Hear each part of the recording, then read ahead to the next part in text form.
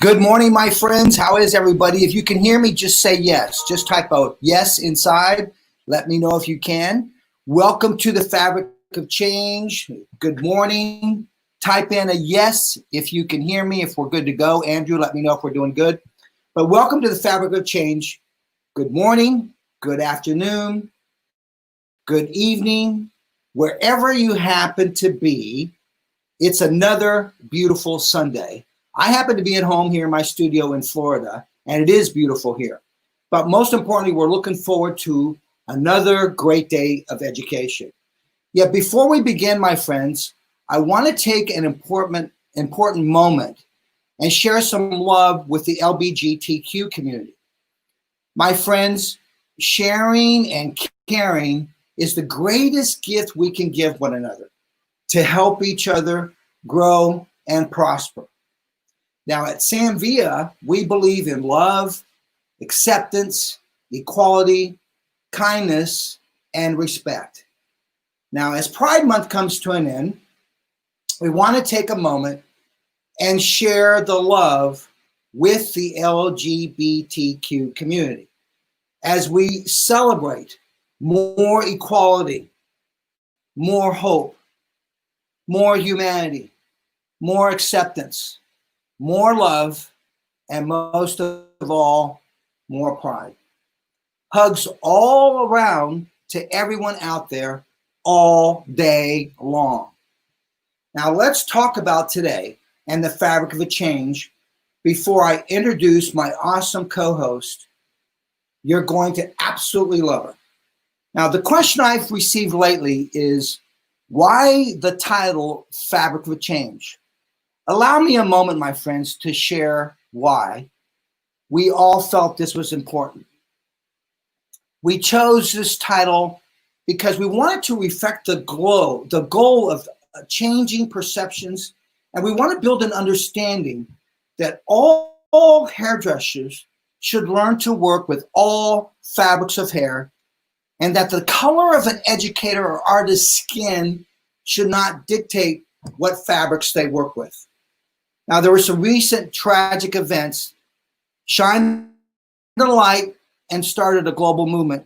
And it made me personally, us, my team, all of us become painfully aware of the systemic racism in our country and in our industry.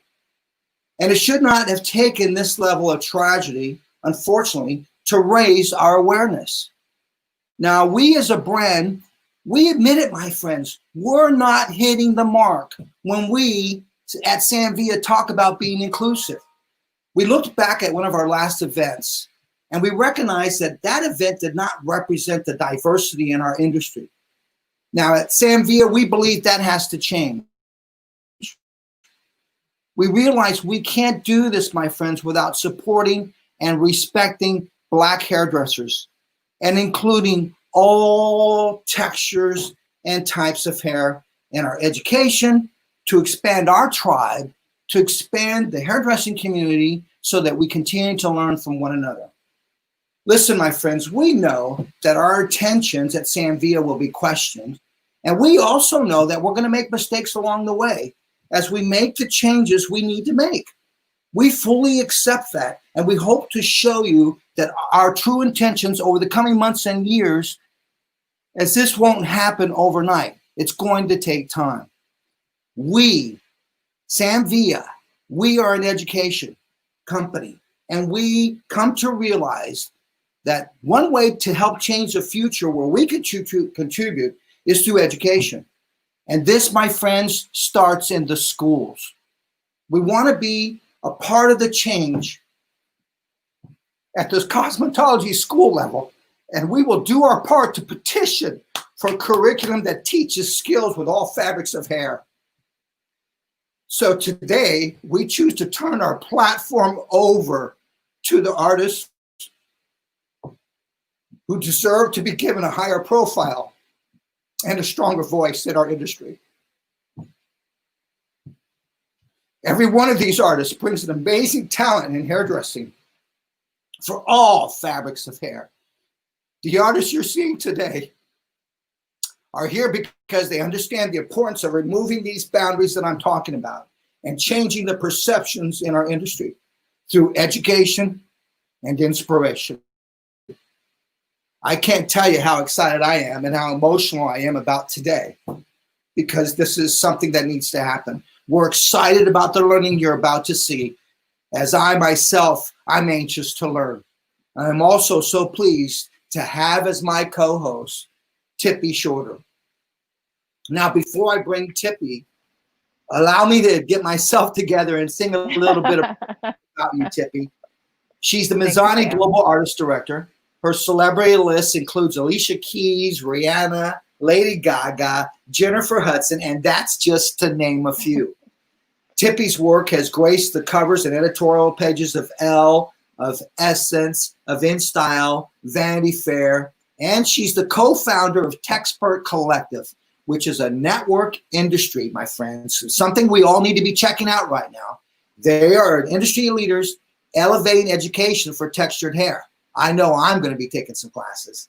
So please welcome Mazzani's Global Artistic Director and the co-founder of the Texpert Collective and my Fabric of Change co-host, the lovely, adorable Tippi Shorter. Hi, Tippi. Thank you so much. Hi, Sam. Thank you so much for having me. Thank you so much for that beautiful intro. And we've had lots of conversations leading up to this moment.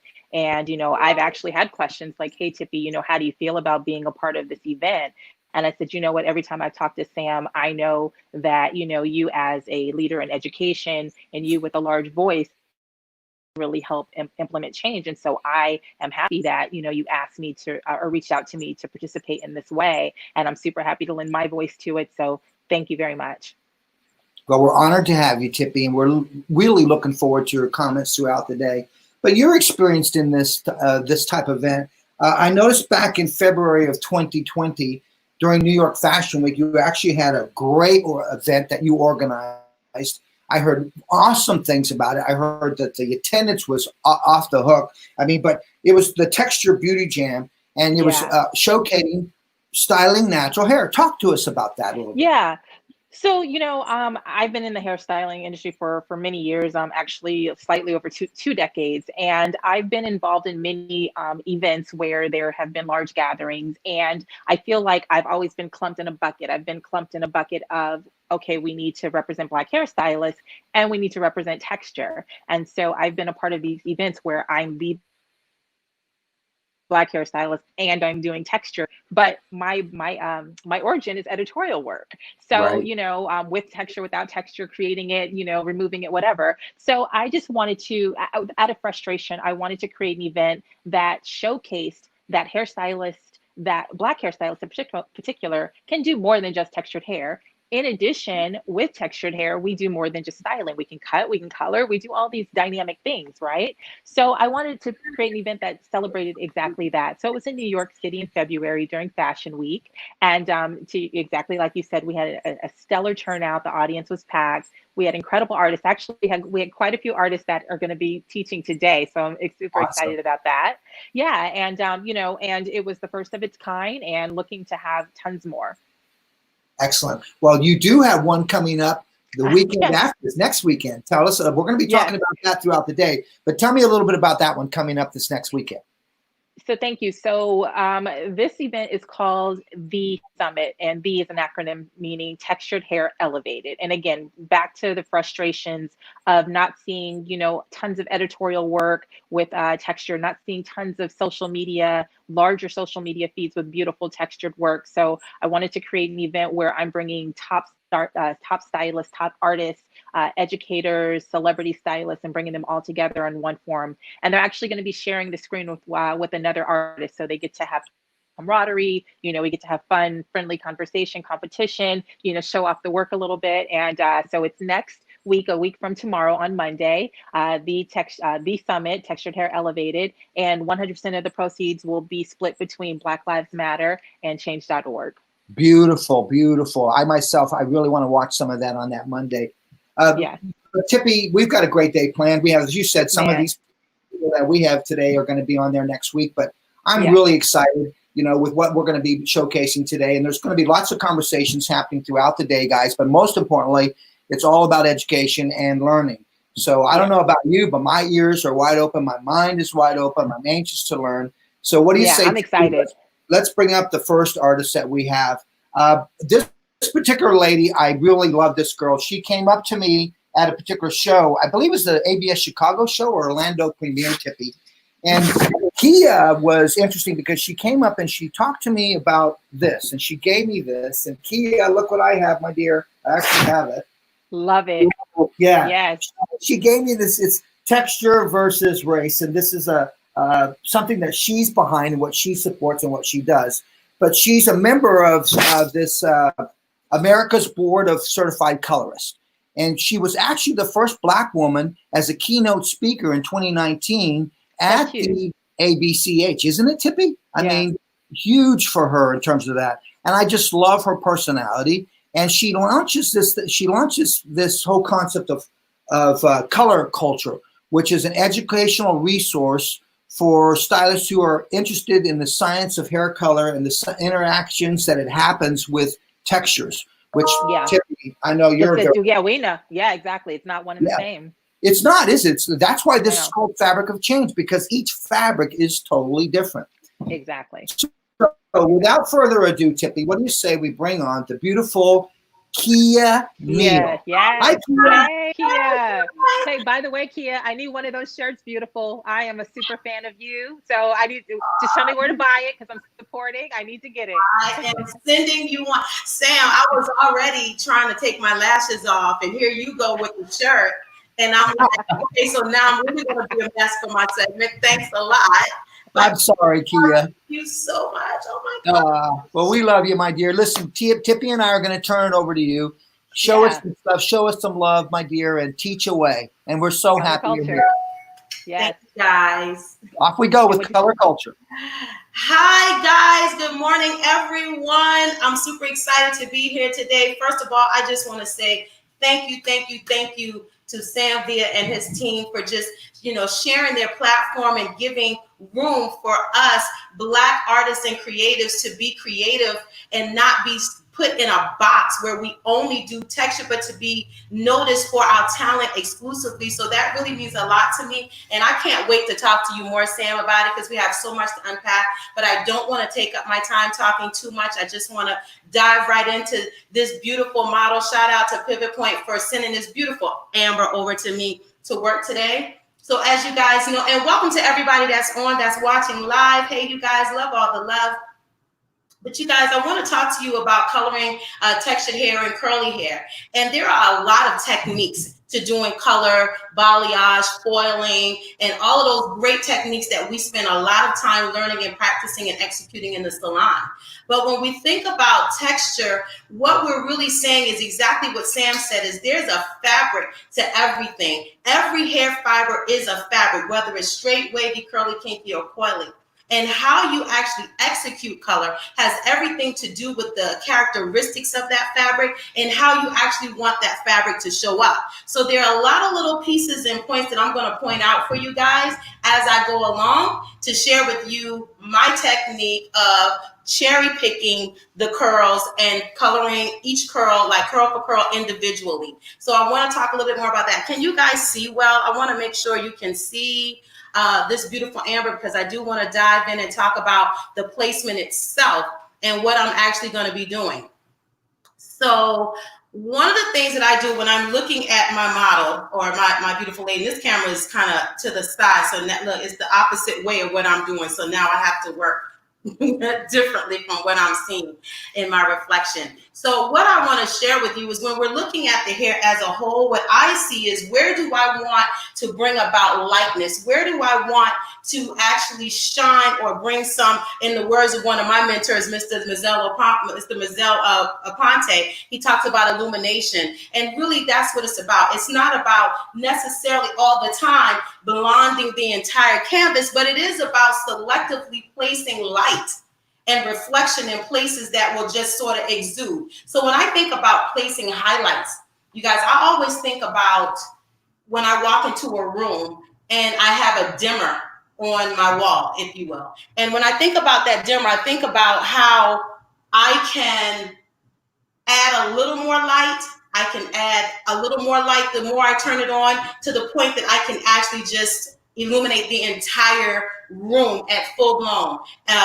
And sometimes you get clients that don't want to do that, and sometimes it just takes it's a journey, so to speak. And it's one of those things where maybe she doesn't want to just scream so loud and be boldly blonde. Maybe she wants to just highlight and pull in a little bit of lightness to her hair. And that's what this is going to help you do, is build on that, because we have some great educators that's coming up today. One of my favorites is Miss Leysa Carrillo, and she does a beautiful transformation for pulling the entire head into this canvas, bringing the entire project together. So what I'm going to do is show you how to start building color inside of a curly hair texture in this platform. So when we're looking at the form itself, you're looking at the cut, you want to try to identify where is it do you want to see those curls, where do you want to see those colors illuminated.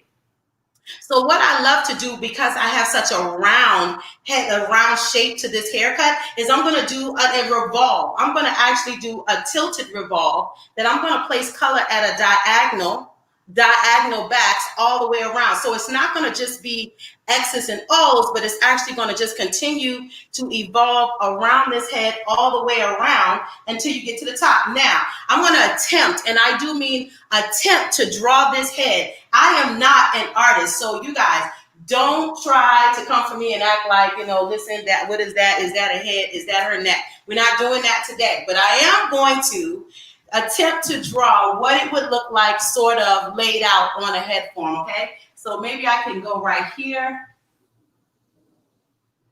This is my head. She has an extremely skinny neck. Leave her alone, okay? So this would be her top. We're gonna imagine that we're seeing her from the back itself. So let's just imagine that. And I'm going to actually lay, everywhere I put something is going to be a foil, okay? Everywhere I lay. And then I'm going to go in and I'm going to brick lay that, okay? And the reason why I'm going to do that is because I'm not looking for straight lines. The best way to outline and to hide color is to embed them in a space where you can't see, like a zinger. You don't want to look at color and you just follow this line and follow this curl all the way down to her roots, and oh, she got a highlight. We're looking for illumination. We're looking for a beautiful lightness, a combination of light and low light and highlight, looking for depth and lightness in this hair. So the reason why we're going to do it in this tilted revolve is because I want to be able to just specifically add light to places that I know they're going to shine brightly and have more impact. So I love to start. Hey guys, yes, thank you for joining. So I'm going to start right here in the very front. And let me tell you this, I hardly ever use a comb, but sometimes if the hair is, I will just sort of pick the hair up in parting. So what I'm doing is I'm not making a large part. I'm just sort of separating the curls, right? You don't have to use your comb. You're not combing through. You want this hair to come in. Let me just say this. You want this hair to come in fresh. You want it to come in clean. You want it to come in without any product if you can. And if it does come in, and you want to set it, you want to clarify that hair anyway, but you don't want to have to do a lot of manipulation on that hair and a lot of shampooing. But I do clarify everybody before I do them. And then I set them without any product and let the curl lives where they may. Hey, Michelle O'Connor, can't wait for you, girl. So I'm going to start right around the front edges. Now, for me, I do not color right on the hairline all the time. Sometimes I will if the person tends to wear their hair going back a lot, but if they're wearing their hair and I'm just doing this particular layout, then I will pick a few, maybe around the face, but I try not to get right up on those baby hairs, if you will. So, and another thing, you guys, I want to talk about is my bleach.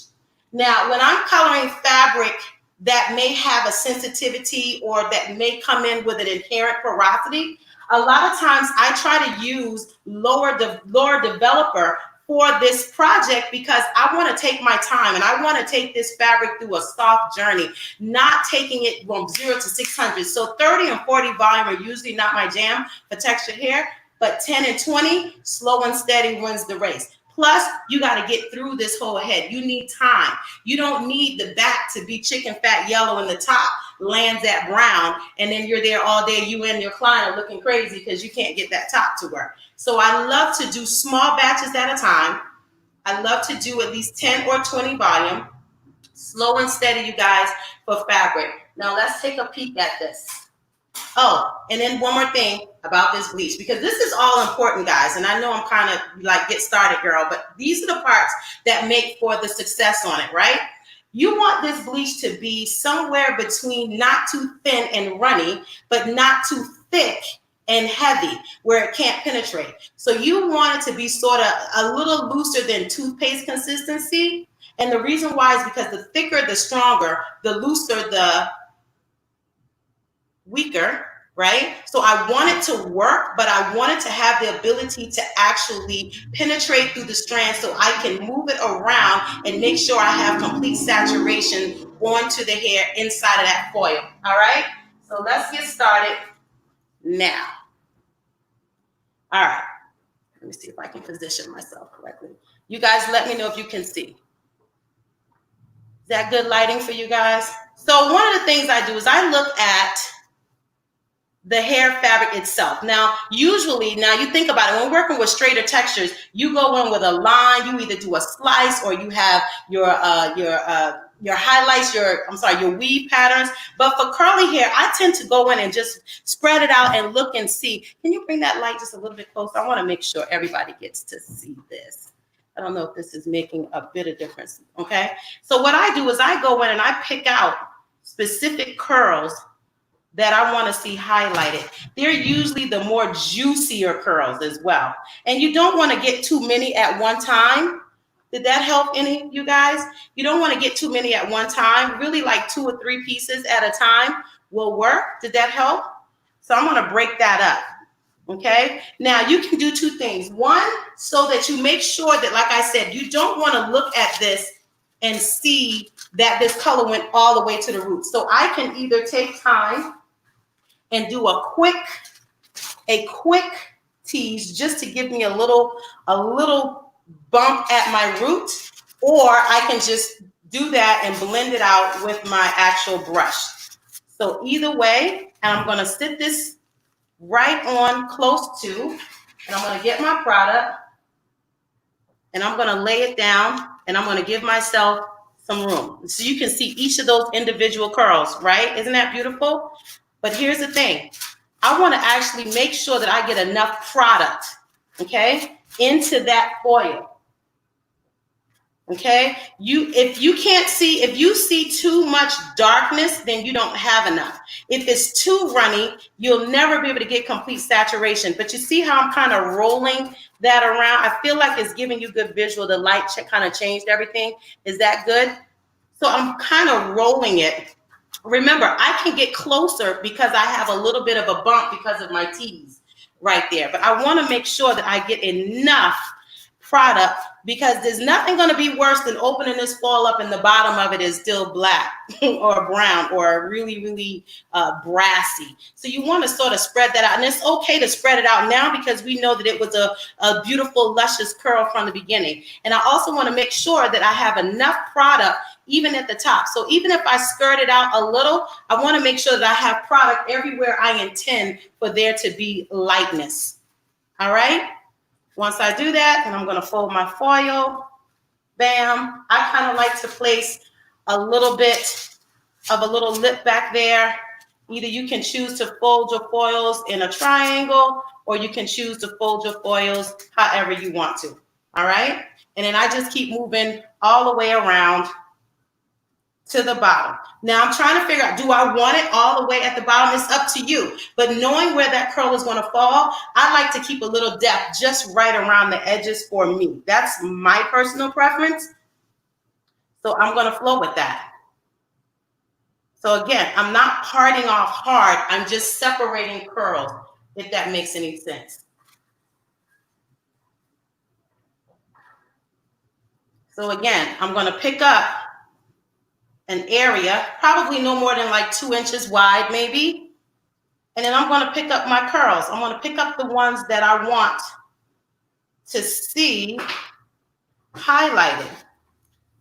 Somebody said if you wore white or a light glove, it would be easier to see. If I wore, okay, let's try that then. No problem, easy fix. Thank you for looking out. I got my own producer over here, y'all.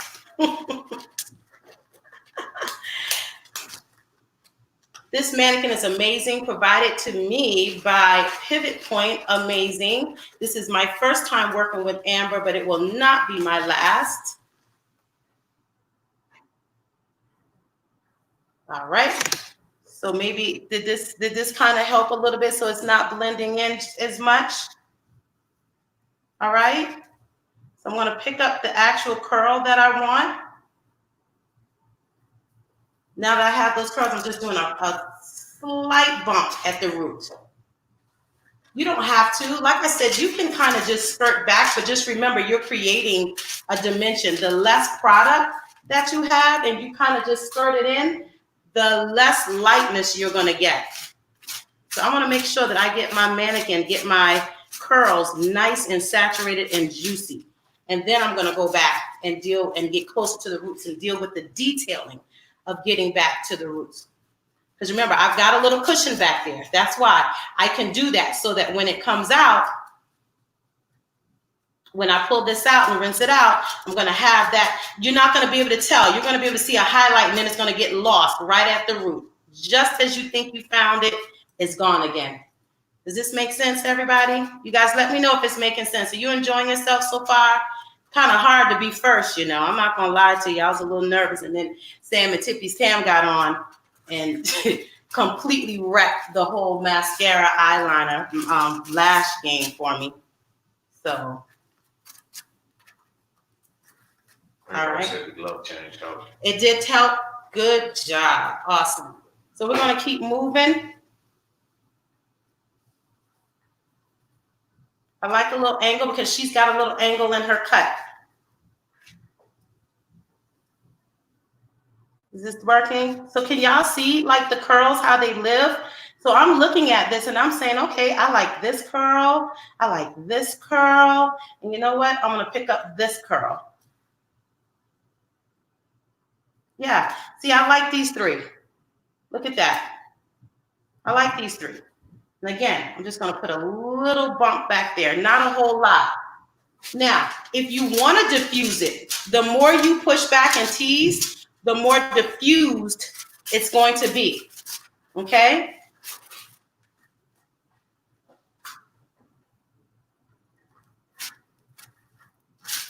Sometimes it gets a little tricky, but this is why you got to keep up with the thickness of the actual product itself, because you want enough to be able to move it around, but you also want it thick enough to stay and to do its job. Again, rolling it around because you want to make sure that you've got product everywhere. So you kind of want to expand that hair in the spoil. Once you've picked it, then you can move it around. And I want to make sure that I'm using my brush as more like painting on versus scraping, because I think that that's sometimes how we don't want to remove the product. We want to just make sure that it's on there. Okay? You want to make sure you got enough product on there, okay? Now, this bleach could have afforded to be just a wee bit thicker. I'll say that I probably would. If I weren't doing this, I would be a little bit faster. So I think for me, I would have made it just a wee bit more thick. Again, I am not, you see how this is going around and around? Yes. So now I'm still picking. That's why it's important to let the hair dry in the curls so you can see them. You can see how juicy they are. These are called curl groupings. I love when they group together because that's what gives you the definition in your style. Someone asked the question, what do you mean by diffuse? Diffuse means that you take away the definition or the line. So diffuse means, let me show you what a diffusion looks like. Okay, so let's say I put all of my product and I'm heavy towards the bottom, right? If this were a slightly thicker formula, right? Let's say I put a lot of product here on the ends. And we can do that. And listen, that's a great way. I mean, that can be intentional. That doesn't always have to be a problem. You just got to always be able to know what the solution was going to be or what the result was going to be. And then you can decide whether or not that's what you want. So if I use less product, the thinner the product, the more diffusing or the more of a blend is going to look versus if I have a whole lot of product down here, because this is going to lighten more. This is inevitably going to lighten more. This is going to be, the less product I have is going to be more lighter. So when I'm diffusing it, I'm sort of, if you would think of liquid like the same as diluting, but in physical form, not making as thick or poignant, if that makes sense.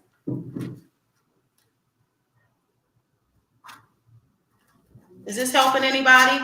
Somebody asked a question. Would you recommend this color if the client was always going to be wearing her hair curly, or would the color also look good straight as well? I think it can look good straight as well. I do clients that do all. Like my clients are not just, a lot of them love to be able to be versatile. I have clients that wear their hair straight all the time. I have clients that wear their hair curly the majority of the time. And I have clients that definitely want to be multi-textured. They want to be able to have their hair how they want and how they're feeling it that week. So, and I think that's the other thing. Think about this. When you're working with more straighter fabric, you're more intentional about, making sure you don't see any lines. You're making sure about the blend as much, and you can use smaller weaving patterns and still have great results. But then when it comes to curly hair, if it's too small, it can get lost and it'll just look like you did an all over color. You won't be able to see the highs and the lows. So it's important. The reason why I pick out curl for curl sometimes is because I really want to see those colors and those highlights pop out in those curl groupings. I want to see a single curl that has that lightning going on to it, that illumination, if you will. But here's the thing, because we're doing that, because you are using a thicker palette of hair or amount of hair in one, you really want to make sure that you're getting enough product on the hair so that you can get the saturation that you need.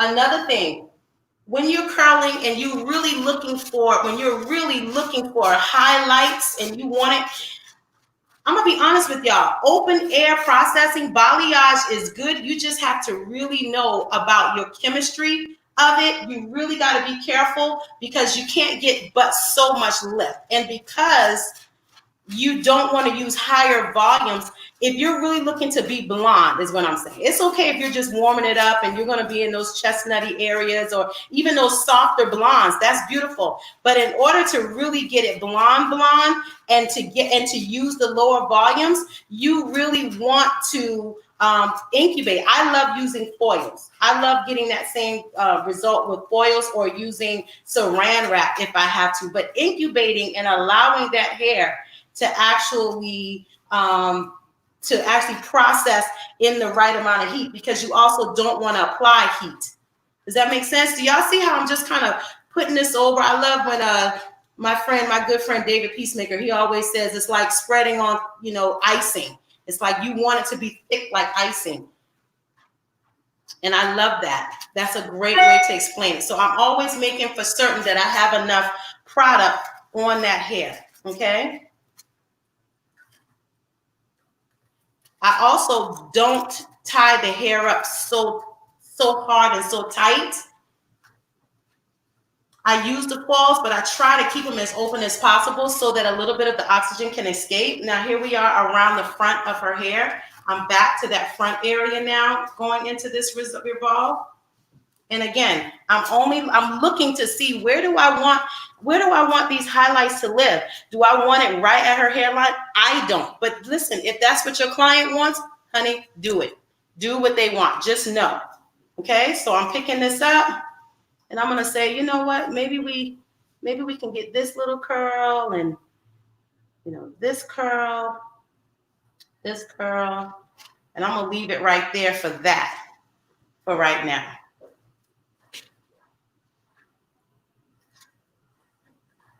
Any other questions so far? This is an amazing platform indeed. I was almost super nervous this morning, and I was like, oh my God, what are we getting ready to do? Why do you want a little bit of oxygen to escape? Because I don't want it to get hot and I don't want it to over process. So because I'm not using heat, I want to incubate the natural heat, like the air. I want to control the environment, but I don't want it to be so tight that on this hair, it just easily starts to get into that space where it starts to over oxidize, when it starts to bubble and get hot. Have you ever had a fall that just got hot on you and you took it off and you're like, wow. So I just particularly like to kind of keep a little bit, keep it a soft fold, not like 2 and 3, like I'm packing it in. So you guys let me know how much time I got, because I want to keep moving. And I also want to show you, I did do a mannequin also with the same technique. And I wanted to show you guys the finish on that. And then also being able to build upon that, because this is the great way to introduce a curly girl to color without having to commit to an entire blonde. Even if she wants it and maybe she can't get it all that day, this is a great way to start that process, because then you can go in and add highs and lows to it. How much longer do I have to keep baking? Someone said, will you remind us again of how to prep the hair before starting this process? So for me, what I do is I clarify everybody before color.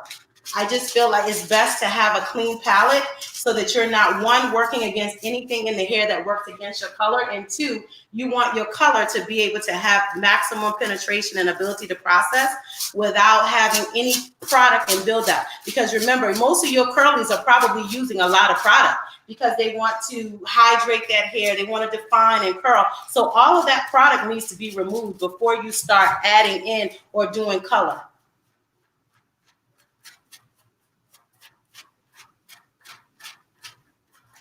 Mr. Sam, you guys got to keep me on.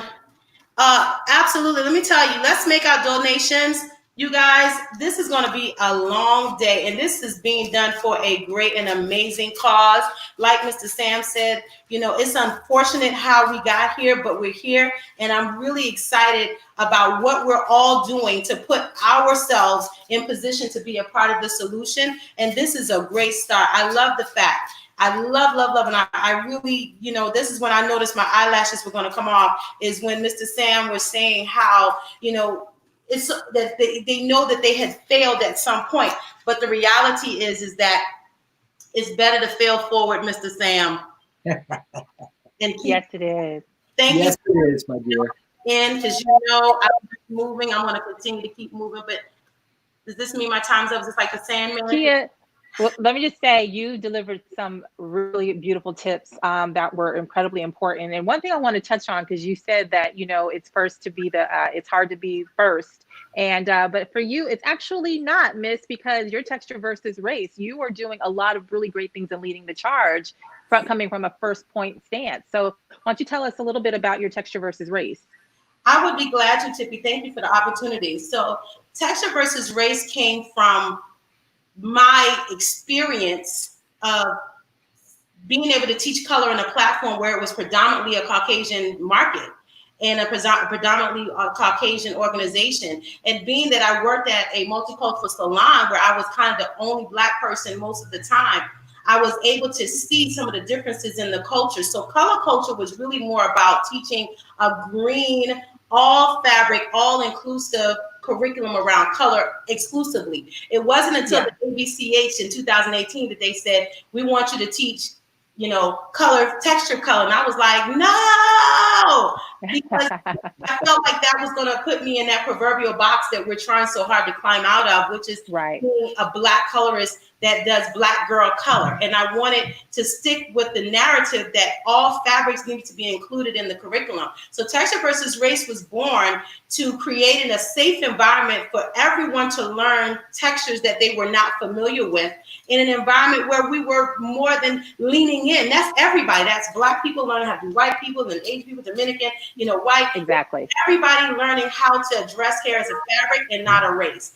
And that way we eliminated the fear of the person without understanding that we were professional and skillful to handle the fabric itself. So we do education built around that concept, teaching you how to do the person, inclusive of all fabrics. That's great. And at the end of the day, hair is hair. It's either straight and you can make it all the way up to coil, or it's coil and you can make it all the way to straight, and everything in between, right? Absolutely. All right. Well, so you great technique. So you said you had a finished mannequin. Did you have a finished result of what the technique that you're doing? So this mannequin, this is another mannequin that I did a while ago. Yeah, and I actually did her just to kind of start in. And my intention was to build on this and start adding in more dimension. I was going to pull in, actually, because I'm going to be, Tuesdays with Sammy coming up, I was going to use this mannequin and build upon that. But I actually got a really good model, and I think we're really going to love her. But what I was going to do was go back and add more highlights, bring the blonde up more, bring in a medium or a midway high lift color, and then bring in something really, really dark to make sure all of that kind of has some place to live and to bounce off of. So yeah, this is just the beginning of, this is the first crack at on this mannequin, her first round of just having curl for curl, very soft, laying in against her natural color, but then bringing in some more color later. And I think this is a great place to start off any curly that doesn't want to commit to an entire blonde canvas. I think it's gorgeous. Well, my major takeaways were juicy curls. Love juicy curls. And low and slow, which is incredibly important. And because we all know we don't want to lose the integrity of the natural texture when coloring curls. So such a really great performance today, Keya. You really shared some incredible tips today. Thank you so Keya, much. I have to say, my dear, you are funny. It's one thing to be a teacher, but it's about being authentic and still having a personality, because I think at times we focus so much on trying to please people. But you are enjoyable to listen to. I have to say that. It's the very first time that I actually get a chance to sit down with you and really learn. We've talked a couple of times, but the comments, you have to know, are like, this is awesome. This is great. Thank you, Keya. Beautiful. The one thing that my takeaway was, Tippi, was pick up this curl. So it's like when I'm cutting, like to the color, there's times when I'll weave my shear in to get some dark color out, and I'll take that out. It's so amazing how what you demonstrated there applies to what I think and what I do when I do a haircut. So also, don't forget that Keya is going to be live with me on Tuesday at 11 a.m. Eastern Standard Time with our Tuesdays Live with Sammy, and she's going to be doing some hair and then talking a little bit more in depth about her stance and what she offers to the industry. Keya, a joy. Hey guys, I'm gonna wait, and shout out to all my fellow educators coming up behind me. I can't wait to learn from each and every one of you. Thank you, Mr. Sam. Thank you, Tippi. You guys have an awesome day. You have a blessed day. Thank you, my dear. See you soon. Tippi, that was awesome. She was hilarious. It was. Let me tell you, I had a text you. I was like, she is cracking me up. Like, she can be a comedian. If coloring and everything that she's doing doesn't pan out, she can move it into some comedy. Yes, she can. She was really enjoyable. I mean, this is what we're talking about. Some hidden talent out there that we don't know about. This is going to be an awesome day in regards to that. Before we move on, Tippi, I just wanted to talk about, and Keya mentioned it, guys, we are collecting donations, and the donations are going to the National Black Justice Coalition. So please make sure you just push the donate button, and whatever you can do to help out is greatly appreciated. The next thing is please share this event. We ask you that you share this event with your friends. Get a watch party going. Get it shared. Let people know what's happening just in case they're not aware. Use the hashtags Fabric of Change, hashtag SamVia Community, hashtag NBJC, hashtag Campaign Zero. and hashtag color of change. All right. Sam, will this live? Will this live? People can just continue to come and watch and continue to donate. Yes, this will live, and people can continue to come in and watch and watch this later on. It will be posted. I noticed that people have been asking, can I see this later in a recording? Yes, you can, and I'll let the team will go in there, and they'll let you know in the chat room how long it'll be up, and you can watch that on our YouTube channel, I believe, Tippi. That's all right, great. the team will follow up and give them some information on that. All right, my dear, let's move on to Joie Wallace. Now, Joie Wallace is really an accomplished teacher, author, salon owner. She is the CEO of her own company, Sessions by Joie Texture Color Academy. She is all about practical and theoretical aspects of color correction as it relates to texture, which I thought was really interesting. And like you said, Tippi, it's a total different fabric. It's a science, but also, her work is featured in the New York Times. It's been featured in Glamour, Allure, American Salon, Modern Salon. And guess what, my friends? She's 6-time, let me repeat it, 6-time BTC one-shot finalist. That's right, one-shot finalist for BTC. She's not only a great designer, a great colorist, but she's also, hidden fun fact, Tippi, she's a great cook. She's known for this truly phenomenal gift of hairdresser calling. Please, my friends, put your hands together and welcome the incredible Joie Wallace. Joie. Hello, beautiful. Hi. Joie, you might want to turn your video on. Oh, can't see you. Yeah. All right, we're just waiting for her to get her video on. All right. Well, let me just say, I'm a super fan. I can't see you yet, but I know you can hear me. Uh-oh. Oh, she'll be coming back. But Sam, I'm a super fan of hers. I just became probably familiar with her about 2 years ago. Her images kept popping up in my suggested feed, and I'm just like, who is doing this phenomenal color? Who is doing this amazing work? There she is, and that's who's doing it. That's who's doing this phenomenal work and this phenomenal color. Listen, technical difficulties. We can't hear you. Can you hear me now? I can hear you. Nah. Can you hear me? Okay, so I can't. I can hear you. Okay, first of all, let me just say I am so elated to be a part of this. I love you both. Tippi, you know I love you so much. And I'm being so extra. I got somebody filming, so this is why it's all happening like this. But nevertheless, I'm going to move on because I'm going to give you great education today, and I really appreciate it. I'm humbled again by just having you all to invite me. So what I'm going to do today is I'm going to work into it. Have fun, Joie. We'll see you. We'll come back in and see you, Joie. Have some fun, and if you can hear Joie, just type yes. Let her know.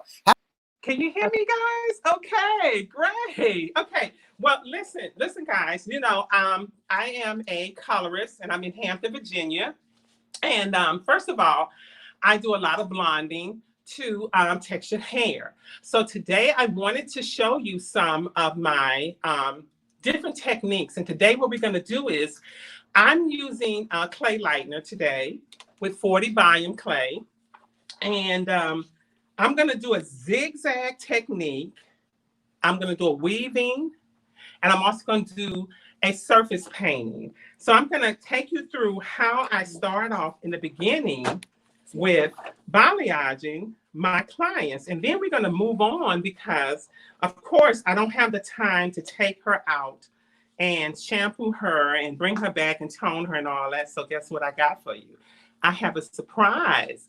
I have a model that I did this technique on. I'm going to bring her out for the last 10 minutes. And I'm going to take her and show you the technique that I did on my mannequin. And then we're going to move on. And I'm going to go in and do it like a little styling, sexy wave technique. Okay. So what I'm doing now is it's just mixing up my lightener. I like my lightener to be, again, it's a clay. I like my lightener to be thick, you know, kind of more like a Greek yogurt consistency. And I like using clay lightener because it keeps the curl in the hair to me. And I like the way it sticks to the hair without running. And it works very well for most of my clients, and they're able to keep their texture.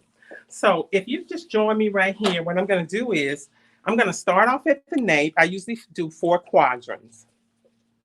And so I'm at the nape of the back, and I always do a slight tease. And sometimes I use my Sam Villa comb there. And what we're going to do is we're going to start off with a nice clean pattern.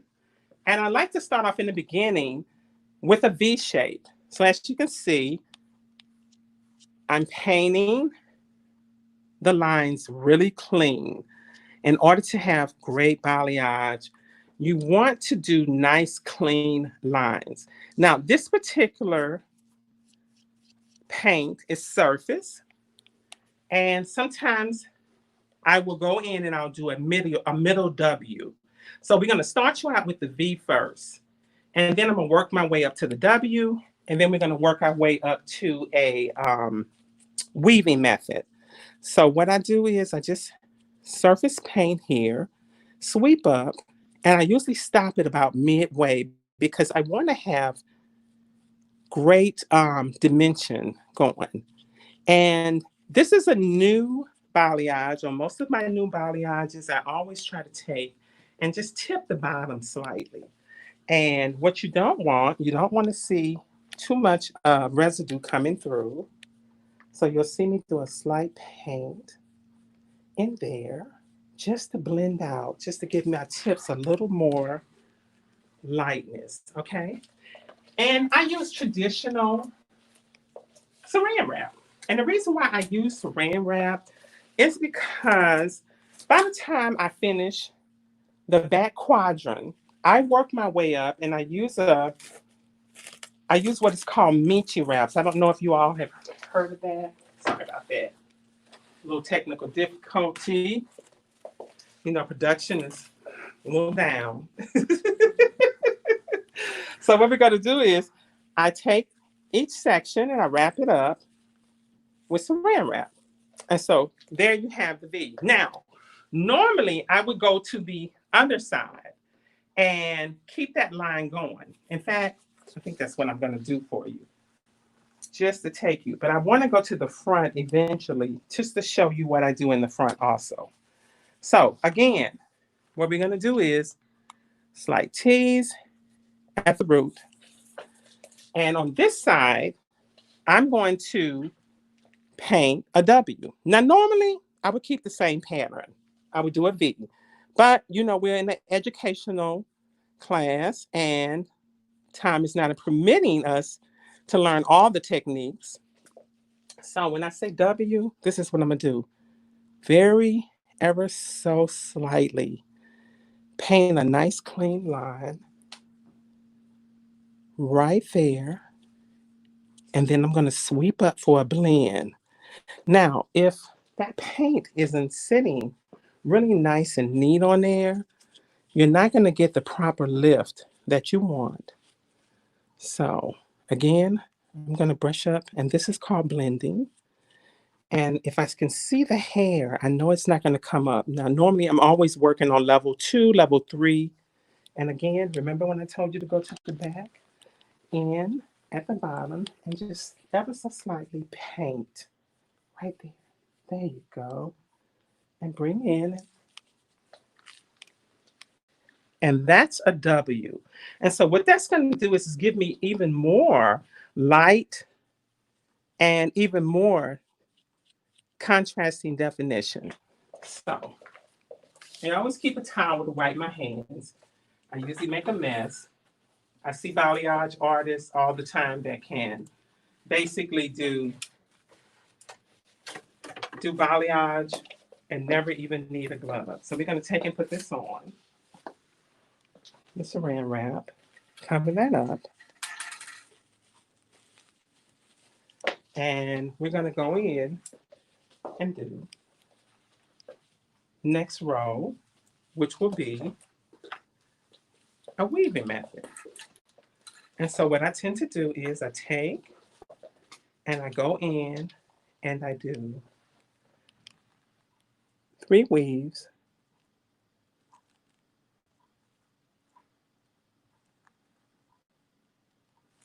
And I always like to leave 2 at the bottom.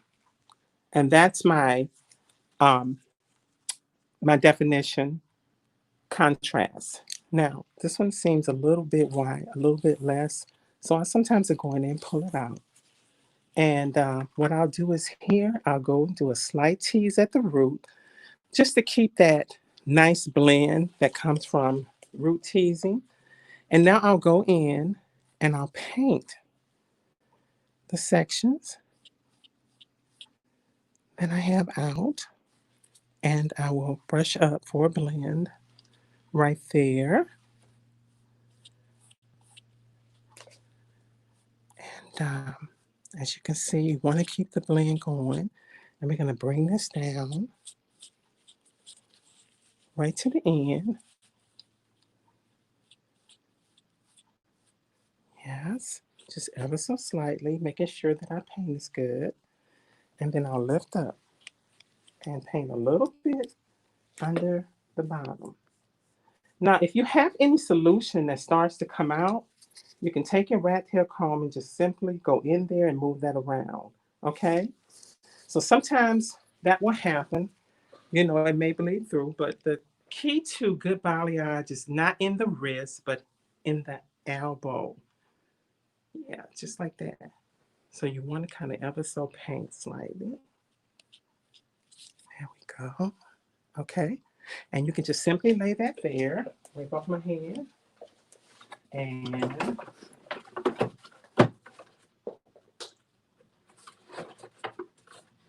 well, doesn't want to come out. But that's okay. You know why? Because this is real live TV and things happen. So we're going to take this and we're going to put our SRAM up here and cover that area. And then I'm going to turn that around a little bit. And we are going to do one more over here. And then I'm going to show you what I do when it comes to the front to get baby lights. Weaving here again. And a little bit tease right there at the root. Bring it together. Do I act nervous? I'm a little nervous. No, I'm not nervous. I'm very excited. So I hope you guys are taking the opportunity to donate for a great cause. We want to continue giving back. I think this is a wonderful cause, education all day. I love all the artists. As soon as I finish, I'll be watching myself. But make sure that you do donate. Okay, so we're going to do that same technique here. Going to the bottom, slight paint. And what this is doing is, if you don't paint a little bit on the bottom and you have to be blended with it, you'll find that your bottom area will be a little darker. So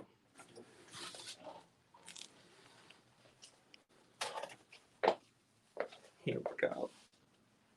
Now, what we're going to do now is we're going to take and show you what I would normally do in the front. Oh. There we go. So normally in the front, I like to, after I filled in this whole area, I like to use Michi wraps. So I'm going to do a little area here. Checking my time. How's my time? I'm on time. Okay, good. So I'm going to show you what I do with a Michi wrap. I do the same paint. And these are your Michis. I'm going to get my co-worker to get me a couple of more of these. Unfortunately, I've laid them on a high iron. So these are your Michi wraps. And the reason why I like using Michi wraps in the front is because this can slowly process. And by the time I get to the top and I start doing the top area, the top quadrant, I can meet up with the rest of the hair. So because Michi is maybe a step down from foiling.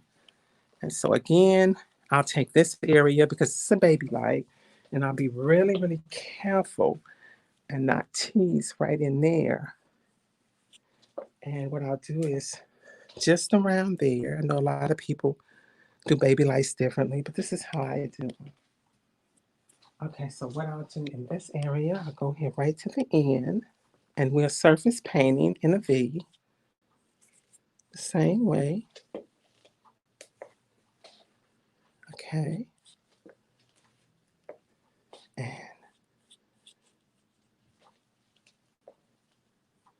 we're going to do that same pattern V and paint the same way, but this time we are going to take it and encase it in a Michi wrap.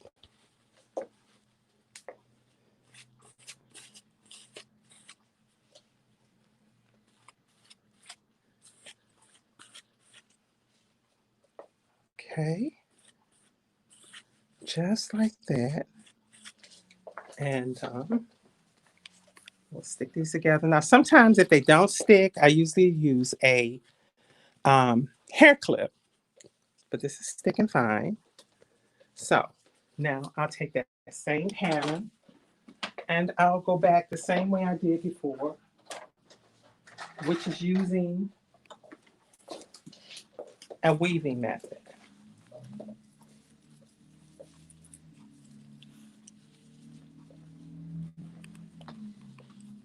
Okay. Making sure that my line is straight.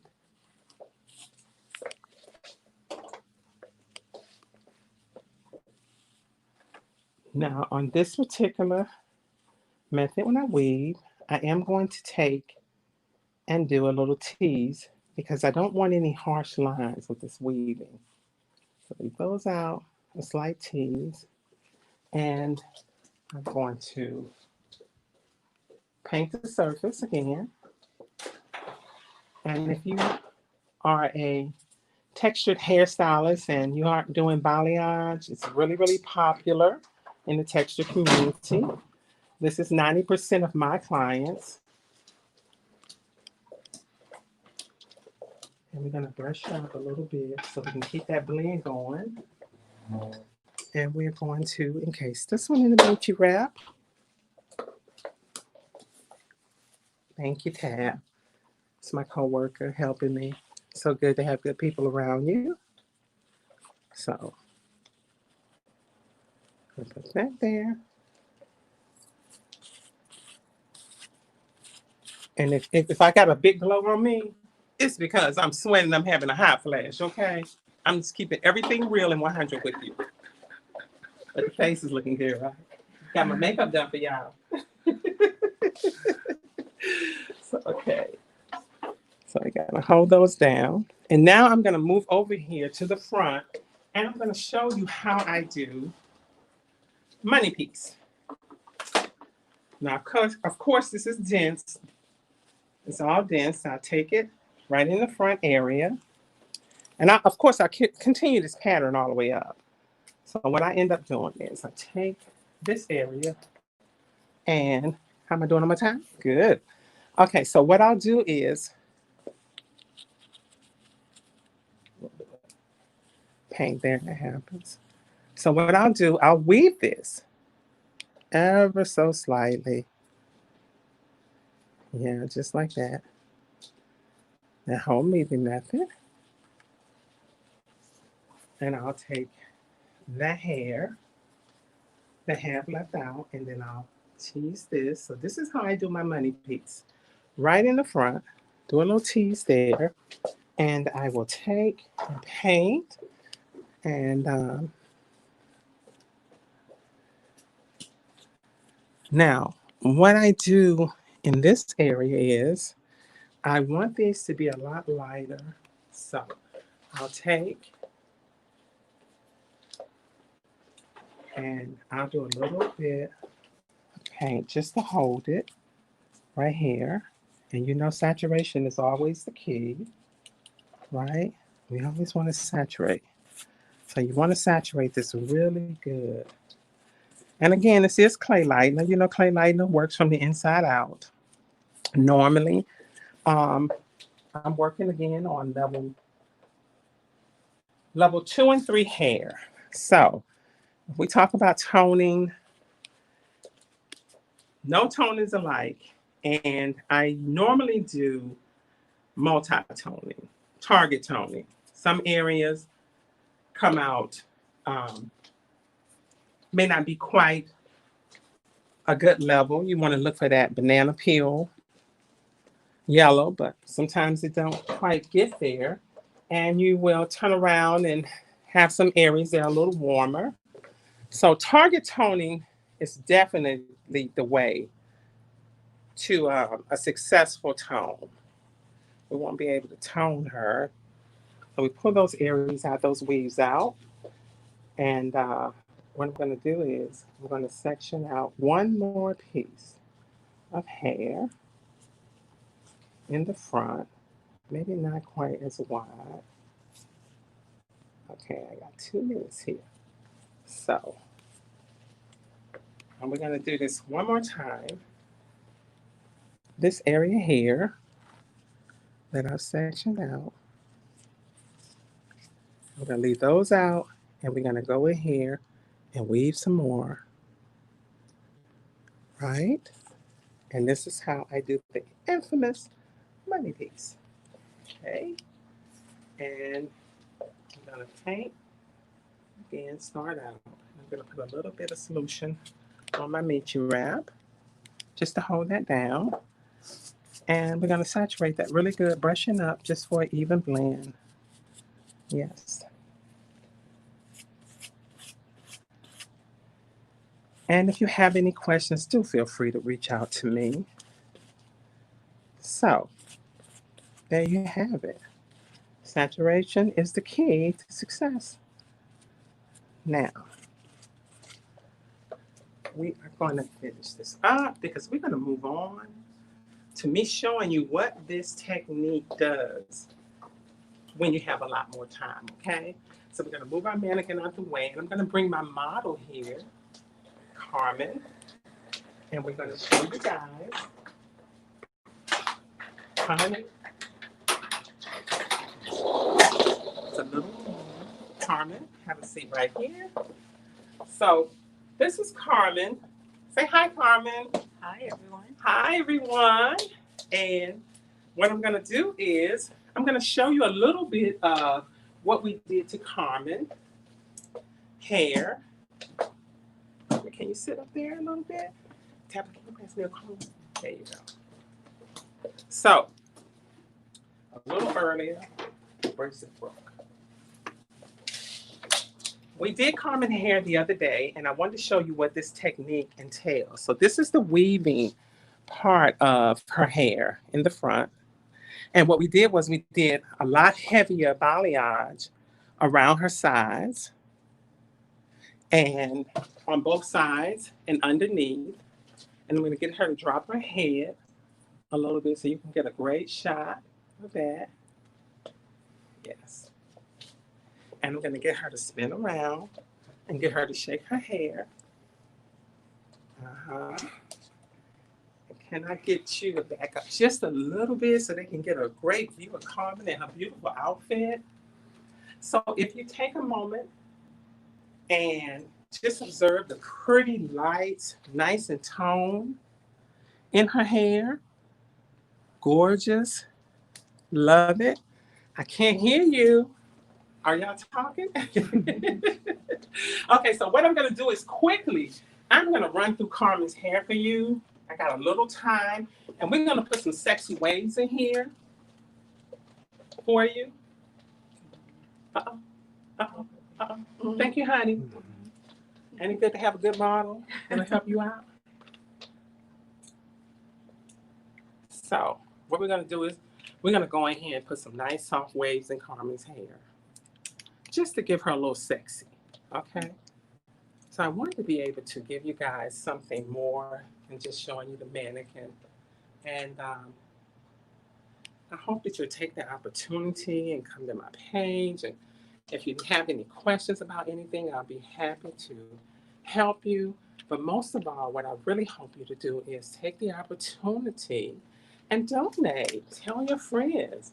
You know, Mr. Villa is one of the most amazing artists in the industry, along with Tippi, and we are trying to make a change. And this is such a great way of making a change, is to do this benefit.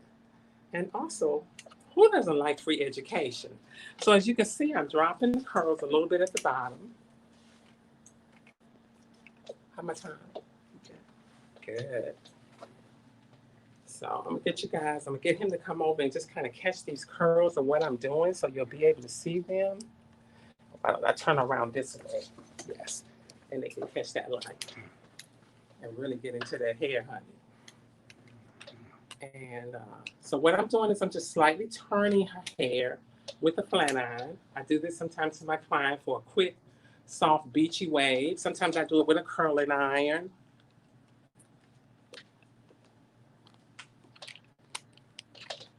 So you just want to just turn.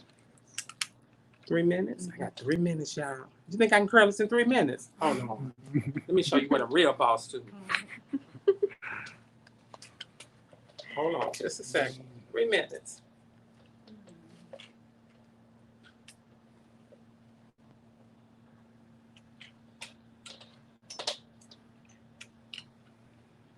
Wait a minute there.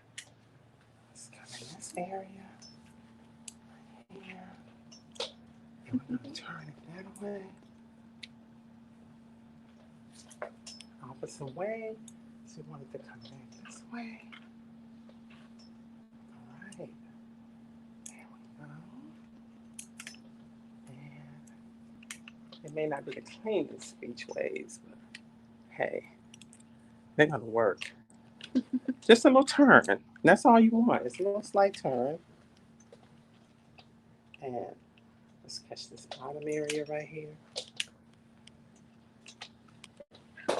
You always want to go to the opposite way. And got one more turn. I think I made it. Did I make it? I make it? Okay. All right. One more turn. I am a perfectionist though. But listen, now we're going to get Carmen to kind of drop her hair a little bit and let her show y'all her sexy ways.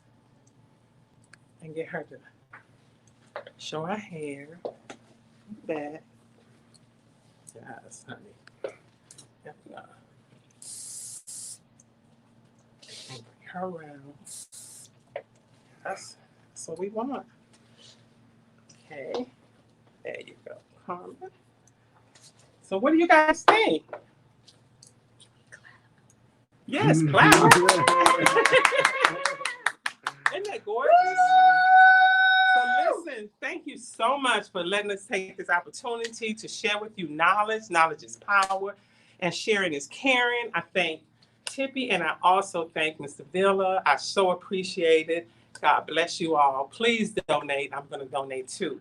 As soon as I can cool off from this hot flash, honey. So listen, her hair is stunning. Can I just say her hair is stunning. So beautiful. So and I'm pushing out the chair. I'm trying to get her hair to look as beautiful as yours. Girl, well, I'm just like, I need my point. Her color is fabulous, and you rocked those waves in 3 minutes. So that was fantastic. And also, can I say that glow, that is just you radiating. That is you radiating positive energy, beautiful energy, everything. And let me just say, you know, we DM each other. And we're Instagram friends. I don't want you have always been Joie Wallace in my head, and I don't want to butcher your name. So can you please pronounce your name for me? It's actually Joie. I'm from New Orleans, French. Most Joie. people don't know that. Yes, Joie. It's like you beautiful name. And I want to make sure I'm saying it correctly. So I'm going to take a quick plug, if you don't mind, because I owe you an apology. I love you. You know what it is, and one day I'm going to reach out to you. I wasn't able to do something for you. but I'm going to explain it to you one day. So I love you. I just No, wanted to no take explanation's that moment, beautiful. okay? I'm so happy. Well, and so Sam, I reached out to her to do the Texture Beauty Jam that we did during Fashion Week, and she couldn't Yeah. because there was a conflict of interest. But that's okay, sister. I've got I had tons a of things flood in my happening. house. Oh, you're here. I got to see your stunning work, and so did everybody, all the viewers that are watching. And also, let me just say, back to what you're doing, and Yes, also to Sam's point of fabric of change. I loved that you used 2 different types of material for the color implementation. So you were using 2 different materials, 2 different fabrics, because they did different things, which kind of bringing that back to the fabric of change. I really love that, and that was something that was a really big takeaway for me. Yes, and like Tippi, I had my iron on over here. I actually burnt the Michi wraps, but I wanted him to turn around and just show you guys how it's really taking right here. Look, already. Oh, yeah, it's So, stunning. you know. Also, shout out to your cameraman with all the close-ups and all the gimbal moves and all that. So I learned his name is Justin. So shout out to Justin, your cameraman. Oh, Justin, yes, Justin. This is Justin's wife. Ah, stunning. And I need that dress, Carmen. That's funny. We love you. God bless you. Thank you, Joie. Thank you so much, Joie. Your work is stunning. I've been a super fan forever, and I'm so happy to finally get to see you like live and not in person, but live. Did you see? Listen, Mr. Bella, did you see my comb? I went wrong one. So I love your products, and Tippi, I love you so much, and thank you so much. Thank you. You know I use Mazzani, so thank you so much for being. Sam, I don't think we can hear you. I said, thank you so much for being a contributor to the industry. You know, both of you. As this is a great. Am I looking in the camera? I'm sorry. We see you. Thank you both for inviting me and being a great contributor to this industry. Love you both. Thank you, beautiful. Thank you so much. Sammy, you're on mute, buddy. You have to unmute yourself. We've known that. Well, I thought Joie was awesome. I just loved how calm she is. And that soft voice, I could listen to her for a while. Yeah. But I got the same takeaway you did. The 2 different types of mesh and cellophane. Yeah. And I was not even aware of that. What a great, huge learning curve that was, Tippi. Exactly. And noticing that. But I also love the live model, bringing that live model out and showing the result on a live model. The model was beautiful, and that color was gorgeous. And the money, you could really see it. Exactly. So, Tippi, and I just want the dress. Oh, yes. I bet. How are you enjoying the day so far?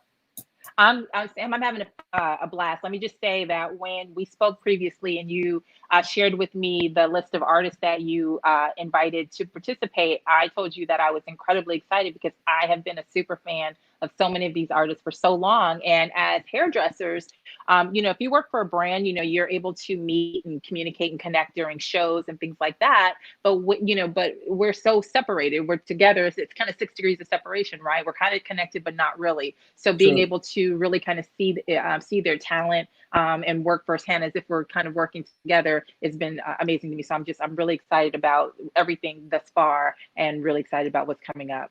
Yeah, we've only gone through 2 artists so far. I know. I'm loving the comments. Everybody out there, please interact with us. Make sure you comment on the chat box. And then also, if you have any questions, please make sure you shout out the questions. Either someone there will direct the questions, or the team here will direct the questions. And by the way, that brings me to, we have giveaways. So we are going to be giving away Samvia tools. That's right. We're going to be giving them away. So I just want to announce the first package and let you know how you can receive a free giveaway. Now, this package is incredible. So the first package is you can win a blow dry set. That includes the following: the Samvia Artist Series dryer, the deluxe 6-piece brush set, the 2 packs of dry section clips, a pivot point mannequin of your choice. To enter the contest, all you have to do is text Fabric of Change, and here's the number you're going to text it to, and they'll put this in the chat box for you also. It's 888-812-1115. Once again, text Fabric of Change to 888-812-1115, and they'll put that in the chat box for you. All right, I'm personally excited about. Can I enter? Please. Yeah. Why not? Tippi wins. Imagine that. All right. Tippi, you're awesome, man. I love you. All right, here we go, guys. I'm excited about the next artist, Tippi, because he's a really close personal friend. We kind of grew up together, and he's someone that we worked closely together when he was with Redken. This particular guy, Shannon King, he comes out of the Baltimore area. He's now located in Brooklyn. He has 2 awesome, incredible salons. As a matter of fact, he stayed the night while these events were going on at his salon, just to protect his salon, to make sure that it wasn't vandalized or anything. But this guy's an incredible educator, but he's also a consultant, and he has a training development program for stylists.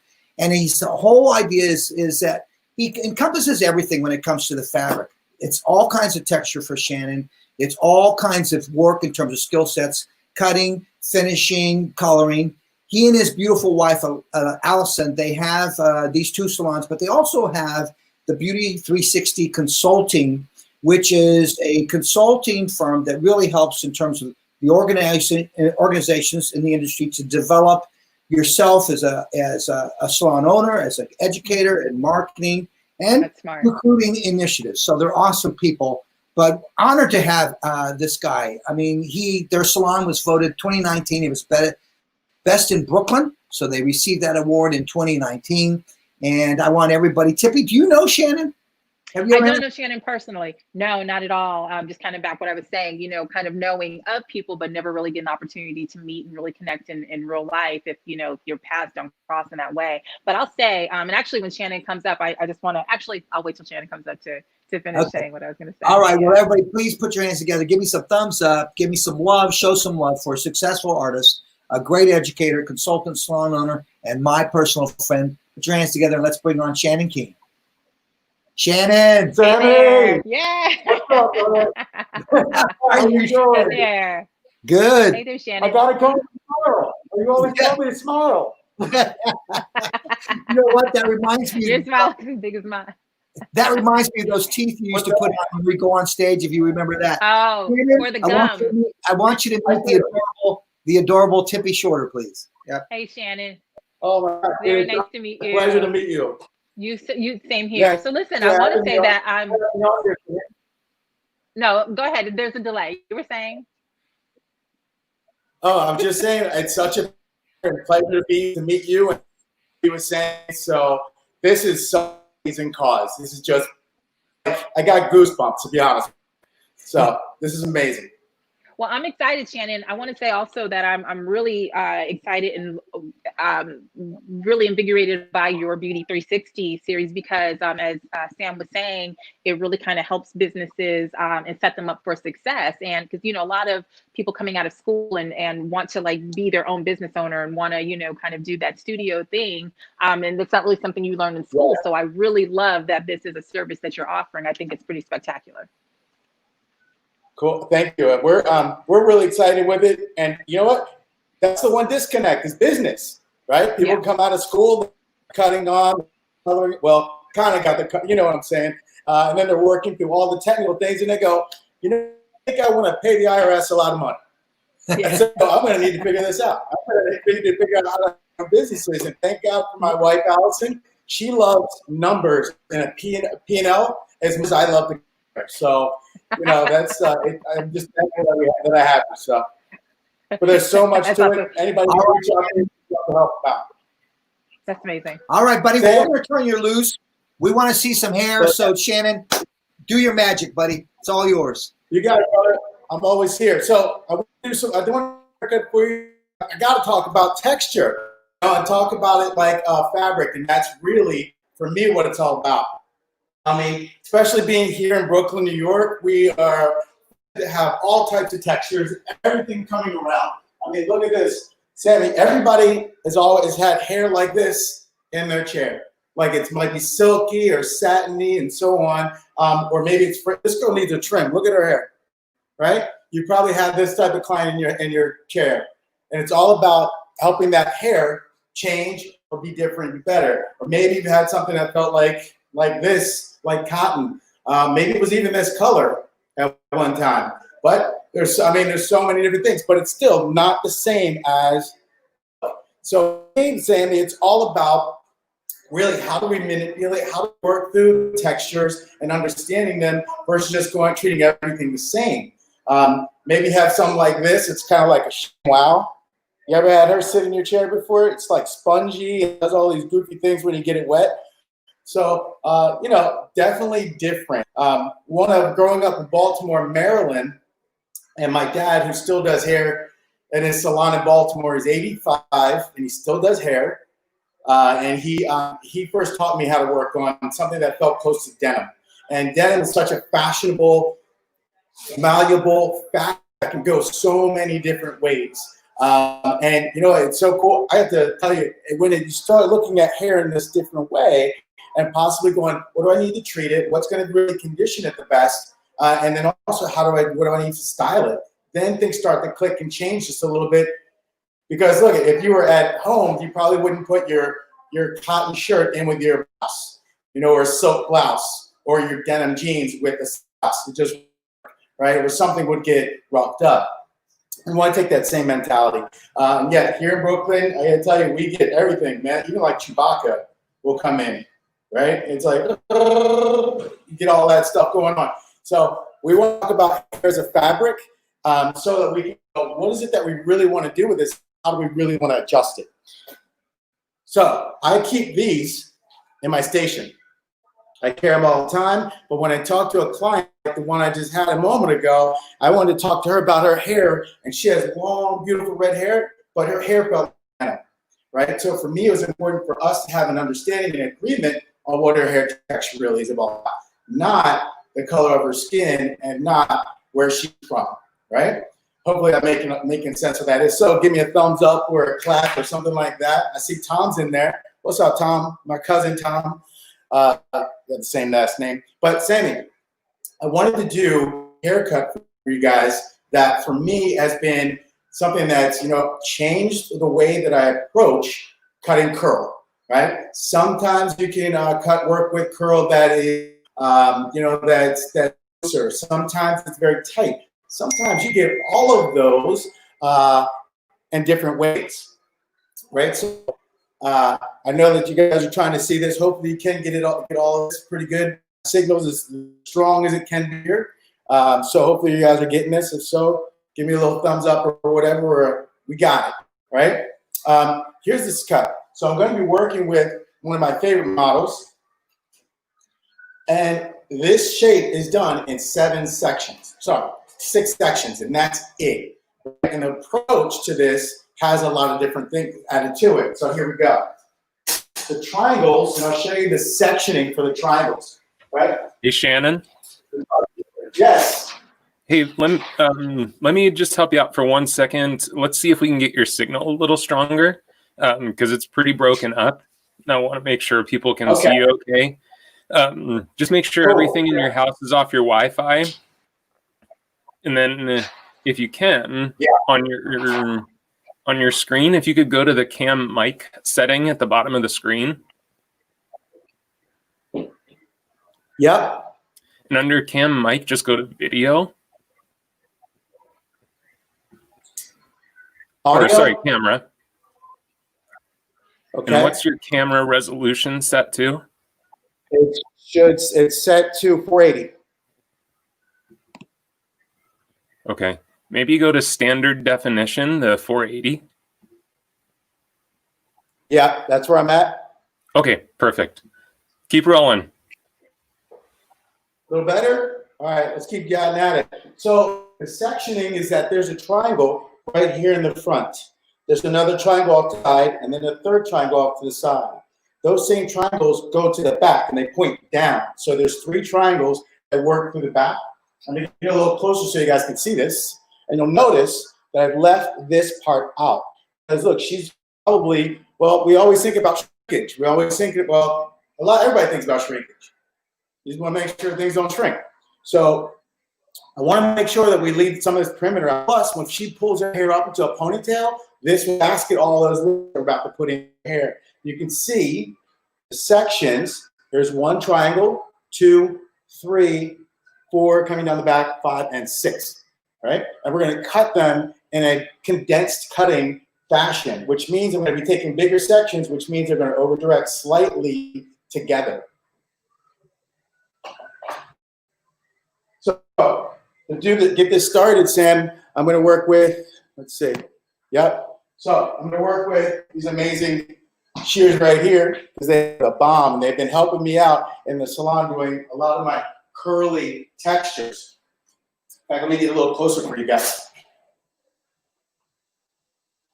Okay. There we go. So now you can see that. What I want to share with you guys is how this is going to move like so. It's going to work from short to long, but the way that we do that is, like I said, in a condensed or compression cutting manner. So I'm going to take this entire section. I want to work, a lot of times, here's what we do with curly hair. We either poke at it like so and try and break it up, which just makes the ends weaker, or we go through aggressively and we start slicing things. This is going to be almost like a combination of the two. So I want to go shorter here underneath, and I'm going to work under my fingers and then work my way forward like so into the length. What that does is it keeps the ends stronger, but still takes some of that weight out and gives me some movement. That's what we're looking for. All I'm going to do then is move on over to the next triangle. I want to work from short to long with this. I can use a guide or a point of reference that we've already just cut or created.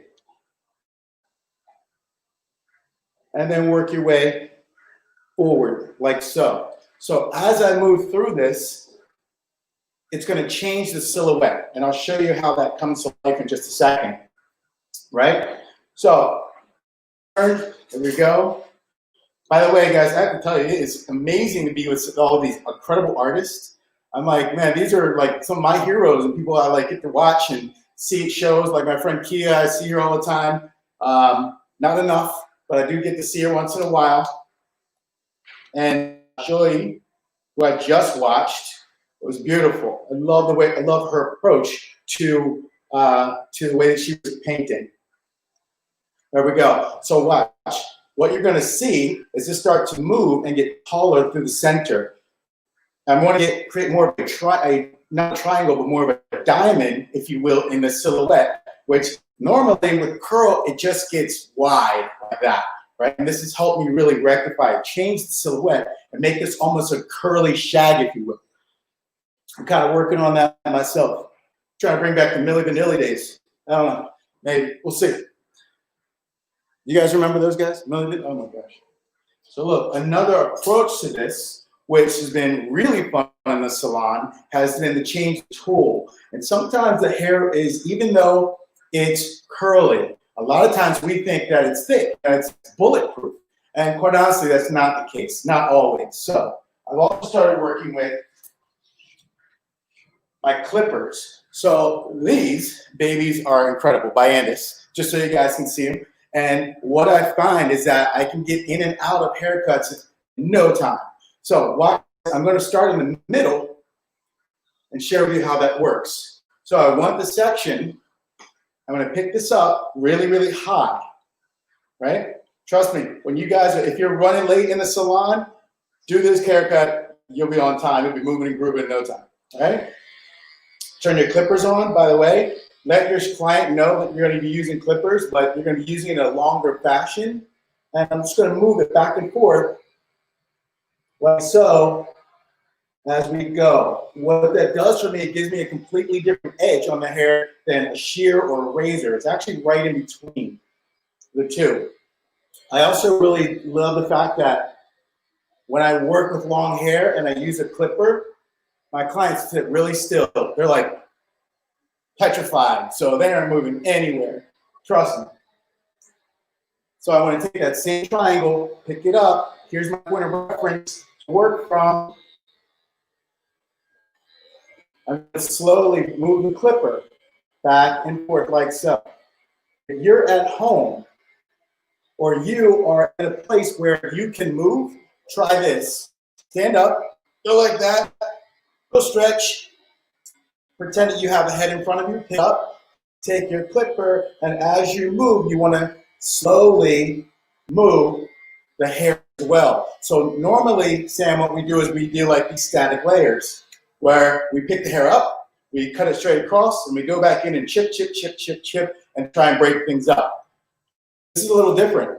And because they're not static and they're moving as we go, I'm going to get a lot more movement out of this amazing curl. But my clients have really loved this idea. I'm loving the idea. I can get in and out of haircuts in like 10 minutes, and then we have a lot more time to do some finish work.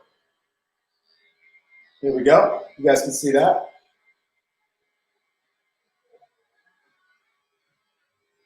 Yep, just like so. We go back to here. And I just want to look through and make sure I'm getting the movement that we're looking for. Look, so this curly shag is really going to continue to lift and expand, and that's what we want. Look, so now I want to go back in, find these little areas where there might be some weight, and just lightly take those out. I call it bricking, but I want to pick that hair up and go in and brick, brick, brick, and then I'm going to release a little bit more of that weight. Same thing here in the back. Let me get her just a little closer so you can see that. Take your section. You'll notice I try to use my fingers to section the hair. It absolutely works with the curl. If we break up the curl, we comb, comb, comb, comb, comb, then what happens is you got one amazing curl that ended up being 2 or 3. And here's my rule on that. The ends love friends. So if you separate them or they split and you have a couple of different curls or hairs that aren't now together, you will get frizz. Now, is it really, really frizzy? Not so much. It's just curly hair, but it's going to look like it's frizzy. So hold it with your fingers, go back in there, and just look for that any weight. There we go. You guys liking the shape or the feel of that? This has been so fun for me to actually have my clients that have curl and movement and motion in their hair and getting them shag. They've been loving it. So let me show you what the end result looks like. There we go. She said, I want this haircut. You can have this haircut. Come to Brooklyn. I got you. So when we're finished, right, obviously the dryness or not the dryness, but the products I want to work with or I like to prefer work with are anything that's going to keep the moisture happening in the hair and always making sure that we're not anything too dry, but I still want to open all of that movement up like so. You also have an option. Ooh, let's trade these girls out. You have an option to set it and forget it. So same haircut on this model. It's her cousin. And what I did here was a 2-strand twist, right? Loosen that up. And as you can see, you don't have to use anything to hold them. All you have to do is simply take the hair and twist it. It's exactly it. 2 strands, maybe 3, and break everything up. And yes, I'm trying to do this with one hand, which is kind of silly. As you break them up, right, then we get a defined curl like so, right? That's very easy to manage. And if she wants to, she can pull it back up into that same ponytail idea if that was her goal, because she's like going out, she's going to go and work out. So now the hair still pulls up with no problem. Questions? Guys, please do not forget to donate. You guys like it? You dig it? Cool. This was my friend Charlie Kennedy's haircut. He had this one for several years. It was beautiful. Maybe he'll share with you guys a picture of his hair. I know there's a lot of people, a lot of things on to make sure that everybody can see this. So if there's questions, put them in the comments and we'll get them as much as we can. Can you give a close-up of my board image? Yes.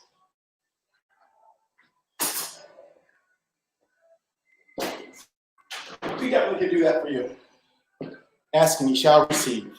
So now you can kind of see a little bit more of the sectioning. Then what happens is we simply move in, picking this hair up like short. There's our guideline. Then it moves out like so. Same thing in the front.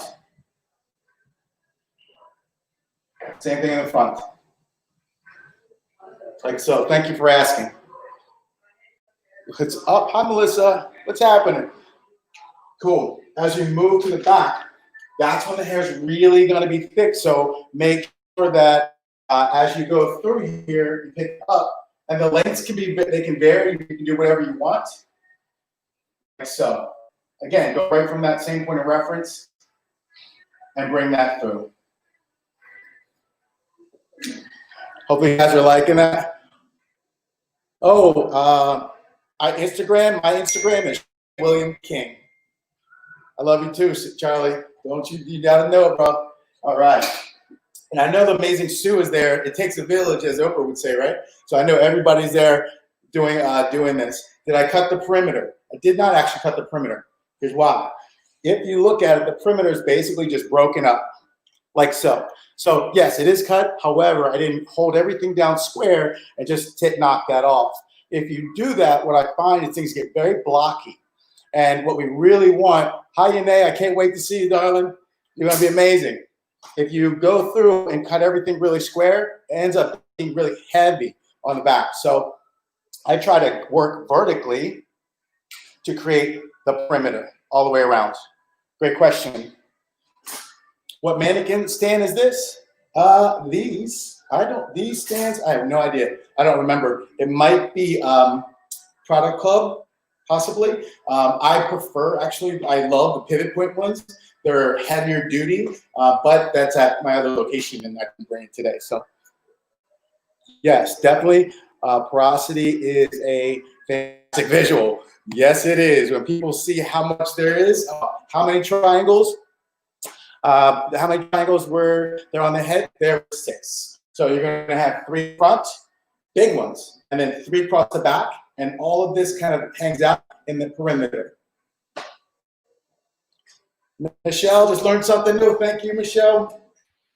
Awesome. Shannon, great job, my friend. So simplicity is today's brilliance. And once again, you bring something so simple. And as soon as you cut that top, the comments were flowing on, oh, wow, love the shape, love the shape. Could you immediately see it, right, Tippi? That was amazing. Exactly. Yeah, I love all the body, all the movement, and all the volume, because people tend to think just because curly hair is curly and expands, it has tons of volume. Actually, it doesn't. The longer it gets, the heavier it gets. So to your point, you tend to get all the bulk down here. So getting all that life and movement up here is stunning, and the color is gorgeous too. So your combo is beautiful. Shannon, exactly. One of the comments we had was, as you know, the title of the event today is Fabric of Change. And brother, you brought the game, man. When you took out those fabrics and the different types of fabrics and you related the fabric of hair to that, the comments were flowing. Even teachers were saying, man, I'm going to use that in school for my students. But I think, it makes sense. You know, Tippi, that's exactly what we're talking about, is understanding the fabric, fabric, textures, types of hair, etc. Exactly. Yeah, bringing it into the consultation is smart. Yes. Oh, you know what? Clients go right away. They're right to it, and they're like, oh, it makes so much sense. I would not wash my silk blouse with my denim jeans. So, duh. Yeah. So they're connecting with that. Well, here's the key. I think people need to understand, going back to your salons, you need to have a new game. Because guess what? You got it. You're not doing 15 clients, guys. Unless you are, good luck. Yet imagine the amount of time that you get to spend with one client and how intent with purpose you can get in this conversation. Man, if I sat in your chair and you brought these fabrics out and you started talking about how this fabric does different than this fabric, I'd wrap my arms around you and say, no hairdresser has ever taken the time to explain it to me like that. That's a huge visual, Shannon. Huge. And I think it's a really great point of difference also. Pardon? I was going to say, I think it's a really great point of difference also, because consumers are so savvy these days, and they're looking for their professional to share with them something that they can't find, reading in a magazine or, watching in the YouTube space, right? So bringing this exceptional knowledge is Yeah. Yeah. Go ahead, Shannon. We got to bring back the profession. Something that we talk about here at the salon is see something, say something. That's in New York, right? So if you see something on somebody's hair, you got to say something. You got to tell them this is what it feels like, but I can make it feel like this. How we want to get there, right? I want to get there. And Sam, I'm going to tell you guys, here's so crucial that you're doing this. I'm blessed to be a part of it, Nana. Thank you so much. I want to tell you this. Did you know that just last year, they actually created a law that said it was okay to wear your hair naturally from your scalp? Yeah, the Crown Act. Yeah, it's Right. Last year. Yeah. So, you know, Come just on. how we're normalizing texture hair in the beauty space. I mean, this is something that should have been second nature, not something that needs to be normalized. And a law just passed, so it is normalized in the workspace. And not in every state recognizes it actually. So, but the Crown Act is very important. Yeah. But this event is important. That's right. Yes, it's very important. All you got to do is find somebody that does something you don't, and hang out, right? Yeah. And you're gonna get it's incredible what happens. Yeah. Just like Sam said earlier, expanding the tribe, right? Right. It's about expanding the tribe. So if everyone around you is doing the exact same thing, all you're gonna do is the exact same thing. So you need to reach out. You need to reach out and find someone who's doing something different. Yeah. It's so important that there's a lot. Go ahead, Shannon. I was just saying, I was like, it's really simple because my friend Keya, who was just on here, I watched her. I love her to pieces. She was just on here. I'm like, and we talk about it all the time. Like, you got to find that black friend. You just got to go find one. Just one. I love you. That's it. Just one. That's it. Look at what we got.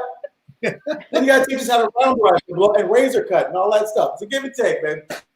Yeah. Yes, it is. You know what? You got to give it.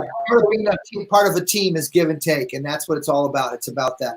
Well, listen, brother, I want to thank you so much. Give Allison a hug for me and the family a hug for me. Thank you for always just watching.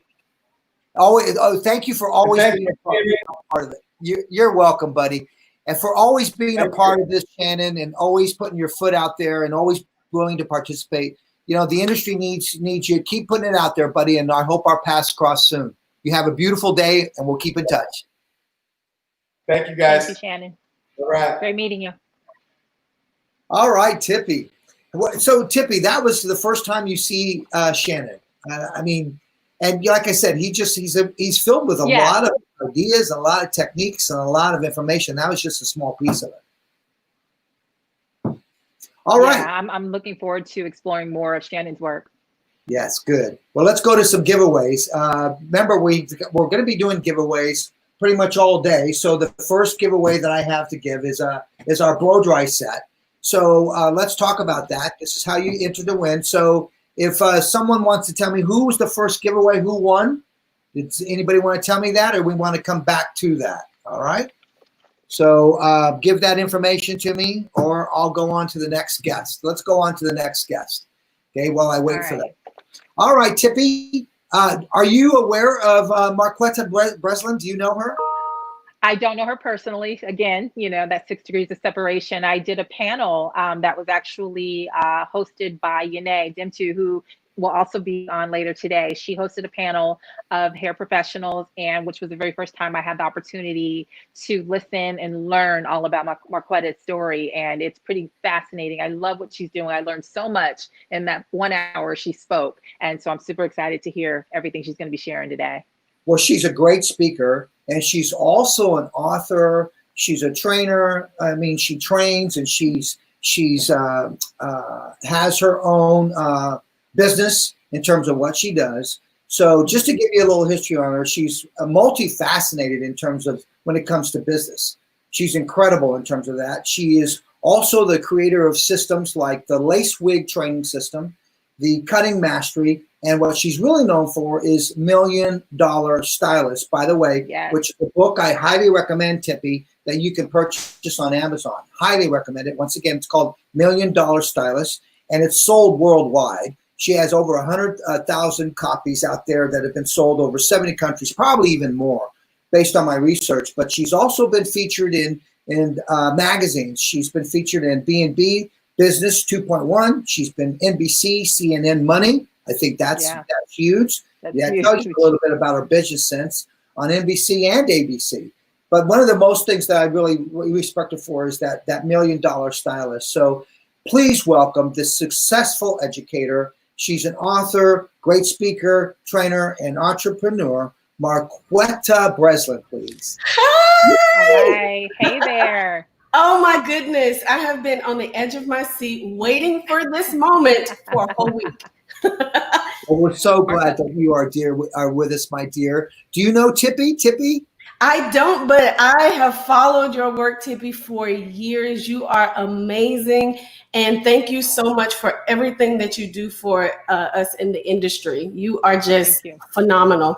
And the same thing for you, Sam. I've been a fan for years. I've watched you. Are one of the most amazing educators. Love your work. Love what you do. It's an honor to be here today. Well, it's a very special day, as you know, and we are deeply, deeply honored to have you, and we respect your time, and we love your talent. So please show us some magic here, and all yours. I can't wait to learn. We'll come back with you at the end. All right, thank you so much. Thank you so much for having me. I'm going to get right into what this talk is going to be about today. The actual title of my talk is called Fully Booked Blueprint. Now, I do have a book called Fully Booked, and it's all about what I'm going to be teaching you today. And it's how to get and keep clients for life in any economy. Now, that sounds like, oh my gosh, that would be amazing if I could do that. So I'm going to be sharing with you today how you can do that. I think that is really important. One of the things that I feel like we need a little bit of work in when it comes to cosmetology school is talking more about the business aspect. We learn a lot about the doing and the technique, which is very important, but we also need to know what to do when we get out of the salon and on our own. And so that's what I'm going to be filling that gap in a little bit today. So I have 30 minutes to do that. And I'm going to get right down to business. But first, I'm going to tell you a little bit about who I am. And then I'm going to get in some of the strategies and techniques. All right. So I started when I fell in love with hair. I was actually 6 years old. I'll never forget. And my mom had purchased a Cabbage Patch doll for me. Now, if you know what a Cabbage Patch doll is back in the day, the Cabbage Patch doll's hair was made out of yarn. So it was really easy to pick those 3 strands and figure out, because my mom wouldn't teach me. She always told me, if I teach you or if I do it for you, you won't learn how to do it on your own. And I'm so thankful for that now, because I taught myself at 6 years old how to braid hair on my Cabbage Patch doll. So that was when I realized hair was my thing. So I used to cut my Barbie doll's hair and do all kinds of things. And then when I was 16 years old, I was so excited because I got my first paying client. Now, this was an exciting moment for me, but in all transparency, I didn't know what in the world I was doing. So at that time, I fell in love with braiding hair. And she came to me and she said, I want you to do braids, because I braided my own hair. And so she wanted micro braids. I charged her a whopping $25. And those braids looked like the Cabbage Patch doll did them instead of me. So I realized, though, at 16 years old, I said to myself, Marquetta, if somebody's going to pay you to do something, then you have to learn how to produce quality work. So that's when I shifted my focus to really practicing a lot and honing in on my craft. And the real reason why I took that client is because at that time, both of my parents were addicts. They were drug addicts. And there were times that we didn't have a lot of money coming in, and I had to take care of my 2 brothers. And so in my mind, well, if I just take this client, then I can have enough money to provide for some food or something for us for today. And so that was kind of where I realized, wait a minute, if I'm going to be able to do this for people to pay me, then I need to make sure that what I'm doing is quality. All right. So I decided this is what I want to do with my life. And then I started to think, oh my goodness, how many people do I know in the beauty industry that actually make a living that don't have to take on a second job. And at that time, this was years ago when I was still in high school, because I had the opportunity to go to cosmetology school while I was in high school, I couldn't think of anybody.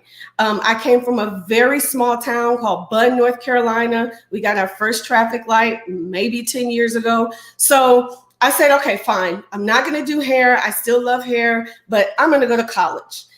And so to make a long story short with that, I dropped out of college twice. College was just not something that was for me. So I ended up dropping out of college 2 times, but I found my blessing through failure. This entire time that I was in college, I was still doing hair. I was the kitchen beautician. Let's face it, we all were a kitchen beautician at some point in life. So I said, okay, this is great, but I want more out of life. So I was working 2 jobs at the time, ended up in the United States Air Force just by chance. But it was the best decision I ever made in my life. In fact, when I was in basic training, they give you all of these duties that you have to do. 1 week you may have to clean the restrooms. 1 week you may have to clean the day rooms. And so I was able to avoid doing all of my duties because I was braiding hair in the dorms. So if somebody wanted their hair done, I would just trade whatever I was supposed to do that week for them doing hair. So hair has always been with me. And it was then that I took all of what I learned throughout the years and doing hair and perfecting my technique and started taking clients again while I was in the United States Air Force. By this time, I was a licensed braider, so I was able to do it legally and not be that kitchen beautician anymore. And then I met the love of my life, my husband, Ricky Breslin, and we started building our business the day we got married. I know that sounds crazy. My husband came to me, we were still on active duty, and he says, you know, you're really good at this hair thing. You should teach people how to do what you do. And I go, no, I want to retire from the Air Force. It's not something that I want to do. And so finally, after I sat and thought about it a while, I said, you know what? He might be onto something. So I said yes. And our very first DVD was called Learn How to Do Cornrows. And that DVD was filmed in our kitchen in our 600 square foot apartment right outside the back gate at Langley Air Force Base. And it was at that moment that I discovered that I had the teaching gene and I absolutely loved it. I somehow had the ability to take a complex technique and break it down into something that was doable for anybody.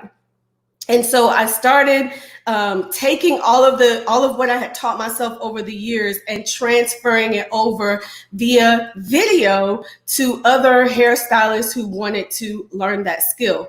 And in the midst of doing all of that, while still on active duty, we ended up having 2 children. I have a 15 and a 16-year-old right now. And then in the middle of everything, my mom was diagnosed with stage 2 breast cancer. When she got diagnosed with breast cancer, it was absolutely devastating to me because my mom was my BFF. I mean, she was our everything. She was the glue that held our family together. And so I remember coming home from work and was driving home from the Air Force, and I got the call from my mom. She said, you know, I've been diagnosed with cancer. I'm going to have to go through chemo. And of course, my first question to her was, are you going to lose your hair? Of course, I was concerned about her well-being, but I was also concerned about how she would feel internally having to go through that. And so, you know, chemotherapy, not all chemotherapy takes out the hair, but this particular chemo that she had did take out every bit of her hair, brows, lashes, everything. And so she ended up wearing these unflattering wigs. I'll just say it that way. And I said, Mom, they have these amazing wigs that they wear in television and film. And I had already been toying around with ventilating and taught myself how to ventilate. And so I used that opportunity to look at my mom and say, let me just make one of these wigs for you. I don't know if you'll like it, but let me just try. And she says, you know what? If that's what you want to do, you can do it. I'm just excited and happy to have life, to be able to breathe every day. So I did it. I made my mom her very first lace wig. And I realized in that moment, what we do as hairstylists and beauty professionals is so powerful. And to me, it's something that no other profession can do, because we have the ability to change people's perception about how they feel about themselves. So when I put this wig on my mom, it completely changed her perception about how she was feeling in that moment. So she no longer had to look like what she was going through. And then I said, oh my goodness, I'm onto something here, because what if I can do this? What if I can create something to do this for other men and women and children who suffer from permanent hair loss? And then I brought this idea to my husband. And then that's when I came up with the very first lace wig training system to teach other people how to make lace wigs for cancer patients, people who suffer from alopecia, people in the theater and film industry, or the everyday woman who just wants to wear wigs. So after doing that, I created the very first system. It was 6 DVDs. I wrote 2 workbooks to go with it, a glossary, and there was 4 handouts. And after all of that, we started selling the systems to thousands of people all over the world. There's been over 70 countries that we've sold the system to, and other products to as well.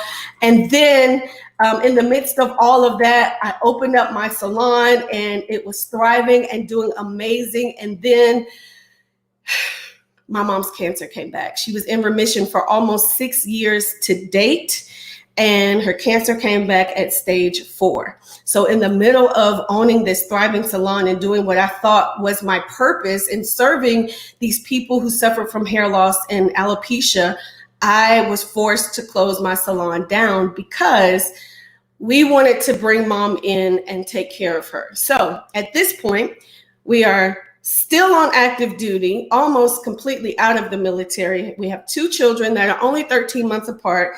We're still in school. I've just shut down my salon, and now we're taking care of a cancer patient. So I shared that to say this. We've been through a lot, and we've done a lot, but in the midst of going through everything that we have been going through in life, we were still able to thrive in any economy. And you know, during that time, it was up and down. There were times where things were not doing good for a lot of people, but we were still able to stay afloat and do very well. And so that's why I'm so excited to be sharing what I'm going to be sharing with you today. So mom was put on hospice care. She actually lived another 4 years. And then in 2016, the day after Mother's Day, she passed away. And that was when we decided that we wanted to move to Las Vegas. We moved out here to Las Vegas, and everything has been amazing since then. I was able to refilm the lace wig training system. And in the midst of doing all of that, I authored 3 books. My 4th one will be released sometime this year, called The Lace Wig Revolution. I'm so excited about that. And I'm just excited about where our industry is going right now. It's unfortunate that everything that has happened has had to happen in order for this to happen and all of this change. But I'm so excited for all of the change that's happening. And in the process of training all of these students and doing my live events and seminars, I have had the common problem that all of these amazing hairstylists and beauty professionals have come up to me asking me.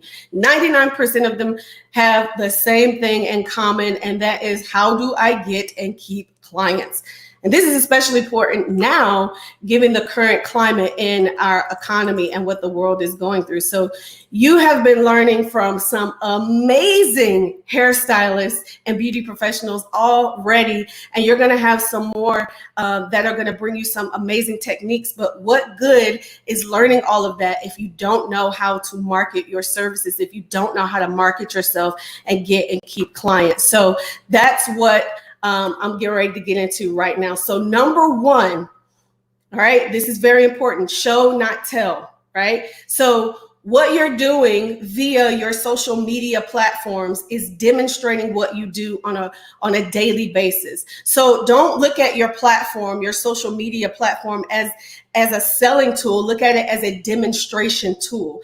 I say all the time, I was just speaking at an event this weekend to a room of business professionals, and this what I'm about to tell you works across the board for everybody. You have to, let's take Instagram, for example. You have to think of Instagram as a search engine, right? So if I'm going into a city and I want to get my hair done, I'm going to go to Instagram and I'm going to search a hashtag in order to find a stylist to do my hair. So it's very important that whatever you have on your said social media account demonstrates what you do, so that people can then decide whether or not they want to raise their hand and say, hey, I want to learn more from you. So it's very important that on your social media platforms, you are demonstrating what you do. Use it as a demonstration tool.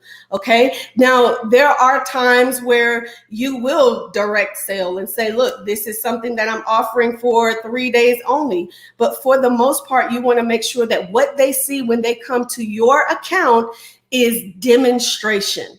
All right. So if you're a teacher, show yourself teaching or show the success of your students. If you're a stylist, if you're a colorist, that's what the people want to see. All right. So the next point I want to make is don't chase clients. If you chase clients, they will run away. I say this all the time. So I'll share a quick story with you. When we used to live in South Carolina, there was a grocery store right up the street from us. I went to the grocery store, pretty much knew everybody in the grocery store because we went there so often. And this particular day that I was there, I saw a young lady that I didn't know. And at this time, all you hairstylists on here know that we can change our hair at the drop of a dime. Tomorrow I could change my mind and be blonde or have short hair. So this particular day I had blonde box braids. This was years ago. And this young lady, she's working the cash register and I'm in the checkout line and I got the kids with me and I'm just trying to get my life together. And I see her, she keeps looking and I'm thinking, well, maybe does she see me somewhere? Does she know me? And so she stops, she finishes with her client in the checkout line and she comes to start to bag the groceries and she starts to ask me about my hair. Where did you get your hair done? How long did it take? How much did you pay? And so I'm answering these questions, not even thinking what's happening. And so the last question that I answered, she said, well, look, your hairstylist didn't do that good of a job. So why don't I give you my information? As a matter of fact, can I have your phone so that I could put my number in your phone? And I'm going to walk you to your car so that I can make sure that, you know, if you have any questions, you can ask me. That's too much. That's chasing a client. So she really did. She walked me to the car. She asked me thousands of questions and basically wanted me to book the appointment before I left her presence. Now that right there is what you don't want to do. That's why the power of the platform is so important, because people can decide whether or not they want to train with you based on what they see. If you chase anything, it's going to run away. So don't chase clients. Show up where they already are. All right. So if you know that your particular market is on Facebook, show up on Facebook. If they're on YouTube, show up on YouTube. If they're on Instagram, you want to make sure that your presence is known there. So you want to make sure that you don't chase clients. You show up where they are. Now, here's the other thing. Consistency. Now, I'm talking a lot about social media because that's where a lot of our audience is. That's where a lot of our clients are. They hang out on social media. So one of the most important things when it comes to building a presence on social media that correlates with getting clients is consistency. Let's just take Oprah Winfrey, for example. The Oprah Winfrey Show went on for multiple seasons, right? So she did a total of 4,561 shows. All right. People planned their lives around the Oprah Winfrey Show. She was consistent. They knew that she was going to show up and they knew what type of content they were going to get from her. She was an advocate for women. She had an amazing show. But what else did that show do? What else did that consistency breed? Trust. So much so that Oprah had a show every year, at the end of every year, called Oprah's Favorite Things. And if she just said she liked something, that would put that company on the map. I remember her giving away Uggs on one show, and I was like, oh my gosh, I didn't know about Uggs. And then everybody was wearing Uggs after that. So understand this, consistency breeds trust. And when it comes to business, understand this. Trust is your only currency. I don't know who said that. I wish I could take credit for it, but I don't remember where I read that at. But trust is your only currency. So make sure that you are consistent and that you're building trust. All right. So the next point I want to make is be everywhere. I'm going to give you some simple and effective ways to get out into the world. So my favorite way of making your message or your technique or whatever it is you do known is by using social media, but on steroids, having some sort of paid marketing strategy. I love paid marketing, but I don't believe enough beauty professionals use it to our advantage. There is so much that you can do on the paid marketing side. You can get very, very targeted. Let's say that you just wanted to target high school or college graduates who needed their hair done for graduation. You can do that. You can get so specific as to targeting college grads from a particular college and run that ad for a particular amount of days just by using and leveraging social media. You can do that on Facebook. Facebook has an incredible way of doing that and using custom audiences to your advantage. And it is so amazing some of the things that you can do with paid marketing on the social media side. Lead ads is another way. You can click a button and get leads into your business via paid marketing strategies on Facebook, Instagram, Twitter has it, LinkedIn, all of these different platforms have some sort of paid marketing strategy, but that is one of the top ways that I always suggest. If you have a salon, start with some sort of paid marketing strategy, all right? And a lot of people ask me, what should I budget for that? What's comparable? Just start with $15 a day. If you could do $10 a day, do $10 a day, but you have to have some sort of paid marketing strategy, all right? Now, here's one that I absolutely love, old school methods for smart beauty professionals. So one of my favorite old school methods that I love to use is direct mail. In fact, in my book, $1 Million Stylist, I have a sample letter in there of a direct mail letter that I sent out to affluent people in South Carolina when I was getting clients into the salon. So this letter went out to, I purchased a mailing list from a company, and all of this information is inside the book, but I don't want to say the company now because I don't remember the exact name of the company and I don't want to mess that up. So I purchased a mailing list from a company and I had a specific demographic. I wanted them to make a certain amount of money per year in a certain neighborhood, in a certain area. You purchase this list, you write your letters, get it done, and they send out this letter to all of those people for you. So as soon as that letter hit, I was getting phone calls immediately from people wanting to book an advanced hair analysis with me. They came in, booked the advanced hair analysis, and I would convert them over to customers. Some of them would want to stay with their stylist, which is totally fine with me, but a lot of them didn't have a stylist, and that letter hit them right there when they needed it. So old school methods still work. Don't sleep on the old school methods. All right.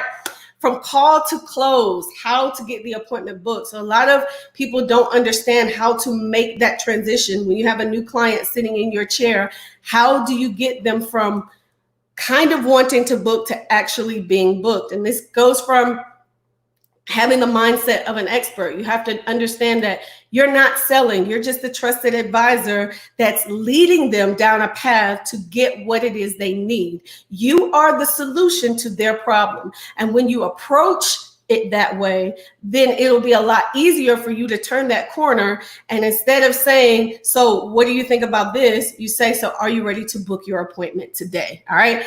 Because when you come at it from the mindset, with the correct mindset of the expert, you don't come across as needy or needing the sale. You don't ever want to come across as, oh my gosh, I really need this, right? You always want to come from a position of the expert and from a position of authority, because that's what you are. You are an authority. You are a trusted advisor. And people can feel when you're needy. They can feel when something is just not right. All right. So you always want to make sure that you position yourself that way. Okay. So I want you to write this down. I'm getting ready to give you an acronym.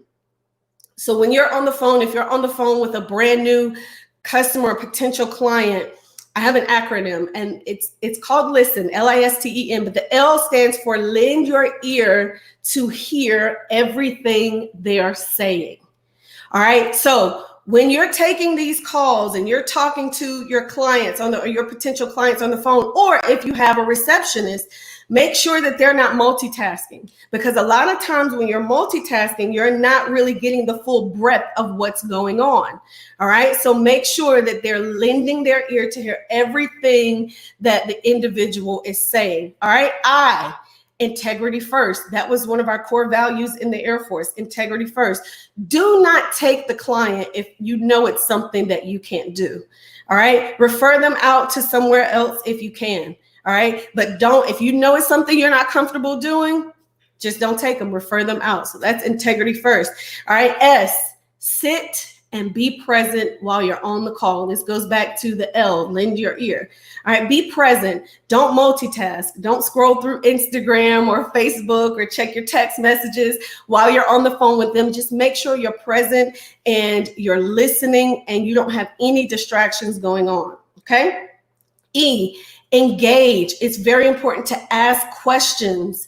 You want to make sure that they're comfortable and that you are comfortable as well. So you want to make sure that you're interacting and that you're engaging. And the N stands for never rush.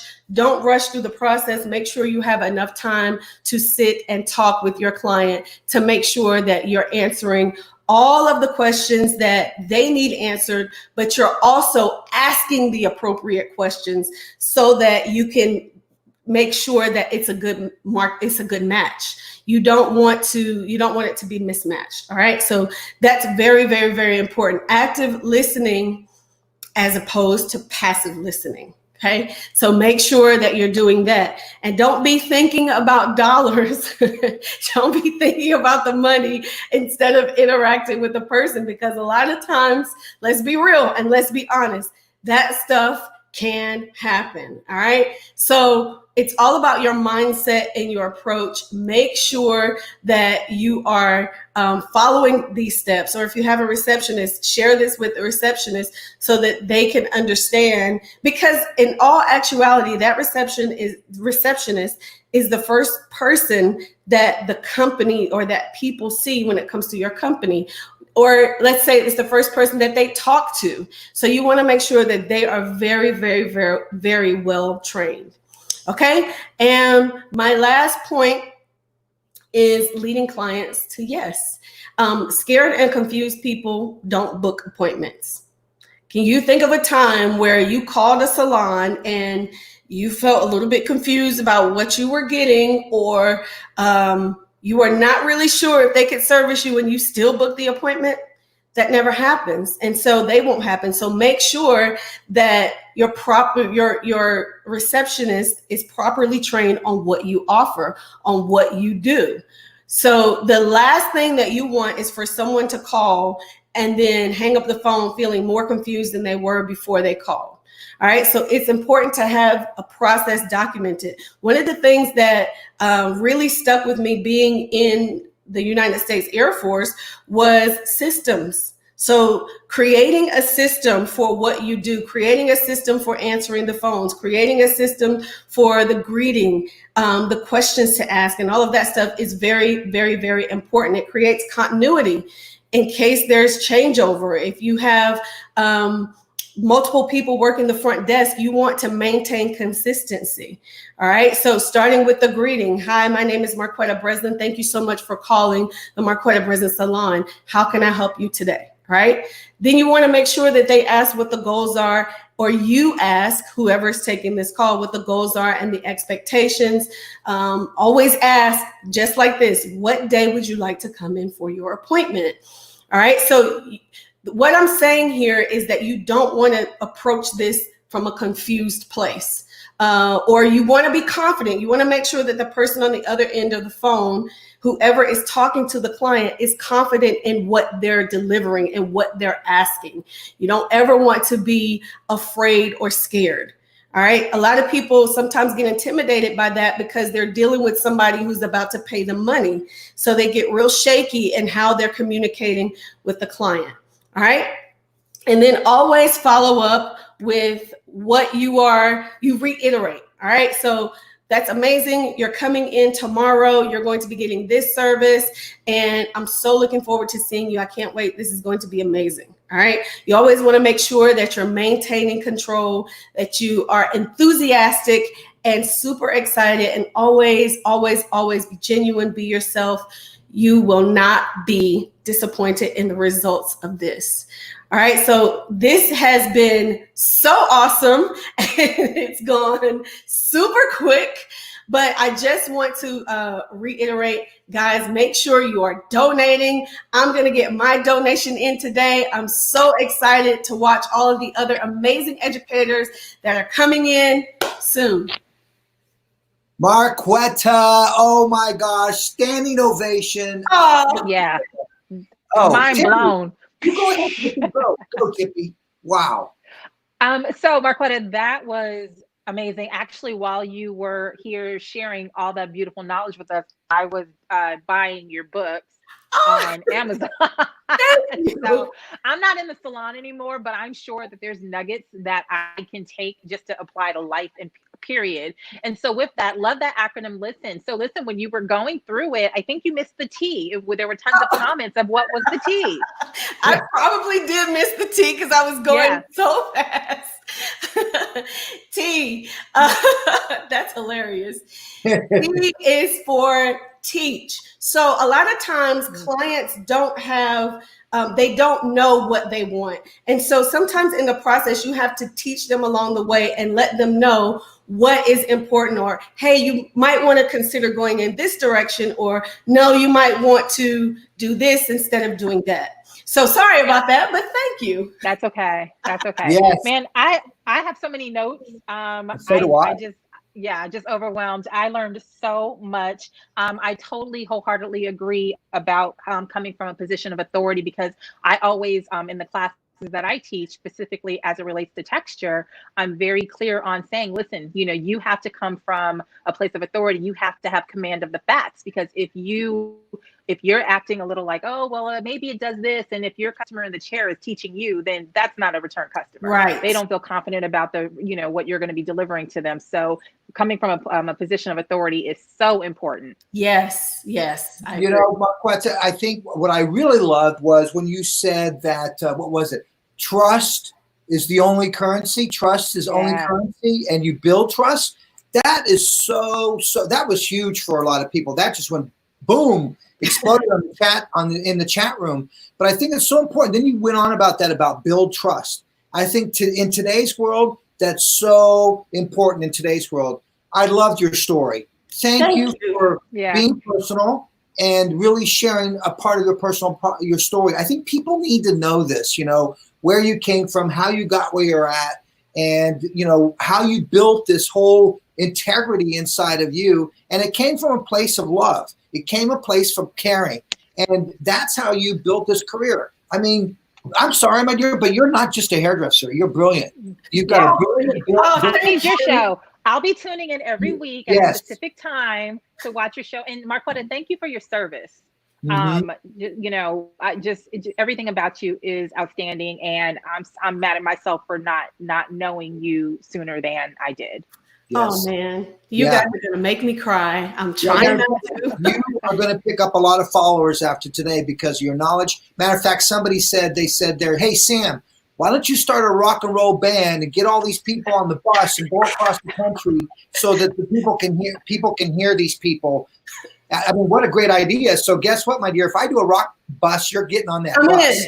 Because your business knowledge and your business sense is huge and so well needed today. But what you did was you said old methods. You kept going to old methods. And that's so key today, because the past is where we learn. The future is where we apply it. Mm-hmm. And you're taking things that really worked and you're bringing them back and they're working for you. That's such a strong voice right there.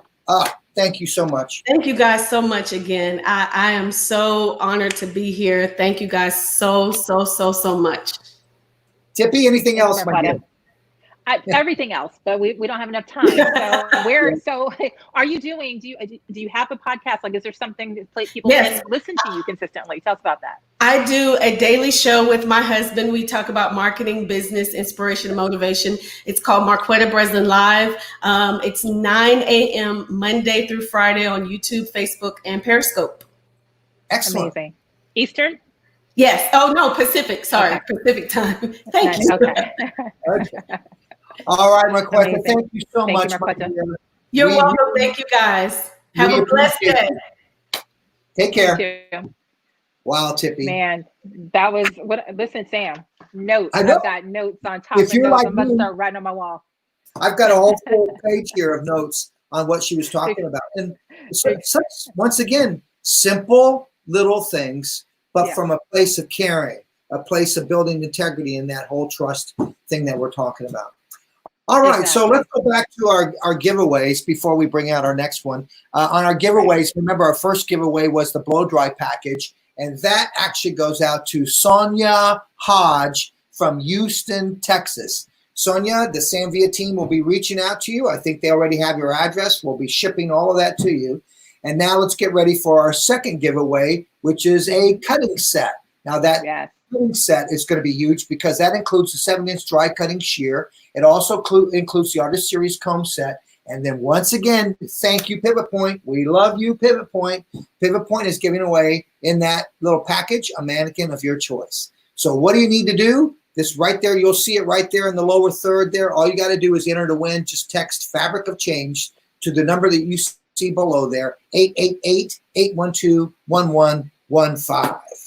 All right, Tippi, take us into this next person because I love this guy. I love this guy. Yeah, I do too. So I'm super excited to introduce the next artist. He is a brother of mine.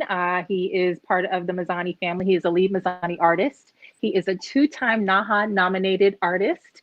He is the owner and creative director of his salon, Lamage in the City and Boutique Lamage. He was a Texture Beauty Jam artist, and he will be a Textured Hair Elevated artist at the event that I'm hosting and presenting next Monday. And he is now a judge for NAHA. And he just released his very own detangling brush that he sent me. So thank you. Let's give it up for Jamal Edmonds. Hi, how are you? Hey, brother. Jamal, how are you? How are you, my friend? I'm well. I can't complain. Good. Excited about spending some time with you guys this morning. Well, we're glad. We're honored to have you. Yes. And glad that you're here. I don't want to take any of your time. We'll come back at you at the end, but Okay. please take it away, my friend, and share that awesome talent you have. Thank you. All right, guys. So my name is Jamal Edmonds, and I think Tippi and Sam did such a great job with introducing me. But I have a love for texture and textured hair, texture everywhere. Actually, like my clothing is typically textured. But for me, most importantly, I think that my journey has been really being able to empower my my salon guests to really actually wear their natural hair. Along my journey, you know, I started with doing relaxers, of course, and I do pretty much everything. So hair cutting, coloring, relaxers, all of that. But it was only until a young lady came into my salon and she was explaining to me on how, you know, she just couldn't, she didn't feel comfortable at her workplace. Sorry, with wearing her hair the way that she wore it. And so, you know, of course, I was like, oh, we're going to do this. You know, we're going to figure out the right way to do it. But she wanted to cut the relaxer off, and she felt like she was being put in a box. And so for me to really help her go through the journey with her and help her understand like what her texture was, how beautiful it was, just growing out of her hair naturally, and the possibilities and styling that we could achieve or that we could play around with it. And so that has really kind of been my mission, I guess you would say, or just really like what my career is now based on. I love education. I am a salon owner, but, you know, just really helping women, Black women especially, understand their texture type has kind of been like what has made me happy over the last, I would say, 5 years. But I'm now going to get into demo first. So what I'm going to do is I'm going to show you how to share with you how to build a silhouette using texture. So whether it's, you can always use any type of texture, you know, natural texture. So with Mizani, we call it texture in, texture out, and texture manipulation. So today I'm going to be using a texture in technique, and I'm going to walk you through that. But before, I really want to go through some fundamentals, because I feel like, you know, just understanding texture, understanding how it grows, all of those things are so super important. So I want to start with that. Well, let me give you a sneak peek on the presentation or the mannequin that I've done. So I'm gonna talk a little bit about color and all of this. I have some cool accessories on the side by Mike Kish, which I absolutely love. But we'll talk about this a little. I'm gonna walk you through how to create this. This amazing. I call it an accordion set.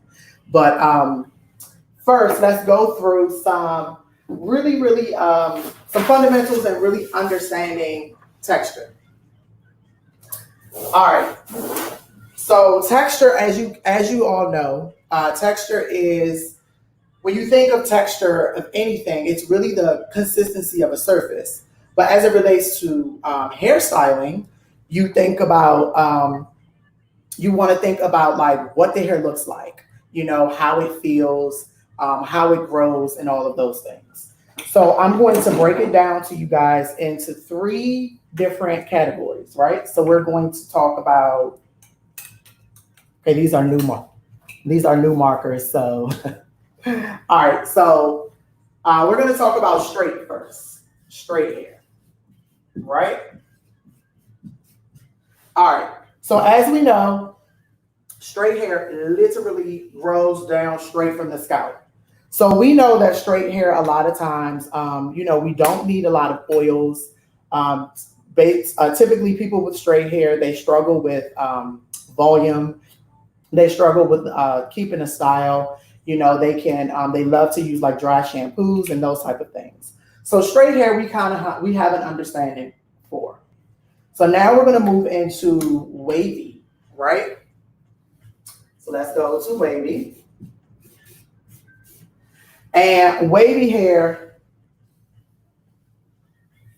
let's do that, right? So wavy hair is typically, we know that it grows in a wave, sometimes an open wave. It has a few little wave movements, but a lot of times people that have wavy hair and they want to have curl definition, is really tough for them.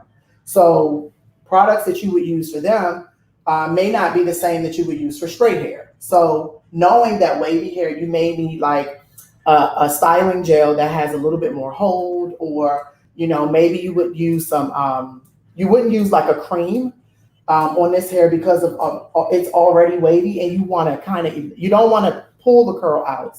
So sometimes creams are a little heavier and they tend to elongate. So you would want to use like a styling gel or something like that.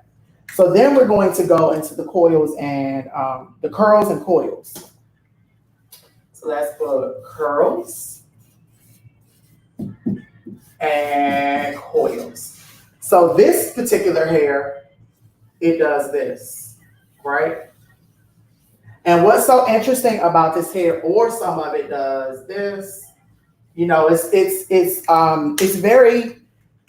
it's not very difficult, but I think a lot of times when people think about curls and coils, they don't realize that what happens is, look at this straight hair. So when the hair produces oil from the scalp, sebum, it grows, it can actually get to the end. So wavy, it'll get to the end, but what happens here with our curly and coiled hair is that the moisture typically stops somewhere in the middle. So what happens is, because this hair has so many dips and so many curls, that sometimes the moisture gets lost. And that's a lot of times why people don't really realize that when curls or coils are drier on the ends, is because the oil can't travel down to the ends. So for these products, you're going to need moisture. You know, you're going to need like products that has great moisture. You may need some essential oils. You also might need some protein. So it just really depends. But I wanted to give you guys just understanding to break this down so that you guys will understand like how you approach each texture type. Because what I would use for someone that has curly or coiled hair, I wouldn't necessarily use it for someone that has straight hair. So let me know if you guys have any questions and if you can hear me and you can see me well. But I want to also show you a mannequin that I had just so you'll be able to understand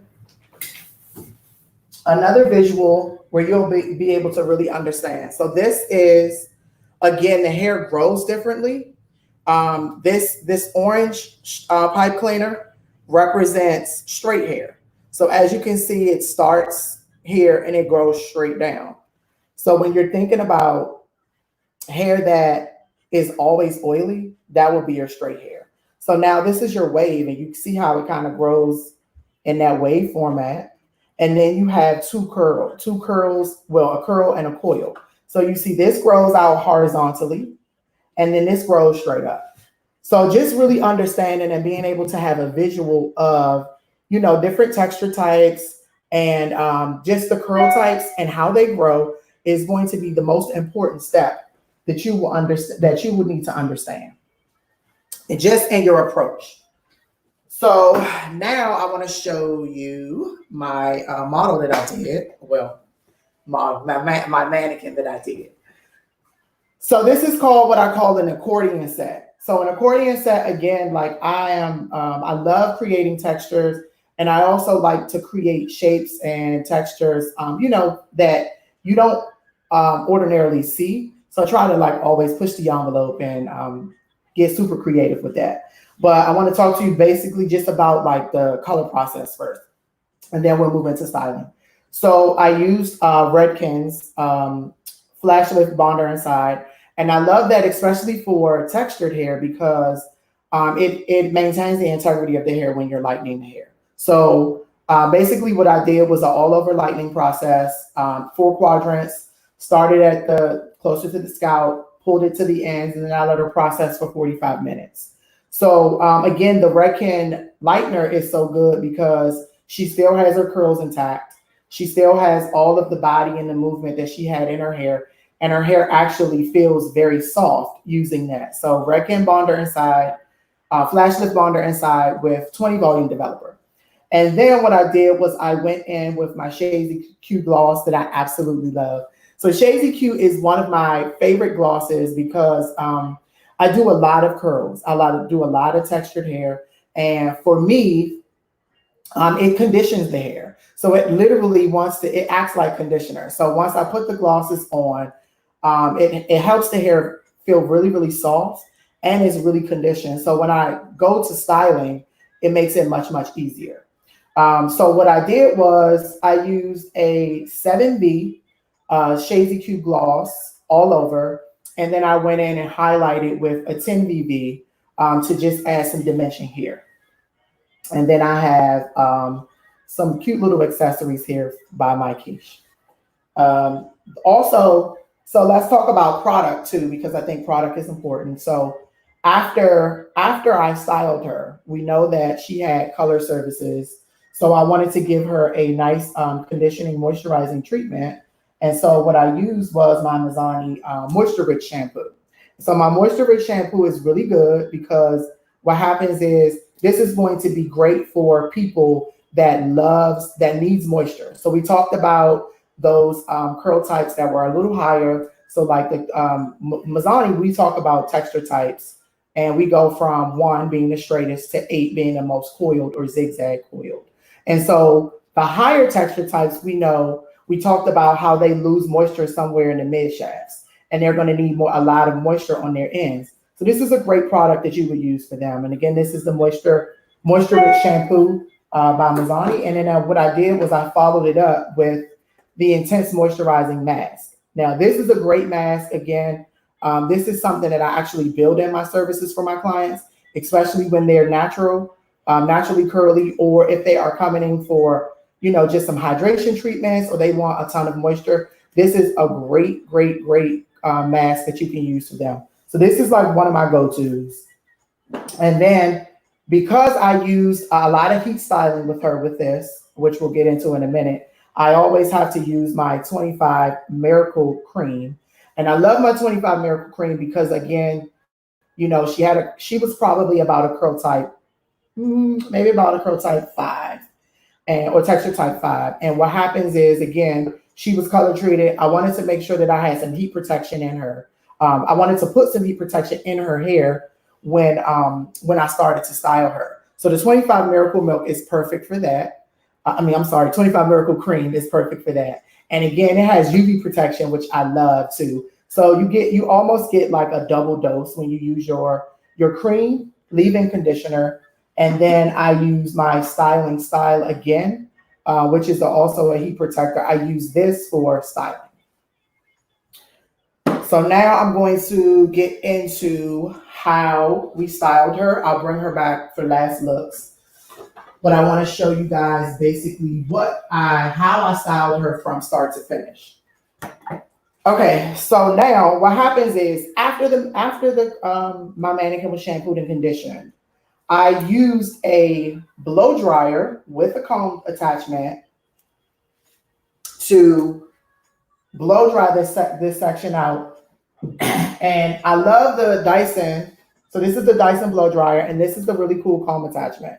So again, I know that you guys may have heard, or someone may have told you in the world, that comb attachments aren't professional tools, but it is a Dyson comb attachment, which is amazing. And it's also, it really helps you maneuver and go quicker in the salon, especially when you have guests that have highly textured hair.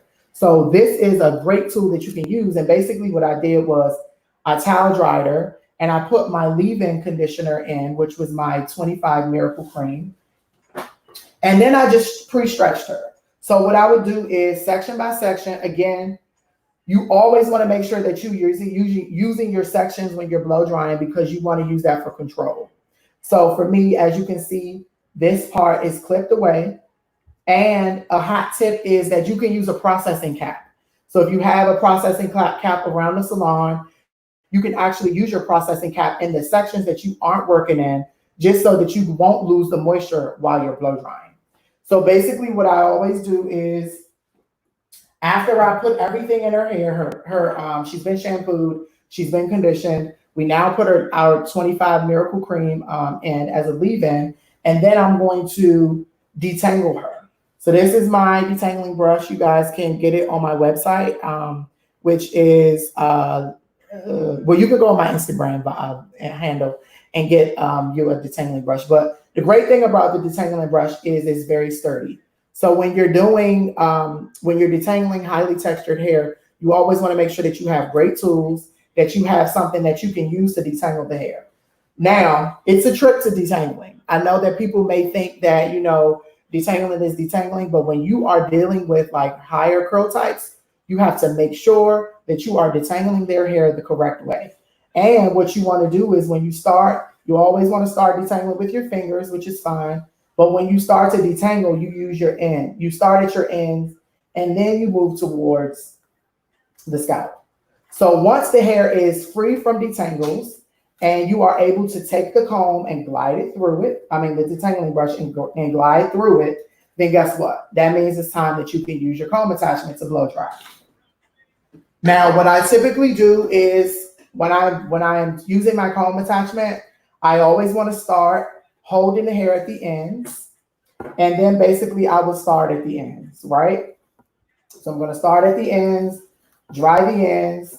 But remember, you're going to take a small section. So you don't want to take that much hair. So let me clip this up so you guys don't get confused.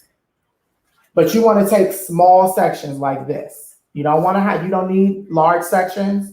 You want to make sure that your airflow is, I always start on medium, and your temperature can be on medium too. A lot of times I think people they use their tools all the way up to 450. And then they use their blow dryers on the highest setting. Just because the hair looks like it's this big, it doesn't mean that the texture is tough enough to take that type of heat. So when you think about heat, I was watching something, and Michelle O'Connor said that think about hair as silk, or think about the higher texture types to be a little bit more fragile. And it is fragile. So you have to make sure that you're not using a lot of heat, that you're not using a lot of, you're not like, when you detangle it, that you're detangling it gently.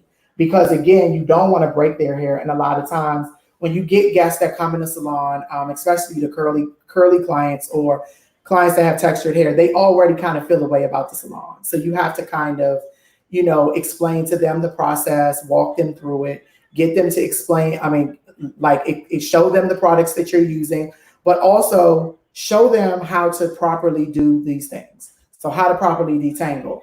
Talk to them about product knowledge, tell them what they should be using, because those are all very, very important things. And they go a long way, especially when you're in a salon talking to a guest. All right. So after I have blow dried this section, right, then what I'm going to do is take my Style and Style again, which is also by Mazzani.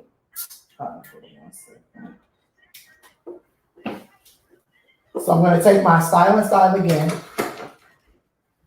This is my Style and Style again by Mazzani. And this is an awesome heat protector. So what's happening is, because I know I'm about to use, I've used the blow dryer, I'm also going to use flat irons on her. So I want to make sure that I am protecting her hair, because what happens, she just had a color service, right? So we know that, her hair has changed just a little bit. Then we also know that we've used the blow dryer on her, and now we're about to use the flat iron. So making sure that I use my 25 Miracle Cream paired with my Style and Style again. This is going to give me great heat protection. And again, it's important. It's very important, because when she shampoos her hair, she wants her curls to pop back. And if the curls don't pop back, then she's going to leave you a bad Yelp review, and she's never coming back. All right, so now I'm going to section this off. Let's clip this out of the way so you guys can see.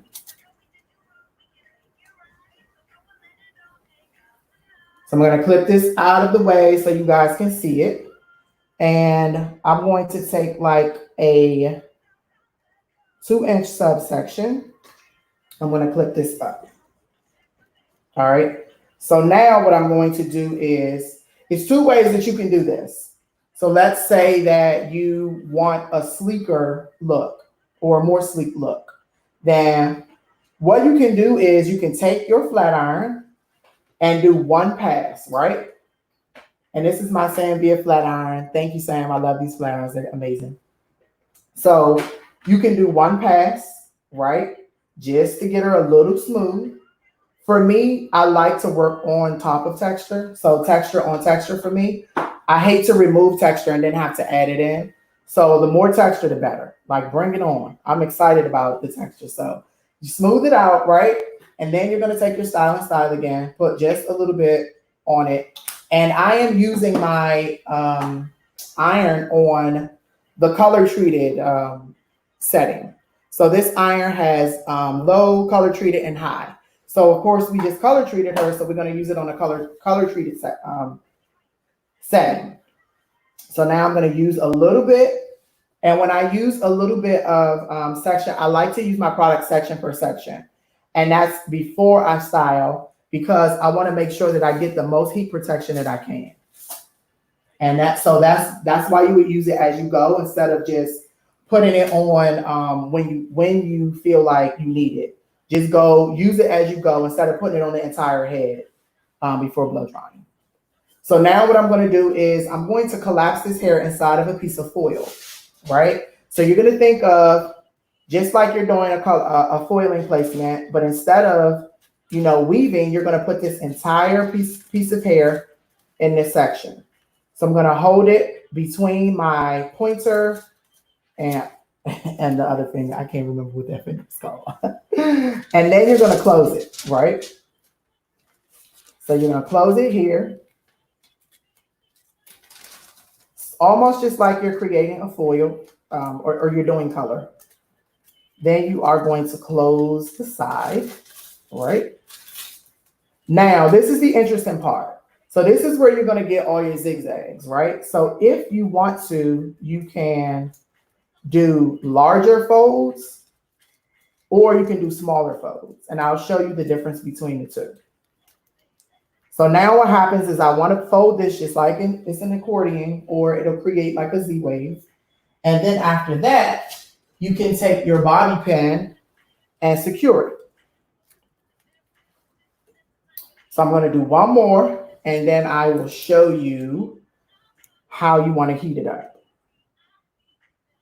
Now, depending on the hair, so I'll do one that's smooth, and then I'll do one that has not been smoothed out so you guys can see the difference and what it looks like. So now remember, you're going to pull your hair down, take your piece of foil, and you're going to collapse your foil, the hair inside of the foil.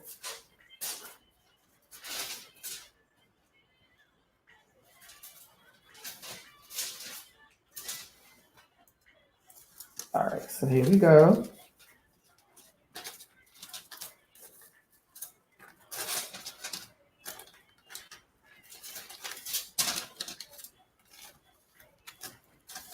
And remember, it depends on what you're trying to achieve. So you don't have to, you can use smaller sections, you can use larger sections. It just really depends. So you're going to close that in again. Right? And then you are going to, so let's do this one a little smaller. So we're going to do smaller folds so we can get a little bit more texture.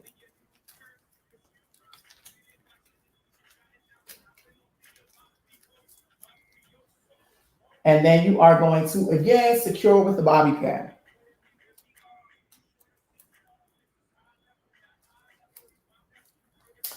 All right, so there you have it. So now you have these two sections done. And now what you're going to do is use your flat iron to heat this up. So when it's time to heat it up, you want to, let's clip this up. I'm going to clip this up so you guys can see what I'm doing here. When it's time to heat, so basically what you do is you're going to complete the entire head. So you figure out where you want your part or how you want to style it, and whatever your blueprint is for styling, then you want to create almost like a brick layered pattern. And that way you can go into the shape or whatever your desired shape is. And so for me, on my model, which I'll go back to, I did her, she had a side part. So her part was on the right side, your left side. And so basically what I did was she had less foils here, and these foils were a lot tighter because I know I wanted to have like this really short, almost like a faux cut. And then I wanted to have elongated sides. So now when it's time to heat it up, you want to remove your bobby pin, and you are going to take your flat iron and you are going to hold it on this for 10 seconds.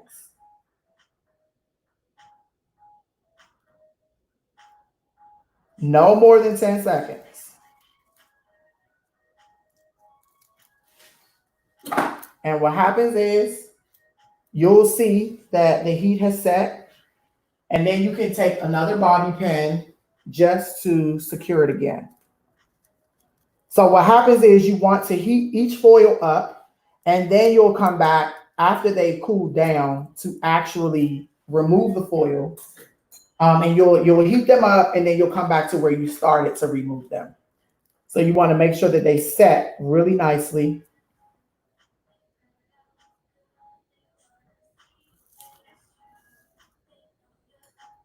And here we go.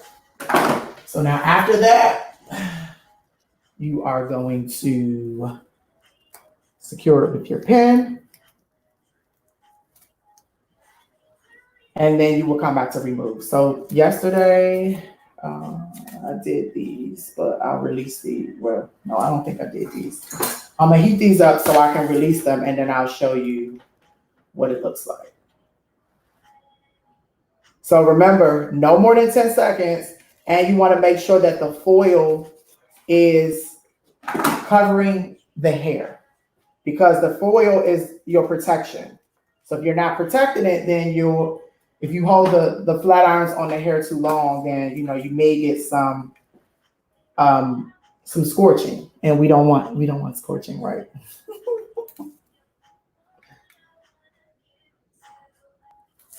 All right. So now we're going to secure that, and then we're going to remove the back. So when you remove it, all you do is pull it. You're going to pull the foil.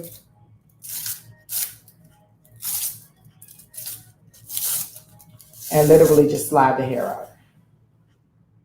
And so as you can see from the side, that is kind of your accordion set. Well, that is your accordion set. And then, so as you can see, like this one's shorter, this one's a little longer because we did a little bit more folds here. But you can see the difference between the two. So I love this. I thought it was super cool to share something because of, obviously, you know, the natural hair community, like everyone's wearing curls. And I just thought this was a very unique way to show texture, but in a different light. You know, it doesn't necessarily have to be always a roller or your fingers or twist outs. You know, there's other ways that you can achieve creating texture. And this is a great way that you can use this on set. You know, if you do editorial work, you can use this as a great foundation for styling. It can be used for weddings, so many different things. So, but let's go back to her. And I think we have a couple more minutes. But basically, this is the final result.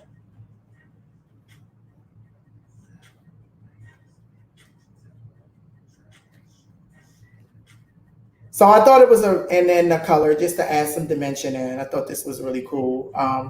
But again, you know, just playing around with texture. Again, like I love to try to push the envelope and do things that are a lot more forward and exciting because, you know, not being able to, us being quarantined for the last 3 months and not being able to shoot or not being able to work with, you know, just to really be creative. So it's kind of forced me to think outside of the box and get some inspiration.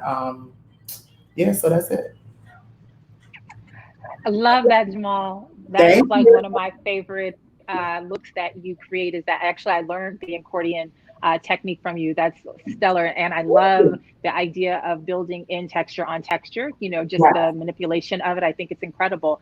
I'd love to add, I know that you are going to be teaching an editorial class coming up. So tell us about the Mazzani Texpert Academy. So the Mazzani Texpert Academy is amazing. I think it's a great opportunity for people to just learn, you know, and learn more. I think that now that this digital space that we're in, it's time for us to take advantage. You know, we need to be students and we also need to share our gifts. And I'm excited because I love like behind the doing photo shoots and just editorial styling is like one of my true passions. So I love the creative part of it. So just being able to go into that, like we're gonna show you how to build foundations and how to like create different types of shapes and silhouettes and all of that type of stuff. So I'm excited about that. And it launches July what? 13th. Okay. With fundamentals. And and I wanted to speak that you shared the fundamentals there too. I think it's very important, specifically as it relates to products, because I think what ends up happening in the salon as a stylist who isn't super proficient in textured hair is they get a product and they think, oh, it says for textured hair, and they put it on curls and they're like, it doesn't work, or, you know, whatever. And so understanding the product knowledge and the fundamentals is super essential. So I love that you shared a little bit about that. Well, you know what, and really quick, I wanted to show, this was what I used for finishing. I'm sorry. The humidity resistant mist by Mazzani, which is, it's a great, it has UV protection in it also, but it's a soft workable spray. So I love you can use it and then you can reshape. So like if you are on set and they call you and say, hey, Tippi, I need you to transform this in 5 minutes, you know, like how they do. Because it's been done. Then you can use your HRM. So this is a great spray. And then for finishing, because she had color, I use my Shine Extend, which is a part of the ThermoSmooth system. But it's great for just adding instant shine. Jamal, the Texpert Academy, is that an online or is that a live somewhere? So it's an online platform that Mazzani has built. So it's called the Mazzani Texpert Academy. And we're starting with fundamentals, which Tippi will be teaching, which Tippi, I think that, fundamentals are the most important part, because again, it's just like, when you think about color, if you don't understand the law of color, the theory of color, then how can you be a great colorist? So for me, I think that it's always important that we share that in the beginning. And I think that if you're watching, please sign up, because Tippi is awesome at. I'm not teaching it actually. It's correct. I'm actually not teaching the Oh, fundamentals. you're not. Well, actually, I'm doing the haircut. Whoever's teaching it, it's going to be amazing. Yes, it's going to be amazing. Yes, it's always going to be amazing. Our whole team is amazing. I must say myself. Yes, you are.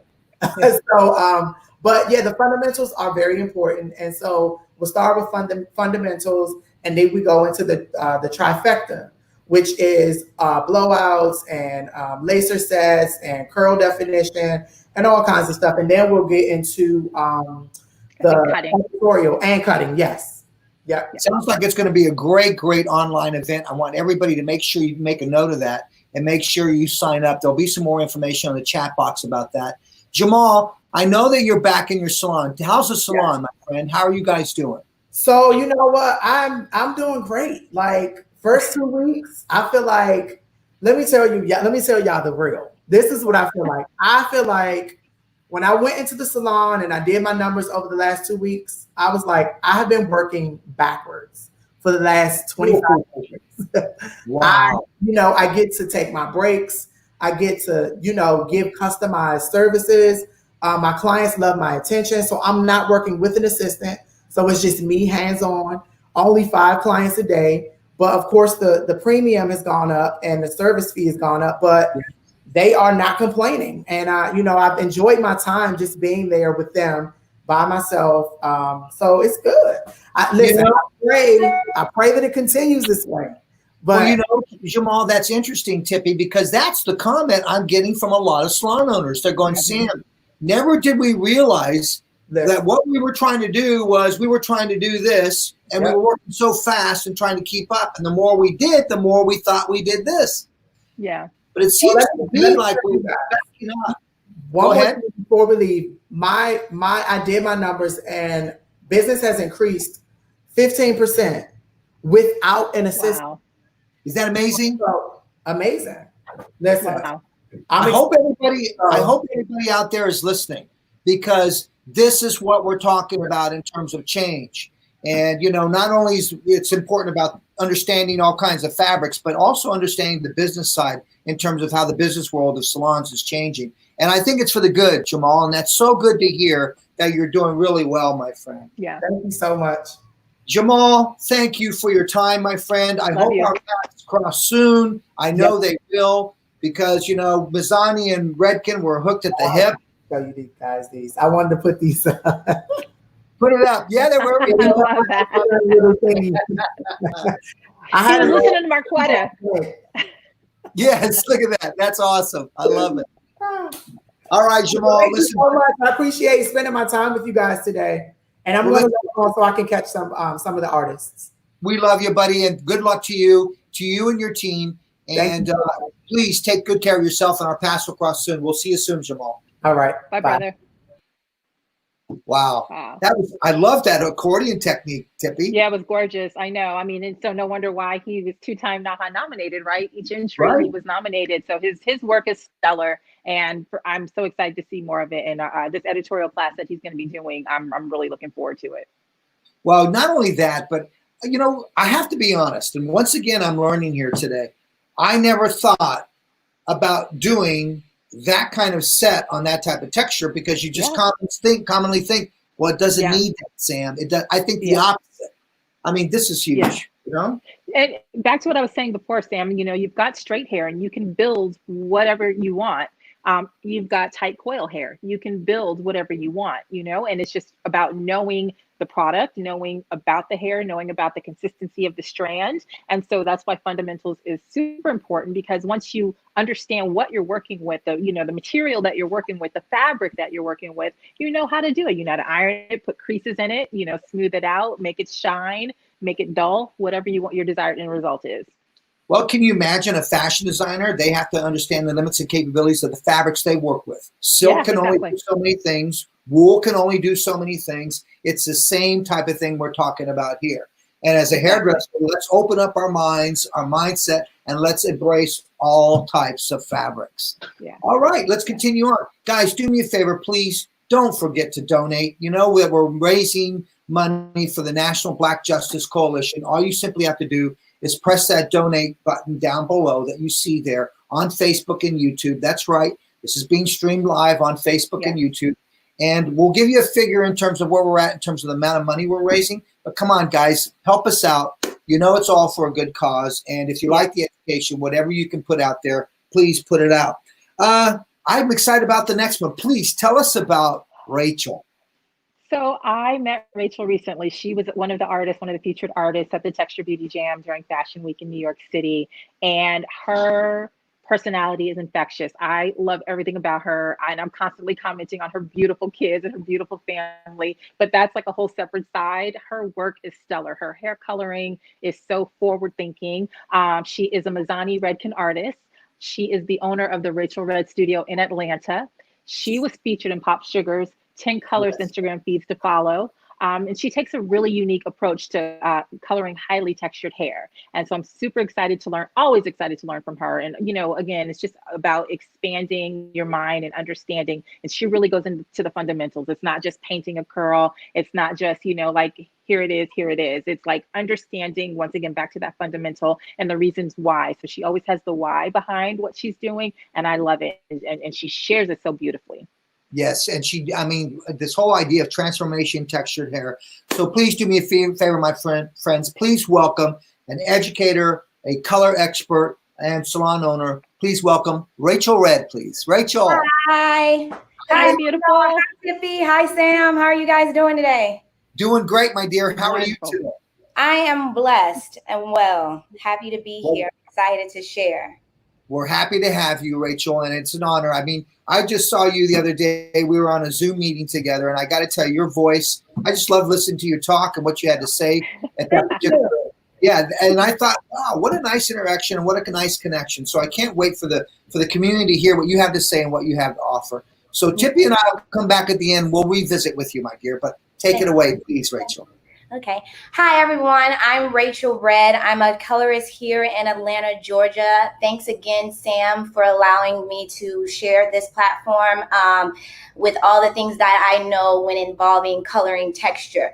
So again, I'm known, well, again, let me start off by introducing myself for those that don't know. I am Rachel Red. I've been a colorist for over a decade. I specialize in transforming texture hair from curly to straight while maintaining its integrity, but as well as creating seamless hair color creations that complement my clientele's complexion.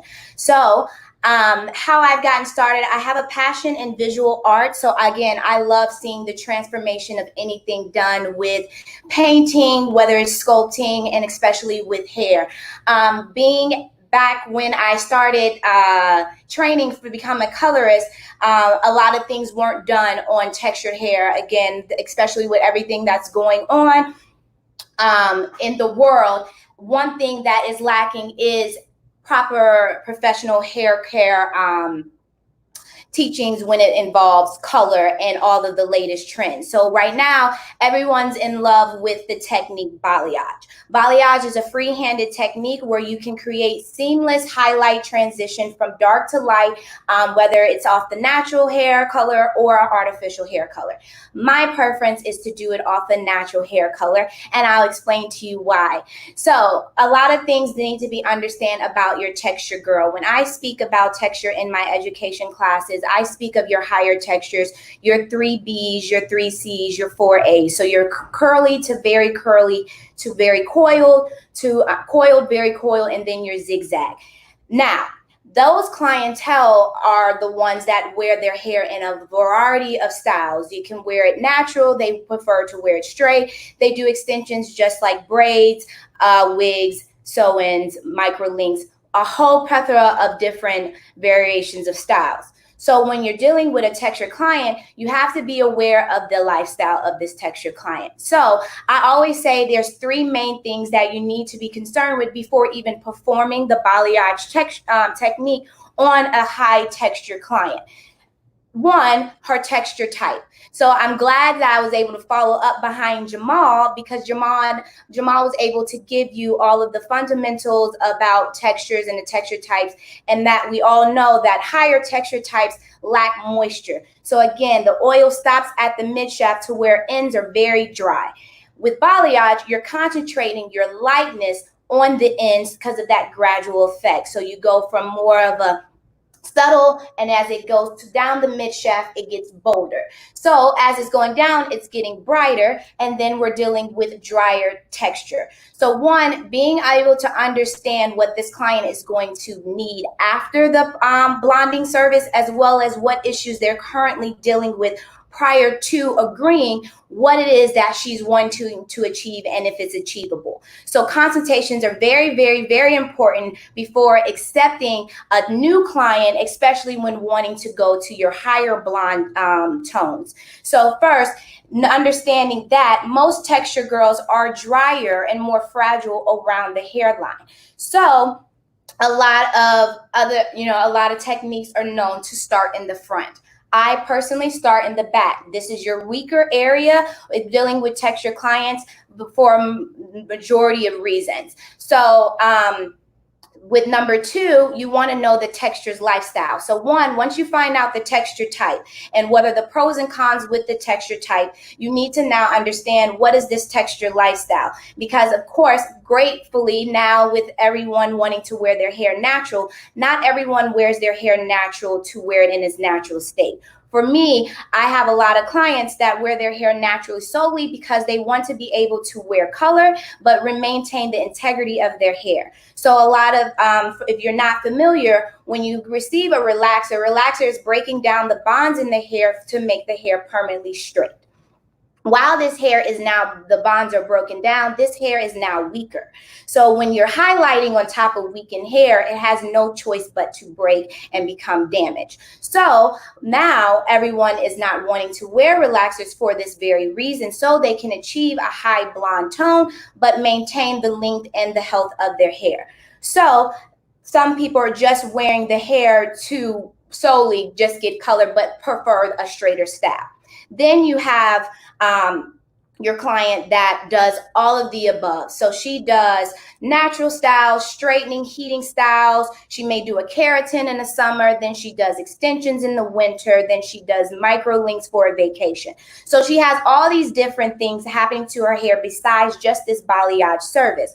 So when you're talking to your client about wanting to achieve this high blonde tone, you have to make her aware of her lifestyle, of how she's going to maintain the integrity of her hair.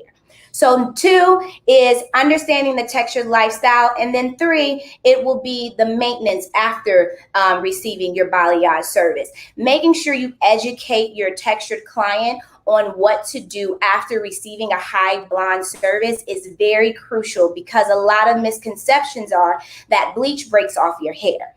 Bleach does not break off your hair. I love to tell people in my class all the time, it comes from the misuse of bleach and just not proper aftercare. So again, making sure that your client is aware of the maintenance that comes after receiving a blonde service is very, very, very important. So I like to start off by saying that there's a lot of different things when you think of balayage, right? We see people wrapping it in foils. We see everyone doing mesh. There's a lot of different tools that you are able to use to create a nice seamless lift in the client's hair. I like to break down those things in cooking analogies, because a lot of us cook and we prefer to cook on top of the stove, whether it's closed lid, open lid, whether we want to do bake and simmer or broil and char it. So that is also how you look at your products and tools when you are lightening hair, regardless on whether it is straighter or thicker textures. I like to go through those tools that you use. My favorite, I like to do open air. Again, lightener is going to break down the melanin in the hair to lift the hair lighter. So with that, I want to make sure that I'm using the heat from the scalp to give a nice gentle lift, because the lightener can sit on a max amount of 45 minutes. A lot of people are not aware of that, and they want to put the lightener on and rinse it right off. But a lightener bleach has a duration time of a maximum 45 minutes without causing damage to the hair if properly used and mixed. Personally, low and slow is always highly, highly suggested when doing textured hair. It's going to lift, but you need that slow volume to create a gradual lift because you're dealing with a lot of hair. If you use 40 volume, by time, especially if she has a lot thickness, by the time you get here, she's platinum white here, and she may have only wanted to be a nice subtle caramel blonde. So the way you can customize your formulas with the amount of power of lift you want. So your power is coming from your volume. The bleach is going to do what it's meant to do, which is to pull the melanin out of the hair to give a lighter effect. The volume is your gas. So your volume is what's going to push that lightener, whether it's going to go full speed ahead or low and slow. So we will prefer to go low and slow when you're dealing with textured hair. Also, preferably to stay in the back. A lot of people like to start in the front. Finer textures pull a lot more oil, so the integrity of the hair is a little bit more stronger to where it won't break off so easily. When you're dealing with texture clients, a lot of clients are doing a lot of pull-up tension styling, whether it is brushing around the edges with high alcohol products where they want, because we love our edges smooth. If we're going to pull our hair back, yes, we want our texture to be in our pony, but around the hairline is a lot of alcohol, a lot of tension, a lot of touching to around the hairline for a lot of texture girls, whether it's straightening her roots after a workout, whether it's, again, blending in with her sewing. It's a lot going on around this hairline. Braids, the tension around the hairline. So those are all the things that you have to take in consideration.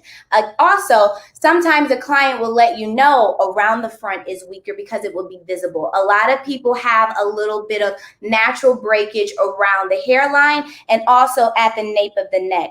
Reason why is constant pulling up, not taking the hair out at night. You always want to, for my texture girls out there that are not aware, you want to make sure you're wrapping, you're protecting your hair at night, whether it's with a bonnet or with a silk scarf. Again, the tension left up here causes breakage in this top area here. Now, this is going to explain the reason why my partings are the way they are.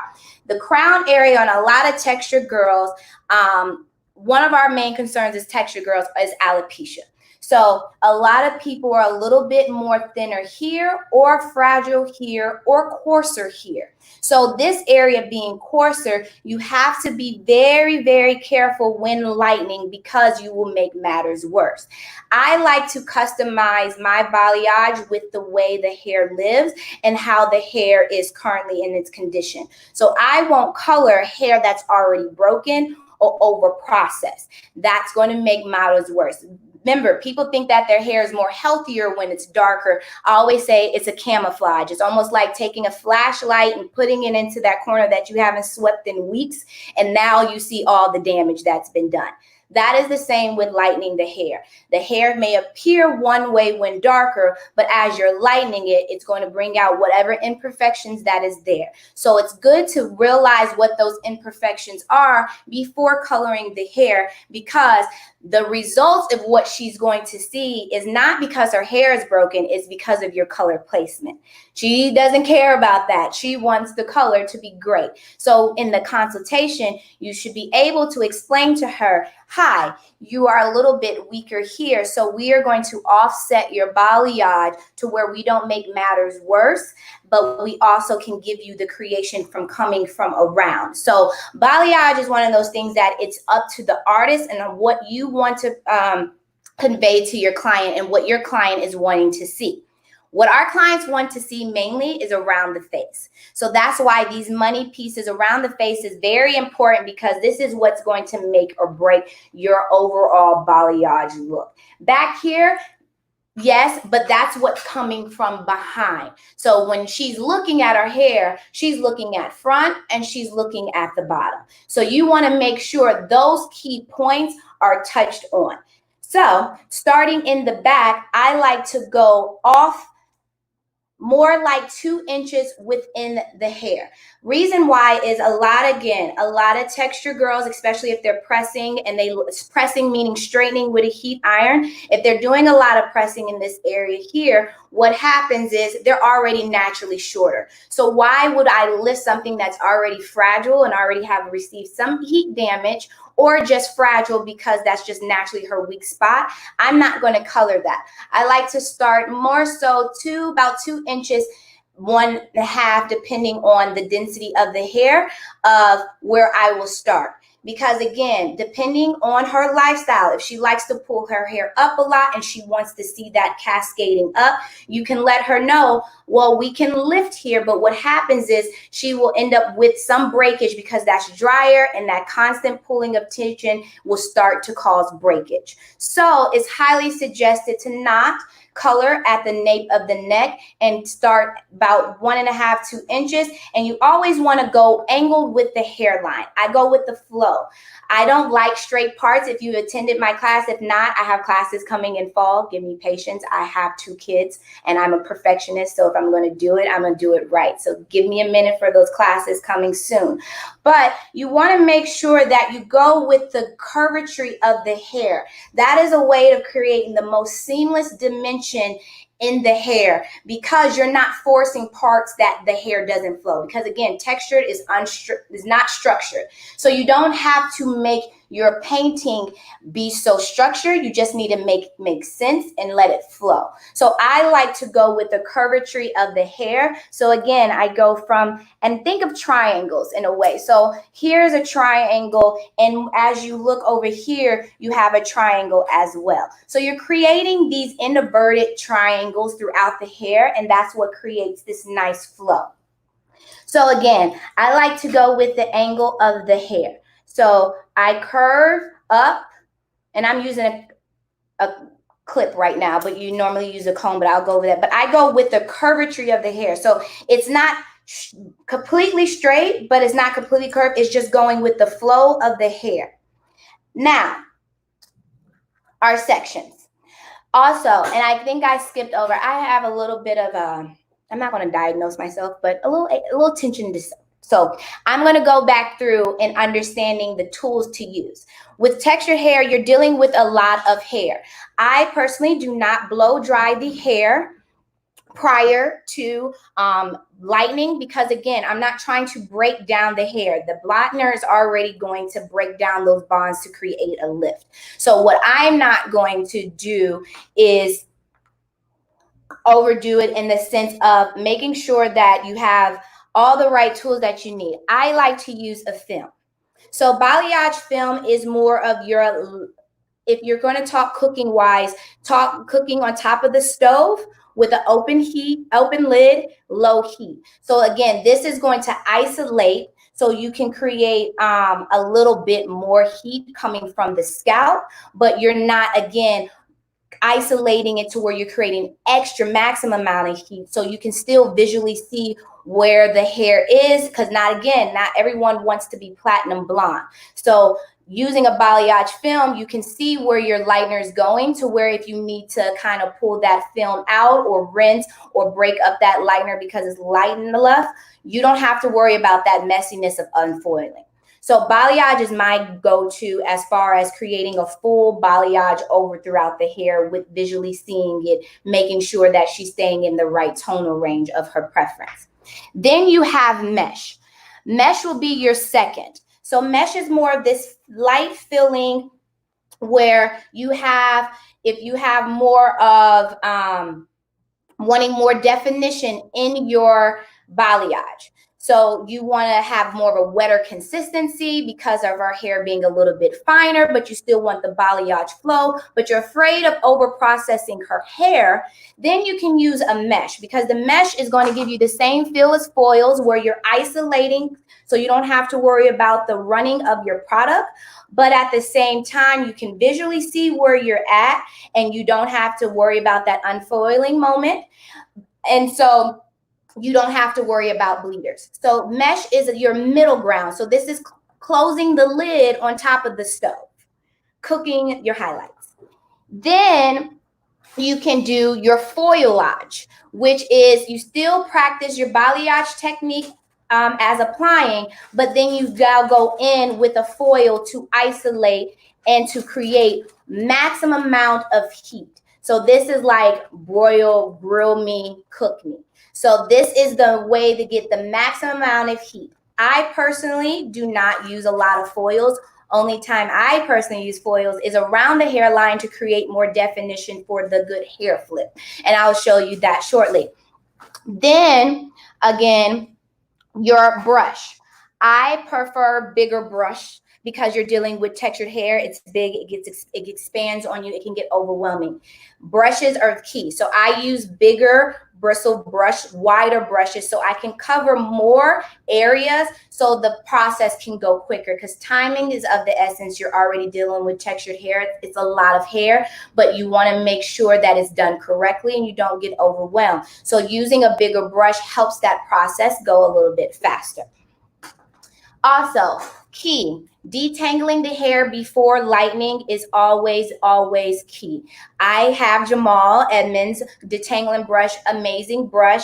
Again, you use a detangler, whether it's a leave-in spray. This here is the Mazzani 25 Miracle Milk, but you can use by starting on the end and detangle the entire hair before starting, because again, as you're creating your flow, if you get a tangle, then that slows you up, causes frustration. Your mojo's going down as you get to the front of the hair. Make sure it's completely detangled so you're flowing.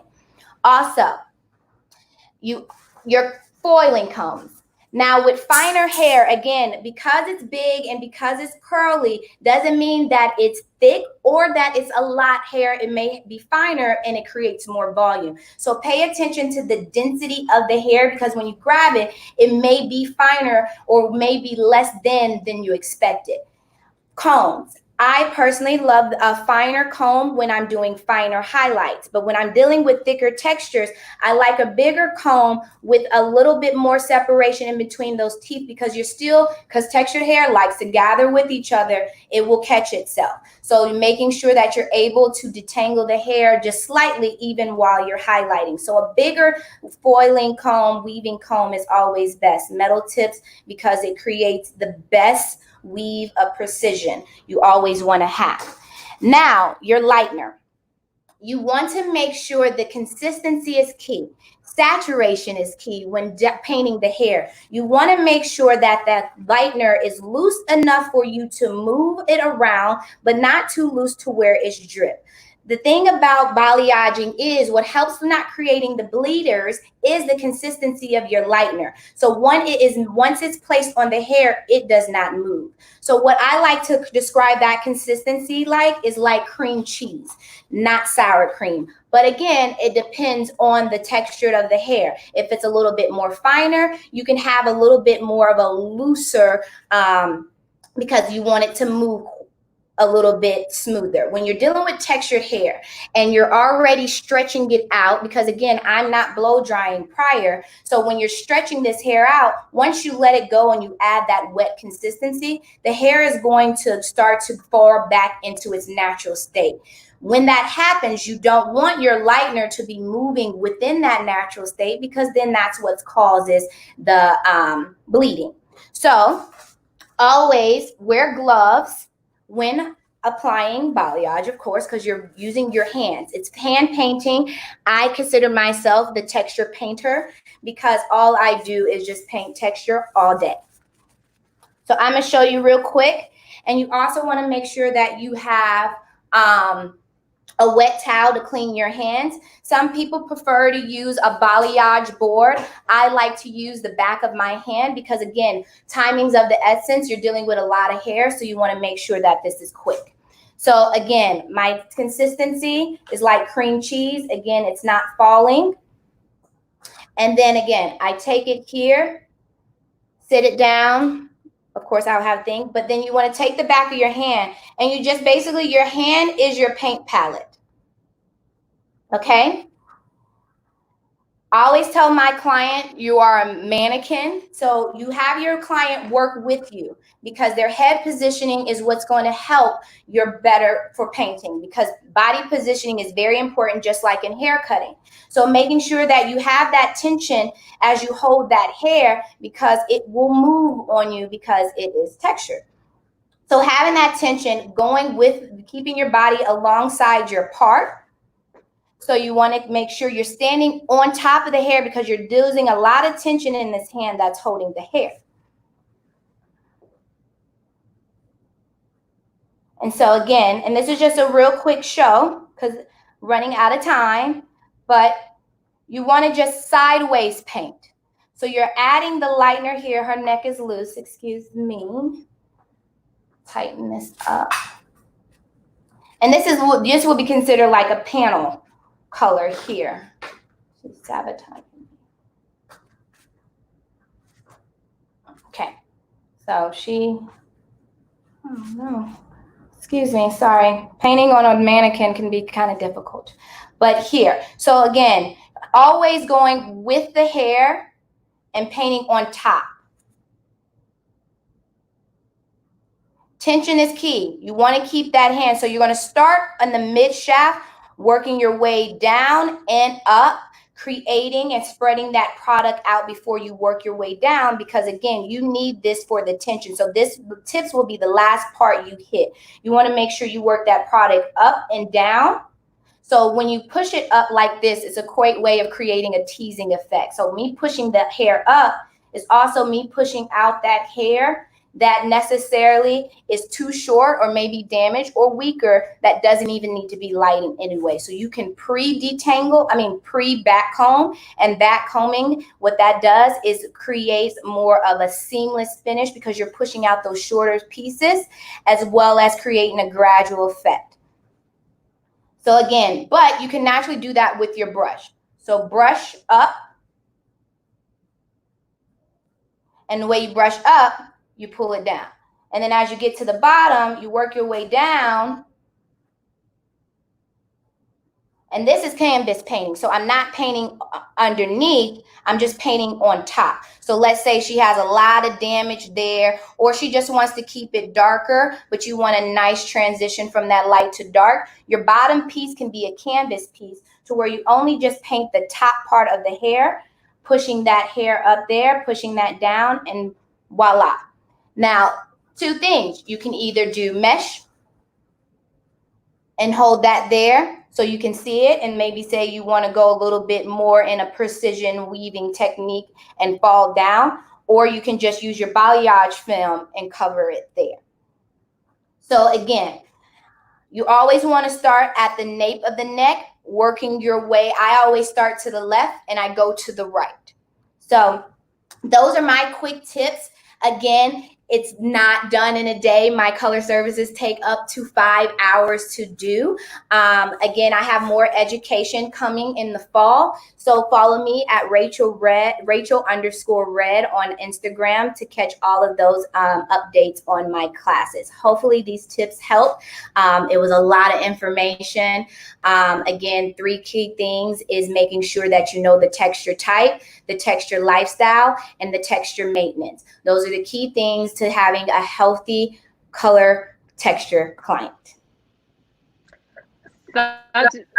So Rachel, let me just say, you are brilliant, and I spoke so highly about how you just really go into the education, right? And it's kind of back to the fundamentals. If you don't understand the nuances of and the subtle differences of coloring on textured hair, and you just jump right in. If you just did something, like, people wouldn't understand. So I really truly appreciate all this information. I was just like, if she never even picks up the color or the brush, like, I know. But it was brilliant. It was great. It's so Yes. information. Yeah. Rachel, I just have to, follow up with Tippi on that. You're such a great educator. You know what's so important is to understand, for all those educators that are out there, or even those saloners that you're teaching your staff. I mean, there was so much valuable information. You didn't pick up any tool. You didn't even touch the hair, and the learning was happening.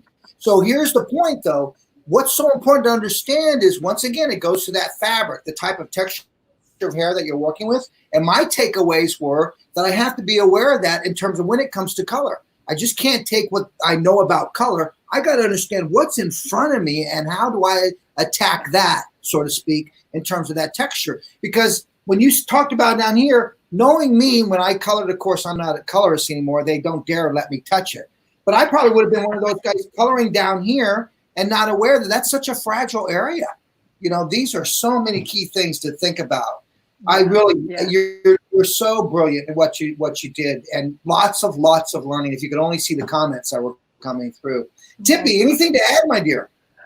So the cooking analogy, I think that's brilliant. And I love the separation of the plastic, the mesh, and the foil, and how you associated that. That was, I mean, so visual, you know, just even when you're talking about it. So I think that was really great, and a really great point for people who color any hair, you know, to understand naturally straight or texture. And so, yeah, just beautiful work. Thank you. Yes. And don't forget, guys, please follow Rachel. You saw her tag underneath her handle. We had it on the lower third there. I'm sure the team will bring it up again. And then you know what? I'm anxious to see you live. I'm talking about seeing you at a show. Yeah. You know, I want to be in your audience, and I know someday that will happen. Mazzani and Redken are lucky to have you as an ambassador, my dear. Let me just say that. Very, very fortunate to have you. Thank you. Thank you so much. Yeah. Thank you, Rachel. Anything that you do want to leave the audience with, Rachel? No, I want to thank you all for allowing us to share our talents and our gifts, and you all stay blessed and have a happy Sunday. And look out for your classes. And look out for my classes. Yes, patience is a virtue. I'm a Taurus and I'm a perfectionist. So if I'm going to put it out there, it has to be right. So I'm just curious. I'm getting everything together. So when it comes out, it's perfecto. We love that. We'll be in touch. All Take right. care. Well, thanks again Rachel. for your time. Wow. That was great, right? She went nonstop. She started talking and she didn't stop, and all of it was such valuable information. All right. I know. Literally, I was like, if she never picks up a brush, like, I learned so much, and it again back to that fundamental. So it was great. Yep. And I love how you are a fundamentals girl, aren't you, Tippi? Yes, you I really am. Because listen, when you learn more, you do more. So if you never learn where you have to have a starting place, and when you learn more, you do more, and that's what I stand by. And it kind of goes back to having command of the facts, and you can't have the command of the facts if you don't even know what it is. Yep, that's so true. It's like I talk about cutting. Hey, guys, you got a choice. You can understand the fundamentals, the principles, or you can cut through the process of feeling your way through a haircut. Feeling your way through a haircut takes a lot more time than having some good, strong fundamentals to back you up. All right, let's move on now. Here's what I just want to say a couple things, guys. Share the event. You know, if you haven't done it on Facebook, YouTube, you know, get some people together, start sharing this event. Just put it out there. You can see the education that's being shared with these awesome, incredible artists that we have. Then also start a watch party.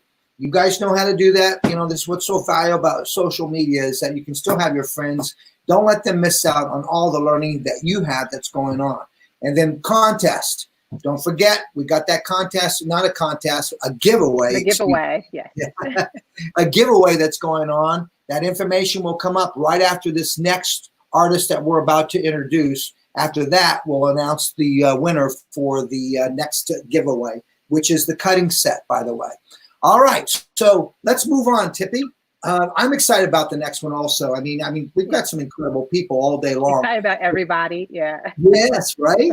But this one, she's a wig specialist. And I think, you know, understanding the process of wigs is something that I really need to and want to explore a little bit more. But she's definitely a wig expert in what she does. She customizes her own wig and extension line. And by the way, it's called Used by Cynthia Lumzy. And she also is really incredible in terms of the fact there's a show that I want to go to that I've never been to. It's called The Bronner Brothers in where's that? In Atlanta, right? Atlanta, yeah.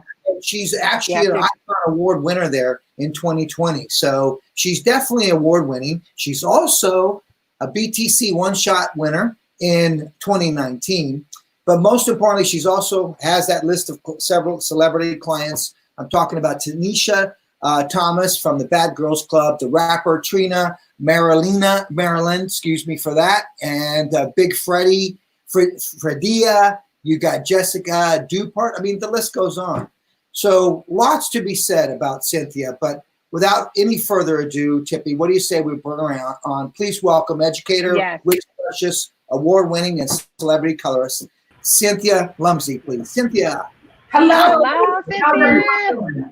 Wonderful. Great. Fabulous friend. Hi, Tippi.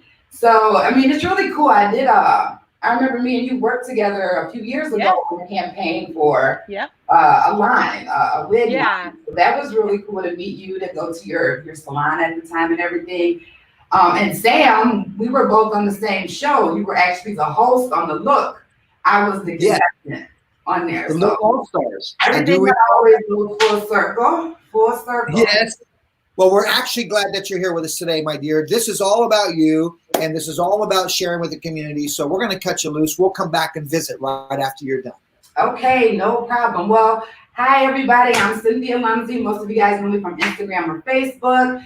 I, at one time, was working behind the chair. That might have been about 4 or 5 years ago.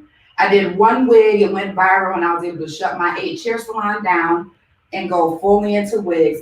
And I currently work from home. I have a studio downstairs that I built just to make wigs. So I just want to let everybody know that, you know, anything is possible. You're not always stuck behind a chair. Sometimes you think you're going to be there forever. And one thing, I did one wig for one celebrity that went viral. And it took me from being behind a chair to being at home every day. So I just want to let people know that anything is possible and don't get discouraged and all that good stuff. But it's so great to be here. I was listening to some of the other artists and I kept hearing them say things about fabric. When we start going into the world of commercial hair, we are really working on fabric. A lot of times, we don't even know if what we're working on is truly 100% human hair. The fibers that are out there right now are so advanced that a lot of times it reacts like human hair. It will curl, it will hold heat, even higher heat.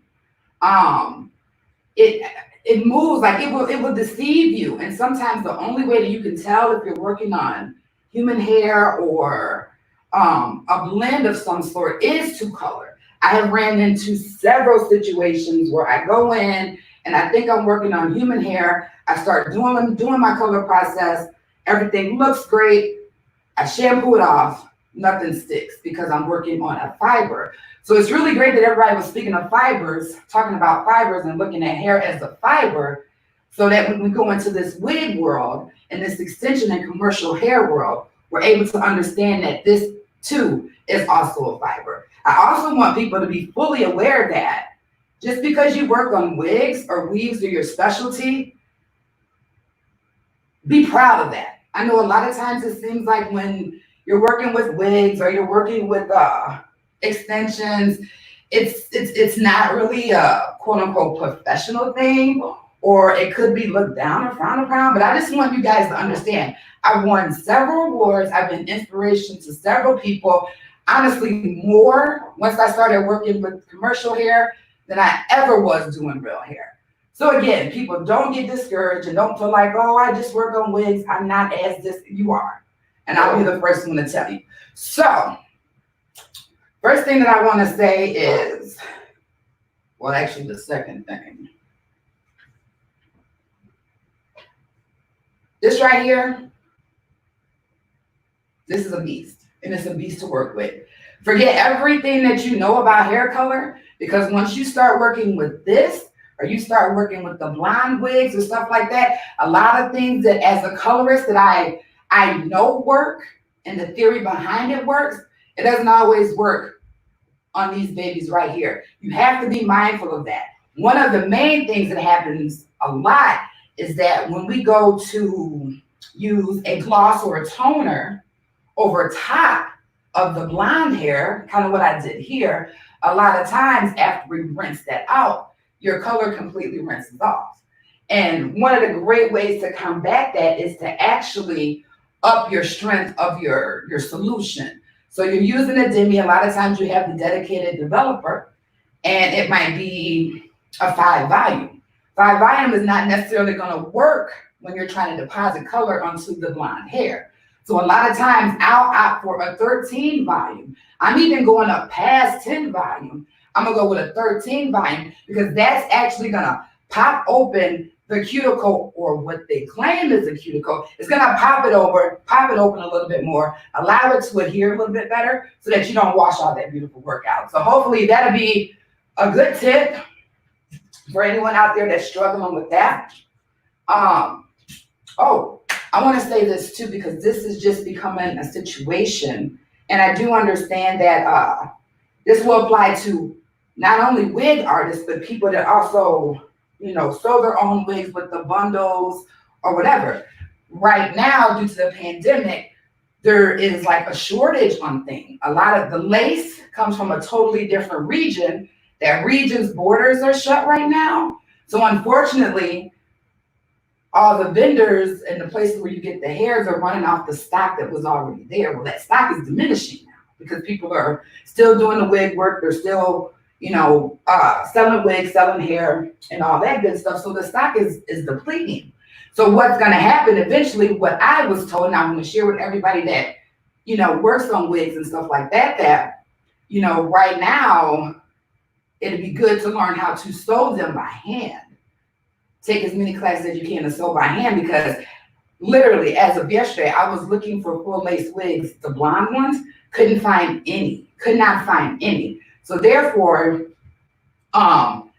taking the time to get to learn how to sew them by hand will keep you in business until this is all over with, because again, they're very difficult to find.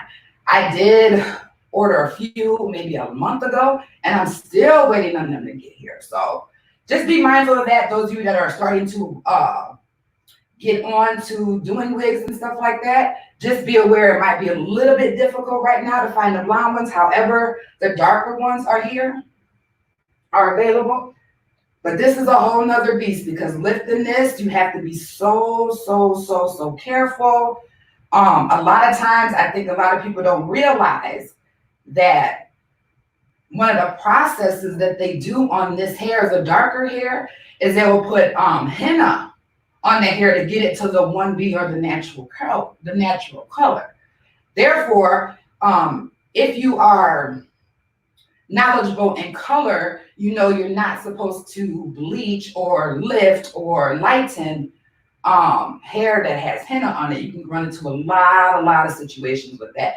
So just be mindful, because this is what it's going to be pretty soon. And if things don't change, then we're going to lose the ability to have access to this dark hair. So just a few little tidbits and points. So here is the finished thing, the finished wig that I did. Oh, before I even start to get into the technical technique, is there any questions? Sam, Tippi, was there anyone that has any questions at all? No, I'm excited. I was like, that money piece is working me over. So I can't wait to see your techniques.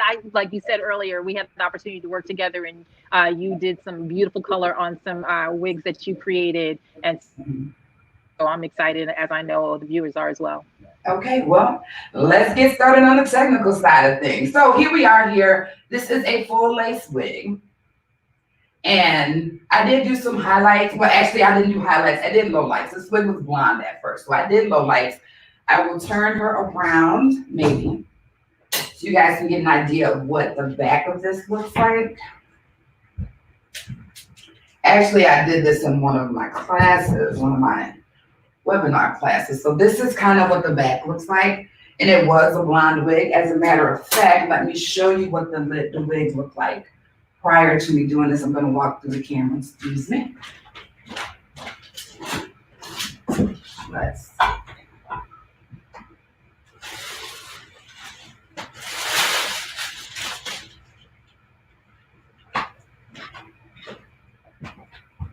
So this is where we started. So this is what she looked like. This was the color that it was before I colored her. And this is the after effect of it. So lots of dimension. I use a couple of different brown tones. And also everything that's light, I just use conditioner to cover it, put it within a foil. And then when I rinsed it out, actually, it might seem a little weird, but you know, when you're working with wigs, you do things a little bit different. I actually saved all the water from the rinse out, all the colored water, the cloudy water. I actually saved that water and I use it as a toner on a lot of my looks. So that's pretty much what I did with this.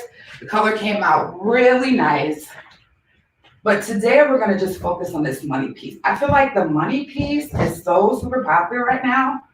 And what I find is a lot of the people that reach out to me to design wigs for them, they literally want stuff that they've seen on Instagram or Facebook or whatever the case may be. And a lot of these natural looks that they're showing all have this really, really nice money piece. So that's actually what I'm gonna go over today. I'm gonna take this off. We'll remove her. And let's get started. So here's a wig. This wig actually was this color. And I processed this wig just to get it to this brown color. The one great thing is when you take the time to actually process the wig and take it from this dark 1B color and get it to a brown, it's a lot easier to get it to a blonde or a higher blonde, a higher level of a blonde than to go from here. With here, you're gonna do multiple processes, of course.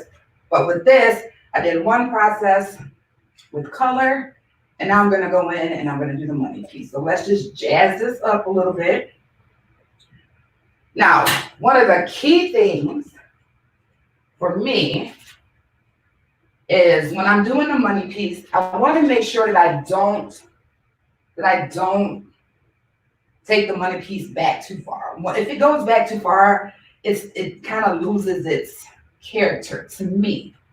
Now, some people like a heavier or thicker money piece. I personally, I don't. I like for the money piece to be just a little bit thinner. So I'm doing about 1.5 inches will be what I'm going to use to do this money piece. And I'm just going to mimic everything that I did in the front and on the other side. You guys, if you have any questions, I can't see the question, but I'm sure either Sam or Tippi wouldn't have a problem with sharing the questions so that I can answer them for you. So here we go here. Now, you can be very precise if you want to. I'm not super precise when it comes to a lot of parting, just because I feel like if the parts are just too defined, once the hair kind of moves around and they're doing a lot with their hands, it can look a little weird to me. So, you know, it's about the same all the way around, but definitely if you see the parts not completely straight. And that's fine. That's fine. So if you have clients that want to wear their hair back, I highly recommend when you go in and you do your money piece that you do baby lights around the whole hairline portion. So your very first foil will be baby lights. You're gonna come on this side, you're gonna do baby lights on this side, and you're gonna do baby lights on that side. That will give them a softer look when they pull that back. I mean, it can be kind of hard on the eyes when this whole thing is kind of like lifted up and you might have a small little break of line of demarcation. That can be a little unsettling on the eyes. So if you just go in and take a few moments to do a baby light, when that pulls back, it is just a beautiful finish. So usually when I work with the commercial hair and I'm doing my money piece, if all I'm doing is a money piece, I'm more than likely gonna opt for 20 volume developer with the lightener of choice. If I'm going to do the money piece and I'm gonna do more highlights like I had on this wig here, I'll start off doing the money piece first, but I'll usually go with like a 7 volume, so that, because it's gonna sit on there longer. All right, so let's get started. Another key piece is make sure you're using the right comb when you're doing your highlights and stuff like that. If you look at the comb I'm using, this comb has a very long tail on it. Okay, people that have problems with their foil slipping, switch to this comb. If your comb is too short, like I don't consider this a highlighting comb. I don't even consider the ones with the tail ends that are short like this a highlighting comb. I kind of consider that more of a styling comb. That's just my thing. But if you look at the difference, it's a lot longer. So if I take a standard foil, this is just a standard foil. If I go in and I fold this over this, look how much lag I have here. That can cause some serious damage. It's like the little bittiest, the smallest things with hair color can cause like serious damage. And you'll be trying to fix stuff. So if you're having problems with stuff sliding, just try using a different comb.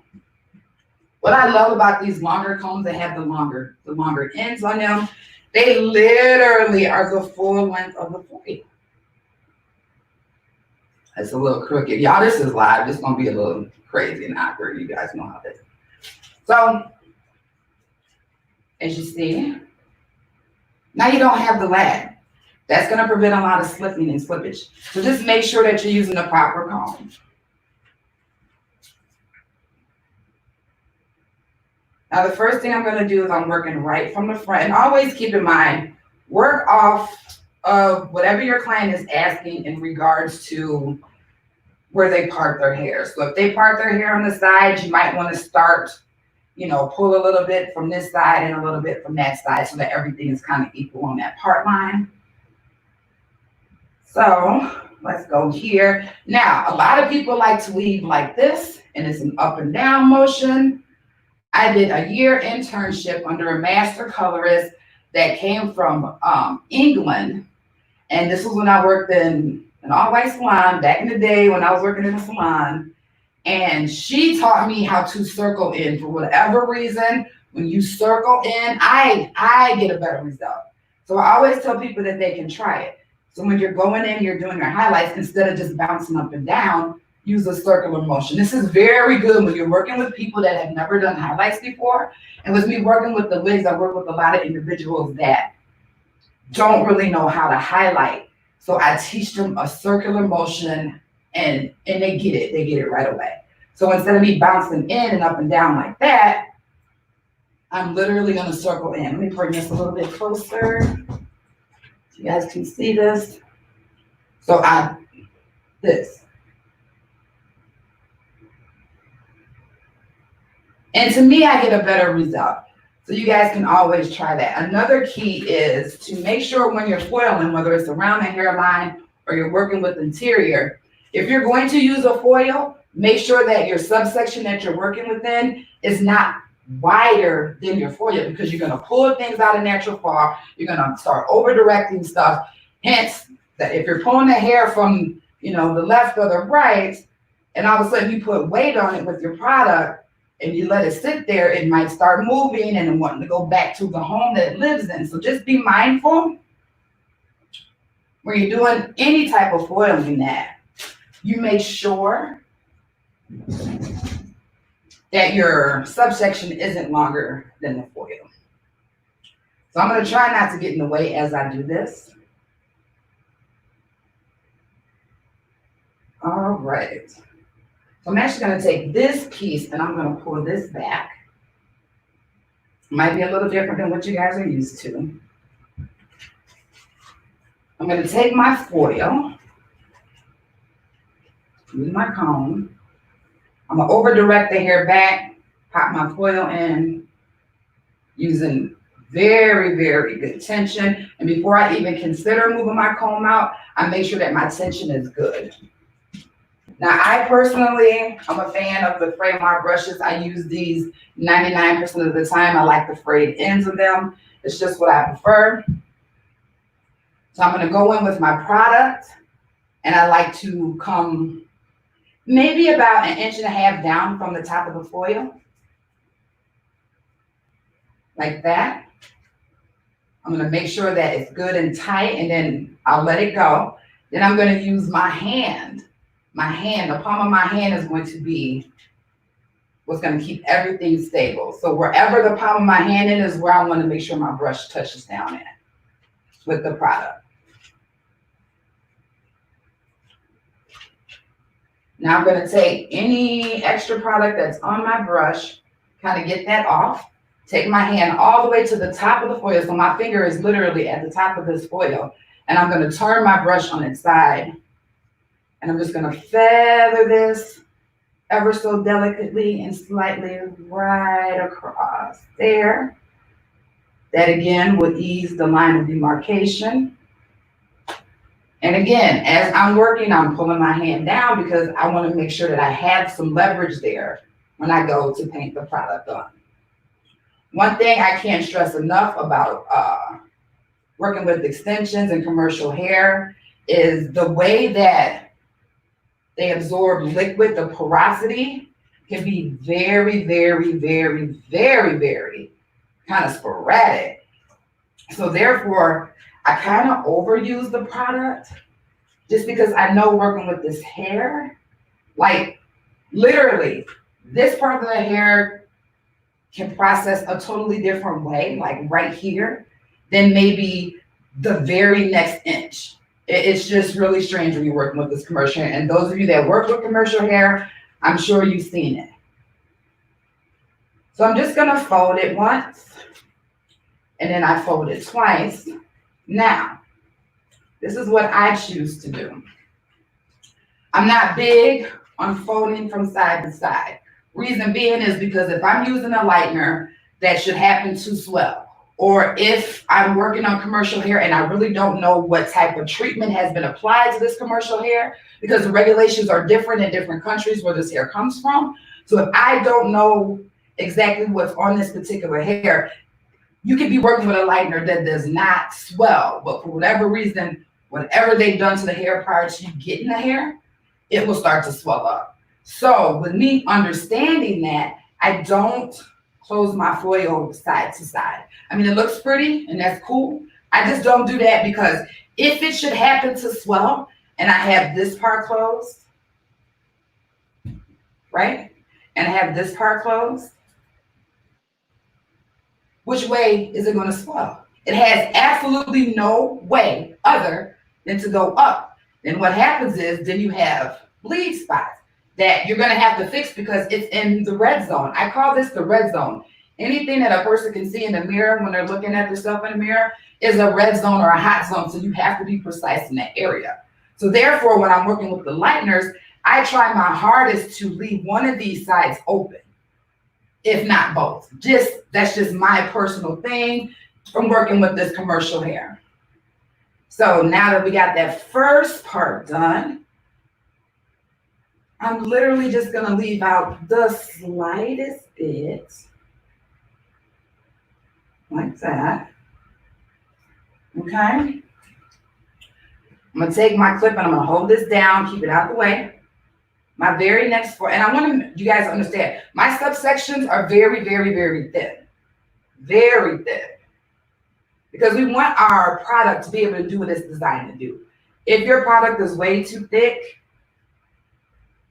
or if if your sections are way too thick, then it's not gonna be able to penetrate the way that it needs to. So this to me is actually, if I can't really, I mean, you can see my hand through there, but even though I can't, I'm still gonna break this down a little bit more. So here we go. Next section, I'm gonna take this whole section here. I'm gonna kind of over direct it slightly back and I'm gonna tease it. I like to use, when I'm teasing, I like to use a comb that has the teeth that are kind of close together Makes for an easier tease for me. I'll tease it to the front, and I'm gonna tease it on the back. Now, with this wig hair, we have return hairs. These return hairs, to this day, they drive me insane. They're the little hairs that stick up throughout the wig. It's the hair that's the end of the tie off. So we want to make sure we get all those down like that. And then I actually have to let this go and take my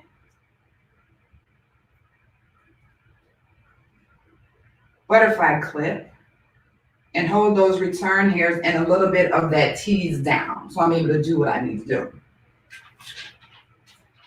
Again, making sure that the section I'm working with is no wider than the foil.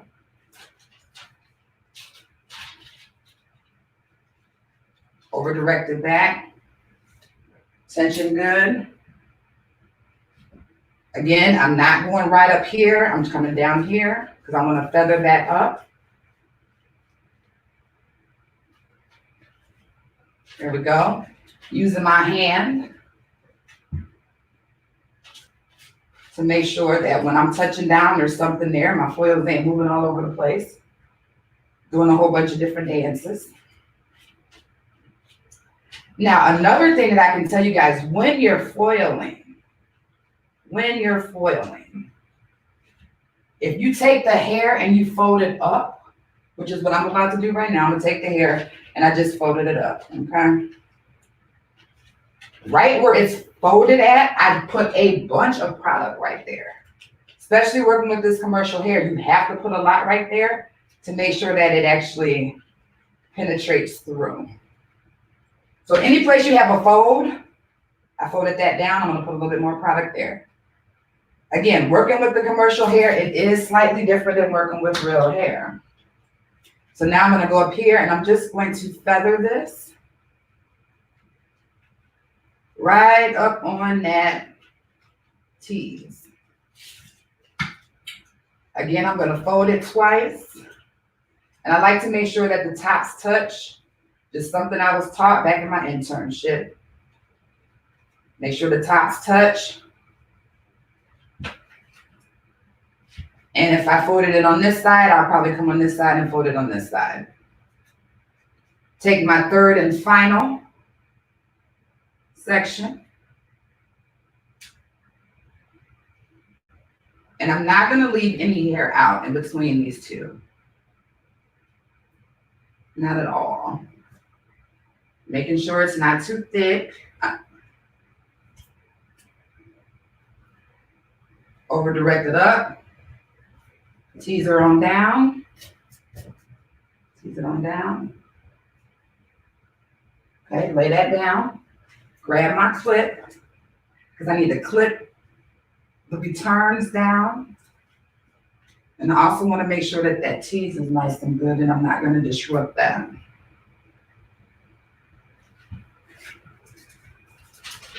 Okay, we're working with the last little section here. The last subsection, I'm sorry, within this section.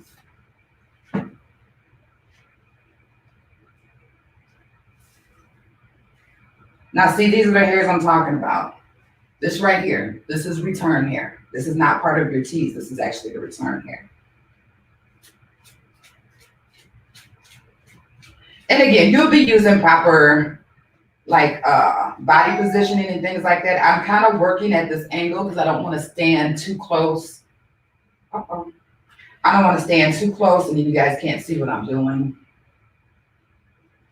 Make sure you don't have a lot of product at this particular point because I am gonna start feathering that up.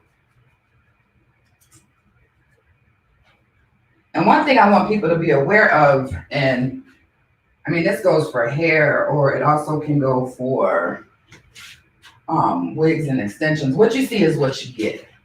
So if your application is kind of splotchy, I mean, expect that as a result, as your finish.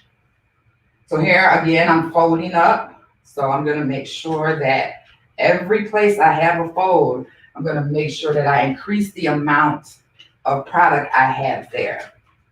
Just because you guys working with these wigs, can be slightly different. And one thing I want to tell you guys, this is a wig. So a lot of stuff that is forgiving on the hair is not forgiving on the wig. A person can literally take the wig, pick it up, look through it. You know, they get buyer's remorse if they're paying, you know, $1,000 for a wig, they can get buyer's remorse. You know, so you just want to make sure that you're doing everything right so that you don't run into any complications. And just keep in mind, like, this is a wig. So if you're working on hair and you decide you want to get into wigs, you have to clean stuff up. You have to be more precise because it can cause you a lot of problems if you're not. So here's our first section here.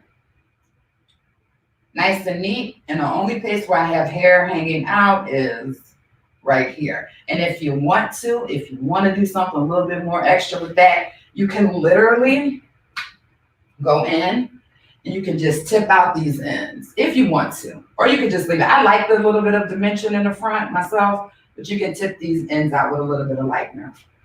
So you're just gonna repeat what you did on both sides of the head. I'm sorry. I'm so used to working on hair still to this day on the wig. Did you see that fall? Let's fold her on up. Keep her in position. If you have a situation like that happen, I mean, these things are great. Just flip it. Just flip it to hold it in place. If that's what you choose you want to do. All right, Tippi, Sam, is there any questions at all before I move on to this next section? Hey, Cynthia. So yes, tons of questions. Okay, let's answer some more questions because I'm just going to repeat what I did. And for me personally, I have some questions for you too. So one of the questions was, how did you get that beautiful brown? Was that a single process or did you use a powder lightener? Because we know it's commercial hair. So how did you get to that? This right here, I was able to achieve this with high lift color.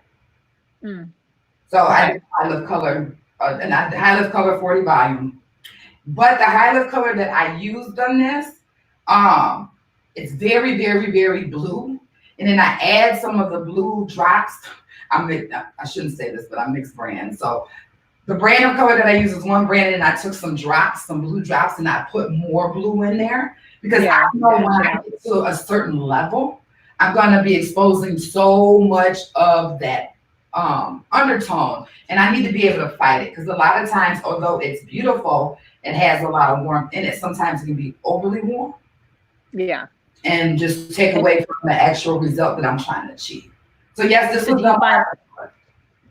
Do you find that to be more specific on commercial hair, that you tend to get more undertone there? Yeah, I feel like with commercial hair, the amount of warmth that is exposed is, to me, more than regular hair.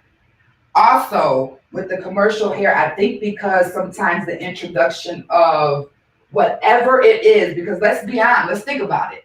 If there's 950,782 million hair companies and vendors, and all this hair is the same color, I mean, let's just think about that for a minute. Right, exactly. So if you're using some form of a dye, and I did have a friend that actually went over to another country, and what they were able to go back behind things, and I'm like, girl, take pictures of everything, stuff you see in the garbage, stuff you see on the floor.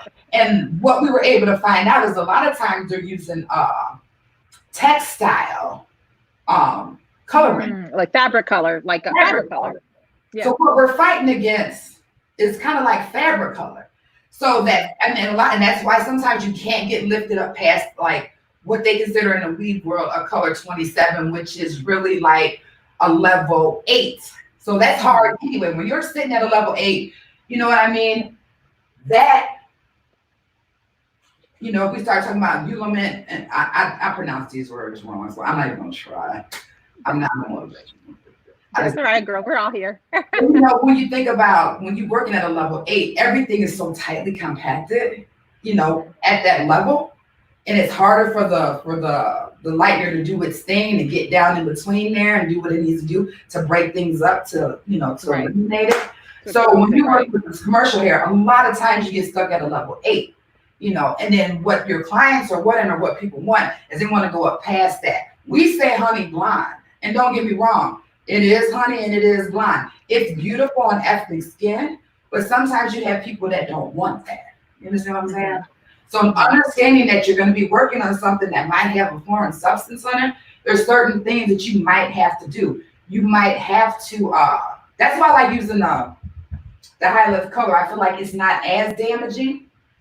You understand what I'm saying? And I can go in using powder lighter, right? Further because I'm here. So I'm lifting from this level as opposed to lifting from this level. So Cynthia, if you're not currently doing a class on color for commercial hair, that should be something you should be writing and putting together now, because I know wig making and all of that is a really big part. One more question. Well, there was tons. Okay. A lot of people were writing in about your comb. They said they've never seen a tail comb that long. So where is it? A specific brand? Is it like, where'd you get your tail comb? It's called Crest. I get these from. Yeah, you can get them on Amazon. I get them from Cosmo Pro. I've gotten them from Sally's Beauty Supply. Okay. Crest is I don't know if you guys can see that, but Crest is the name of the comb that says extra long tail comb. Hi, thank you. Hi there, Cynthia. I think, Cynthia, I just want to say there are tons of questions in there, and if you could come back and you can go in there and whatever, but I got to tell you, one of the big takeaways from everybody was the circular motion when you were weaving.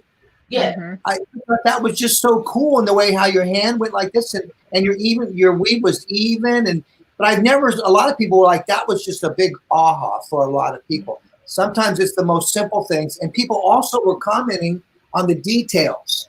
And once again, it goes back to what Tippi's been talking about all morning long, which is the fundamentals. And like you said, Cynthia, it's those little things that we need to know that make a difference. Yeah.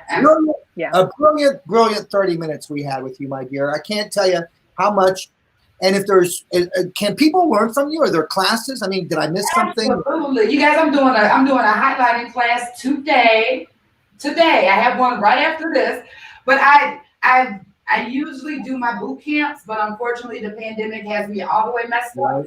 So I'm actually doing webinars, which have turned out to be pretty good. I really like doing the webinars. I offer right now the one-on-one, kind of like what we're doing right here, the one-on-one webinars for those that need a little bit more help. They want to get down to the nitty-gritty, because 30 minutes is definitely, and even with my webinars, it's just not enough time. There's so much that there's a whole process I had to do before I was even able to feel comfortable enough to put in high lift color and 40 volume on this wig. Because the one thing that you don't want to do when you're working with wigs is you don't want to make a mistake. So if you pay $300-400 for a wig, and you might not have priced your wig right, and you might have sold it for $500, you don't have a lot of money to play around with. You understand what I'm saying? So you have to be very careful. You have to know what you're doing, and you have to be very, very precise, because unlike your hair on your head, with your wigs,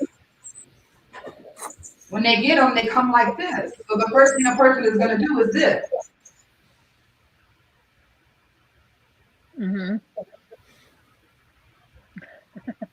I paid $1,000. Let me find one thing wrong, because I paid $1,000 for this. So you have to be extremely precise when you're working with the wig. And besides, like a lot of my wigs go on people that are on TV, that are going to be on TV and have been on TV. The worst thing in the world is to be on camera and stuff is not moving and flowing right. So you just have to be so precise. So if you guys are interested in learning more about commercial hair, the functionings of commercial hair, the different things that I have learned to adapt to working with this type of fabric, you guys can find me on Instagram. It's at Cynthia Lumzy. Facebook, Cynthia Lumzy. You can send me an email. Everything is in my bio on Instagram. Well, it's been a pleasure having you today. Go ahead, Tippi. Hold on, one more to add. You're also going to be on Texture Elevated, the Texture Hair Elevated Summit next Monday. So you will be there, and you'll be sharing great nuggets. Yes, Cynthia is everywhere. So she'll be at the Texture Hair Elevated Summit next week, a week from tomorrow on Monday. So we're really excited, and we're going to reconnect there, and I'm going to learn again so much of it. Again, got all. Yes. So, I mean, you guys, if your questions didn't get answered, I'm sure that they'll probably send us the questions, and I can kind of maybe go on Instagram and answer some of those in the next day or two. Because you guys said there was questions, so I want to make sure I answer the questions. Cynthia, you're awesome, my dear. We love you. I wish you the best of luck next weekend. And once again, I want to thank you so much for your time and really supporting the Fabric of Change event. We appreciate your talent also, but more importantly, don't forget to check her out next weekend with Tippi, and we're about to talk about that. Cynthia, thank you, my dear. Thank you, Thank Cynthia. you. Bye-bye. Tippi, that was awesome. There were tons of questions on Tippi. You know, I never realized so much thought goes into wigs. I mean, you know, I'm so stuck in my lane, and this is what's so great about getting out of my lane and expanding the tribe, expanding the community, expanding the knowledge. And that expansion continues next weekend. And so let's talk, because we're getting ready to kind of like have a little pause here and just talk about what we've experienced this morning. We also have some entertainment coming up with you in just a moment here. A lady you're absolutely going to love listening to her sing. But let's spend a moment here and let's talk about the Textured Hair Elevated event. Tell me about that next weekend that's happening.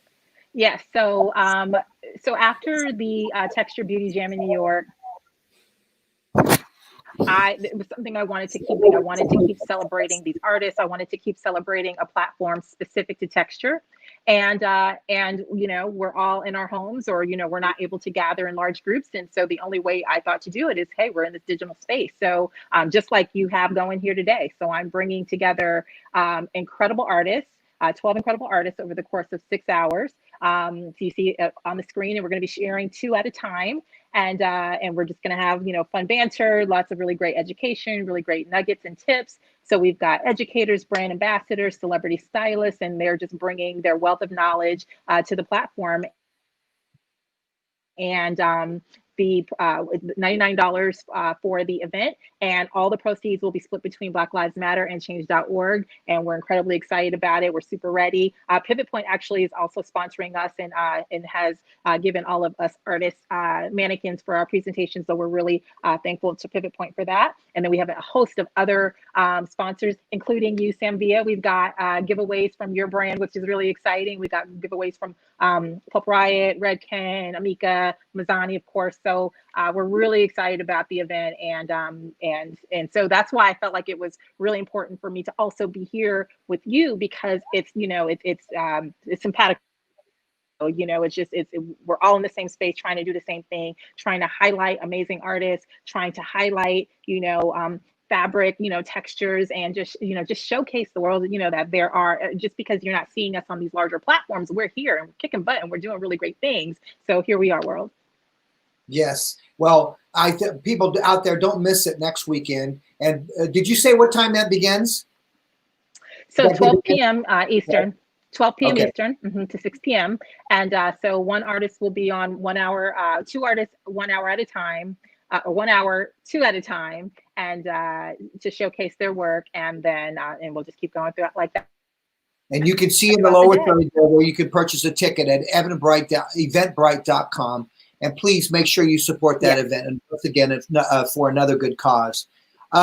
Let's talk a bit about, before we move into entertainment here for a moment, let's talk about the PBA, the Professional Beauty Association. If you're not a member of the Professional Beauty Association, please do become a member. They've done so much to help support the Small Business Association in terms of the beauty industry. I'm talking about nails, a masseuse, hair, everything that you can think of. PBA has been there for us, and they also sponsor NAHA. Tippi, you've been involved in NAHA, right? You're a winner. You're texture, no, correct? Actually, no. But you've got so many nominated and winners in this panel today. But no, actually, I come from the celebrity styling space, and I came from the editorial space. And there was a huge disconnect from that space and the professional space. A lot of us stylists that are in the editorial and celebrity world didn't even know about NAHA. And so it wasn't until I joined the pro space that NAHA became something that was, you know, so doing red carpets and doing magazine covers was kind of our NAHA, so to speak, you know. And so no, I'm excited. I'm excited to do a collection and submit it. So I haven't done it yet, but I'm looking forward to it. Well, I you know what? I mean, you think of everybody, how we all now are coming. I think, you know, we're now starting to make this connection, which I think is huge. You know, I mean, stylists supporting stylists, artists supporting artists, brands supporting brands, salons supporting salons. There's plenty out there for everybody. But the PBA is an association, and they're like us, you know, they want to remove this whole bias and they want to expand the dialogue. They want to unite the industry, and that's the Professional Beauty Association that I'm speaking of. They're a diverse membership to be the voice for all hairdressers. And they're starting a series tomorrow at 7 p.m. Eastern Standard Time called The Beauty Breakdown, Growing Together, United by Beauty. And you can see the panelists there that they have for this first event, which includes Marquetta Breslin, who we just had this morning, Keya Neal this morning, and coming up is the awesome Rodrick Samuels this afternoon. And then Jalaya Pettis is also going to be on the panelists. Now, the conversation for that is co-moderated by industry beauty business coaches, and that's Stephen Gomez and Carrie Davis. If you've never had an opportunity to experience those two, they're amazing. So I want you to join the PBA for this conversation to understand and the awareness of racial inequality within the beauty industry that we now need to be aware of and need to be awoken to and needs to be spoken. And they want to share ideas on how we can unite together and create a lasting change that makes a difference for the future generations in this industry. So please go to the probeauty.org homepage and scroll to What's New section to register for the Beauty Breakdown, Growing Together, United by Beauty. What have you thought about this morning so far, Tippi? It's been great, Sam. You know, I have been fans of everyone individually, some of the people I know personally, and get to see their stunning work consistently. But, you know, I've learned so much from every single person who has been on this morning, and it's been really well done. And I'm sure the viewers are learning. You know, you have to be a life learner, and that's the only way you can change, right? Is you have to be a life learner. Because again, back to my motto, you learn more, you do more. Right. Yeah. And you said that in the beginning of the program too, to start out. Life learner. I love that. Yeah. All right. So let's go back to our giveaways. By the way, we're doing giveaways. So make sure that you text Fabric of Change. They're going to put the number up now where to text. But on the last giveaway, that was the package number 2, which was the cutting set. And I'm glad to announce that the winner is Kenya Ellis from New York City. So Kenya, congratulations. You just won the second package, which was the 7-inch dry cutting shear, the Artist Series comb set, and pivot point mannequin of your choice. So we're happy for that. Now, coming up this afternoon, we got 2 more packages that we're going to give away. So please make sure you text to that number, Fabric of Change. And those packages will include a thermal styling set. And then the last package, we're including another cutting set. Tippi, let's get to this next gal that I absolutely love, who's a personal friend of mine. And she is amazing. I mean, Andrew had some great things. He had an opportunity to speak to her for the first time. And I love what he said. He said, that woman made my month, just listening to her speak. She's so spiritual and just a great person all around. I love her. We worked together for many years when I lived in New York City. She was actually my personal assistant, and I was so fortunate to be around her quite a bit. Every time she walked into the place, there was always a smile and some great energy. And when she left, my place just felt differently from her energy. Yeah. She's a vocalist. She's a songwriter. She's a recording artist and performer. She holds a BA in theater arts and dance from the Cal State University from UCLA. And she has recorded leads and background vocals with many artists in LA and New York City. In 2001, Tippi, she had an underground dance hit, When You're in Love, which was placed on DJ Danny Krivitz's album, Music Is My Sanctuary. Prior to COVID-19, Doreen was the assistant music coordinator for the Bearded Lady Productions. So she's passionate about using the performing arts, which I think is really interesting, using it as an instrumental, using it as an instrumental kind of thing for spiritual information, as healing for vocal coaching and performance coaching, which I thought is a really interesting route to go. Yeah. So please welcome Tippi. I mean, I'm so excited to hear her song. This is a song that she wrote specifically for this. So please put your hands together and welcome a passionate and spiritual songstress, Doreen Younglove. Hey everyone, Thank you so much, Sam and Tippi. I so appreciate that wonderful intro. I just want to clarify a couple points. So I went to CSULA, so Cal State University, Los Angeles. And the song I'm going to sing to you today is called I Am. And it is, I wrote it actually some years ago. However, I thought it would be perfect for this event because of its message. So this is a time that we are going through a lot of challenge. And so I wanted to bring some joy, peace, love, and forgiveness. And those are words in the track. And I want you to sing along. You will totally get this. Now, I'm coming to you live from my studio, my apartment studio in Brooklyn, New York. So give me a moment while I just turn on the track. Oops, sorry, that was in the wrong area. So let me just do that in the correct place. Okay, so if you have been running around, this is the time to sit down and take a breath. And if you have been sitting down, this is the time to get up and move a little bit, stretch, dance a little bit, and I definitely want you all to sing along. Okay? Here we go. That's what I am. Take a deep breath with me. That's what I am. All right, Fabric of Change. That's what I am. That's what I am. Oh, that's what I am. That's what I am. That's what I am. Yeah, Joy. That's what I am. That's what I am. You know that's peace. What I am. That's what I am. Love. Oh, that's what I am. Forgiveness. Ooh.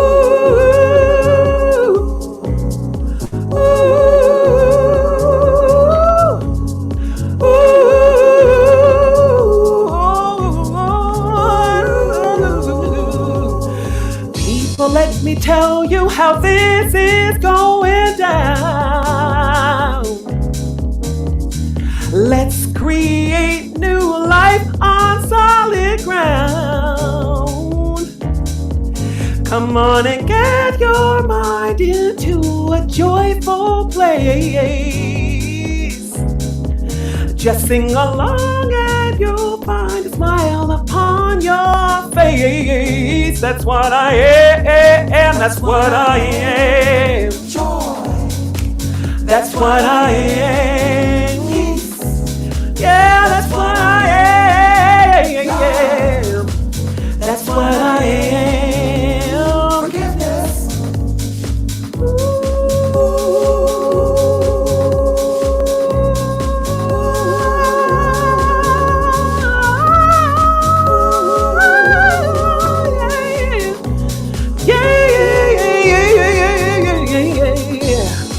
All right, Fabric of Change. I know I am feeling it. Are you feeling it? Joy, peace, love, and forgiveness. That's what you are. Now, what else are you? Tell us in the chat right now. What gets you up in the morning? What are you excited about? What are you passionate about? What do you want to see more in the world? And what do you want to be more in the world? We got to be the change we want to see, y'all. Share it with the world. We are in this together. That's what I am. What I am, yes, that's what I am. What I am, yes, that's what I am. What I am, yes, that's what I am. That's what I am. Joy. That's what I am. Peace. That's what I am. La la la la la la. That's what I am. Forgiveness. I am music. That's what I am. Soul. I am power. That's what I am. So much more. That's what I am.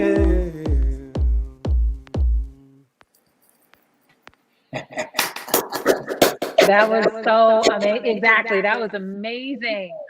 Thank you so much. Hi, Tippi. Great to meet you. Hi, Sam. Wonderful to meet you.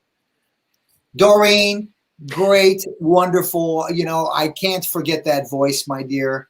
Thank you so much. The words were right there. I got a little goosebumps. I got a little emotional there because it was perfect. It fits into what today is about and what we're talking about today. And how are things there for you in New York very quickly? Well, New York is a beautiful and resilient place to be. So we are powering through. We are doing what we got to do. We're wearing our masks. We're keeping physical distancing. We're sending lots of love, and we're out protesting what we feel that it's not, in the benefit of all. What we want is change for all. That's why I love the title of this program, Fabric of Change, because we are the fabric of change. It's us who goes out there and does that.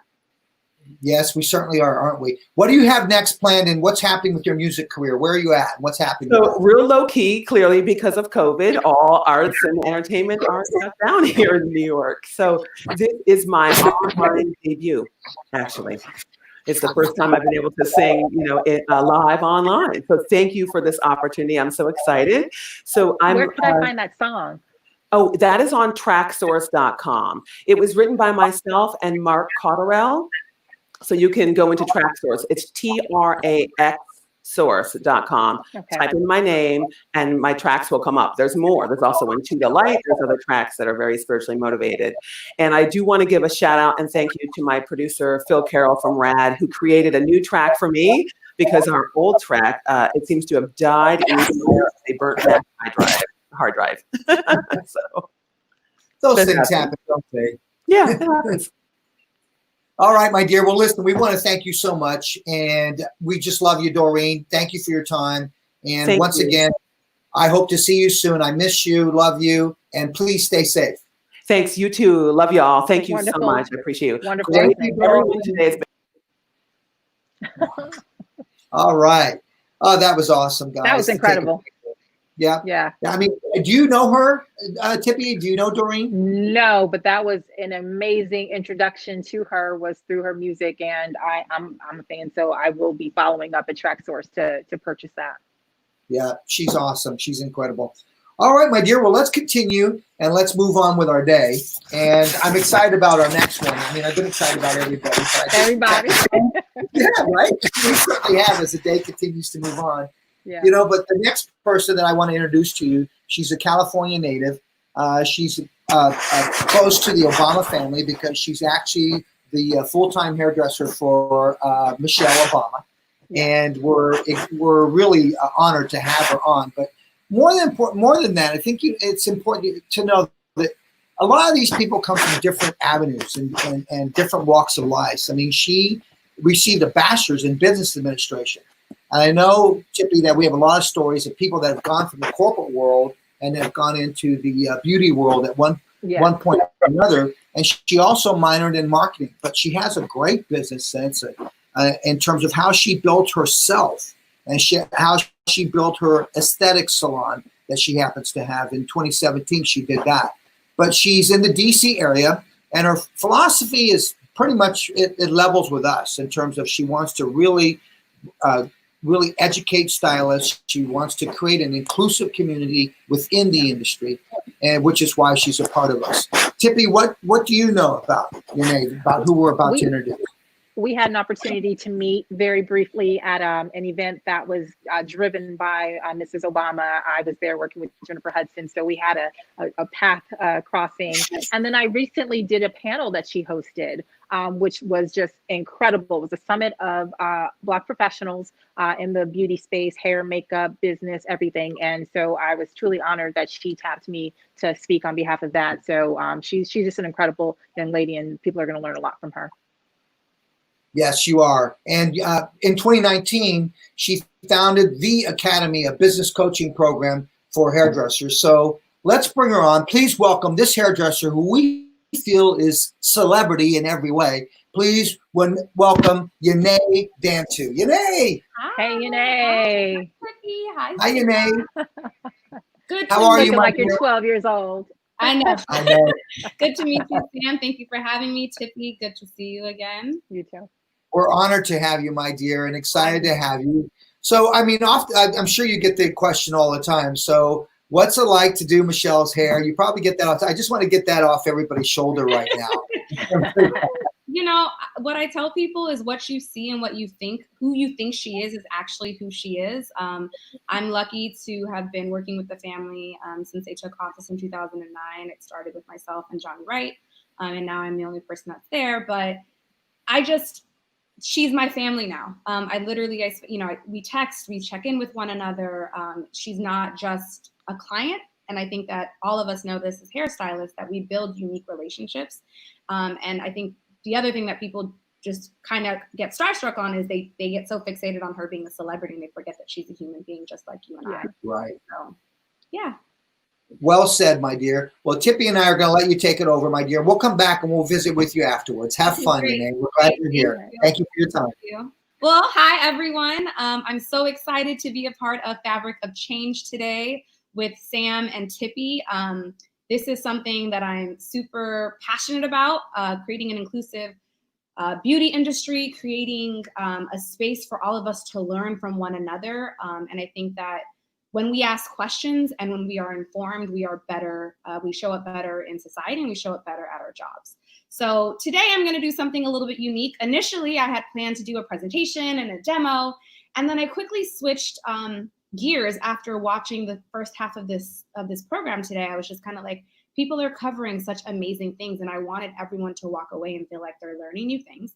So I decided to change directions and really focus on the heritage of culture. So I've put together a presentation for you all, and I was very intentional when I said the heritage, and I used the word H-A-I-R. I know that that's not how you spell heritage, but I wanted to really connect with understanding where hair culture stems from, where techniques and styles, where they derive from. And I think as we learn this, we become better professionals. And I think that when we understand why we do things or why people did things, it gives us a better understanding of who they are. I think right now, given everything that's going on in the world, and we're trying to create a more inclusive space, not just in the beauty community, but in the world, we have to understand different people's stories. And the way that we understand people's stories is through education and knowledge. So I just wanted to kind of break down the beauty world and hair for you.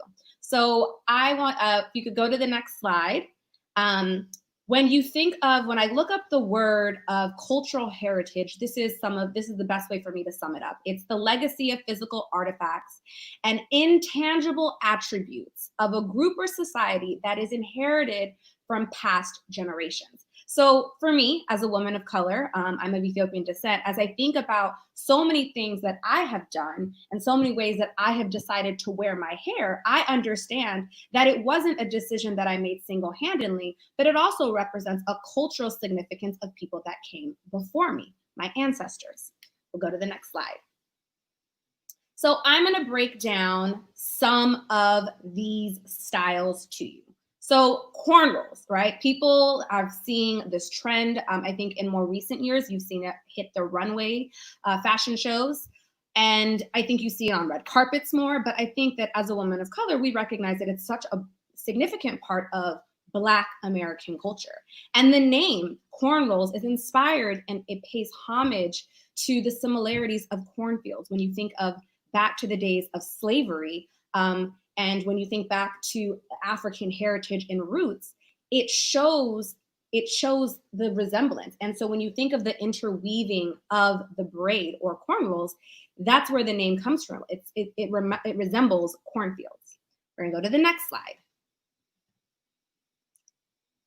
The next slide, we talk about dreadlocks. Dreadlocks is something that people, I think it's in more recent years, especially I think in New York, and I know in California, the Crown Act was passed.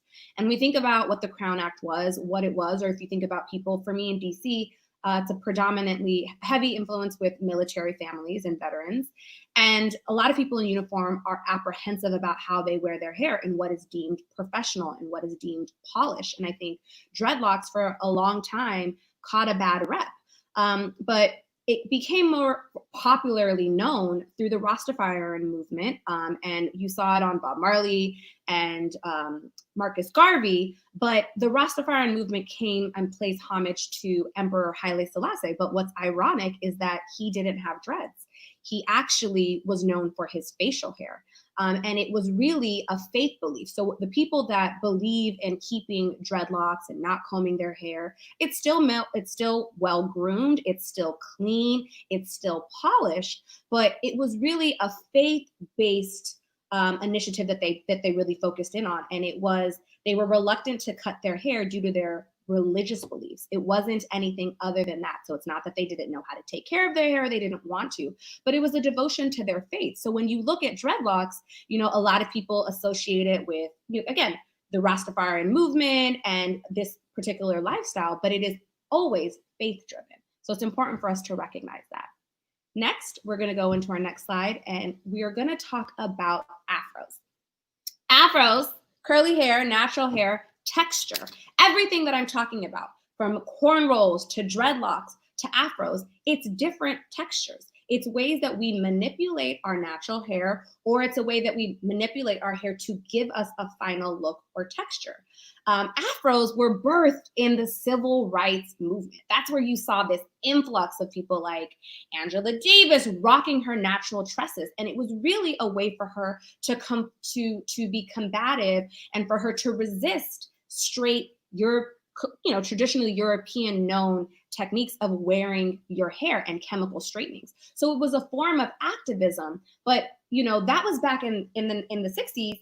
And as I think of now in 2020, so many women and men have transitioned, men especially have transitioned from wearing their hair, have transitioned from wearing their hair chemically straightened to embracing their natural texture. And as you see today, myself and Tippi both had two different textures, but when Tippi isn't wearing her hair straight, her hair is curly and it's beautiful and her curls revert back. So if you understand the fabric, if you understand the feeling of a texture, you're able to go back and forth between straight and curly textures. Afros you are seeing now, not just afros, wash and goes, as many people call it as well, you are seeing more popular than ever because people are embracing their natural textures and are just letting go and accepting themselves and showing up unapologetically as whoever they are.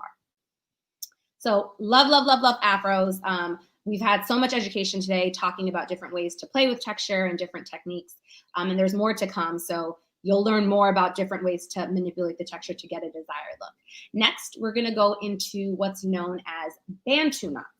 Okay, I'm sorry. Next, we're gonna go into intricate braids.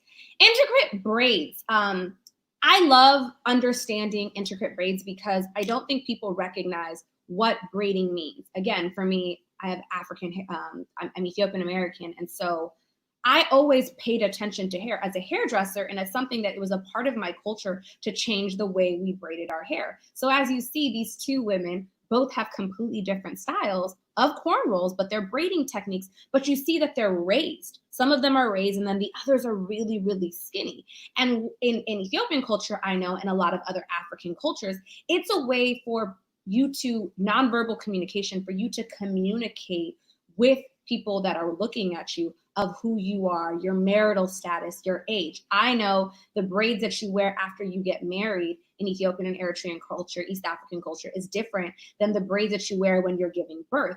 And the amount of the larger braids and the smaller braids signifies these things. It signifies your womanhood, and it's a major part of African culture. Again, not just in East Africa, but braids, hair, it's a representation of who you are, right? Like it tells people who you are and it allows you to show up. And it's, I think, as my mentor always said, it's the first thing a woman says before she opens her mouth. Hair is a language, right? So understanding that, what is your hair saying about you? What are you telling your audience or people that are coming to you? And as hairstylists, our responsibility is to help our clients tell their story. It's important for us to recognize we don't get to just do what we want to do. We have to listen to our clients, right? Marquetta talked about this earlier. You have to listen to your clients. And then once you build trust and you listen to them and you are proving that what they are saying matters, they will trust you and they will come back to you. And that will lead to client retention. Let's go into our next slide. Nope. Let's talk about jerry curls and fades, okay? This was a part of, I'm an 80s baby, late 80s baby. But if you think about through the years and through the decades, how hair has changed, right? With our culture, the American culture as a whole, as human beings, it has changed so much. And I like to talk about the Jerry curl because people don't really know that Jerry curl, the name, it gets its name from Jerry Riding, who was a white man. He was a chemist from Illinois who created the product. He created the two-step process. Whether you want to call it a Jerry curl or permanent waving or a curly perm, it's all the same thing. But again, culturally, you have to understand the vocabulary words that you use and what it signifies. So I may call it a Jerry curl, someone else may call it a perm, but the process and how you obtain and reach the end result, it's the same exact thing. And it was Jerry Riding who really created it. He was the chemist, he was the brains behind it. But it was Comer Contrell that took it to the masses and made it a popular thing. And people are probably been like, Jerry curl, okay, what's a Jerry curl? I remember Jerry curls on Lionel Richie and Michael Jackson. I remember them to be the kings of the Jerry curl. And then we have to think about the flat tops and fades and like these really like precision cuts, right? When you go into editorial styling or session styling, you think about all the different avenues as hairstylists that we're able to enter, you have to understand where things came from, right? And so fades, for me, flat tops and fades, Grace Jones, like it was birthed in the barbershop during the 1980s. And a lot of it had to do, Fresh Prince of Bel-Air, if you remember Will Smith, it had to do with the hip hop culture, right? And the culture that was being birthed in the 80s. And so I think it's really important for us to recognize that everything that we do as hairstylists, when we've decided to enter this industry, we have gone through formal training or we've gone through an apprenticeship and we learn the foundations. But after we learn the foundations, it's upon us for us to recognize, okay, what is the cultural significance of this? What does this mean? And as you think about working in many different parts of this industry, whether you want to work on set or you want to work red carpet or celebrities, you want to work with brands, you want to do campaigns, you want to work with clients in a salon, you have to be knowledgeable on the foundation of how you achieve these looks. So as I think about the Jerry curl, I remember in hair school learning the foundation of how to do a perm, right? How to roll a perm, the different types of perm rod sets and what the end results will be. All of it, again, we're dealing with texture. It's important for us to recognize and to start looking at hair as a feeling and understanding what it actually really means and not identifying texture with race. Keya this morning talked about that. Texture and race are two different things. And we know as licensed professionals what it means, how hair textures come out, and it's based on the follicle and the cell. So it's very important, for me, I like to connect things into modern day and for us to understand as we see trends repeat, right? That's the other thing. Trends are continually repeating. We have to understand, okay, if I show up on a set, can I recognize and can I connect the dots if someone is hiring me for a period styling? Do I know what the looks of that period was? And then how can I achieve that? Again, manipulating the textures. Let's go to our next slide. Madam C.J. Walker and straightening your hair. So Madam C.J. Walker, Annie Malone, they were the pioneers. They were the two women that are responsible for the chemical straightening process and really took the pressing comb to another level. And as you think about, I think specifically in Black culture, and when you think about this term of how we define hair, and I think in the beauty world across the board, there are these definitions and these labels that we put on hair, right? So it's she has good hair, she has bad hair, she has fine hair, she has thick hair, she has coarse hair, she has kinky hair, she has coily hair. One of the best things that I've learned as I continue to educate myself is let your clients define their hair. Do not define their hair, because if you start to define someone's hair, they may find it offensive. And that's never what you want to do, because remember, we're always trying to build trust. But I also recognize that Madam C.J. Walker and Annie Malone, if you haven't, Netflix recently did a documentary so you could learn more about their process. These were self-made millionaires, and they have changed the way that we look at hair altogether, especially when it pertains to texture, how you manipulate texture, how we touch, how we manipulate fabrics, right? And understanding that once we recognize the different ways for us to manipulate hair and manipulate textures and fabrics, we are able to get to our end result easier and faster. The next slide. I think we missed one slide. Bantu knot slide. Let's see if you can find it. No? Maybe we didn't upload it. It's fine. It's fine. You can leave it there, and I'll just quickly talk about this depiction. Sarah Golish is an artist, and she shows a number of sketches. She's an artist that does sketches, and it shows all the different hairstyles. And one thing why I decided to put this up here, the middle image was a project that I collaborated on to recreate the different hairstyles and the cultural lineage. And we were trying to recreate Sarah Golish's sketches, and this is one of the images from it. And I love to show this image because it shows hair being manipulated in so many different ways. Density, texture, all of these things affect the way that we style our hair, whether it's an afro, whether it's braids, whether it's a Bantu knot, whatever it is, whether it's cornrows, whether it's plaits, whether it's a box braid, a French braid, you just have to understand what hair means. When we think about wigs, I know Cynthia just came on and she talked about wigs. You know, back in ancient Egyptian culture, wigs signified royalty. It signified, financial stability. So understanding the cultural heritage and the cultural semblance of what our hair means and how we show up in the world is extremely important. You can go to the next slide. Some more sketches from Sarah Golish. You could see whether a woman or a man's hair is short, it's long, it's faded, it's an afro, whatever it is, we have to recognize as hairstylists that hair is a form of expression and hair is a form of art. And we have to be able to not only understand that we are helping, as hairstylists, we are helping people tell their story. We have to be well-versed and we have to understand the history of where things come from, but we also have to be aware of the texture, the feeling, and how to play with it. And you also have to always remember that everything has deeper meaning. And as hairstylists, I really want to challenge us, myself included, to learn. If you don't know, ask questions. There are a number of people, find a partner, find a buddy system, find someone that you can reach out to that could help you. There's so much available to us on the World Wide Web, and there's so much available to us through platforms like this, through the program that Tippi's having next week, where you're able to learn, and our industry could really be, it could be intermingled and it could be inclusive of everyone.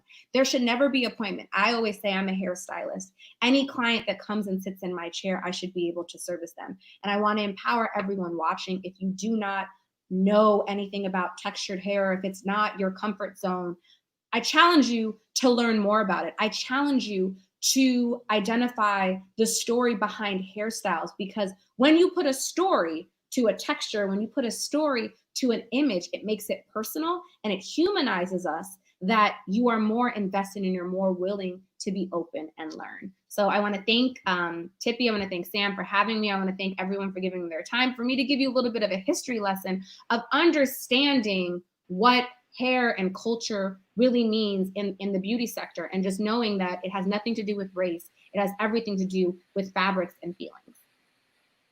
Yene, that was so beautifully put. I want to go to a movie theater and watch that with my daughter, bring all her friends. That was incredible. So thank you for that really terrific journey that you took us all on. It was great. Thank you. Totally agree. I mean, Yene, that needs to be on a video itself, and that needs to be in the beauty schools. Mm-hmm. That needs to be in the schools. And that's what I'm talking about in terms of, it begins in the schools in terms of understanding the culture, understanding the fabric. And what you did in those 30 minutes, you should see the chat box. So maybe you can see it, or you could see it, but they were just loving the history, the knowledge, the culture. I mean, so many great things going there. And I'm so glad you took this route. So glad that it happened this way. Please, go ahead. I just also want to encourage everyone to donate. This isn't just education. Every one of us are donating our time, but it's for a greater purpose, and understanding it's to help other people and to serve the greater good and the greater cause. So make sure, if you haven't donated, donate. If you haven't had a chance to watch previous sessions, go back. And if you or thinking you're only going to stay on for a little bit, continue to watch the others. There's so much information, so many different gems that my counterparts and my colleagues that I do know and that I don't know are sharing. I've been watching all day long. I've been cooking and I'm like, turn the volume up. By the way, there's a fun fact on you. Heard you're a good cook. Yes. Who told you? Is that your second passion that you like to do? It is. It's really crazy. Cooking is something that, again, I think cooking, taste, cultures, like I enjoy cooking and people enjoy my food and it satisfies me. And I'm just like, okay, even if I don't eat it, it's fine. But it's I think it brings us together, right? So many different taste palettes and spices and how you fuse things together. Everything with me is like processes. So yeah. Now, do you specialize in color when you're at the salon? So I'm a chemical-free salon aside from color. So we do no chemical straightening, no like any straightening techniques of anything like that aside from like blow dries. I do a lot of color. I do a lot of extensions. I've built a name in DC for myself as extensions, but lately, after we've reopened, I make all my clients who have chemical straightening hair processes to transition out to go natural. So again, it's education and really telling people like your hair is beautiful. Even you could wear it straight, you could wear it curly, we could do a flat twist, we could do a plait, we could do braids, we could do a wig. You know, I do everything with my hair. So I think I say I specialize in healthy hair. And to me, my philosophy is good hair is healthy hair. Good for you. Well, my huge takeaway, Tippi, before you go there was let the client define their hair. That builds trust. I thought that was huge. I mean, a lot of times we think that as a salon professional, we need to tell them what type of hair they have. But in this particular case, that was a huge takeaway for me. Tippi, go ahead. Yeah. I was going to say that hair is a language, and that is something that language matters. And so having freedom to express yourself is incredibly important. And then how you can verbalize it thereafter is even more important. So I love that. Yene, thank you so much for your time, my dear. We value your time and we respect your talent. And I hope our paths cross. If you ever see each other, let's make sure we connect, my dear. I appreciate you. We definitely will. Okay. Thank you. Have a beautiful day. Thank you. Wow. That was great. I know. My daughter has been like tiptoeing around here, and I just wanted to grab her and just sit and watch this with me. But that wasn't possible. But yeah, I really wanted to. Yeah, you know what? There was such great history there, you know? I mean, you know, some of those people I'm familiar with, but then some of the things and the reasoning and the history behind that is so valuable. And I mean, she was scheduled to do a demo and she took a left turn, and I thought, I'm wow. so glad I'm really glad that this was her pivot, because, you know, this is, to your point, this is something we should all be learning in beauty school, and we're not. And because it really just, you know, it really opens up. So when people understand things, just kind of even just like assimilation, when we talk about, a specific celebrity wearing a specific hairstyle, it's like, no one is upset that a specific person is wearing a hairstyle. It's just like, let's acknowledge, you know, the creation of it, or where, you know, what the inspiration is of particular things, you know. So that history lesson was incredible. Yeah, can you imagine if we go to a show, let's say we go to a premiere show, how cool would it be to walk in a classroom and in front of you on stage is Yene Damtew, and she's taking you through this whole heritage of culture. Yeah. I mean, what a great class to sit in, right? I mean, these are the things that we're talking about that need to happen in regards to that. But I really believe that, you know, right now, let's talk about how much money we've raised. Can you guess how much we've raised? I don't know. Share. We're over $5,000, which is incredible. You know, obviously, you're kidding. That is. No, we're doing great. So yeah, we're excited about it, and we're going to continue to move on. And we're waiting for our next presenter to come on. She's not quite on yet right now. But let me just ask you, Tippi, what's been your biggest takeaway so far? One of the biggest takeaways that you had? Anything go aha for you?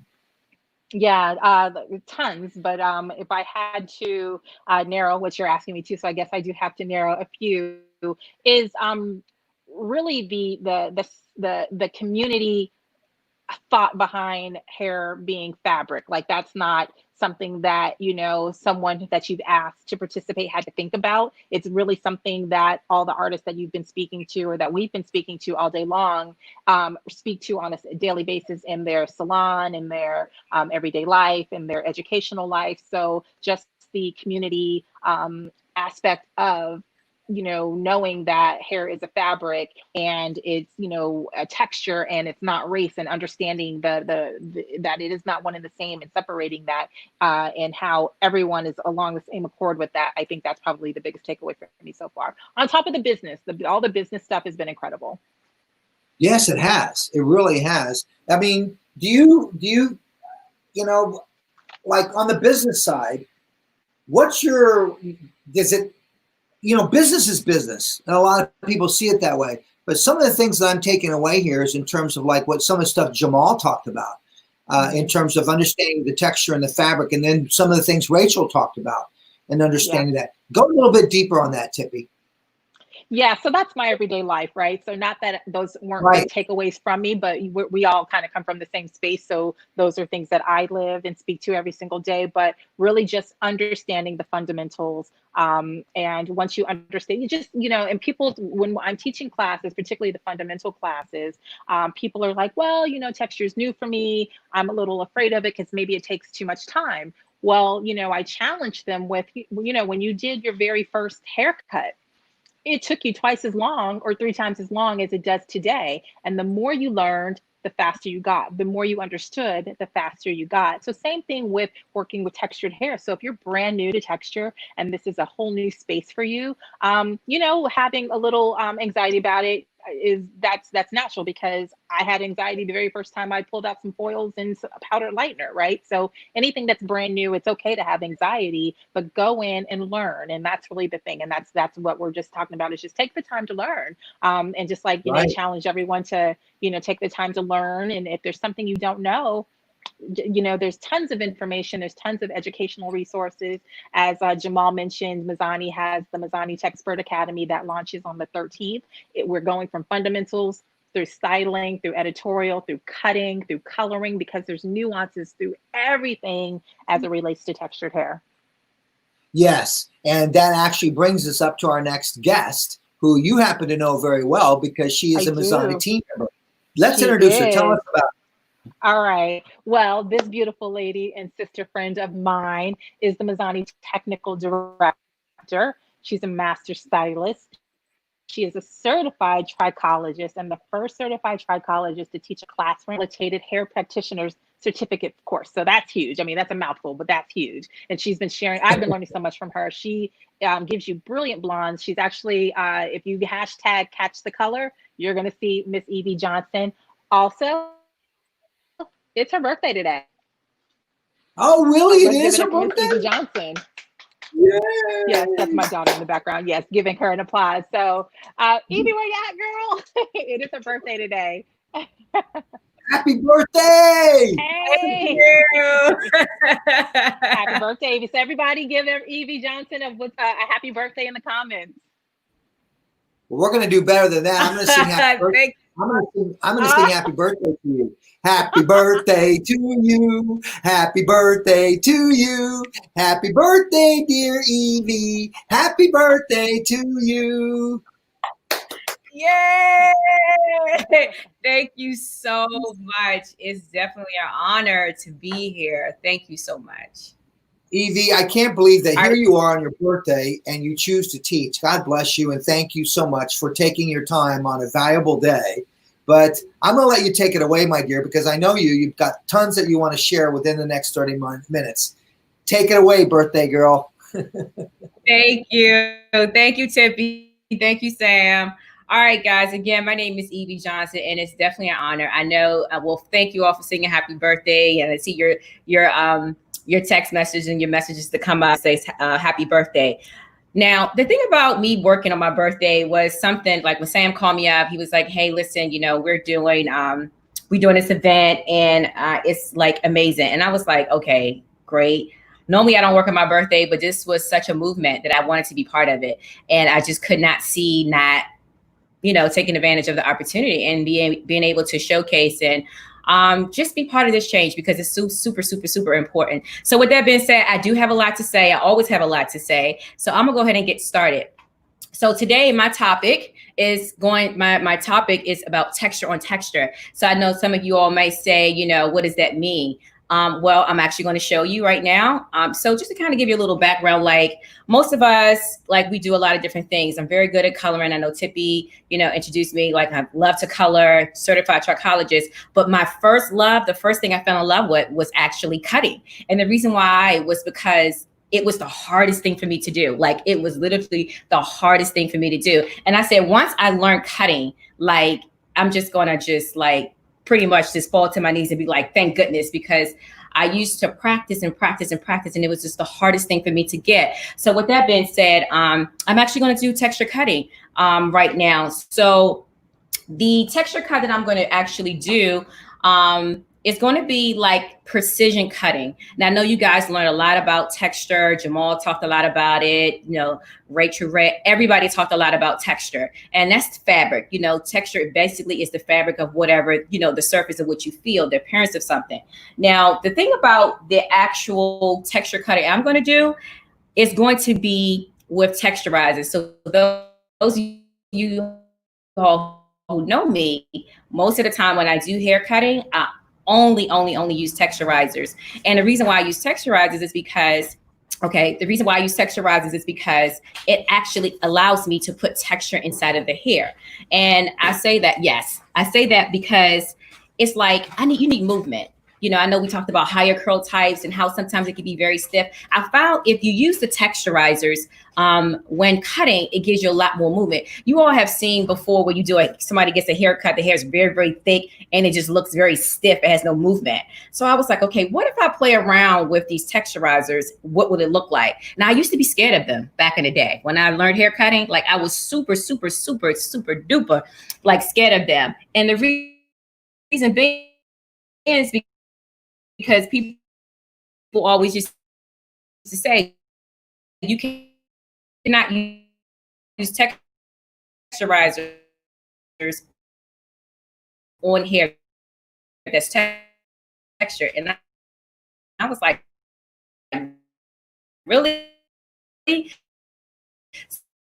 So because it was a myth, I was like, well, let me kind of see what that look like.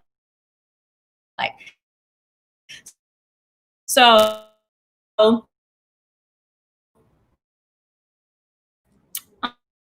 gonna go ahead and take you through Hey, Evie. what I'm about to do. Evie, can you hear me? Now. Evie, can you hear me? And it's going to be some, I want you all to be able to. So as you can hear, we're having a couple technical issues with Evie's connection. So we're going to try and work that out. Oh, looks like you just lost her. So Sam, I'm going to bring you and Tippi back in. All right, guys. Sometimes we have these technical difficulties that happen. Let's see what Andrew can do to take care of that. Hey, but Tippi, texturizers on texture. Talk to me about that. That's like, wow. Yeah, so that's Evie's thing. And in fact, when I was creating Mazzani air cut, Evie's like, I'm gonna do it with texturizers. I'm like, but Evie, this cut isn't with texturizers. She's like, yeah, but I'm gonna do it with texturizers. I was like, all right, girl, do your thing, you know. And that's the thing, is like taking something, perfecting what you've got, and now adding a whole new spin to it, right?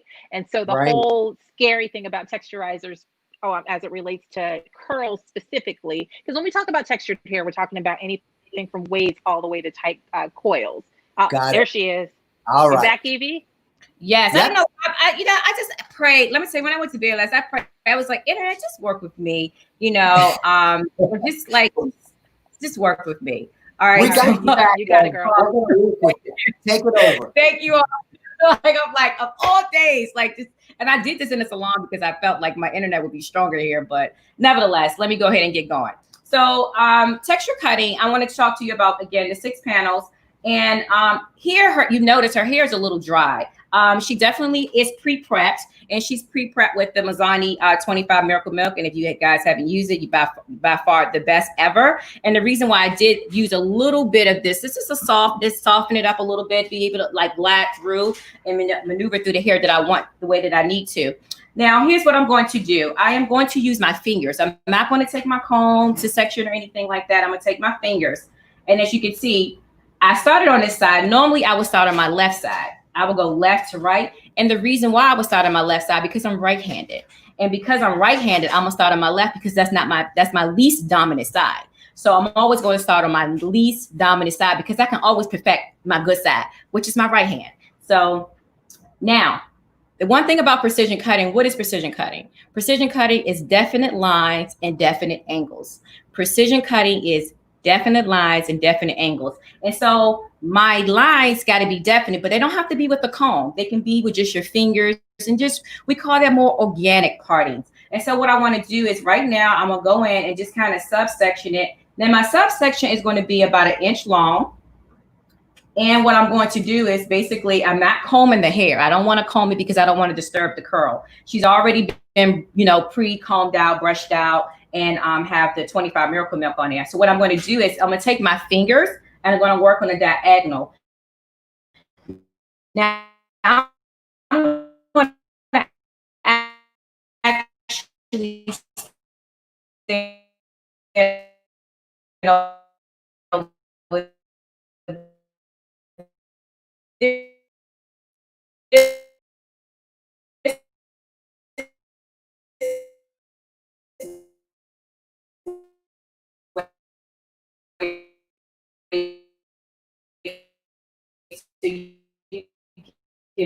really. Oh man. I know. Poor Evie, she's trying so hard. And on her birthday, poor thing, she went to the salon. I know. Well, let's see what Andrew can do to bring her back. But I just got a number on total, and I want to go back to your conversation. I have a question for you too, Tippi. But I want to go back to the conversation to this in terms of how much money we raised. We just went from over 4,000. We just went up to 5,300. So wow. Numbers moving up. We're doing really good. Thank you, everybody. Yes.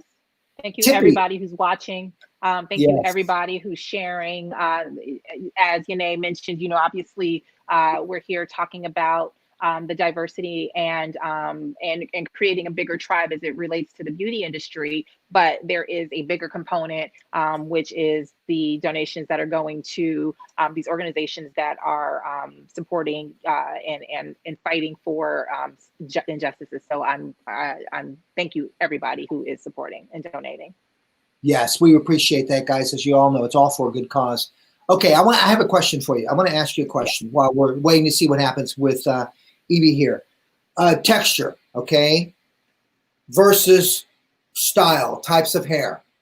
Let's get in this conversation about, okay, how do you define texture and how do you define types of hair so that we understand, and then give us some words that are not cool to use. Let's just be transparent. Sure. All right. So obviously this is all my opinion, right? And just a little earn the right, as you said a little while ago, I have been tapped to be the person to speak to texture for brands. My first role was as Pantene spokesperson. I was their very first African-American non-celebrity spokesperson that was professional to speak on behalf of them on television and large corporate events. And this was over 20 years ago. So I've been speaking to texture for a really, really long time. So with that, how I define texture is that hair that has waves, curls, coils, moves, dips, swirls. So anything that's not naturally straight. So there's a lot of kickback. When we learn in school, we learn that all hair has texture, or you can create texture when cutting. Yes, all hair is a fabric. And so you can think of texture as a fabric, but when we're speaking about texture in regards to education, we're speaking to all hair that's not naturally straight. So we've got waves, we've got curls, we've got coils. So as it relates to some of the words you can't use, I'd love to also add that my boss, the head of education at Mizani, she and I are doing class called The Language of Texture for a lot of internally. I think you'll probably be part of that too, Sam, with L'Oreal Professional Products Division, because it's, again, once you know more, you do more, right? So words matter. And I'll give you a really quick example. I remember I was at a beauty supply store, and a woman and her daughter were in the next aisle. And what I heard the mom say to the person who worked there was, I need something to straighten out my daughter's hair. It's just so knotty. It's just so kinky. It just rats up. I just, and I'm just, what I'm thinking is, oh my gosh, I really hope her daughter is not with her. So as she's saying all these words that are putting negative connotation on her hair, I swear, I pray this little girl, whoever this daughter is not standing next to her. I go to the aisle, her daughter's standing next to her. This was, it was terrible. So it was a woman, a mom who had naturally straight hair, and it was a biracial daughter. And her daughter's hair might have been somewhere between a tight wave and a loose curl. On the lower texture type. And so this little girl is growing up thinking her hair is a problem, thinking her hair is a challenge. So I second the idea that Yene mentioned, let the clients define what their hair texture is, but a lot of clients actually don't have positive reinforcement on what their hair texture is. So I challenge you that if you're hearing your client say, my hair is nappy, my hair is kinky, no, because a kink is a knot. And so yes, you've got knots, but your hair is not kinky. Your hair is waves, curls, or coils, and we can remove those knots. So your hair is no longer, that's not a thought you should have anymore about your hair. So not only do we need to learn as professionals how to speak to our customers, but we also need to help our customers understand what's going on with their hair as well. So what about nappy? Talk to me about nappy. I mean, okay, we got a nice definition of kink. What about nappy? Yeah. So same thing. So a nap is a knot. So the kink and naps are both still knots, right? And so when someone, and I hear people even with straight hair, like, oh, my hair is so nappy. Well, are you saying that you've got knots in your hair? Because, this brings us back to heritage. So what Yene delivered was the history of styling, but also what is there is the history of words. And, so the word nappy and the word kinky were words that were used to negatively portray someone Black in their hair. The words not, so back, when there were slaves and they spoke to their hair, like they spoke about how difficult their hair was, how nappy it was, how kinky it was. So the words that were used then that were negatively portrayed, there's really no way to put a positive spin on that. So it's just, it's just simpler to just not utilize those words. And what are you actually trying to say? You're trying to say that you've got knots. Okay, fine. Let's detangle those knots and let's get rid of them. So, so other words you can use outside of, if you're trying to say, well, my client's hair is kinky. Well, if your thought is she's got higher textured hair, then you can simply say she's got higher textured hair. If your thought is her hair is nappy, well, if you're saying that there's so many knots in there, you can't detangle it. Well, let's just say you've got so many knots in there, let's detangle the hair.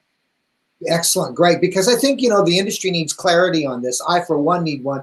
And you even called me out. I did a class once, guys. You need to know this. You need to know this. This is about colleagues caring about colleagues. And I was But let me just say, Sam, it wasn't about calling you out because it was all with love. And I just said, hey, let's try these words instead. And then I do know a couple of my counterparts also did the same because we were all watching the same presentation. So it's not, hey, if you don't know, a lot of it comes from ignorance. And I don't use ignorance in a way to be demeaning. I just mean ignorance and just not knowing. You just don't know. And if you don't know, you don't know what to say. So that's why it's really important to know the language of texture, the history of texture. And that way you have to understand the sensitivity, because when a customer is sitting in your chair, you have to also know that the whole idea and thought behind her hair may not have always been a positive thing. I personally had I started getting relaxers in my hair when I was 5 because my mom was just like, I can't deal with your hair. And, so I just grew up thinking, oh, well, it has to be this way or you can't deal with it. Right. So it wasn't until I learned and stepped into the beauty world that I'm like, oh, okay, well, it's not as difficult. My mom just didn't know. Right. And so a lot of parents just don't know. And which is why they're bringing them to professionals. And then if these professionals additionally don't know, there's no change there. So the whole point is changing, learning and Right. changing. Yeah, and you know what? I'm always all up for coaching, and that's exactly what you were doing. Was you guys were showing some love and showing genuine concern, and I appreciate you sharing that with me. And it's like you say, I know what I know, and that's why I'm so open to learning. Let me just say this, guys. I think as a hairdresser, we must never cease learning. As a teacher, I must never cease to learn. As a hairdresser, you must never cease to learn, because there's always so much to learn. I can't tell you how much I've learned today and just going through what we've been going through today. Ah, yes, look at you. I think you're just taking breaks and eating birthday cake, but it's okay. Do your thing, friend. Evie, can you see us? Can you hear us? Are you doing good? I can see you. Your picture looks really good. All right, for those of you that are joining us, we've had technical difficulties with Wi-Fi over at Evie's place. We've been kind of filling it in with conversation here with the awesome Tippi in regards to talking about some things. If we can get Evie back, we're going to get her back. What else can you tell us in terms of helping us out in terms of and understanding the texture? Yeah, so there's two other words that I wanted to add, and one was Afro hair, and I know that that's really big, particularly in the UK, and Vernon might speak to that a little bit later on. But as Yene pointed out, Afro was a hairstyle, or is a hairstyle, and it resonates from a place of resistance, of not wanting to conform to society and have straight hair. And as a result, I'm, accepting me unapologetically how I am, and I'm making it bigger and bolder. And, so I think to like my mother, my mother whose hair wet to dry doesn't create, this Afro shape, but she had to tease and spray and back home just to get the Afro. So the term Afro hair it's I understand in the UK it comes from the origin of African, ancestry hair, but here Afro was a hairstyle. So Afro hair is, if you're, again, I think you're thinking toward highly textured hair. So again, that's another term you can use. And then the last thing is ethnic hair. Yes, so, ethnic hair. Well, I'll tell you, every subgroup of anybody is considered an ethnic group. So Germans are ethnics. Polish are ethnics, Ethiopians are ethnics, Swedish are ethnics. So when you're saying ethnic hair, well, who are you talking about? So, the actual definition is a subgroup of people that celebrate their culture. So that is any group, period. And so when you're saying ethnic hair, you're probably referring to highly textured hair. So again, highly textured hair is the way you want to go. Excellent. God, you know what? This language of texture is so important, and the clarity, it needs to happen. Anything else that you can share with us in terms of the language of texture, Tippi? There's so much, Sam. There's so much. Give us a little bit more here while we're waiting. Sure. So I think really kind of reinforcing behind the chair in the salon, how we speak to one another as professionals, as we learn, really just understanding texture. That's probably the driver, is when you're saying, oh, I service or, oh, I'm presenting texture. Now on this event today, I think everyone did a form of texture, but truly understanding that when you're talking about texture, you're talking about waves, curls, coils, and even like zigzag coils. So just because you do texture, textured hair doesn't necessarily make you a Black stylist. And just because you've got textured hair doesn't necessarily make you a Black person. So many groups of people have texture, and many groups of stylists work on texture. So, I know today we are featuring artists of color, and we're highlighting texture. And same thing with my event. It was kind of a 2-for-1 for my event, was to highlight artists that aren't on the larger platforms all the time, and then to highlight a hair texture or hair type that is not on the platforms all the time. But, we're doing this, we're celebrating this, but the bigger picture is understanding that not just Black people do texture, and not just texture is on Black people. Did I say that right? Well said, my dear. And that's definitely one of the big messages in my opening was, why does it need to be that way? Why is it that perception? And that's one of the ideas, is cleaning up that perception and understand that, as a hairdresser, you should be able to work with all fabrics of hair. I mean, Absolutely. a doctor, it doesn't matter who walks in the door, the doctor is going to service that person. I mean, so it's so important that we understand that. So, all right. So here's what we're going to do now. What I want to do is I want to go back and your event. Give me one more time about your event next weekend, because you just brought that up. And everybody listen to this, because this journey continues in terms of us really awakening the industry. Next weekend, talk about it. Yes, so next weekend is the Textured Hair Elevated event. And it's hosted by my company, the Texpert Collective. Actually, my co-partner, Kailani Goodwin, a decade and a half hair color educator. She's phenomenal. And we've actually partnered with Vakila Riley, who is also co-hosting this with us. We've got amazing sponsors. We've got amazing artists, brand ambassadors, creative directors, celebrity stylists, and lead educators here. And we're going to be focusing on cutting, coloring, and finishing and editorial styling. So it's really incredible. I'm super excited about it. I'll be kicking the show off with my buddy Naima LaFond, and we've got my partner Kailani Goodwin halfway through, and then we're going to be rounding it out with Vakila Riley. I only mention these ladies out because it's the three of us that are putting this event together. You can visit my Instagram at Tippi Shorter and click the link in my bio to get a ticket. It's $99. 100% of the proceeds will be going to both Black Lives Matter as well as change.org. And so we're super excited to just have some fun and play in hair. And tell me your relationship now with Mazzani. Are you also working with Redken also, or just Mazzani strictly? Yeah, so just Mazzani strictly. My role is the artistic director, and I am responsible for curriculum creating, writing curriculum, obviously train the trainers. We have an amazing group of educators within Mazzani, obviously, product development and all those fun things. And so it's been incredible. I've been with Mazzani. It's almost the close of 2 years now. Actually, my boss was like, "It's been 2 years already." I'm like, "Yeah," but I actually sought out Mazzani. I've been a fan of that brand since the day I learned about it in 1990 something, and so it's been incredible for me to be with a brand that speaks to texture every single day, because prior to that, my role has been consistently teaching people about texture, but all the time it wasn't teaching it to people who wanted to receive the information on texture. And so I'm loving all of the excitement about it, because at the end of the day, listen, there is 65% of the global population has textured hair. And if you are not proficient in working on a wave, curl, and coil and styling it and coloring it and cutting it, your business, you're going to see a decrease in your business, because people with textured hair want to see what their hair looks like when it's not blown out and straight. And then again, you coming from the professional authority, you have to be the one that is, showing them what to do, how to do it, and in a beautiful professional way. You don't want them saying, "Oh, well, I had to go to someone else because I wanted, to wear my hair curly," but all you do is blow it out. And so, so you're missing that business. And so to grow as a professional, you have to learn.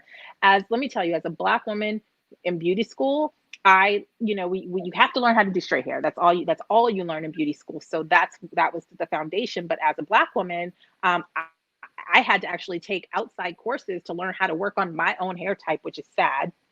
So hopefully we can work on changing that. But when customers would come into my school, they automatically looked at me and gave those customers to me. Whereas my counterpart could say, "Oh, well, I don't really know how to do that texture type." And so all those customers would come to me. So I didn't have, the ability to say, like, first of all, I would never reject anybody. That's just not my thing. So I want everyone who currently has a salon and is not servicing or not set up to service textured hair, really do a deeper dive into your services and what you're offering, and make sure that you're fully prepared for that. Yes. And you know what? I love what you're saying, because it's so true. Number one, embrace everything that walks in the door. But number two is that people ask me, "Sam, what's the next trend you're going to see?" And I have to tell you, people are going to start to embrace their natural movement. Yeah, not a trend. Not a trend. Not a trend. No. I want to make sure that we're clear that embracing your natural texture is not a trend. It is. They're going to embrace it really because of the fast-paced world, Tippi, and because they want ease. They're looking for simplicity, and they're going to embrace that. Go ahead, Mike. also, you turn on the TV and you see people now with beautiful curls. You think of celebrities like Tracy Ellis Ross. You think of Sarah Jessica Parker from Sex and the City. You see, you think of these celebrities that you're now seeing on TV with these gorgeous curls, waves, and coils, and you're like, oh, my hair can do that, or can my hair do that? Right. And the fact is, a lot of us didn't even know at the time. And additionally, products are so sophisticated now. I can say Mazzani has always been a leader in the texture space, but there's so many products now that are sophisticated. I remember the very first time I tried to wear my hair curly, there was only crunchy gel, 25 years ago. So that wasn't a look, So with more education, incredible sophisticated professional products, salons that are saying that are promoting, in their windows on their social media, and so it's growing, and but I just want to be clear that it's for sure not a trend. It's just it's just what people are just waking up to. Yes, exactly, and that's what I mean. They're discovering it. It's a discovery. They go, wow, I didn't know that, and that's a lot of this, pause in life, so to speak, has caused people to say, oh wow, I didn't know I had that wave in my hair. Oh, take a look at it. So I agree with you. It's not necessarily a trend. It's more embracing what you have. All right, my dear. If everybody's just kind of wondering what happened to Evie, we lost Evie, unfortunately. Her Wi-Fi, she just, Evie, thank you. I keep doing that. There she is. That's okay. Evie. How are you, love? You okay? You got it? Can you hear us? I can hear you very well. I'm so sorry. I was like, of all days, why today? I have 3 internets. I was well prepared. We went over everything, and I'm just like, bummer. But anyway, real quick, because I know you have to introduce the next artist. No worries. What I was showing was this look here, okay? I did a texture cut. What I did was the 6 panels, diagonal forward partings, diagonal forward, short pushes to long, to be able to give that exaggerated look here. And then in the front, in this panel here in the back, in panel 5, I basically just over direct everything back, because this just creates the length so I can have the movement. And what I was going to show you was the final touches. And remember, this was all done with texturizers. And the purpose of showing you both was to let you know that this person can still wear their hair curly or straight, either way that they choose to. And if they was going to wear it, curly, they was, we would do like a wet and go. We would use the Mazzani foam wrap, and then I would use the Mazzani 25 Miracle Milk, and then I just kind of diffuse it, depending on the texture it wants. But just really quick, I just want to show you, just finalize the front. Now, when I'm done with this cut, it will be very exaggerated. But again, just over directing this back. Remember, precision is definite lines and definite angles. And I'll just bring everything down this way, just to be able to get a nice little fringe here, because everybody loves a nice fringe. And like I said, the texturizers, guys, one of the key things, I want to give you a hot tip really quick. Guess what? We were scared of them. You can point cut in here, remember, open and close on your way out. You can do anything you want to with texturizers. Don't be afraid to get in there and just, show different. But you see how the movement it just gave like in the front. And then around here, I would clean this up and give a little, little fineness right here around the ears. But in the back, it kind of gives you a triangle effect without committing to more of a mohawk. It gives you an edgy look. And then when it's curly, guys, it's amazing. It's like simply beautiful. I'm sorry that you wasn't able to see the whole cut. Maybe what I have to do is like just do this video of the cut, and then, we have to post it or something, because I really think it's a cool cut. And I really was like wanting you all to see it and like get into it. I was excited about it. I cut it yesterday. I called Jamal. I was like, yeah, Jamal, look at my I slayed this thing, baby. I was all into it. He was like, yeah, I colored her 5 times. I did 6 hours on these mannequins, and then boom, my internet. But guess what? Things happen, and you all, as usual with our, lawyer, we got your back. Thank you all for having my back with my internet crapping out on me. But, hey, it happens. But I am going to record this video. I'm truly Evie, and people can catch the cut, right? Yes. So they'll have to catch the cut. Your hashtag. Yeah, you're gonna have to catch the cut. Evie, it's almost like being at a show. Things happen at a show when we're at Premiere, ABS, those kinds of things, right? And you think, okay, this will be easy. This will be easy. And darn you just think internet. it won't happen, but things happen. But guess what? You know, I'm good with it. I'm just happy to be able to be part of this history.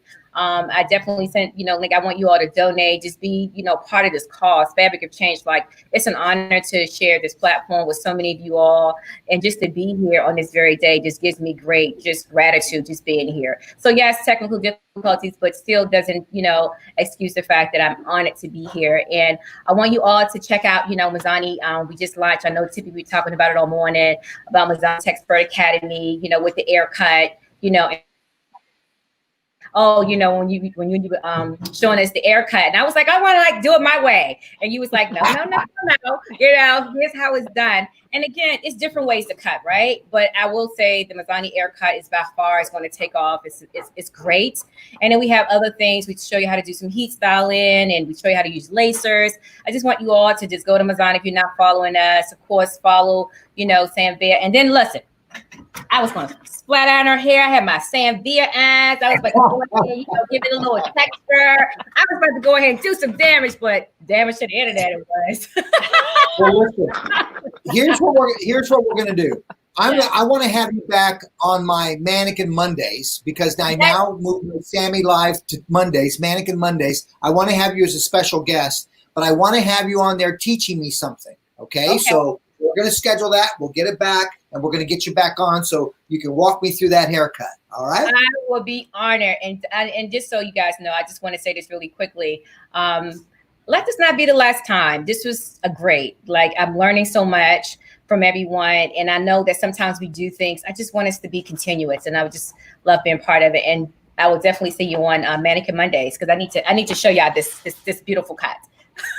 We will be there. I promise you. I'll reach out to you, my dear. All right, guys. Happy birthday. All right, thank Happy you. birthday, love. All right. Take care. Bye-bye. All right, my dear. Let's move. It's like at a show, right? A model doesn't show up or something happens. You make it work. Yeah. She's awesome. All right, let's move to our next one so we can kind of get back on schedule here. This next girl, I have so much respect for. I remember meeting her the very first time when we were at an event. I think we were at an ABS event. It was a special event that was going on. But I'm talking about Leysa Carrillo, who is amazing when it comes to hair, this whole concept of texture. She comes from Cuba, from a beach town where I was told that only had 2 stations, TV stations. They had a sports station and a news station, and that was it. So imagine, you know, look at where she's at now and what she does. She now lives in Las Vegas. She runs 2 salons, and she travels the country teaching. Obviously now she hasn't been, but she's a Mazzani and Redken ambassador, and she's known for her colorful curls. And she's the queen of colorful curls, right, Tippi? What can you tell us totally about? Agree.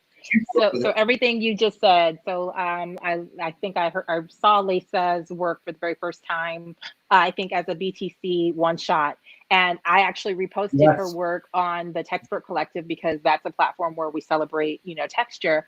And so she responded, and then we, you know, had a really cool like DM relationship. And then I invited her to do her work at the Texture Beauty Jam. And so she was there this past February, and she shared so much knowledge, and she just brings the energy. So, you know, like if you listen, if you guys are, you know, a little weary because you've been sitting with us all day, not that, you know, I mean, the energy's been great from everybody, but just get ready, because Leysa, like, her energy is so infectious. She might even like just play a little, like, she's amazing. Love her. She's I love her.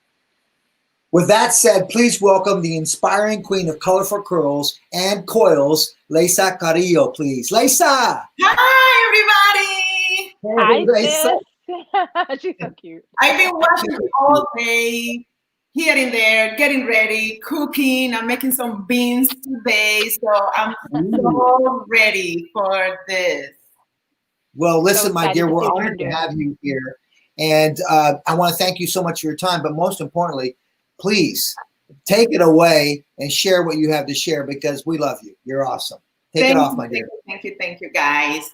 First and foremost, I'm extremely honored to be here and to be able to share some of my powerful formulas on blonding. So this is basically how I create a soft, long-lasting balayage on curly hair. So I was coming from a point that I couldn't fit any more clients on my schedule. So I was like, what am I gonna do right now? Like, you know, you get into the habit of getting busier, you raise your prices, but still there is so many people that wants to get in and want to get the hair done by you, and you just still lack on time.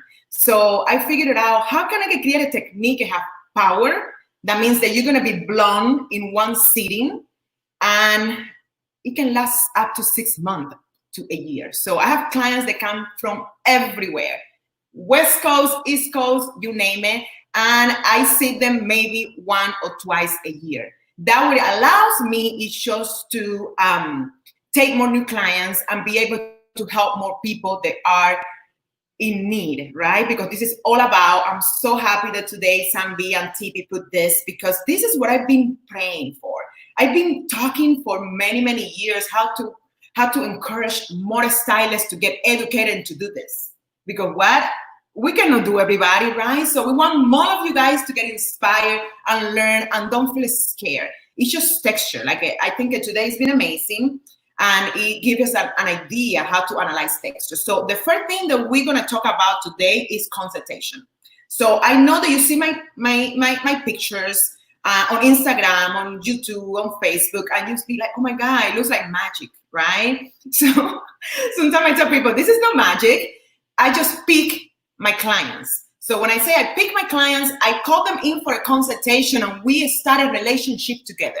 Relationship means that she's gonna take products that I recommend that is gonna prep the hair for me to do the magic, right? So everything lays on my consultation. So I sit them in, I try to explain to them the process to get blonde. Some clients are not ready.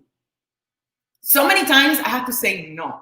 So saying no to a client, you're saying yes sometimes to yourself and respect to your work. So it's important that you do that and you are aware of those boundaries before you then start products.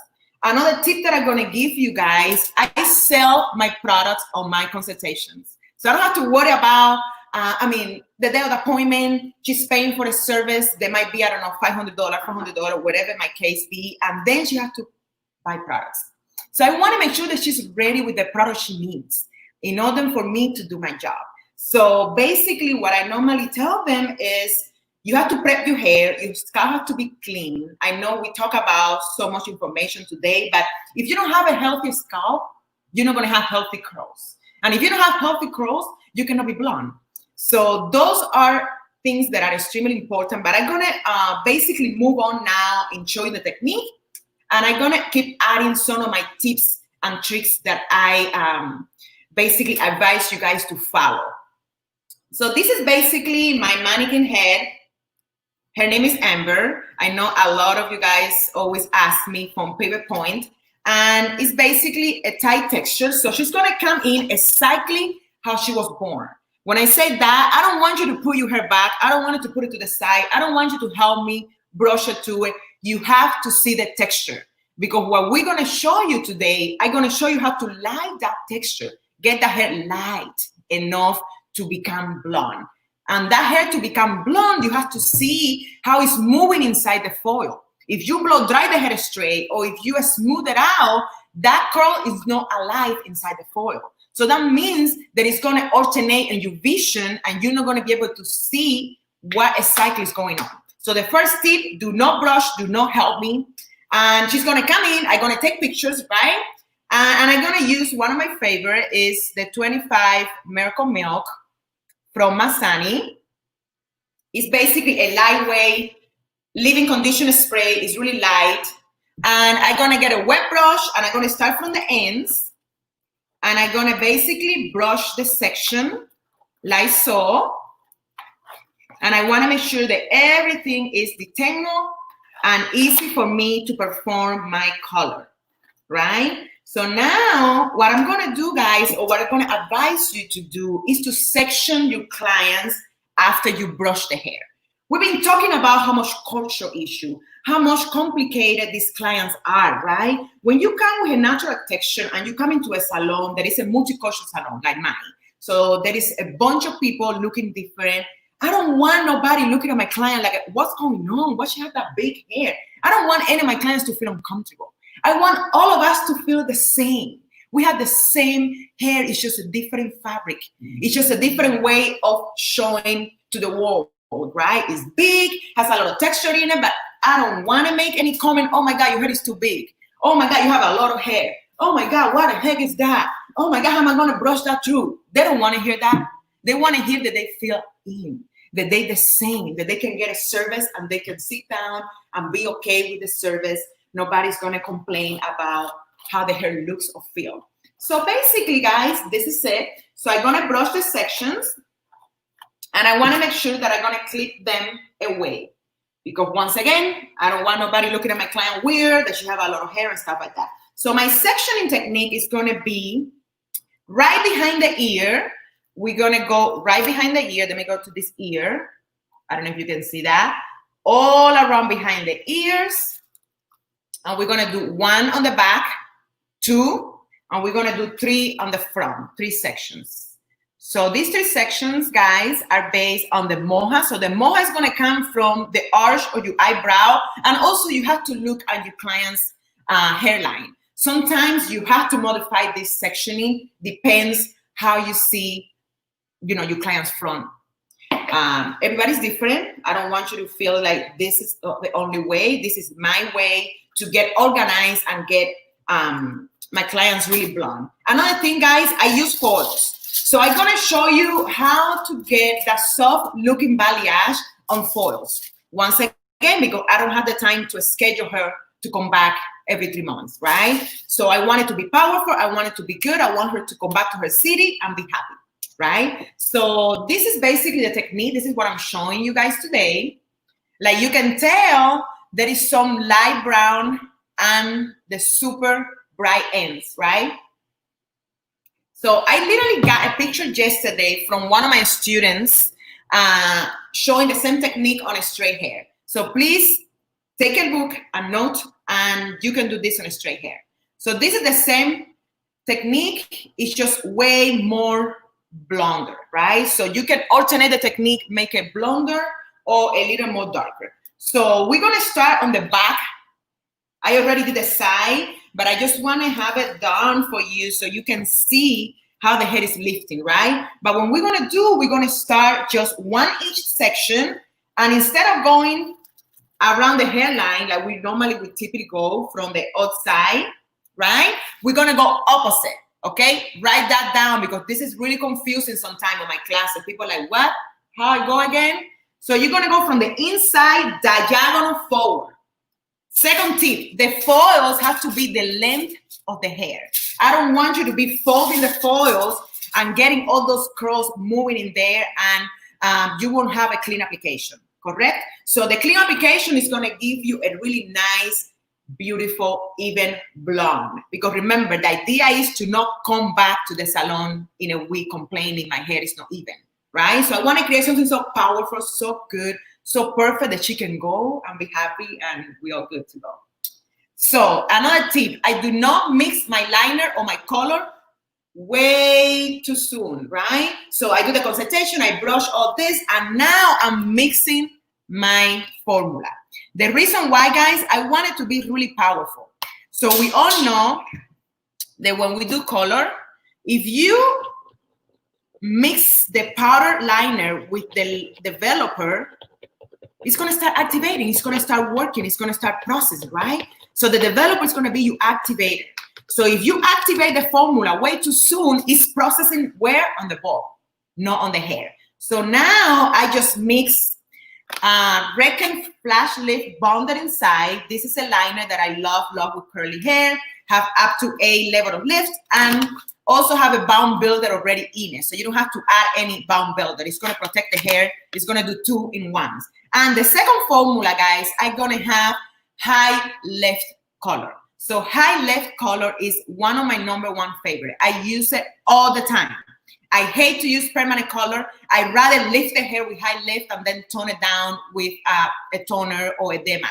That way I don't have to be fighting with that on the pigment and also the build up from so many layers of permanent color, right? So the formula for the high lift, guys, is gonna be -17 and -12. This is Blonde Idol from Redken. And I mix it as well with 20 volume. The biggest question people always ask, high lift is gonna be orange. Nope. If you mix it with 20 volume, you're gonna control that and you're not gonna eat it to the orange. So it's gonna be living on the, basically, how you call it, the brown stage, and you're gonna love it. So basically, this is gonna be diagonal. I don't know if you can see that, diagonal forward. And now, just let me get these foils up. I think that this is gonna be better if I put these foils up. Okay, guys, so this is diagonal forward. I wanna make sure that you see that. And that's gonna be my first section. And the first foil, guys, is gonna be a typical weaving, how you will weave any of your highlights, correct? That's gonna be the first formula. And remember, the formula is gonna be flash lift, bonded inside. I mix 1 part of liner, 2 part of developer. And I basically gonna apply it like so, all the way. Another big tip that I'm gonna give you guys, when you do a big set of curls like this, you have to make sure that saturation is the key. So you have to make sure that you grab the amount of product you need right away. You don't have time to be dipping back and forward with that little dance. Tap, tap, tap. No time for that. It's a lot of hair. You have to move faster, right? So the second half, what I'm gonna do, guys, I'm gonna tease and I'm gonna add high lift and liner. Ready? So let's talk about teasing, guys. Lower you go, you tease. Look at this. More hair, you're gonna push up. That means that she's gonna have a little more dimension close to her base with her natural brown. So what is gonna happen, she's gonna have natural brown, lighter brown created with the high lift and those powerful ends that are gonna be light. Another question that I have for you, and I want you to be looking at the balls, don't get confused. When you see me grabbing the brush, they have the pink bristles and the pink glitter, it's gonna be the high lift, okay? And the clear one is gonna be the liner. So you pay attention so you know what I'm doing, okay? So I'm gonna apply now the high lift, right? And I'm gonna be basically 2 inches away from the tease. Now, the money maker that is gonna make this look amazing on a straight hair, wavy hair, curly hair, any hair, is what is gonna happen right now. So you have to make sure before you hit the tease, you're never gonna hit the tease, but you're gonna make sure that you're gonna create a V. V as Victor. You know, I have a strong accent, so I wanna make sure that you get me. So this is the V, and I want you guys to see the V. You see the V? Got it. So we're gonna have the V. Oh. And the rest is gonna be liner. More questions always come. Oh, what about the liner touch the high lift?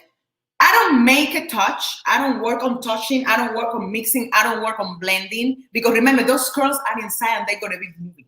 So if you touch, they both doing the same thing. They lifting the hair. I never ever have any line on my demarcation.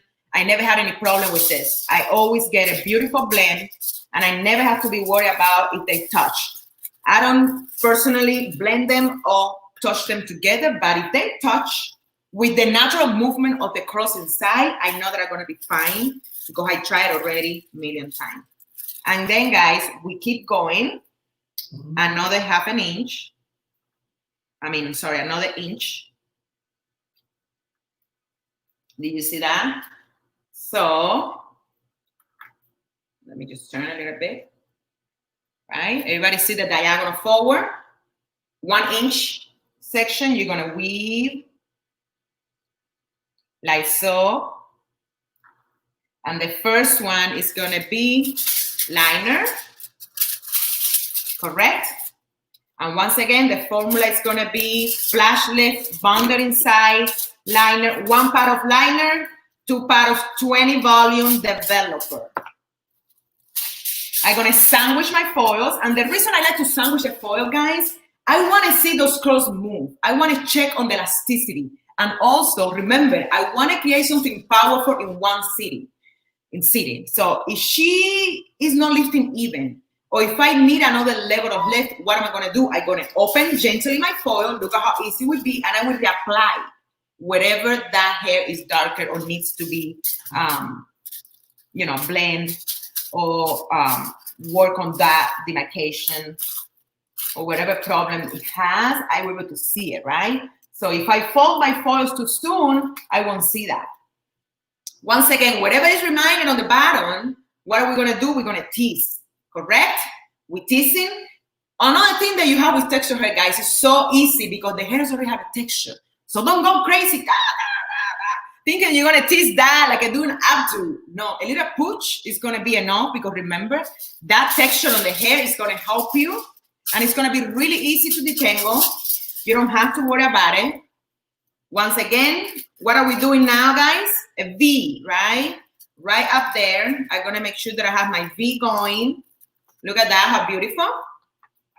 I want you to see. Those 2 points are going to be your money maker. That's when people are going to be, my hair looks really good in 6 months. My hair still looks good with 8 months, right? Once again, we sandwich the foil. So we make sure nothing touch, and then I fold it. Okay, guys, so this is just going and going and going all the way up. Another thing, guys, I don't know if you noticed, I don't smash the foils. I don't compress the curls in there. Remember, they have to move. And there is something called oxidation, right? That comes with air. So that oxidation is going to happen for those curls to lift and lift evenly and stuff like that. Another thing that I don't do, I don't fold the corners too close to the hair because I want those hair to move inside. So make sure that you pay attention to those little details. Those little details matters a lot. I know that I don't see too much of the questions, guys, but once again, I share a lot of information on my pages. And I would encourage you guys to go and check it out. Look at my videos. I'm all about sharing. I'm all about creating a safe space for all the stylists out there to learn more about texture. So there is more people walking around happy, right? Because it's really sad. Like I always tell this story when I was on my 20s. I don't remember what birthday was. I went to 3 salons, guys. I walked into 3 salons and nobody could do my hair. That was before I went to beauty school. I felt so bad. I felt less. I felt that was my birthday and all my clients, all my friends on the birthday, they get their hair done. They would change color. They would do different things. And I was like, what's going on? Why is so hard for me to get my hair done? What is so hard for me to get a service and walk in a salon and people don't look at me like I'm from another planet, So those things are not cool. Those things mark your life forever. Those things, we shouldn't. It's 2020. With all of this education, come on, guys. So the second one, we're going to tease one more time. And this is going to be, guys, the last one that we're going to do 1-inch section. And I'm going to tell you why. So now pay attention to this, guys. I don't know if you noticed my section, because I'm coming higher up on the head, I'm becoming wider, right? So when your section become wider, instead of do V's, we're going to do W's. You got this? Look at this. 1 point, another point, and another point right there. Let me get it closer. So those 3 points, do you see that? Those 3 points, once again, are going to give you the beautiful blend. And we follow by adding the ends. Some lighter. This is something that has a lot of variation, guys. This technique has a lot of variations to it. You can go with a high lift all the way from root to ends and to create that soft combination between light and low. If you want it more like an ombre, you want all the ends to be light, you do this technique. Other than that, whatever you drop, you tease, you can do basically a high lift color. Another thing that you can do, you can play with the high lift. You can go with the B's and W's higher up, lower, higher up, lower, so you create even more dimension when clients have longer hair or straight hair. So what I do, sometimes I go 4 or 5 inches away from the teeth, and I do my V's and W's. And on the following section, I go higher on my V's and W's. So I create that combination that is gonna create, of course, like a beautiful blend. Leysa, hey, you're doing an awesome job, my dear. People are just commenting left and right how much they're loving what you're doing. One question that we have from Nikki Tia, Pound C Hilton, the question she has is, can you explain why you're using high lift and lighter? The why behind that? Why are you using both of those? I mean, the reason I use high lift because I was trying to create that balayage look. I was trying to create that soft blend, and I wasn't able to create it with balayage in one sitting. Doesn't mean that you cannot do it, you can do it, but when clients want to be blonde and really powerful blonde and right away, you have to use foil. You have to put the hair in foils in order to get that powerful blonde. And I don't want you to be her dark brown and the blonde end. So I was looking for that dimension in between that will allow me to give me that soft blend the balayage gives you, right? So, and that's the reason why I use high lift. And also, I feel that I like high lift for the reason that I don't like to use permanent color. I like to be lifting the hair and work on that beautiful brown with her natural brown. And that's basically why. There is no a right or wrong. You don't have to. You can do every single foil just using liner. So that means you do a weaving, you tease the second one, and you just do liner. I do that a lot too. But when you use the high lift in between, they grow out. It's gorgeous. It's super soft.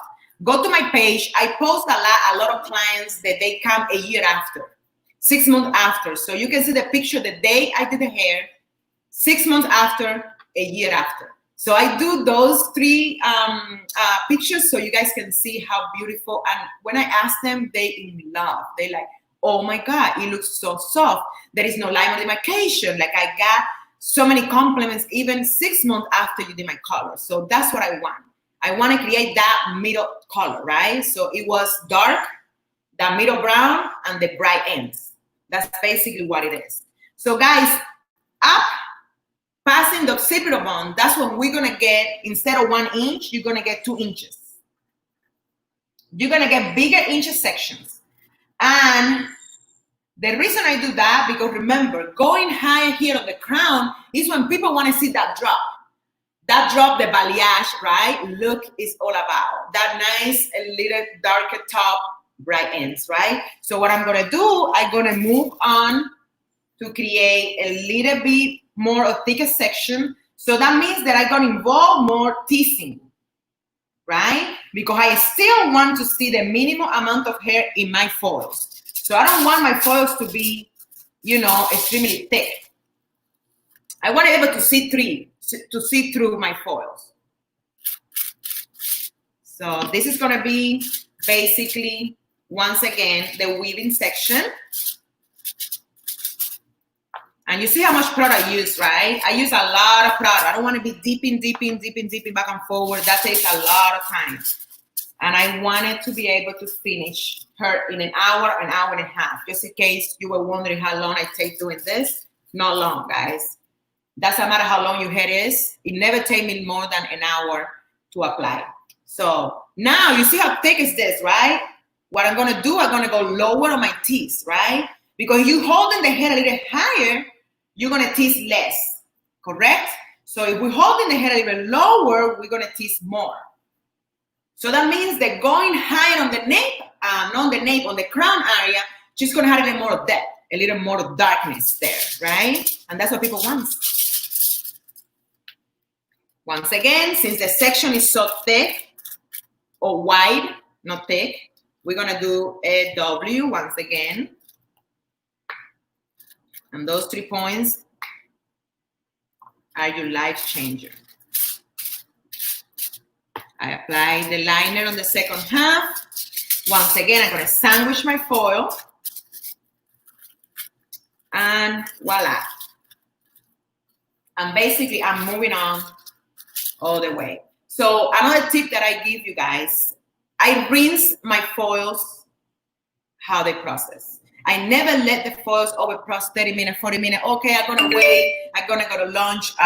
No. As soon as the foils are ready, I'm gonna rinse. So I'm gonna make sure that she is, you know, healthy and I didn't compromise her curls. So what I'm gonna do, I might go 1, 2, 3 foils. Then I'm gonna move to the side of the head. Another 3 foils like that. I'm gonna go back and forward so I get on an even lift. So when I want to check or rinse, what I'm gonna do, I'm gonna just rinse everything, and all the process is gonna be complete evenly, right? So then what I'm gonna do normally, I'm gonna move to the moha, guys. Another thing that I do when I analyze foiling and color is where the heat is coming from your head, right? So the heat is coming from the top. So I want to make sure, right, that I'm gonna get on the top of the head now, and I'm gonna lift it, because remember, the sides are gonna be always thinner, and it's gonna be less density. So from the back that I have the most amount of hair, I'm gonna move to the top moha section, this section, okay? And then I'm gonna go to the sides. My dog is going crazy. You know this stuff. Okay, so we go all over here, and then I will move to the moha. So how do I do the moha? The same way. The same way. What is happening, instead of starting with 1 inch section on the back of the moha, I'm gonna start with 2 or 3. So I get even more depth up there, correct? And then when I go around the hairline, I'm gonna customize the hairline, right? So depends how my hairline looks like, I'm gonna create what technique goes best for her. There is no right wrong, there is no one street to the success. I customize every service to my client. That's gonna make you always unique, different. That's gonna separate you from everybody else, correct? When you can see what is wrong and what you can do to make her look her best. Basically, that's what we're gonna do now. So I'm gonna go up, and then midway, I'm gonna jump, and I'm gonna be in front of my client, and I'm gonna go around the hairline, so I can customize the hairline. I'm gonna leave the hairline and the sides for last, because I know that I'm gonna process way faster. And the reason I have the sides over here just done, for you to see how it goes also diagonal forward. So I did behind the ear, and I moved diagonal forward to this corner, basically like that. Let me start on the back. Another thing that I want to show you guys is how to check for the curl elasticity. I think that is the most important thing, when you can check for the curls elasticity. So you know those curls are alive, that you're not killing them, that they're not dying. I think that's one of the biggest mistakes. When to stop, right? Because remember, when you put in hair on foils, it's gonna be a little more challenging than when you don't. You know, the size of the foils matter, the kind of foils that you use matters. So sometimes I use thinning foils for curly hair, and the thick ones I use it for my client that have a straight hair, because those are gonna condense more heat, right? When you're working with texture hair, the cuticle is already raised. I don't know if we've been talking about, and you already know about how frizzy, right? And they always complaining, oh my God, my hair is frizzy, right? I already have curly hair, because that cuticle is already raised. So you're gonna get so much lift, you're gonna get so much control really fast if you use foils and you use 20 volume. So you don't need nothing more than 20 volume on curly hair. At least I don't. So once again, we're gonna tease on the second one. And we're gonna have high lift on the top. Like I say, you can also go and put high lift all the way to the ends, so you can create that beautiful blend too. There is no right or wrong. Another thing that I see on my classes, right? When I teach my hands-on, the first day I show you the technique, and the second day, the first day we do cutting and coloring and all that. And the second day, I let them to be free. Because what I want is just inspire you. What I want is to give you the tools for you to play. I know we all can do hair. I know we all can do balayage. And we all can do hair on foils and highlights. It's what separates you, what those little details you're missing, how you can customize it to get, take it to the next level. And I see them doing that a lot. I see them maybe adding 2 basic weaving with highlight and maybe 2 or 3 teasing and highlight, so they want it to be a little more darker. So it's your time to play. Please take this technique, destroy it. You take it. I don't care. I mean, that's why I want to share, because once again, I just want everybody to benefit from this. And please just DM me, show me what you try. And I love that. I live off of that. Hi, guys. Am I good? Awesome. That was great, Leysa. I always learn so much. Hey, right? Yeah. I'm good, right? Goes by fast, right? Yeah. Time goes learn fast.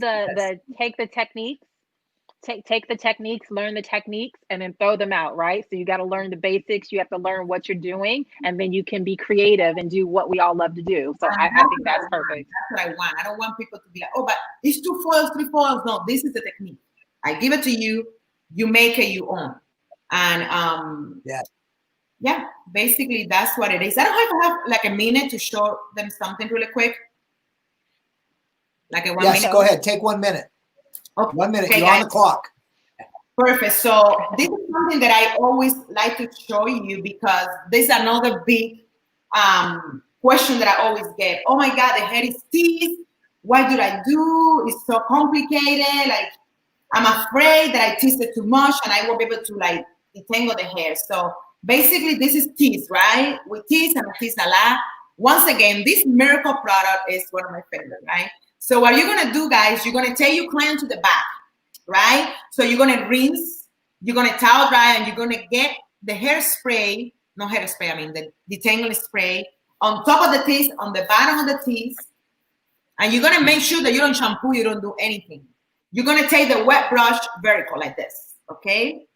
And you're gonna place your hands in between, each section, and you're just gonna tap. The good thing about this detangling method is that you have to tap. You cannot thinking of brushing the hair, because you're gonna get stuck and you're gonna take longer. So I wanna make sure that you guys tap and you braid that tease. And then starting from the bottom, look at how easy I move all the way up, and voila, this is it. Right? So that's one tip that I want you guys to take home. And another one is how you check on the hair elasticity. So what I do, I open my foil and I pick a curl and I take it to the side and I get a dry towel, right? Because remember, when you use water, there is different things going on, right? So I crunch the curl. And if those curls are moving, those curls are bouncing, you're good to go. So make sure that you, every 15 minutes, you check on your client's curl elasticity, because remember, it's processing a little more faster. You in foil, you have to be more careful. And that's it. That basically was what Ollie. That was great. Sure. So, listen, yes. Leysa, now all you're going to hear in salons is just the tapping. I even had a dance and everything. I always have my dance and like tap, tap, slide, tap, tap, slide. I love it. Leysa, I have to say, my dear, that you have this energy about you that, people could listen to you for hours. Not only do you have the knowledge, but I think, having the knowledge and having the ability to teach and then adding some personality behind it, you got the whole package, my dear. The big takeaway was that detangling. And that was, I'm so glad that you did that in the last minute there. But that detangling is, see, that's something to know about how to treat that fabric and respect the fabric. Mm-hmm. And that's so important. I just want to say thank you to you, my dear, for you are definitely the, what do they call you? The colorful queen. Yes. Yes. You guys. You are definitely. Pleasure. I had an amazing time, and I can't wait for your event next week, Tippi, too. So. Yes. So Leysa will be at the Texture Hair Elevated Summit. So excited to have you, Leysa. Thank your education is always very valuable. So we will be able to learn a bit more about your coloring technique. So really excited about it. Yes, and thank you once again, guys. Don't forget to follow and check on my education. I'm always on it, and I'm here to share with every single of you guys and empower you to get better at texture. We love you, my dear, and definitely everyone out there, please follow Leysa. Leysa, thank you for your time, my dear. We'll see you again on our path. See you next one, guys. Bye. Bye-bye. That was awesome. That was I know. I another. love her. Yeah, I just love her energy, Tippi. Her energy is just great. I agree. What she does. All right, guys, we got a great editorial stylist coming in. But before we do that, I just want to say that our donations just went over 6,000. I think the last time I talked to you, we were 5. So we continue to climb. Let's see if we can't get over 10,000 by the time we hit the end of this program at 7 p.m. tonight. And don't forget that this money is for a great cause, National Black Justice Coalition. And then also, just a heads up, the Pivot Point mannequins, Tippi, the amber mannequin that everybody's been working with, it's sold out. So those are sold out. But Pivot Point, Pivot Point mannequins are the best. And why I believe in them is because of this tag. This is the SA 8000 tag. And this tag is valuable to me in terms of when I see it. And the reason it's valuable is because it really solidifies a commitment by Pivot Point to human rights in terms of how these mannequins are made, and they're guarded against use of child and forced labor, discrimination, and unfair working conditions, which if anybody knows, I've done some research on mannequins and how they're made. It's amazing how these people, the chemicals they have to deal with to work with these mannequins. Yeah. So Pivot Point really cares in regards to how their mannequins are produced and manufactured, and this certification solidifies a commitment to human rights. So make and sure I'd like to add two. Pivot I'd like to add two things also is that if you guys don't know, Pivot Point actually also makes snap cap mannequins, which I'll be using on my for the Texture Hair Elevated event. So which reduces waste. So when you have a mannequin, you've colored it, you've cut it, and it's down to nothing. What do you do with it? Well, we tend to toss it, recycle it, whatever we're going to do. The snap caps, for those of you that don't know, you can literally take the whole hair piece off. It's like a wig kind of, but it's not. It's it's built into like a like scalp. But you can take that whole top piece off and you can buy a whole new piece and snap it right on. So you can reuse that same face, that same neck, and just replace the hair, which I think is incredible. And then secondly, we're talking with Pivot Point recently. They have a new mannequin that's coming out that's textured, that's longer. So they've got Cameron and they've got Amber, and they have a few in the snap cap space, but they're going to have longer offerings, which is really great. I'm so glad to hear that they're expanding that in terms of what's available on the Pivot Point side. Yeah, well, thank you, Pivot Point. Excuse me, Tippi. Let's get to our next one. I really wanted to research and get the right people on board on this, and I have to tell you, I had a really interesting and lovely conversation with this gentleman. After I hung up the phone, I just fell in like with this guy in so many ways in terms of the standards that he sets for himself and what he follows for himself. I'm talking about an individual by the name of Vernon Francois. Yes, Francois. And just to give you a little bit background on him, and I'm sure as he's going through his segment, he'll give you some a little bit, but this guy at the age of 14, he worked at a salon on London's Oxford Street. So he actually comes out of the UK. He won Newcomer of the Year at the Black Beauty Awards at the age of 17. Imagine that. Then his career continued, Tippi, where he became the Black Hair Junior Stylist of the Year at age 19. And then he became top 20 influential Black people under 40. I mean, this guy's work, I did my homework and just watched this guy looking at what he does. Magazine covers. Yeah, he's got television programs. He's everywhere. He's everywhere. I mean, this guy, you don't. It's interesting how these editorial stylists, they're known in that editorial world, but you look at these covers as hairdresser. I look at these covers, and those are my swipes, my tear sheets. But you don't look at who the hair is done by. But this guy's his work is on the cover of Vogue, Italian Vogue, Elle, Harper's Bazaar, Vanity Fair, Allure, Marie Claire, and Essence, to name a few. Yeah. And then he's definitely done the red carpet, at the Oscars and the MetLife event. But this guy's talented, and you're going to enjoy listening to him talk. So without any further ado here, please welcome this incredible celebrity, editorial, product entrepreneur. Yes, he has his own product line for all types of texture. Please welcome the awesome Vernon Francois, please. Oh, I feel like I should be like, hey, yay! What's up, Vernon? Okay, too excited, honey. We're going to go out raving. Thank you guys so much. I mean, I wasn't nervous coming on, and now I got nervous as soon as I heard you start introducing me, and I don't know why. I guess it's just, you know, I get a little bit shy, so you have to bear with me. But thank you. I'm really delighted to be here. I don't know where to start, but I will start by saying thank you for having me on this platform. Tippi, you have been an inspiration to so many, and I'm just grateful that you continue to be a body of service. And in doing so, you've just created such great avenues for us all to kind of use as an example, but also you're being the example as well, so you're doing it. So thank you. And Sam, you are extraordinary with what you've been doing. So I'm grateful to become aware of you and your platform. And I'm here to, pick the point as well. You guys were talking about the mannequins, which I'm going to get to in a second, but just want to say thank you for also providing the snapback idea, because I think one of the things we're lacking in the industry is innovation, and especially innovation when it comes to managing all hair textures and what that looks like. So thank you guys for that. And you've disappeared. You put me onto one screen. Does that mean I should just start talking and get on with what I need to do? You're like, just click, let him do what he's No. You know what?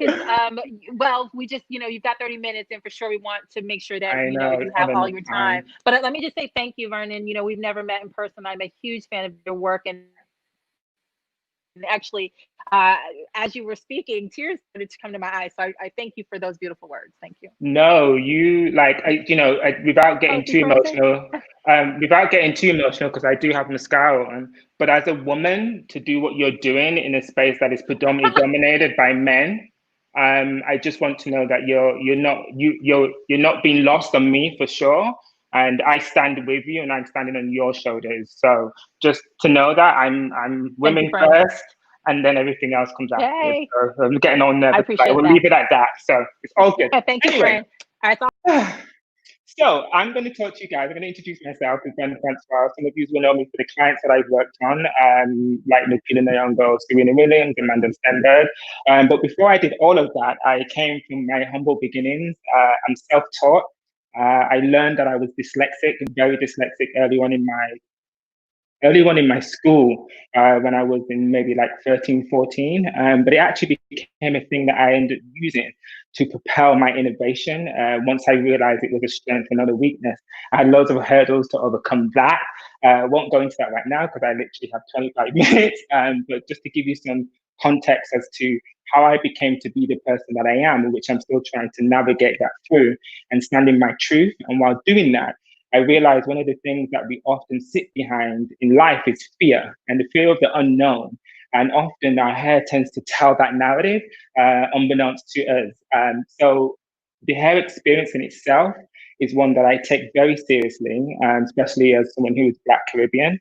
Often we use the language around hair to sort of almost sometimes to defer or to instigate. And when we talk about hair textures per se, which I know you guys have already been talking about, and I was on here going, yes, go. And I really wanted to get into the conversation then, but I am standing for, whilst I'm an expert in all hair textures, I've realized over the 20 odd years in my career, kinky hair, kinky Afro hair, curly Afro hair, curly European hair, and curly hair in its full diaspora has always been sort of looked at in a negative way and never really been given the platform with courage and sophistication and actually been allowed to sit in its true glory. So one of the things that I champion as my brand, as my life mission, is to talk about the sort of injustice that we bear witness to, and how we can change that narrative for the greater cause. And I think it's important that we do look at a history in terms of how we register and how we sort of identify with our hair texture, but also we can rewrite history. I think when we've often looked at something that's been so self-deprecating and we know it to be incorrect, we as humans have the power to shift that narrative for the rightful reasons. So in doing so, I came up with a beautiful iconography when I launched my collection 6 years ago now, which was like the icon iconography, because I think sometimes describing your hair texture can be very difficult for most people to understand, and also sitting in a salon where I've been clients for so long, they don't really know how to talk to the hair texture. And I think if we can just put them into simple categories, you can then go on your own journey within those categories to explore, explain, and find greatness. So you see what I have here is you have the coily, let's do it this way. We will have the coily hair texture here, you have straight, you have kinky, wavy, and curling. And for me, these are the baselines of hair itself and texture. I think the conversation around texture is one that is like a laundry list, and it has so many sort of nuances involved.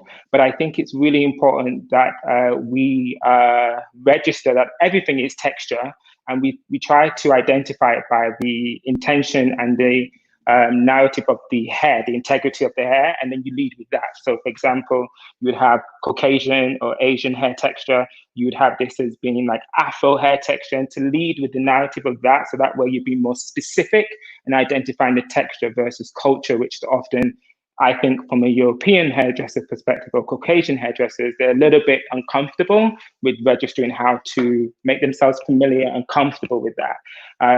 Having said that, I do believe all aspects of that conversation are valid and should be listened and heard to. And I think one of the words that I don't know if I've heard today is empathy. We have to have empathy around learning, around wanting to be a better hairstylist, around wanting to be of service to the clients that you're servicing, and also to learn. Just empathy, just give yourself the ability to hold that in you and lean into it. It's such a wonderful thing to have. And if any of you are parents out there, I think you will definitely understand what I'm saying. So with that said, I'll put that to the side. One of the things I wanted to talk about, I know Pivot Point here has done an amazing job with the sort of innovation up to date with having mannequins that are for the best part, have some versatility. But over the many years that I've been around, I've constantly struggled to find mannequins that reflect these textures here in its true authentic state. And I would challenge you to do that. I would challenge you for all the brands out there to rethink about your mindset and your intentions, and to really get involved and hold yourself accountable for actually providing a full range of mannequins that not only have the same hair texture, but also visually have the same identities. One of the things I often lean into a lot with my clients with the work that I do is representation. What does that look like? If you're working on a mannequin and the mannequin has Caucasian features, but you're doing, for example, Afro kinky coily hair types. Now, whilst the Caucasian person can have this texture, for the best part, we know that that is not the truth. And I think to see versatility and variety visually, what we're working on when we create these beautiful sculptures is going to be way more impactful mentally when we're out in the real world servicing clients, or when a client walks into that salon door and you're like, oh, we don't do you, like we don't do that, or this is not what we do. And all those sort of negative languages would be chucked away to the side, because you've had the experience of recognizing just because your features look a certain way or your eyes are in a certain space out differently, it doesn't change my ability to do my job as a hairdresser. So I think there's a lot of nuances involved that we are kind of unaware of that really contribute to the larger reason why a lot of people are quite naive when it comes to managing curly hair and Afro hair in its entirety. Yeah, cool. So I wanted to, what else did I want to do? Oh, there's so much stuff I want to do. I don't even know if I have too much time. This is so much fun, by the way. I wanted to talk to you guys about some quick tips on styling and what that means, and how you can, I had a thing here and my thing is now locked, so I can't go here because I wanted to address some points. Oh yeah, some quick tips that I want to show you guys about styling and how I really get the most authentic texture that I'm looking for when working on curly Afro kinky hair. I'm trying to quickly go through so much stuff because there's lots of things I wanted to talk about. I use a 3mm hair tonguing tool. This is the smallest one I had. I used to have the smaller ones. They used to either get too hot or break, or the hair got too coily in a way that wasn't authentic. And I've learned how to manipulate this And I think one of the advantages that I have as being self-taught is that I've created a space of wilderness where there's no boundaries. And I think often when we go to school and people are being led what to do, you unfortunately inhabit bad behaviors, which means you only act with when you've been told yes or no. And when you're self-taught, you operate from nothing, you explore. All your mistakes become your greatest gifts. And I think that's something, I think for most artists and hairdressers, I think we lean into that a lot, but sometimes we forget about it. So if you're watching this, I'll ask you just to take yourself back to why you came into this space and really just have a moment to reflect on that. And when there's something that you don't know, go for it. Lean into it more. Be uncomfortable in those moments when you're tonguing the hair or braiding or cutting or hair drying, and just ask yourself, how can I do this better? And if there's something uncomfortable, then position yourself so you're comfortable. So one of the things that I wanted to do quickly to show you how we get these textures. Now, I don't know, I can't see the questions, I've turned them off. Guys, if you're listening, can you see this? Is this a clear lighting so you can see the density and the textures? I'm assuming that's a yes. On this side, we have the kinky coilier hair type. And then on this side, we have more of a ringlet and a curl hair type.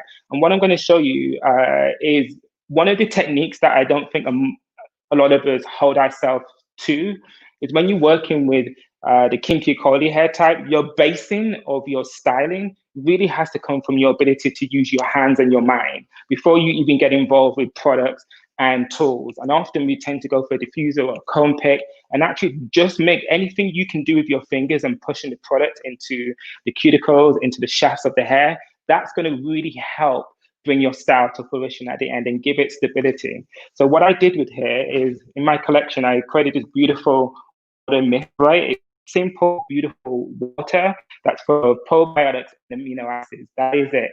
And the reason why I created that is because I couldn't find any water out there. We often are exposed to water through the showers and baths, etc., and rain, and it can damage the hair over time. So in terms of second, third day restyling and revamping your hair, this is genius for that. So also I did with that is sprayed it on here, and I then also did, I'll show you here, so you see how quick it works into the texture. So just spray it with the mist, and also with the spray technology, for most of you stylists, you know, this spraying technology here is genius. You can just squeeze it down once, and it will wet the hair enough for you to have good impact to work the product through. So one of the things I always talk about is also how you use your fingers. I can't keep explaining they're your best tools in life. Patience and discipline. I'm going to work this through like so. And as I'm working this through, it's also detangling. Whilst I recognize there are lots of brushes and amazing combs out there, you can do this yourself more effectively and efficiently with your tools. And it's also going to be kinder to your client or your model. So I'm just going to work that through. And as I work the water through, also I'm going to do here is a 2-strand twist. And this is what I normally do on sets with most of my clients. And I'll get involved and do this really quickly. And then I will allow it to set. Sometimes I don't use a lot of product on the hair because I really want that dry, fluffy, eccentric, defined look in the hair. And you can get this with just water and just using a great heat protecting water on there, which is what the mist conditioner water spray is. So I did this earlier. You can see it's dry there. You can see already when I take this out, it's going to be very similar to these curls here, which I did with the wand. And I'm going to show you. One of the misconceptions, I think, when we are working on any hair texture that is highly textured with kinks or curls is that we tend to put the heat of the ceramic, and we should use ceramic, not metal, because metal burns. So yeah, the ceramic tongs is people go to too high. Now, if we're trying to add more texture and definition and get a really beautiful curl pattern, we know the higher or the hotter the temperature is, the smoother the cuticle or the shaft of the hair is going to be smoothed down. So what will tend to happen, you will all know when you tongue hair, it looks nice for a minute and then it just falls out. How to prevent that from happening is to use it on a medium, if not a low heat, so you can see, just so you can see I'm not lying. And if you can see that I'm going at once and 2, just right in the middle. So this is 340, between 340 and 380. and it's on a low, really low temperature. And what that's going to do is it's just going to help manipulate the texture, but still complement it. I think what we always try to do sometimes is to restructure versus complementing. Jamal earlier did a wonderful job with explaining like working on top of texture. Like sometimes I think we almost blow dry the hair out or straighten it and then tongue it on top. Like it's a waste of time and it's unnecessary. I always tend to work on the texture, get in the texture and come out with the texture. So don't be scared to get involved. Actually pick out as much as you can. So you can see I did some earlier. I'm just going to pick out things here. I also don't do, and all of you that will follow me and Vernon Francois on all my platforms, more active on Instagram, I often don't really go down to the roots. I want to get stability from the roots, so I don't often go in. I leave it quite frizzy and quite clumpy, quite volume, quite tacky, all of those great gritty things. I leave that, so then I don't have to spend a lot of the time with the comb trying to pick it out and causing friction, and sometimes it can be damaging as well. So I'm just going to put this on. Now I'm going to do this technique. You might not see it, and I'm going to try and explain it as I do it. But as I wrap this around, I twist the hair as well as I'm wrapping. I don't know if you can see me doing that, but I'm tipping it on, and literally it was on there for less than 3-4 seconds, but already it comes out. You can see the spiral that this creates, like so. And one of the great tricks that you want to do is when you do that, as soon as it comes off the heat, is spring it out, pull it out so it fluffs up. Don't be scared to embrace texture, frizz, and the volume. One of the things that I've really been trying to advocate for is frizz love. We spent so long denying it, and it's a huge part of most hair textures' DNA. As we would say today, it's the fabric of all of our DNA. So I really try to encourage frizz. So what I'm going to do now, just use my fingers and just slightly just pull away from it. And as I start to do that, you get this beautiful, soft, romantic texture of curls. This almost looks like a twist out, which I'm going to show you on this side here. And look at that. And then basically you can just keep pulling that until you want to stop pulling it, but you get this really beautiful definition of texture. Now I'm going to show you what I believe to be similar techniques, but more using your hands. And simply because we know, well, I know that the kinkier, curlier hair textures tends to be more fragile. Whilst I believe it's the most versatile hair texture, it often is the most fragile. So treating it with your fingers and actually touching and just creating a relationship with the hair and the experience and bonding, I guarantee you the client and the hair is going to thank you for it. So I'm just going to release this one now. I actually didn't even put any heat on this. This is just dried naturally. Just take it out. And already, can you see that? You see already how it's almost mimicked that, but it was 2 different techniques. So I'm just going to pull that through like so, just separating it. And it's just going to give you this nice sort of romantic wave. The longer, if you want more definition, you can leave it in for longer. You can see this too. I split this one from the root up and I split this one from the ends. And there's different techniques and different textures. And as you can see, I haven't done the root again, so it lifts up. And then I just start to use my thumb, my index finger, just to rub it through, just to create that sort of fuzzy fluffiness that I think holds really well with kinky curly hair textures. So these are some quick tricks that I use all the time when I'm working with clients' hair, whether it's on the red carpet or photo shoots. And these are some of the things that I think often are overlooked in terms of the tools and how we use the tools. We all know that, I don't know if it's a saying over here, but a straightening iron can make any hairdresser look great, you know? And even then, using the straightening iron, I think we have to be accountable in how we apply the straightening irons and the reasons why we apply those. What was the last thing that I wanted to touch here? I don't know. Let me see. I have my notes here. So I wanted to share with you guys something that really resonated with me recently, and how I'm becoming to be a better me as I stand in my truth, as I am a father, as I'm a leader in my own space, and as I try to do better in life. I use a philosophy from Maya Angelou that says, in life, you may forget where someone comes from, who they are, what their name is, but you never forget how someone makes you feel. So always just be accountable for the language we choose to use to each other, how we can be better informed about each other, and lean into the unknown. I think it's really important that you hold yourself accountable, whether you're a brand or an individual, to how you can be of service and do better. And with that said, I came up with the phrase that was turn your fear into courage. And really, I almost brought me to tears. I was like, yo, that's what I've been trying to communicate to people, is to step into that fear that you have and be the change you want to see. And that means a lot when it's all about hair, the relationships and the mindsets that we have as humans. And hair plays one of the biggest roles in our life, whether you want to accept it or not. And even if you have hair or you don't have hair. And we as a community, we have to do better. We as hairstylists have to do better. And also on our educational platforms, we have to hold ourselves accountable for how and who we're teaching and who we're allowing in those spaces to be taught, and also be welcoming to having conversations about our hair experiences that will allow us to have empathy and learn, and so we can all do better. I don't know if my time is up. Let me check. But guys, do you have any questions? Oh my God, that was good. I got 22 minutes. Hey! Sorry, I'm in my own world here now. I could do like other things, but yes. Sorry. Vernon. I love you, Vernon. My friend Vernon. That was incredible, Vernon. And there's one thing that I think that a lot of people really embraced was when you said mistakes are the greatest gift. You know, and that's so true, because when we become uncomfortable with something, we tend to shy away from it. And when I think that's something that we need to embrace now is the uncomfortable. And we need to embrace the uncomfortable, and that requires practice, get your hands into it. And then I love this other last thing I want to share with you, my friend, and I'll hand it over to Tippi. And that's lean into the unknown. And that's what this day is about, my friend. You push the right button, Vernon. It's a pleasure, honor to have you on board here. Go ahead, Tippi.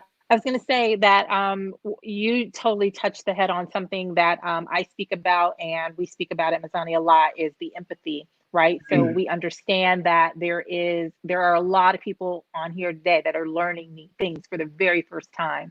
And the whole goal is, it can be frustrating because it's like, we talk about this all the time, you should learn, you should know. But at the end of the day, it is about empathy and understanding that, you may not know, and it's okay. Right. So, here's the opportunity to show and share and share with love. Right. Yes. So it's like, as I spoke, and even in your platforms, I see you on your, on the morning shows, giving information and education on texture, and it's all delivered with love. It's like, listen, this might be new to you, and that's cool. And so let's share it in a way that you understand, and that you can take away all the really great nuggets that I'm trying to share with you, versus trying to deliver in a way that is not with love, and it makes people turn away. So I love the empathy part, and that's so spot on. Yeah, I think that comes from, for a lack of loss of words here, that as Black people, we've always been suppressed. So we've always had to rise to be seen as equal. So we've had to understand why we're being misunderstood. So even though we're born with empathy, we have to lead with it all the time, just so we're not typecast from a mindset perspective, from a body language perspective. We're always trying to be non-offensive to those who are lacking the ability to be accountable for their perspective on what they think about me from what they've inherited through their privileges. So it's really deep psychological diagnosis that we all need to go on and find ways to be better about who we are as humans. But for the best part, a lot of people are not willing to look in the reflection and go, who am I? And how have I become the person who I am? And if you can't be at peace with that, it's going to be very hard for you to navigate yourself through society with a compass that is enriching to everyone who it encounters, Yeah. Well That's so beautifully spoken. Yeah, we all love hair, so yes, we do. Yeah, hair is hair at the end of the day, right? Yeah, it's just like no other texture is valued less or worth more than the other. And for so long, in so many media spectrums, we've been taught different. And like I said, I know Pravit, who did the mannequins. It's great what they're doing, but they need to do better. Like, where are the mannequins with Afro hair texture? Why are we now doing it now? It's embarrassing. It's like, how dare it be so long? So you guys have got a lot of catching up to do, but also you're not asking the right people. You're leaning into your friendship circles versus actually just looking at someone in the industry that has hair texture and ask them, how can we do better? And stop perming stuff and getting the wrong technique. Just ask the questions. We're here. Yeah. Ask questions that are Yeah. The So you're questions are here. definitely the gift to receive. Exactly. And then, Go and ahead. so again, And, it's about and expanding also, that tribe. yeah, and also give us equity. Pay us the same that you're paying the white counterparts. And stop trying to Yes. underwrite us and be a tokenism because we're on a platform. And that was something that I spoke to you about, Sam, when we had our personal call before I committed to this, because it's a double-edged sword for me, because this is nothing new to me. These conversations, we've been doing this. So now that we have the platform, I guess there's an element of not stepping in my way and not putting my nose up to spite my face to help people, because that's my biggest mission, is to be a world leader in demonstrating that we are equal and we all are one. But it has to come at a cost where I'm now having to do something that I've spoken about and waste my time now, where I can actually just be making tutorial videos for the people that love me. Do you see what I mean? So I just have to be mindful of where I'm putting my energy, because we're continuing to fight a cause that is not being heard or responded to by the people that have the ability to be accountable and shift the narrative. So I hope today that we can create some sort of noise that leads onto a vibration of positivity, and hopefully we can start walking with clarity and trust. Well spoken, as Tippi said, and we feel and hear your voice, my friend, and your passion in regards to your commitment. And know that from speaking for myself and the Via brand, this is just the beginning for us. And we will continue. This is not a moment in time. This is going to be a norm of the time for us as a brand. So from me to you, I want to know that. There's that famous saying where people say, put your money where your mouth is, sort of thing. So we just need to just actually do it. Like we also, you have the leaders here. So rather than you guys learning, just actually get us to join with you and sit on your committee and give us equity in what you're taking. So that way there's value in what we're saying. And I think there's a lot of licensing deals going on versus equity deals. Like think about the value that we're bringing to the table. And if you really trust us and believe what we're saying, let me take a bit of what you're eating. It's like, go to church. Yes. Wow. I mean, just cheers over here. Well, you know what, Vernon, exactly everything you're saying, and I have had a seat at the table, and that's exactly what I'm screaming consistently. And I know you have a seat at the table, and I know that you are screaming that consistently too. And so that's what we have to keep doing, is just keep screaming that thing. Yeah. Well, we don't have to scream though, and that's another thing. I think we have to do it, but we're on a good cause, and I thank you guys. And Tippi, like I said, like you are a national treasure, so just thank you. Vernon, thank you so much for sharing everything that you shared today. I mean, just everything. Obviously your work is stunning, but just your brain is, and your mind and your thought process and your words and your heart are so felt. And I just want to thank you for everything you shared today. Yeah, thank you. You're most welcome. I'm happy to be here. I just didn't want to just do stuff, but we need to talk about the things that people are not talking about. So, hopefully there's more of this. Yeah, we've been talking about it all day. It's a voices that need to be heard. Thank you, Vernon, for your time, my friend. Keep in touch, and I hope our paths cross again soon. I will keep in touch. You got my number, so call me. I will. It's a two-way conversation. Tip is like, you know what I'm saying? Everyone's like, you keep in touch. Like, no, you got my number. Call me. Yes. Everyone's and when got I'm in my LA. number. But I travel too. Thank you. Yes. Bye-bye. Thank you, Vernon. Wow. Wow, what a great voice. Yeah. What a great voice. How are you feeling on that one, Tippi? Well, I'm super emotional because everything that he talked about, and to his point, you don't have to scream, but I there are multiple ways to get your point heard. And I know from my perspective, I've been able to have a seat at the table at a lot of major companies where I'm just like, no, that's not going to work. No, you need more. No, that's, but then there's the people who don't have that seat. And so they speak from the outside in. And so their voice might be just a little bit louder, but what he's saying is so true. So because what ends up happening is and I can just tell you this now, but what's happening is we're being tapped. When I say we, I mean Black artists are being tapped by so many different companies and entities and platforms to speak. And it's just like, okay, I'm doing all this education, I'm doing all this learning, but it's exactly that. It's the equity. So it's just, I know that this particular event is all about support and donating for an amazing cause, but a lot of the platforms are not. A lot of the platforms are benefiting monetarily. And so if I'm coming and I'm restructuring your entire platform, but you're not offering me, any equity or any, in that space, then nothing's changing, right? So it's about spreading the equity, and that's exactly what he was saying. So it's making me a little emotional thinking about it. No, yeah, and you know what? Rightfully so. It's a conversation that needs to happen, especially for that person.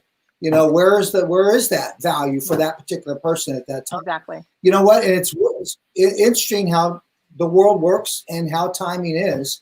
And I think that what's most important is that there's an awakening that's happening right now. People are listening, and I hope that they're listening for the right reason, and that they're going to do exactly what Vernon is talking about, what you're talking about. Where's the action? Let's see the action, not just a voice. Which brings me to the next guest that I'm really honored to have. Let's just talk about this guy for a moment. This guy's done in terms of curriculum and what this guy has done in terms of as a consultant, as an educator. He's done so much in terms of the educational methods and values that he brings to curriculum, to schools. He's the owner of a school and a salon, and he's award-winning. And I'm talking about Rodrick Samuels. We'll bring him on in just a moment here. But also his business partner, Lauren Moser Samuels. They're from Michigan, and they both hold a position with the Professional Beauty Association. So they have a strong voice in the industry in terms of what they have to offer. And it's so important that we brought somebody on that had these. He's not only he's skillful in terms of business and knowledge, but he's got a great pair of hands in terms of what he does on the barber side also.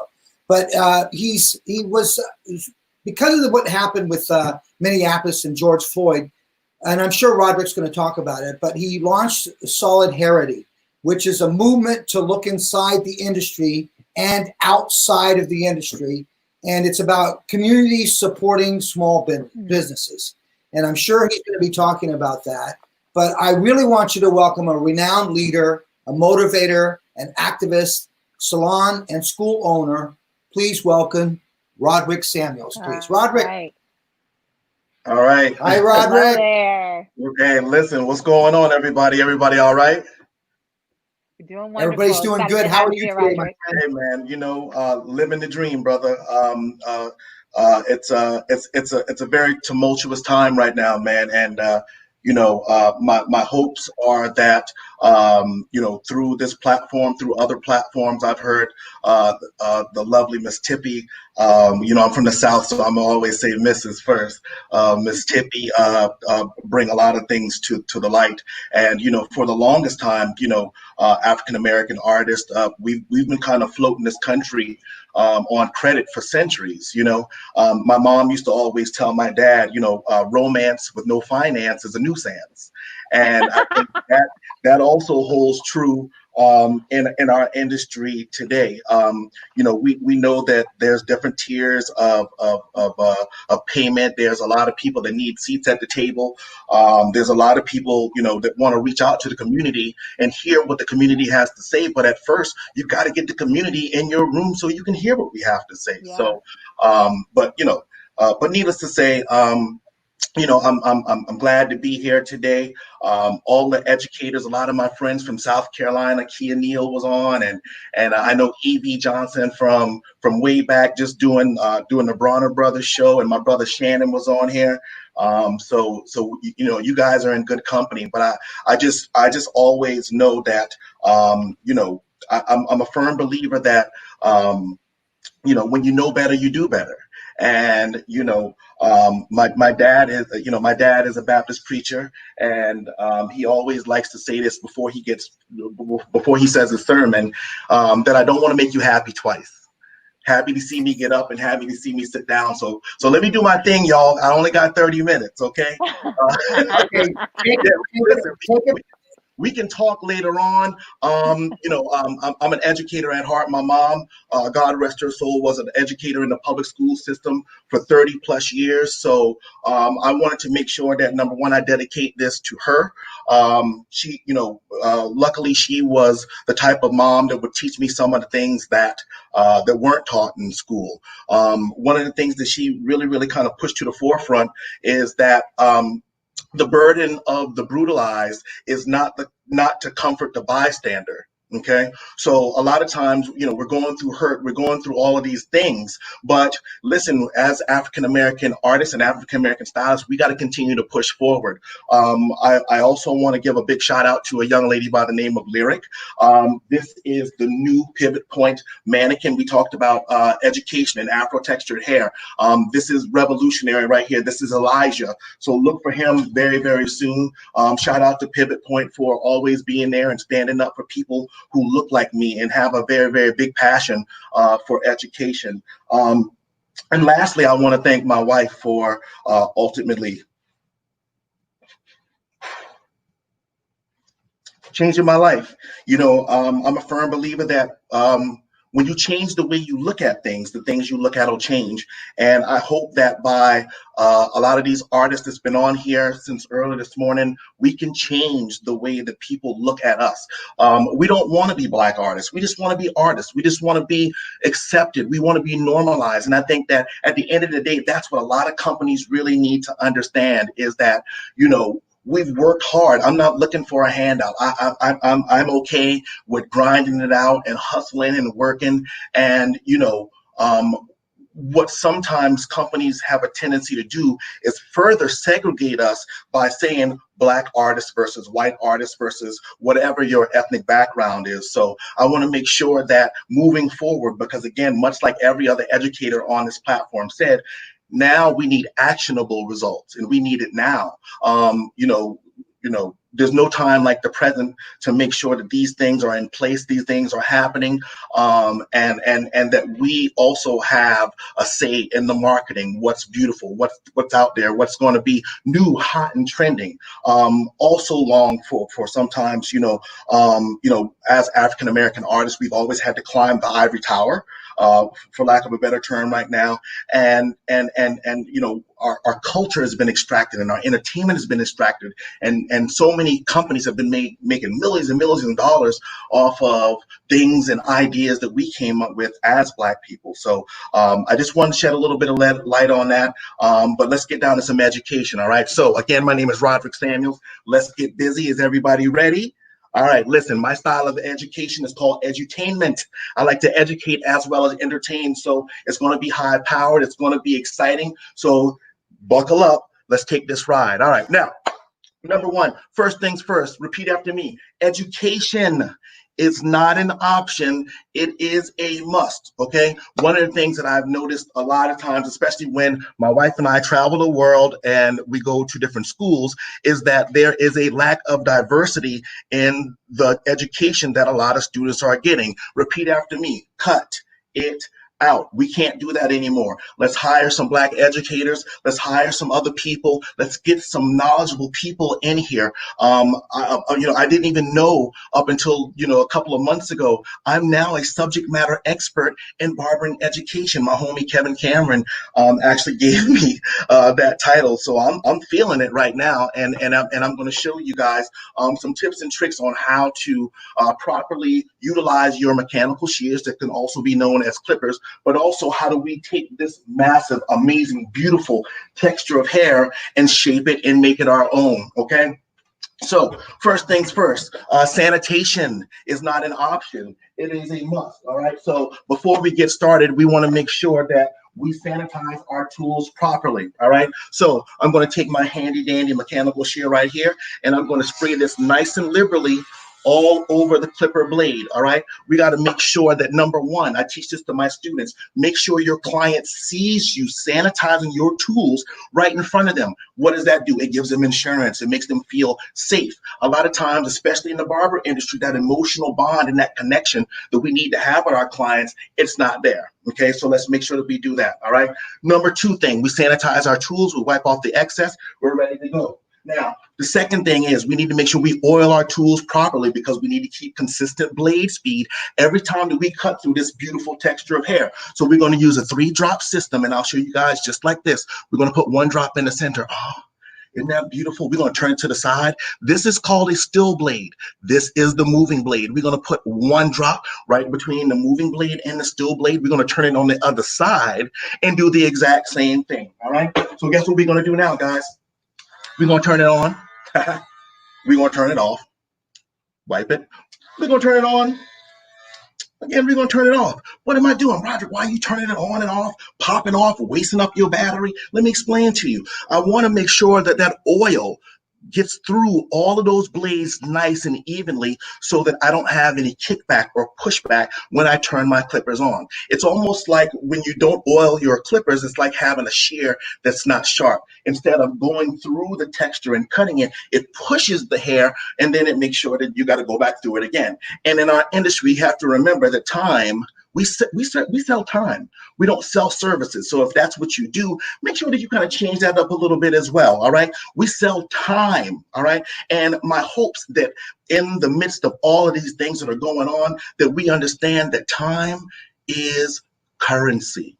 I think that most barbers and stylists, if we start to treat time like currency, we'll be a little bit more mindful of how we spend it. Maybe we spend it getting a little bit more education. Maybe we spend it on spending time in African-American salons or white salons for Black artists that may not understand straighter textures of hair. I fortunately learned how to do both textures of hair because my idea when I became an educator in our industry is that if I'm going to teach my students to go from good to great and then to go from great to being unstoppable, it doesn't matter what comes inside of their shop or salon. They need to be able to cut it. They need to be able to style it. They need to be able to cut it, style it, and color it.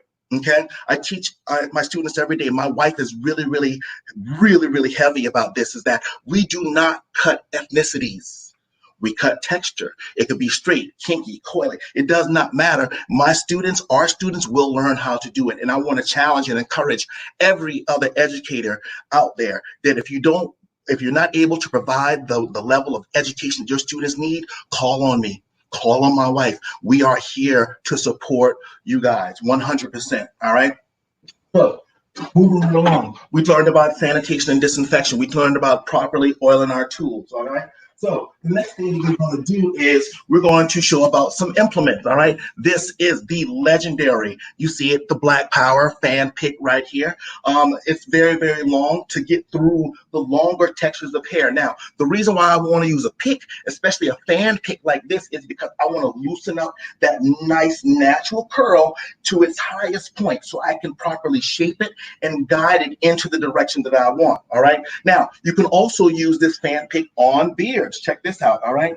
One of the things that we collaborated on when I was working with Pivot Point on developing the fundamentals of barbering text is that we want to make sure that we give our students the proper tools and knowledge to become successful. But here's the other thing. We want to also make sure that the vocabulary for future professionals are correct, all right? So again, we're going to take this fan pick right here and we're going to just pick it out real nicely. We're going to elongate that nice natural texture right here for Elijah. All right. So I'm going to put Elijah right here first and put him to the side. Okay. So today we're going to talk about fading in America. And a lot of people out there may not be privy to using detachable blade clippers, and I want to show you guys just a little quickly what the difference is. This is an adjustable blade clipper. As you can see, it has this really cute little lever on the side, and we can adjust the height of the blade. Everybody with me? You got me? All right, drop some hearts down there if you're with me. I need to make sure you're focused on your future. All right, focus right now. All right, here, adjustable blade. Up and down, okay? That gives you different lengths. Now, what I like to teach my students is about, again, because we treat time as a currency at Hair Lab Detroit, Barber School, and Taylor Andrews Academy, is how to produce more time. Now, this is a metal blade. What this metal blade does, especially for Afro textured hair, is that it doesn't back down. Normally, when you use a plastic comb attachment or a plastic guard, I have one around here somewhere. Here it is. Okay, the teeth on the plastic guard move. Check this out. See how that moves? Now, when it moves like that, as I'm working my way through certain textures, I have to continue to go back through those textures because the blades are not giving even hair feed into the cutting blades. These guards are not giving even hair feed into the cutting blades. So what I want to show you guys, number one, is how to create a shorter texture or a shorter length moving into a longer length, which is the basic definition of a fade. All right, so put them a little bit closer here. Can everybody see all right? Good. All right, so anytime that you're using a detachable blade clipper, everybody see that? It's pretty, it's cordless, it's dope. You know, I like to keep up with the latest and greatest in the barber industry. You always want to make sure that it's cut on before you place this blade. So what I'm going to do today is a 3-panel fade on the beautiful, lovely, and handsome Elijah. And one of the biggest problems, or one of the biggest things that a lot of people always try to figure out is, how do I know how high to fade up, how low to fade up? Different terminologies for fades. You got a drop fade, you got a low fade, you got a high fade, you got a ball fade, you got a burst fade, you got an Oreo fade. Sometimes you just happen to just fade out. We just don't know. All right. So what we can do is we can actually use our comb to talk about the different zones. Okay. So if I turn Elijah over here to the side, you can see here, I'm going to pull his texture back. We're going to cut all this off. It's going to be beautiful. If I pull this back and I lay my comb flat against his head, this will be zone number 1. Okay, this will produce a low fade. Now, if I take the same comb and I roll it up one time, boom, pull that down so you can see, that will be a mid fade. Sounds pretty interesting, doesn't it? Right? Now, if I take that same comb and I roll it up one time again, this is when we get close to the parietal ridge. We're going to get up close to there. That would be a high fade. Now, anytime on Afro textured hair, you go up above the parietal fade, that's going to cause 2 things. Number one, it's going to cause a big misunderstanding because that blend line is going to be so high, you're going to have to slap 5 with Jesus to bring it down. The second thing it's going to cause is a big misunderstanding and some furniture moving as well, because people are going to get upset and it's not going to be really good for the practitioner. Okay, so let's make sure that we plan our work and we work our plan. All right. So outside of using your comb, you can also use the 3-finger rule. You can take that 3 fingers and sit it right on top of the head, one right on top of the ear, and we have low fade, mid fade, high fade. Boop, boop. All right. Remember, education is not an option. It is a must. So what I'm going to do right now is I'm going to debulk a lot of it. Okay, I'm going to slap my blade on. This is a OAFD blade. All right, it's made by Andis, and what it does for Afro textured hair, it really helps to kind of create a really, really beautiful shape, and also it helps to smooth that texture down really, really nicely. Okay, so we're going to start here first, and we're going to take a little bit of this texture off. You know, let me start on this side. For time's sake, I just want to make sure. All right, now, here's another thing. How many professional basketball players do you know that only dribble with one hand? All right, I think that also we need to teach our students how to become ambidextrous in our industry. All right, now I'm right-handed 100%, but when I'm working on the left side of the head, especially when I'm freehand shaping or carving out a nice shape, I want to make sure that I'm not looking like a circus sideshow. Like I'm the dude that's in the shop with the clipper to the back, my elbow pointing up, I'm looking halfway crazy. That's not cool. Again, people, let's do it. Ready? Let's do it together, right? Cut it out. All right. We're training people to become professionals here in our industry. So we want to make sure that we're doing the absolute right thing. All right. So I'm going to take my left hand here. I'm going to have my fan pick in here. I'm going to take some of this texture off. Now, again, making sure that I make really, really light work of that. Look at how nicely I can just take that bulk out. Okay. And I'm just following small little panels. Turn them to the side so you guys can see. Adjust my lighting a little bit. There we go. All right. So taking that bulk out, it's very satisfying too.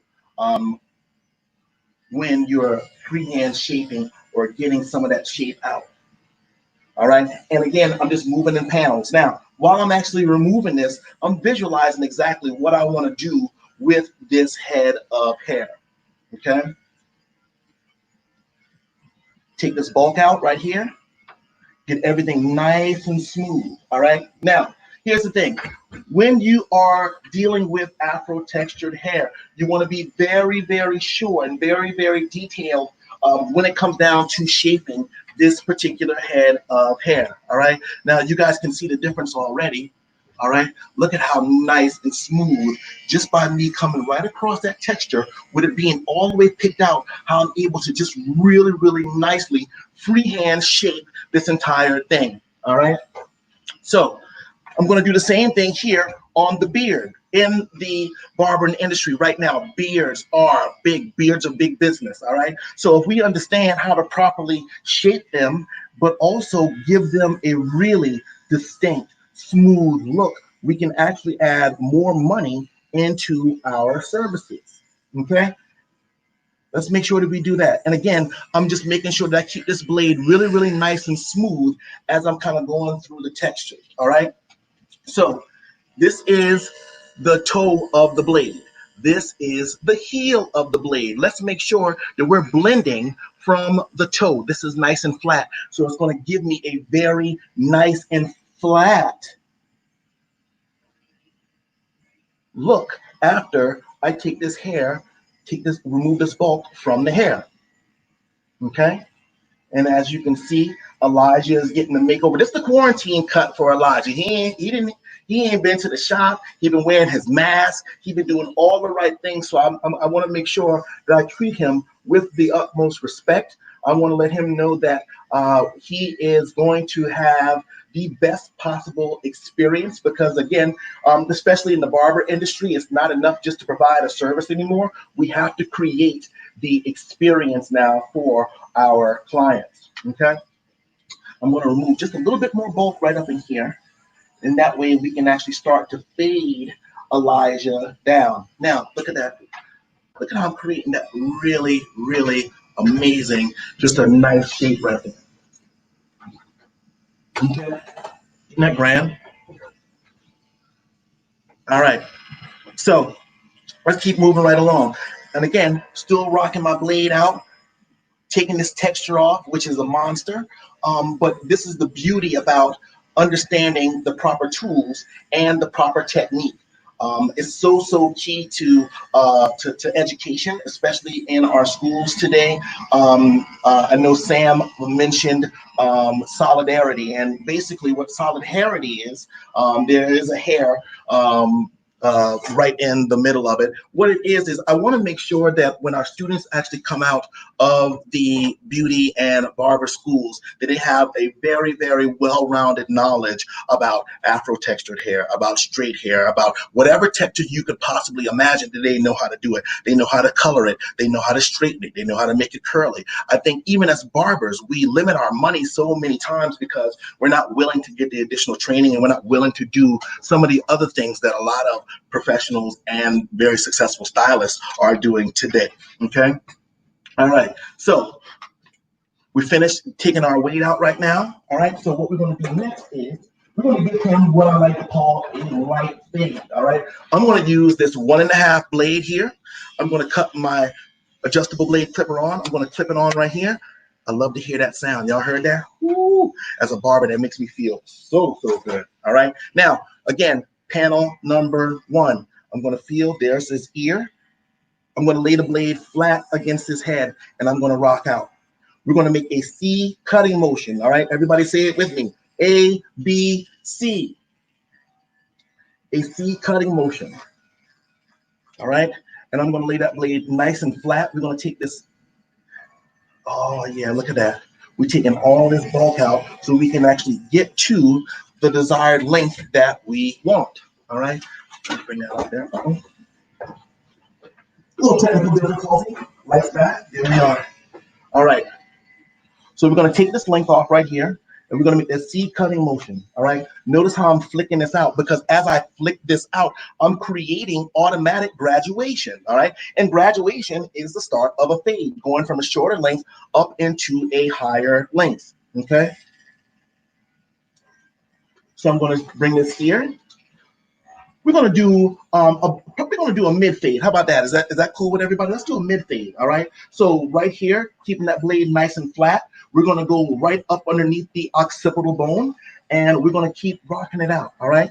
And this would be zone number 1. All right, let's keep that in mind. Zone number 1, 1.5 blade. Remember, when you're holding your mechanical shears inside of your hand, we're going to have 4 fingers across the back of our mechanical shear, right in between our, don't pull out in front of me no more finger, and I would love to marry you fingers. That's where our thumb is going to come. And we're going to lock that out. Okay, make it real, real easy on yourself. Nice pivot. All right, perfect. Okay, now I'm going to hold his ear down. This is what I also love about these mannequins. They have a little bit of play in the ear. I'm going to use the corner of the blade as if it were a pencil, and I'm going to etch out the shape right over the ear. All right, so we're going to go right over the ear here. All right, now I'm going to cut with the grain or with the natural growth direction to blend that in a little bit. Okay, let's get that bulk right on out there so that'll be nice and blended.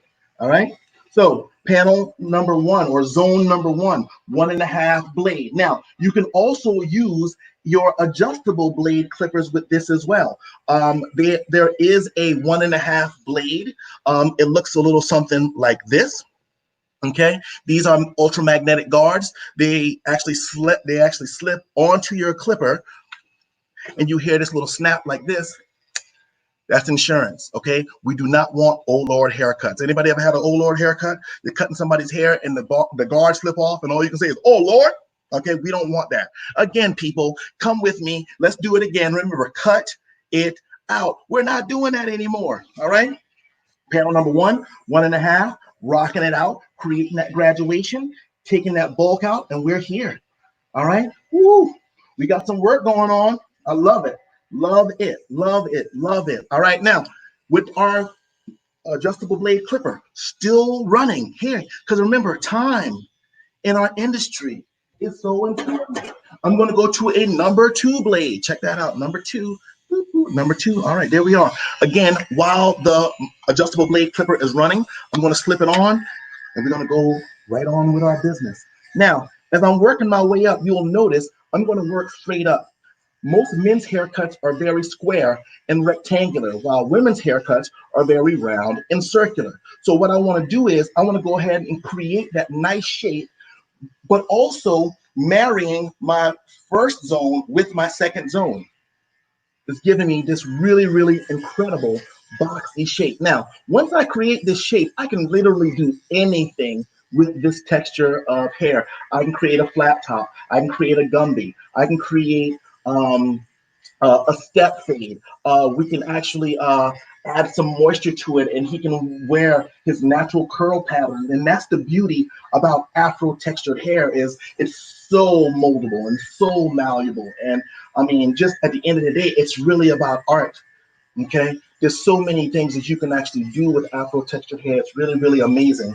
My hopes are that, you know, from everybody kind of going back through and learning a lot of the techniques that a lot of our artists have been showing today, you guys have picked up some of these techniques as well. Okay, laying my blade flat against the head, rocking out, creating that shape, coming straight up, and now we got some graduation here. Okay, now I'm just going to comb that out. Boom. Take this bulk out right here so we don't look crazy at the end. And I will be posting the finished look of this on my Instagram page, so you guys stay tuned so that we can actually see, just by us using just a few different tools and a few different techniques, what we were able to accomplish. Okay. I also will go back through, if you guys have any questions or anything, I'll go back through a little bit later on and within the next couple of days, and also answer some of your questions. All right, so let's look at that. We got a nice little texture. We learned a little bit about fading. I think that's amazing. Let me pick this up. All right, let's get the texture rolling. All right, coming through. Using our fan pick to elongate that nice texture. All right. Now, the last technique I'm going to show you guys is one of a lot of importance for a few different reasons. For those of us that aspire to work with textured hair or to create shapes using textured hair, I think it is super, super important to understand freehand shaping, especially on the top of the hair. All right. Now, what I'm going to do is I'm going to go back through with my OA FD blade, make sure I turn my mechanical shears on, all right, bringing it in, okay? And I'm just gonna start right here in the center. This is gonna be my guideline. I'm gonna start right here in the center. Come to this side. Come right here in the center and start our guide, okay? This will essentially be my guideline. Now, when I set my guideline in, the only thing I'm going to do, much like if you're cutting yard or cutting your grass, I'm just going to continue to follow that guideline, so you guys can see, all the way through until the end. Cutting with the toe of my blade, making sure I keep it nice and flat and nice and even so I can create that amazing shape here in the top. Okay? Get the rest of that texture out.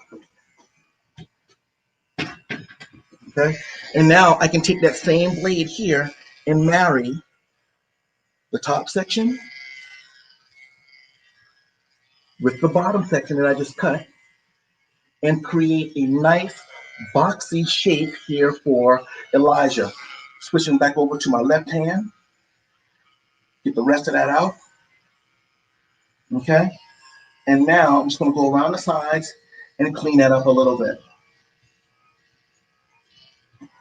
All right, so you guys can see a huge difference in Elijah already. All right, he went from Franks and beans to shanks and greens real quick, didn't he? But look at how amazing that looks. Look at how we were able to capture his shape and to actually create shape just by using our mechanical shears. We went from a 1.5 right here on the sides up into a 2, gave us a really, really nice, amazing blend. And then we came back through and gave it some real, real amazing shape with this OA FD blade, all right? Now I'm just going to clean them up just a little bit so you guys can see the big difference, okay? Give them a nice little hairline. That's a whole nother class for another day. I know that I'm coming to the end of my time, and I want to be respectful to the other artists as well because, you know, especially in our industry, when you're early, you're on time, and when you're on time, you are late. And again, as my father, Minister Edward Samuels always say, I don't want to make you happy twice, all right? Happy to see me get up and also happy to see me sit down. So I just want to give you guys just a little bit of a look at that. Look at how we were able to create that real nice shape. All right, blend that beard in. Very 80s. I saw someone put up a comment. Salt and Pepper said it. I'm checking out the fellow with the high top fade. And again, that's one of the things that are coming back for a lot of barbers is that flat top, getting that flat top going, using a curl sponge to give it that real nice kind of dreaded look.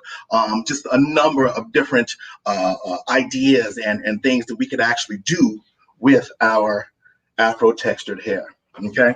I know I got probably about 30 seconds left, and I wanted to say in closing, thank you guys so much for allowing me or giving me a little bit of time to kind of kick it and chill out with you guys. To all of the Black women that are on here, thank you guys so much for all the sacrifices and putting your needs before anybody else's to make sure that young Black men like me can have a voice and will be able to stay safe. And for everybody that's viewing right now, I wanted to make sure you guys know this. And this is actually from Jesse Williams. You guys seen a lot of magic today, and a lot of magic from people of color, Black people. But just because we're magic doesn't mean we're not real. Let's do the right thing. All right. Thank you guys. Thank you so much, Rodrick. Beautiful way to end your segment. Really fantastic words, and on top of a really fantastic haircut. And I've learned so much about you. When Sam was letting me know, again, the list, he mentioned your name. I was like, I don't know him. And again, shame on me because I if I knew you, I'd be a master barber by now because I'd just be Oh, wanting to take all your 100%. classes. Well, no, the point is I will be a master barber because I will now be taking all your classes. We would have got you Well, all the Tippi, way now together. Tippi, now you know what you've been missing out. Yeah, Rodrick, yeah. first of all, I just want to say that there's a school now that when I have a lot of people that say, Sam, where should my son go to barber school? Where should my son or my daughter go to school? Hair Lab Detroit is now big on my list. I mean, I have a lot of respect for Taylor Andrews, as you know. A great, great school in terms of what they do and awesome talent that they put out. But I gotta, just watching you, my friend, you know, everything that Andrew has spoken to me about you and everything that he speaks very highly of you. But what I love is, you know, you got the edutainment down, brother. You got the edutainment down. You not only teach, but you keep us, you know, hooked. You keep us, you make this connection. And that's not easy to do. So a lot of respect for you there. Also, well, you know what? I'm a firm believer that when a student is having fun, they retain more information. Learning should be fun, and I think that a lot of educators, because they don't know what they don't know, they cringe when they have to teach anatomy and physiology. They cringe when they have to teach about texture and relaxers and things like that. But when you make it fun, it doesn't matter what color your student is, they're going to retain it. They're going to be able to not just regurgitate it, but one of the things, we got 3 W's at our schools: what, why, and while. What you're doing, why you're doing it, while you're doing it. And I think that's going to be the difference maker. I know for us at Hair Lab Detroit Barber School, we're not just training barbers. They have a styling component too. So our barbers can perm, they can relax, they can do color, they can do straight hair, they can do texture. It does not matter. And in today, that inclusion, that diversity, that a lot of salons, especially high-end salons, they're not hiring students that can't do all of them. But where do you find those students? Yeah, we got to do better in our education. We need education reform in our industry as well as in the world. Absolutely. And I don't know if you heard my opening statement, but I brought that up in the opening statement, how it begins with education and it begins in the schools. And we have to do exactly what you just talked about. It's like, look, guys, you know, hair doesn't have a race. Everybody out there got that? You got to understand, hair does not have a race. It's a fabric. And we've got to learn how to work with all types of fabrics, and it begins in school. Yeah. Tippi, you were going to say something. I was going to say is that at the very beginning of this, you said an amazing quote. I wrote it down. I just want to I'm going to start it and I want you to finish it because I feel that's a really great segue of everything we just mentioned. When you change the way you look at things, the things you look at will change. Yes. Very well said. That part. Yeah. And drops mic. You know what I'm saying? Yeah. You know, I'm a firm believer that if, like I said, you know, earlier, if you change the way you look at things, the things you look at will change. So, you know, from a corporate standpoint, from, you know, the big companies, you know, we have to take off the proverbial rose-colored glasses and see that we do have a lot of talent that this may have a darker skin tone. We have a lot of, you know, big-brained ideas people that just because the color of our skin doesn't mean that we shouldn't deserve that opportunity. And I guess in closing again, since we're there, opportunities don't go away to go to somebody else. So my hopes are that Sam and other people, the L'Oreals, the Redkins, the Anders Clipper Company, the Pivot Points, they see now that there's a completely huge talent pool. And I'm just not talking about me, but there's tons and hundreds of other creatives and artists that are out there that are willing to do what it takes to take our careers to the next level, but also to make sure that the diversity and inclusivity that we need in our industry is followed by solidarity. Yeah. Rodrick, absolutely. Well spoken, well said, my friend. Thank you so much for your time. We appreciate you. And please give our best to your lovely wife. I love what you said in the beginning. Sometimes, you know, there's just not enough credit out there for everybody that's standing by your side. And I know that you both work very closely together and you're both very successful together. And I wish you that continued success. And thank you for your support. I hope our paths cross soon and we respect and value your time. Thank you, Rodrick. All good, my friend. Listen, y'all have a beautiful day and, you know, let's keep clipping. Yeah. You know, we got cut it out. Yeah. I love that. So many nuggets, Yeah. man. That was great. Barbering has definitely not been a strong suit of mine. But in my advocacy of making sure everyone understands texture, I also understand you just need to learn all about hair, period. So that has been something that I have been trying to put under my belt for years, is mastering barbering. Yeah, you know, one thing I like to say is the barbers woke up the industry. They really woke us up when they came out smashing these lines and these cuts and these shapes, and just really just woke up the whole concept of haircutting. So the barbers, yes, definitely applauding the barbers. Let's move on to our next one. This next one, once again, really, what can I say about her? I mean, you know her well. I'm gonna let you hold on. Actually, you don't. I don't. I'm a super fan, and I'll let you read all the credentials because I know you've got it all prepared. But I am a super fan. I love all of her work, and I follow her on Instagram, and so I fangirl. Well, if you're not following her, you need to follow her, everybody out there in the community, because she has a social reach of over 250,000. She's known for her education worldwide. Her brand slogan is "Loving Your Hair with Natural Care," which I think is a great, great slogan. And what she means by that is that it's all about understanding the hair from inside out. The inside out approach to hair is what Felicia's about. She's known as the hair whisperer, Tippi. So it's all about, you know, how she embraces this hair and talks to this hair and what she does. But I mean, her work has been seen in Vogue, Essence, Elle, Ebony, and I could go on. She's definitely, you know, on the red carpet. You know, has her celebrity list as well. But I really love this lady in regards to, you know, what she does in terms of the industry herself, in terms of what she brings to it. So let's welcome celebrity stylist, inspirational speaker, and natural hair expert. Please welcome to the platform, Felica Leatherwood, please. Felica. Hey, everybody. Can you hear me? Hello. Yes. How are you today? Say it again. How are you today? It's a grand day. Did you see my shirt? It says today was a good day. So grand day. Good to be here with you all to talk about textures and types, textures and types, curl codes. Well, let's let you take it away, my dear. We'll come back and visit with you afterwards. You go ahead, take it away. I love it. Hey, everybody. So as I said, I'm Felica Leatherwood. Most people know me from working on Insecure with Issa Rae. I've been working with Issa for 7 years and a whole host of other amazing celebrities. But today we're going to get into textures. A lot of times I get DMs or emails from you asking, what is your texture? What is your type? What is your code? Back in the day, we only had a few products for African-American hair. And those products, maybe we had about 3 or 4.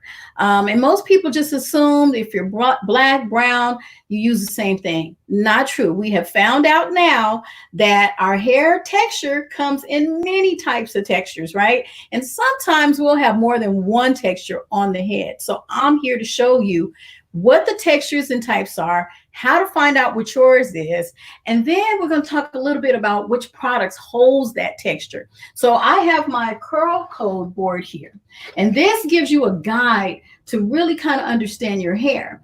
Typically, what I work with is texture 3s and 4s. 3s are curly, 4s are coily, kinky hair. And what happens is, if you see, you'll see the alphabet, the A's, the B, the C. What that is the tightness or the looseness of the texture. So B's have a bit of wavy curliness to them. C's have the ringlet curls. When you get into 4A, you're going from curly to coily. And then 4B is taking you from coily into kinky. 4C is kinky. And I'm going to move in a little bit closer. So when you start looking at 4C, which a lot of women think they are, you're looking at hair that is coarse. It tends to be a bit drier, and it needs a little bit more moisture. Now, moisture doesn't mean oil necessarily. Moisture can be deep conditioning. It could be leave-in conditioners. It could be LOC, which is liquid oil cream that you put in your bottle. We'll talk about that.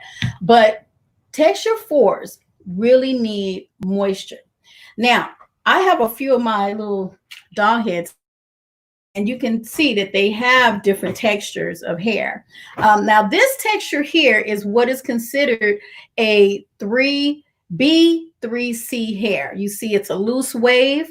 And then here, she's got a combination. So this looks like a 4C, which is kinky. But then you look here and you see a little bit of coil and a little bit of wave. And sometimes what happens is when you wet the hair, is when it starts to take its definition. This one here, you see, is 4C, right? That's 4C. So how do you find out what texture or type you have? It's when the hair is wet, not dry. When your hair is dry, it's deceiving. You can't really tell what's going on. But when it's wet and you look at the texture, the definition, that's when you know. The trick is which products hold that. Now, usually texture 3s can do wash and goes, which means they can use gels or cream. Texture 4s generally don't do too many wash and goes unless they're 4A, which means that their hair is more of a softer kink or coil. And really, texture 4s like creams and butters. Oil on the scalp, not necessarily the hair, but the scalp every now and then. And we're talking like if your scalp is dry or you have a condition, you know you need oil. But it's not necessary that you have to always use oil on the scalp. One of the reasons why is because sometimes when you use a lot of oil on your scalp, especially if you work out and you sweat, the oil can go rancid and cause the hair to have a different type of odor. It can also clog the pores a bit, cause product buildup. So then you have to go in with a clarifying shampoo and really cleanse it out. But if you take your bottle here, your water bottle, and you're going to do the LOC method, liquid oil cream, which means the liquid is the water. You take a few drops of oil, I would say maybe about 2 or 3 drops of oil, and then your favorite leave-in conditioner, and you put a few squirts in the bottle. The rest water, you mix it up and you spray the hair. This is going to help you get that hydration. That way you're not every night layering the hair with different products. Everything's right here in the bottle. So once you spray it on the hair, you can start to feel the hydration. And you will also, when you wet the hair, you will see the texture come to life. One of my other favorite things to do when the hair is wet is it's the best way to detangle it, okay? So when you wet the hair, when you shampoo the hair, when you're in the shower or however you shampoo your hair and you put your conditioner on, I like to use this brush. This is my golden brush. Like this is like my treasure. This is my treasure, this brush right here. And this brush helps me get through the hair. And I always start with kinky textured hair. You have to start from the bottom. You never start at the scalp. You'll rip out all of your hair. So you always start at the bottom and you work your way back. And you never take too much hair. If you take too much hair, you're not going to really detangle it properly. And you can also cause more damage. So you start from the bottom and you work your way back. And of course, this is the Felica Leatherwood detangler brush. So of course, I'm gonna throw that in there. And this brush is great because it opens up and moves with the hair so it doesn't rip your hair out. But you see, it's defining the texture.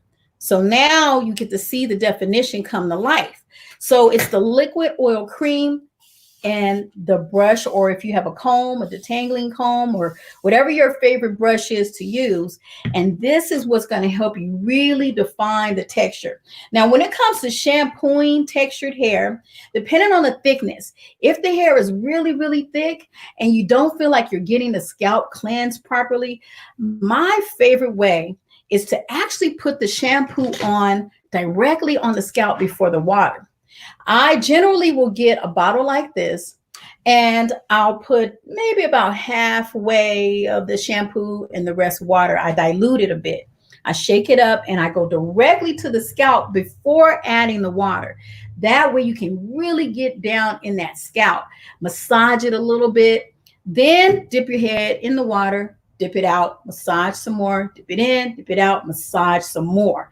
you will definitely get the scalp cleanse. So if you have any kind of conditions like eczema, dandruff, any kind of flaky scalp, and you have super thick hair, it's so much better to get directly to the scalp. I know, it's a whole thing. And because you diluted the shampoo, it's going to last you longer. Because some of you have a lot of hair and you're like, I'm going through a bottle in like 2 weeks. Dilute it just a little bit with water and go directly to the scalp. So what happens after that? What happens when you're working with textured hair after you've shampooed it is when you section it in 4 sections. The reason why we work in 4 sections is because it just makes it easier. If your arms are up and you're doing your hair, you start to get tired. You don't know where to go when it's all over the place and you can't see what's going on in the back. But if you section it in 4 sections, it'll be so much easier for you to get through it. And you want to have your clips handy. So you clip it down as you're moving through each section. Now, what happens when you're in that first section? That first section is where you're going to concentrate what you're going to do next, which means you're going to take the hair, you're going to split it halfway, because remember, you don't want to take too much hair, clip the other away, and you're going to get in and you're going to start your detangling process. You're going to actually put your conditioner on. You're going to take your detangler and you're going to start to detangle. The reason why it's really important to detangle textured hair is because if you don't, when you go to style it, you can actually break it. You can cause split ends. And if you look at a split ends are like, they remind me of like the leaves on the tree. The sun will scorch the ends a bit and cause the leaves to split. It's the same with our hair. The sun will scorch it a little bit and cause it to split, which is why I like to put a little cream or argan oil on the ends when I'm styling the hair, just to protect it. But when you go through and you detangle the hair, you then will take it and you will do a twist, a double strand twist. So it doesn't have to be perfect because this is the detangling process. We're not actually using this twist as a style. So I take the hair, I twist it, I go one over the other, and I move down the strand. And I have a little thing I like to do when I'm twisting. I like to make a little sound. You ready for this sound? This is my sound. This is my sound. And I just twist the hair. I twist the hair and I go all the way to the end with the conditioner in it after I've detangled. Now, once you get all the twists all over the head, so you'll have about 8, right? Because you have 4 sections, you split them in half, so you'll have about 8. You leave the twist in and rinse out the conditioner with the twist in. Yes, you rinse out the conditioner with the twist in. This way, when you're starting to style your hair or work with your hair, diffuse your hair, if you have all the hair out while you're working in the back, what happens in the front? It dries out. But when you leave it twisted, there's a little bit of conditioner left in between. The hair stays soft, and you can move in sections without losing your way. I also like to take either a terry cloth towel, or I will use a t-shirt, because a t-shirt is going to keep the hair soft. So a t-shirt is meant to insulate you. A towel is meant to extract. So I like using t-shirts or the terry cloth towel to dry the hair. It's going to just keep it soft. The moisture will be in it. And then I go into my leave-in or my LOC. I love, love, love using leave-ins before even using the styling product, because you have to remember, when your hair is open, when it's wet, it's open and it's ready to receive all the good stuff. As it starts to dry, it will close. But some of you who've worn a lot of protective styles like braids and twists with synthetic hair, if you've done it back to back to back without a break, that hair can actually cut into the cuticle layers of your hair. And it makes it very difficult for you to hold moisture, which gives you low porosity. The reason why is because when you look up really close at the hair and it looks like those shingles on the roof, it's open, which means it peels itself up and back. And when it comes to detangling, it will grab other hairs that also are peeled up and back, and it makes it hard. It's like they're loving each other and you're ripping it apart. So you don't want to do that, which is why you have to properly detangle your hair. So when you put on a leave-in and you use the praying hands and you move down in a downward motion, you're helping to calm down the cuticle layers, the shingles, and you're helping the hair to start to form itself into, it's actually a very meditative state you're putting the hair into, because you're just taking your praying hands and your product and you're just moving down and you're just helping the hair to relax a bit, and also yourself. Because some of us get a little stressed out when it comes to doing our hair, which is why I also like to say positive affirmations along the process. As you know, most of the time we get in the mirror to do our hair, what's the first thing we do? We look for what's wrong. First thing we do is we look for what's wrong. Oh, my hair is not this, my hair is not that. I don't know. It's going to act right. It's going to be a good hair day or a bad hair day. Every hair day could be a good hair day because you're going to create it.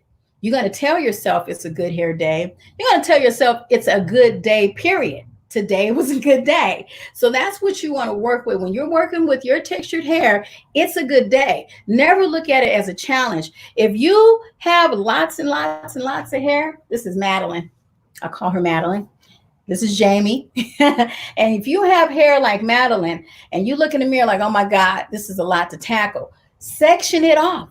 Section it off and tackle it just in small sections. And that way you won't feel overwhelmed. The other thing that you want to make sure that you're able to do is you want to make sure, like when you're working with your hair, that you know which products work for you. How do you know which products work for you? Well, divide the hair in fours, put all your products out, because most of us are product junkies anyway. So maybe you'll have 4 different conditioners in front of you. Take one conditioner, put it here, another one here, another one in the back, another one on the other side, and feel what the hair is saying to you. Feel if the hair is telling you that it's going to give you moisture. If you'll be able to manage it, it'll give you that detangling that you need, a little slippage, some shine. Write down the result of each product so you don't forget, because remember, product junkies. And when we're product junkies, as soon as we run out of one thing and we look at YouTube, we like, oh, I'm going to try that. And we move on and we'll forget about that great thing that our hair loves. So write it down so you don't forget. But when working with textured hair, it's just like hair. Like Sam said, it's hair is hair. At the same time, what you have is you have thickness, you have thinness, you have fine hair, you have curly hair, you have kinky hair. Hair is to be loved no matter what texture you have. And that's what I do. I do natural hair and I love it. And so what I will do is if I'm doing, like, let's say a wash and go, and we established that wash and goes work best on texture 3s and maybe 4A, right? So if I'm doing a wash and go, I like to and put it in a separate container. And the reason why is because if your hands are wet and you go back and forth on your hair into the container that you purchased, you can compromise the product and it starts to change and then you wonder what happened.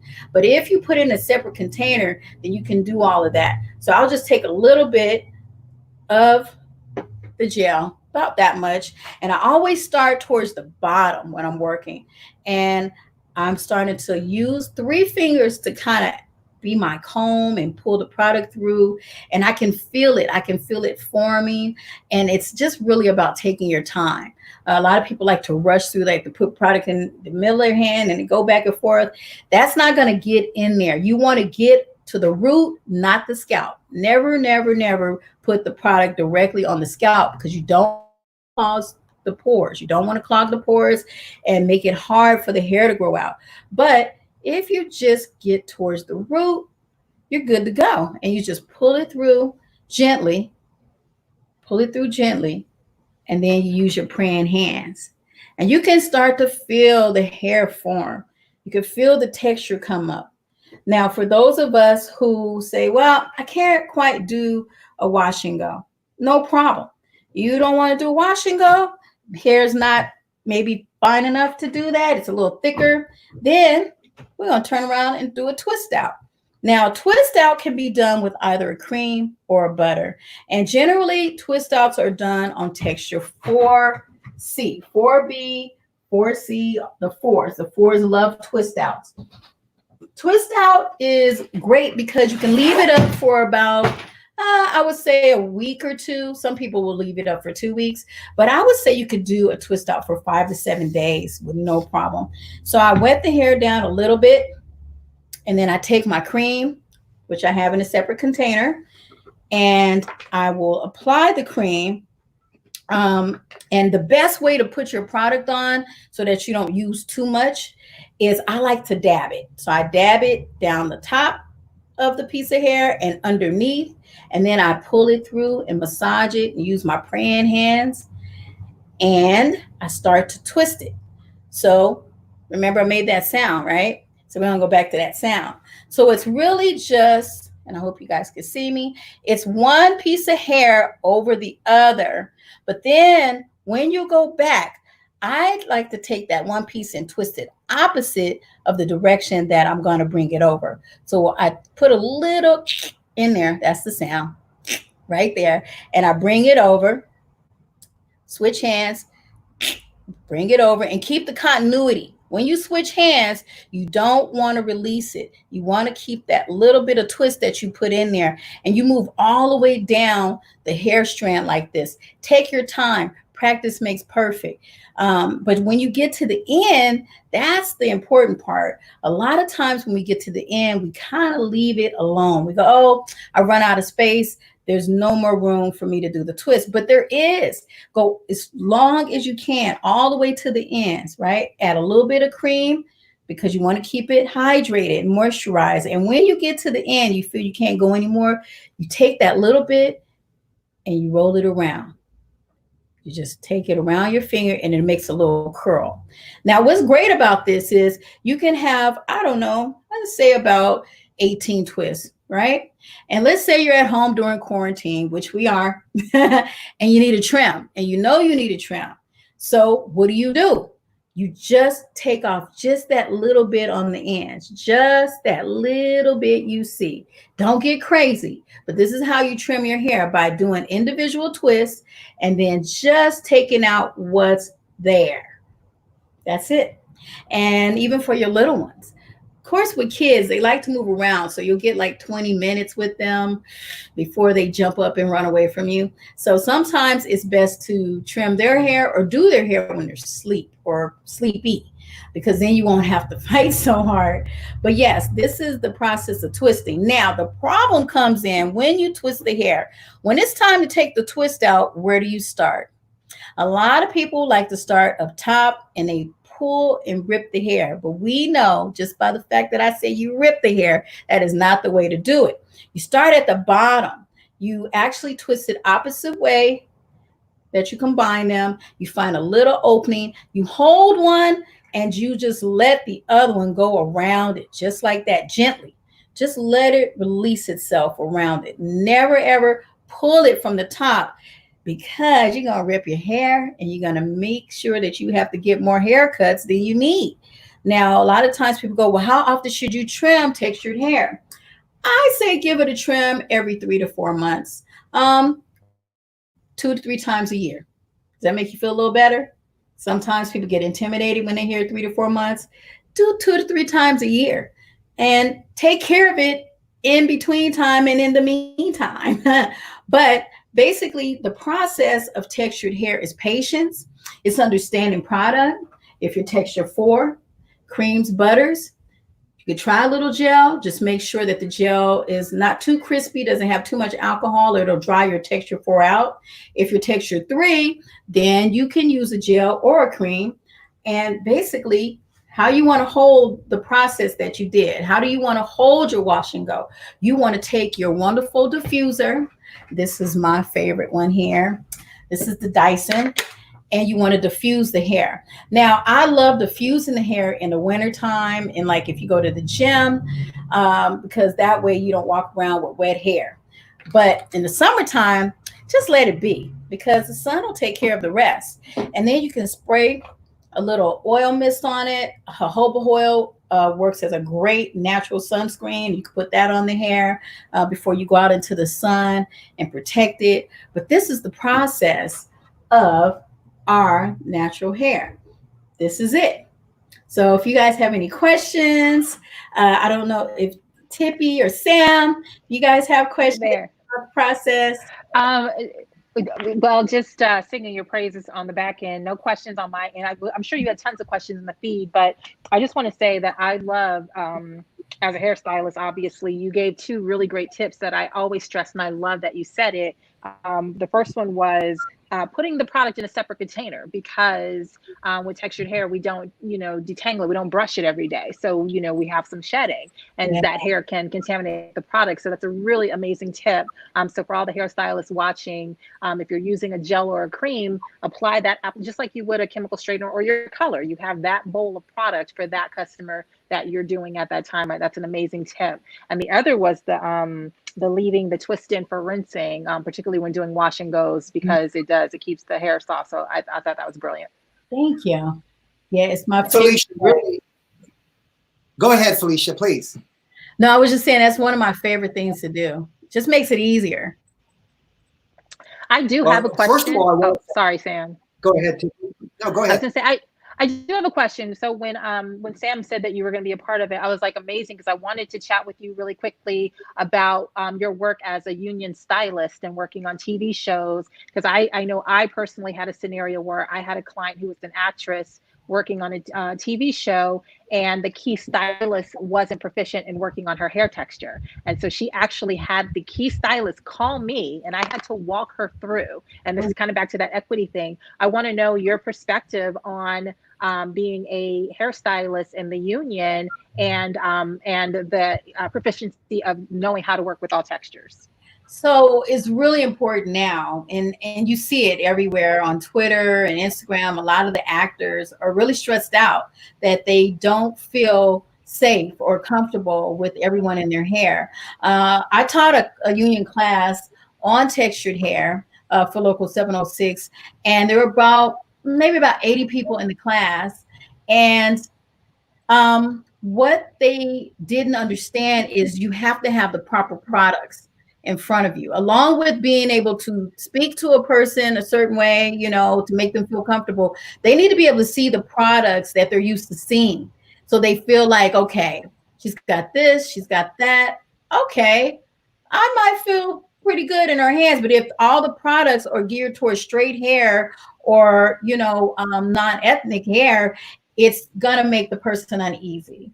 So it's really important for us to learn which products work really well for textured hair, and to have that on deck, and to learn how to use it as well. And that's why I talked about the creams versus the butters. Yeah, I'm really glad you're teaching that class. Yes, and product is so important. It's not an option, it's a necessity, number one. But I also think that it's misapplication of product why people don't like a product. So even that little method that you did when you were talking about application of product, Felicia, I think is huge.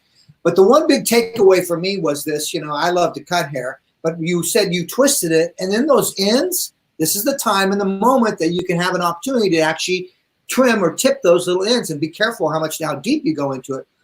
Excuse me, but that made so much sense. It made it so much easy in terms of controlling the fabric, and then being able to determine how much am I taking off. Because let's face it, correct me if I'm wrong now, because this has been a learning day for me, but the more deconstructed the texture is, the better it's going to look. At least that's what I've been taught. And this is another thing I forgot to mention. With texture 4, it's better to lightly blow the hair out, stretch it out, because you might have shrinkage in places a little bit more than the other, and you don't know. And if you're trying to cut into it and there's that shrinkage happening, you don't know what you're cutting. And a lot of times with the shrinkage, it's so deceiving, because the hair can look this long, wet, and then you blow it out and you find out it's this long. Yeah. And so if you try to cut textured hair while it's in this state, you end up, let's say they decide, I want to straighten my hair in a couple of months. They go to straighten it and they notice the inconsistency. Yes. So with texture 4s, I tend to blow it out just lightly, just enough for me to be able to see which side is longer, shorter, where it's growing faster even, opposed to texture 3s, 2s, 1s that are straight, wavy, curly, where you can stretch the hair out a bit with water. So that's my other little tip. Yeah. Some great information, great helpful tips. People want more education from you, Felicia. Where can they find out? Andrew, if you don't mind, let's put her handle up on the lower third. But where can we get more learning from you, my dear? You can get more at askfelicia.com. Askfelicia.com is where I have webinars up. Every Saturday, I do a webinar on Zoom to help people, because a lot of the actresses were contacting me. They're at home. They're like, I don't have my hairstylist. What do I do? And so I do these live webinars on how to style your own hair. And also FeliciaLeatherwood.com. FeliciaLeatherwood.com. You can go there. You can check me out. You can send me a message. People are making private consultations for folks like us because they can't get to us. So they really take care of their hair. And I want to make everybody else's job easier. So if we help them do it at home, by the time they come back to us, it'll be easier, right? Yeah. Yeah, Right. exactly. So much to learn. Felicia, thank you so much for your time, my dear. We appreciate you taking time out from your day. Tippi, go ahead. I was just saying, I want to say this. I have to say this, and it is with love. Bye, Felicia. I'm a big fan of you, Tippi, so it's fun. I'll take it from you, girl. Thank you. I love you. I love you, friend. Thanks for having me, guys. Thank you, Tippi. That was awesome. That was awesome. All right, I got a big note here right in front of me. I had to say it with love. Yeah, I love it. I love it. There's a giveaway. Okay, we got 2 giveaways left, and I want to talk about those giveaways. First of all, let me tell you the third giveaway that we have on here's. It's coming up here on the lower third in terms of how you can actually get this giveaway. And the third, we have 2 giveaways left. Let me tell you the third package. The third package is let's see. This is thermal styling set. So in the thermal styling set, we're going to give away a sleeker iron, a texture iron, the dry cutting clips, and a choice of your pivot point mannequin. So here's how you get it. See it down there in the lower third. All you have to do is text Fabric of Change to 888-812-1115. And then I also want to mention the fourth giveaway. Okay, we got 2 we're going to give away, but I just want to set you up on the next one. So if you don't win the third one, the next one, we got 1 more after that. That package is the cutting set, and that's the 6.25 streamline and an 8-piece comb set. And then once again, our lovely partner, Pivot Point, giving their mannequin of choice to you. So that's pretty incredible in terms of the giveaways. Yeah. Tippi, we're almost home free, but I got to tell you, I've enjoyed the day. I'm too. I'm getting like saddle sores or seats. I need to stand up but that's the thing. It's like, you know, we have these little, but I want to be a part of the education. Like, you know, we're here and we're talking and we're sharing in between. And, you know, technically we would have the time in between to run and grab food, but I haven't left. I haven't left this seat. And so it's going to be a hot mess for me in a couple hours. Yeah. Okay, let's move on. Oh, wow. The next guy. You know, I got to tell you, I mean, I love this guy. I've known him through some friends and had an opportunity to meet him. Actually went into the salon, did a class for him in the salon there. But this guy, you talk about, I mean, guys, I can't even, the whole list of who he does and what he works with and what he does is incredible. I'm talking about Neeko. Yeah, Neeko is an editorial stylist. He's won NAHA 4 times in the editorial category. So I think that speaks very highly for him in terms of what he's done. He has a list. He does celebrities, supermodels, TV, film. This guy's done it all. And so his client list is an A list, I might add. I'm talking Halle Berry, Charlize Theron, Carmen Electra, Beverly Peel, Alessandra Ambrosio, you're talking Iman, Jada Pinkett Smith. I mean, it goes on who this guy, who hasn't he touched, right, Tippi? Yeah, I know. Also, yeah, go ahead, Tippi. No, I was just going to say that. So Neeko inspired me. He inspired me to want to focus on short hair. When I learned he was the person who was, you know, behind Halle Berry's pixie haircut, I was like, that's it. Short hair. I mean, it's not my thing anymore, but it was my thing, and it was solely because of Neeko's work, and his work is stellar. Yes, it is. It certainly is. So without further ado, you guys, please do me a favor. Welcome this incredible celebrity editorial, film, and TV set stylist. Put your hands together. Give me some thumbs up. Throw some hearts out for Neeko. Yes. What's up, brother? Howdy, man. How's it going, bro? How you doing, Neeko? How you doing, bro? You doing good? Yeah. It's been a long time, man. I know, too long, man. And I thank you so much for responding, and thank you so much for connecting with us. This is special for both Tippi and I, Neeko, to have you on board here, my friend. And I'm just excited to see what. So we're gonna let you take it away, bro. We'll talk to you. We'll come back and talk to you at the end. Okay. So, anyways, they asked me to do this, and huge thing for me. I just want to give you a little bit of background. Like when I first started, I came off a street life. Used to be in gangs, actually a Crip gang, and I'm actually Filipino, so I'm mixed by choice. So anyways, when I got into hair, it was funny because the client that I was gravitated towards, or like easily for me and natural to connect with, was my African American clients. Like the girls, all my boys. And it's funny because when I was in school, no one knew how to do hair. I didn't care what you looked like. So the funny thing was, black girls would go to the black girls, the brown town would go over to the brown side, white girls would go to white, and they would think because I identified with you, you could do my hair. But see, what I foresaw, because I wanted everything, was I wanted to be able to do any type of hair, any texture. And I kind of foresaw that all these interracial things that were about to start happening, everybody was going to have curly hair. So I actually wanted to master like the curliest, the most insane texture, which was Japanese and straight. That was the texture that was the hardest for me. And, and it's funny because I had to take and translate every single color line, because that's what I wanted to do. I wanted to do fabric. You know what I mean? So it's funny, even with my Japanese chicks, like I would take them, black straight hair, grew straight out of the head, and I would say to myself, this texture also. I'd bleach the hell out of it, almost to the point it was breaking, color back black, and then now I had movement on a different way.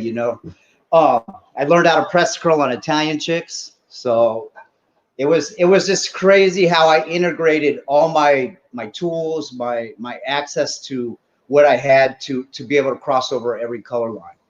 Now it's like 25 years later, from the Halle Berrys to the Missies, and then Pinks and all the other girls that had short hair, Little Kims, from wigs to Tyra's, America's Top Model, like all that type of stuff. It's been a pleasure being able to do hair, and inspiring for myself to be able to cross every single color line and every type of texture. So with further ado, I'm going to do what I do. No, she's done.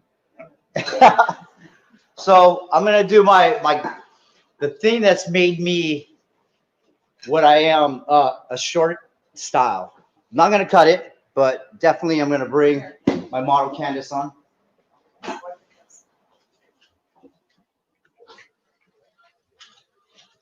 Oh! Take this off. Okay. So basically what I do with short hair is I've had the most amazing model you can possibly think of.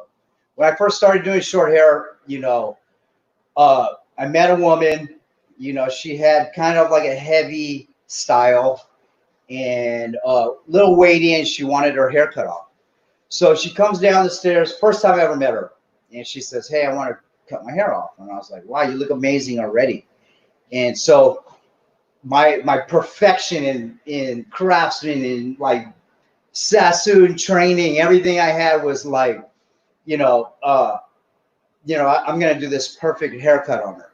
Well, anyway, she challenged me, and she came to me and she said, my head is flat here and I need this and we need to work with that. But when you cut it, let's cut the hair so it fits my face.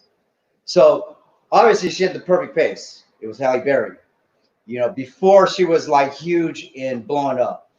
And when I took her, it's like everything I did, she had this perfect model of, like face shape to profile. I did a little bit longer, like I cut it shorter and then shorter and then shorter and then shorter. and then I started spiking it up, creating like a frame, you know. And the amazing thing about it was, from working with her, she set a standard in my life to where I can look at anybody and right away, you know, I was able to frame, you know, this perfect hairdo or style or shape on whoever sat in my chair.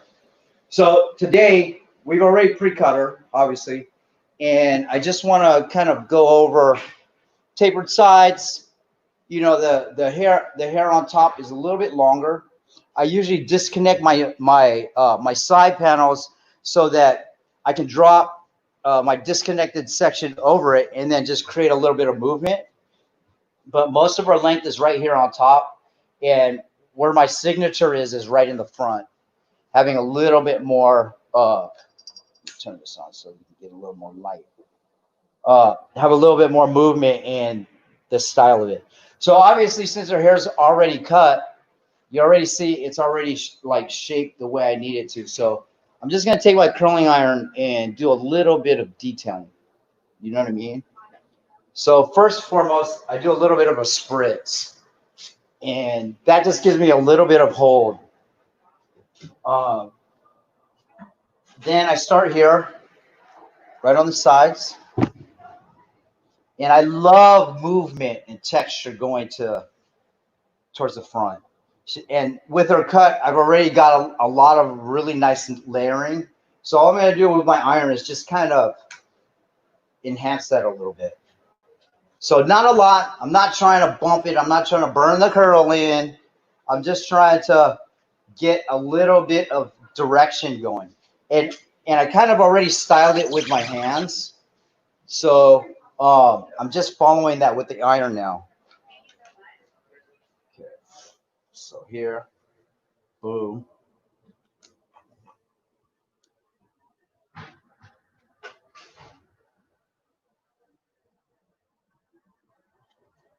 Same with this side.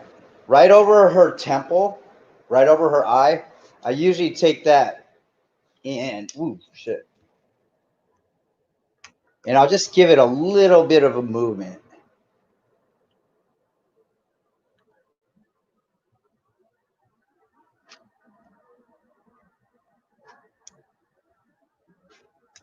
So what I'm doing is, because her hair is relaxed, we took her natural texture and actually just texturized it. And basically, I'm now creating more texture by using my iron to just basically show the haircut. So here in front, I'll take all my sections going towards the middle, just to give me a little bit of shape. Then here, this is my my deal breaker right here. Just go up with that a little bit, and that kind of sets the bar for my shape already.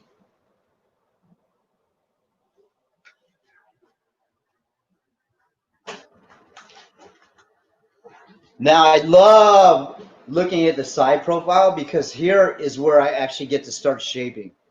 Silhouette is everything. Again, this is the frame for the picture. And when I've been working with all the clients I've been working with, it's really about the client. You're never supposed to be competing with who's sitting in the chair. You know what I mean? So one of the things you got to remember is she's the star, not this. This is just the frame to the picture.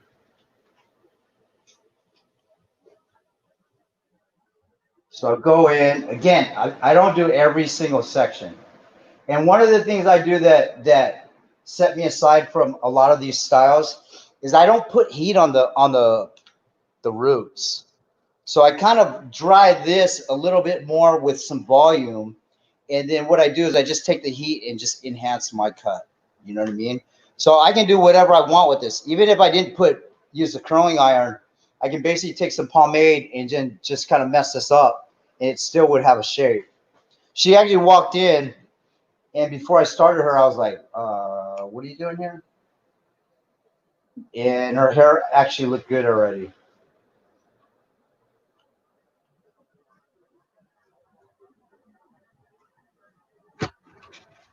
Ooh.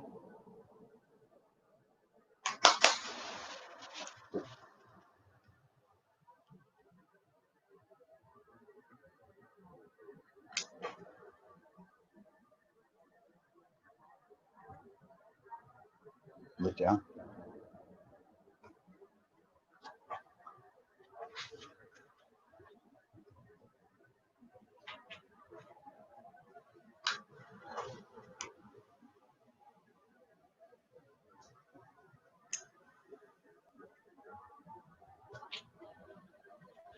The funny thing about this style is usually on relaxed hair, we usually lay it down. We use some kind of wrap lotion.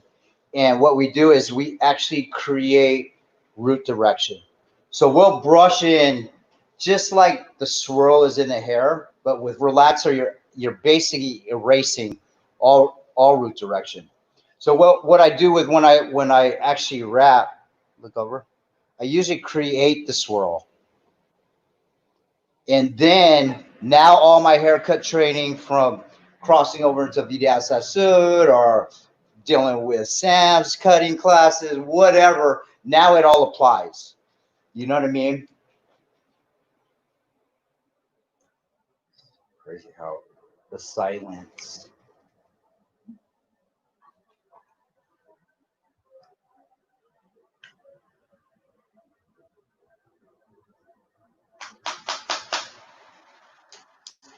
And again, all I'm trying to do is do a little defining work.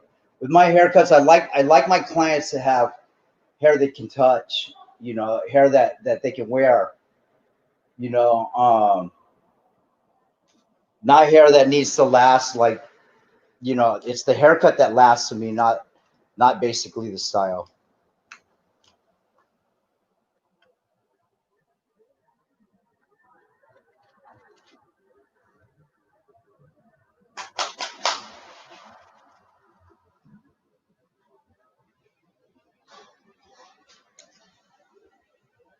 So again, working with any kind of texture, it's all about creating shape.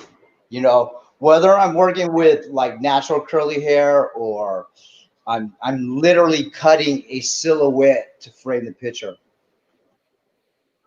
Neeko, I have a question for you, my friend. There's a lot of people out there that probably, you spoke a little bit how you got into this this whole celebrity status of where you're at. And by the way, make sure if you're in the LA area, check out the Lab Lounge where Neeko's at. But Neeko, any advice for somebody that wants to kind of follow your footsteps? I know that, you talked about your experience and your connection with Hallie, but any advice for like a young person that wants to follow in your footsteps? Okay, so let me start with this. The first question I get asked whenever I teach a class is, how do we do stars? So the first question I ask back to the crowd is, well, are you doing stars already? And most of the responses are, no, I'm from this little town in that little state. How can I possibly get my hands on a star? Well, my answer to that is everybody who sits in your chair, you have to treat like a star. You have to train your mind to be able to see the superhero in that person, your client, that beautiful woman, that man that's sitting in your chair. And you have to be able to say, you know what, this person has an audience, whether it be their family, whether they be the manager of Staples, whatever it may be, behind the counter at Starbucks, and you have to treat them like they're going to show up for their audience. That's the most amazing practice you can do for customer service wise and to master your craft, because what you're doing is you are practicing creating these stars where they are. So then how do you think if anybody starts before they're a star, they're going to want to get the best that they can done to their hair. And one of the things I always tell them is if you treat them like a star, and you do hair on them like they're a star, you're going to get familiar with that type of finish. So then when somebody of that significance starts to sit in your chair and you actually start doing their hair and they're starting to audition, they become a huge model, becoming an actor, then you're going with them. You know what I mean? But you got to draw them first. So start doing your stars now, whether they're 90 or 19, and then you can make that happen. In regard to that, treating everybody not only as a human being, but even making them feel even special. One of the things that I was asked during this whole COVID-19 was, Sam, do you feel that your hairdressers are essential? And I kind of like had to kick back in my chair a little bit when they were asking me this. And I said, look, let's define essential first. First of all, thank you to all those people that are in the front lines and doing what they do, because they are essential. But when you ask me as a hairdresser if I'm essential, I can change the mindset of a consumer that walks into a salon and change their mindset and make them feel better about themselves when they leave.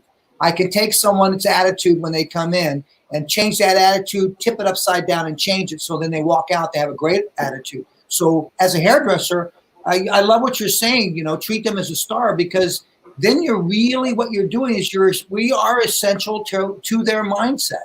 And I think that's so important. So I appreciate what you're saying in terms of, it's not about looking for the star. It's about treating everyone as a star. And thank you for that, Neeko. And yeah, and then when you do treat them like a star, think about it. You're going to start getting familiar with that treatment. What did you guys say two guests ago? You said something about you change what you see, how you see it. Yeah, I think Tippi, that was one that she, God, I can't remember. We had so much. Tippi, what was it? It's when you change the way you look at things, the things you look at will change. Right. Yes. So think about this. Would it, if I put myself in my client's audience's eyes, think about it. The husband's getting a new wife. Right. Hey, you know what I mean? Like, you know what I'm talking about? Like anybody that changes the horizon, it challenges them to possibly appreciate it, or to see it differently, to travel outside of your neighborhood. You're going to say, wow, food out here is a little more amazing. You're one street from where you live. You know what I mean? But you got to remember, like, it's the same thing with your experience, with what you touch. You've got to touch past what you're familiar with. And then what happens is it expands you, and then it influences the person that's sitting in your chair. So think about it. If I was just to stick with, say, African-American hair, that's all the clients that I would have sitting in my chair. Right. I would miss out on the fruit of this whole world. What about the Brazilian girls? What about the Russian chicks? You know what I mean? Like, what about? You know what about? You know what I mean? And then on top of that, like, think about it. Clients aren't just people who sit in your chair. They're manufacturers.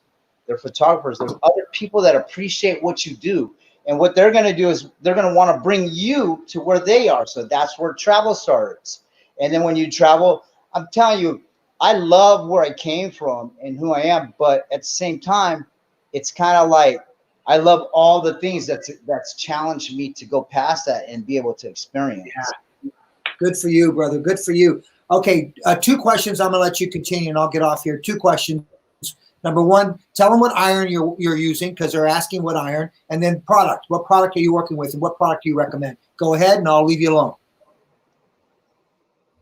So this is my go-to iron, always and forever. Have all my clients on it.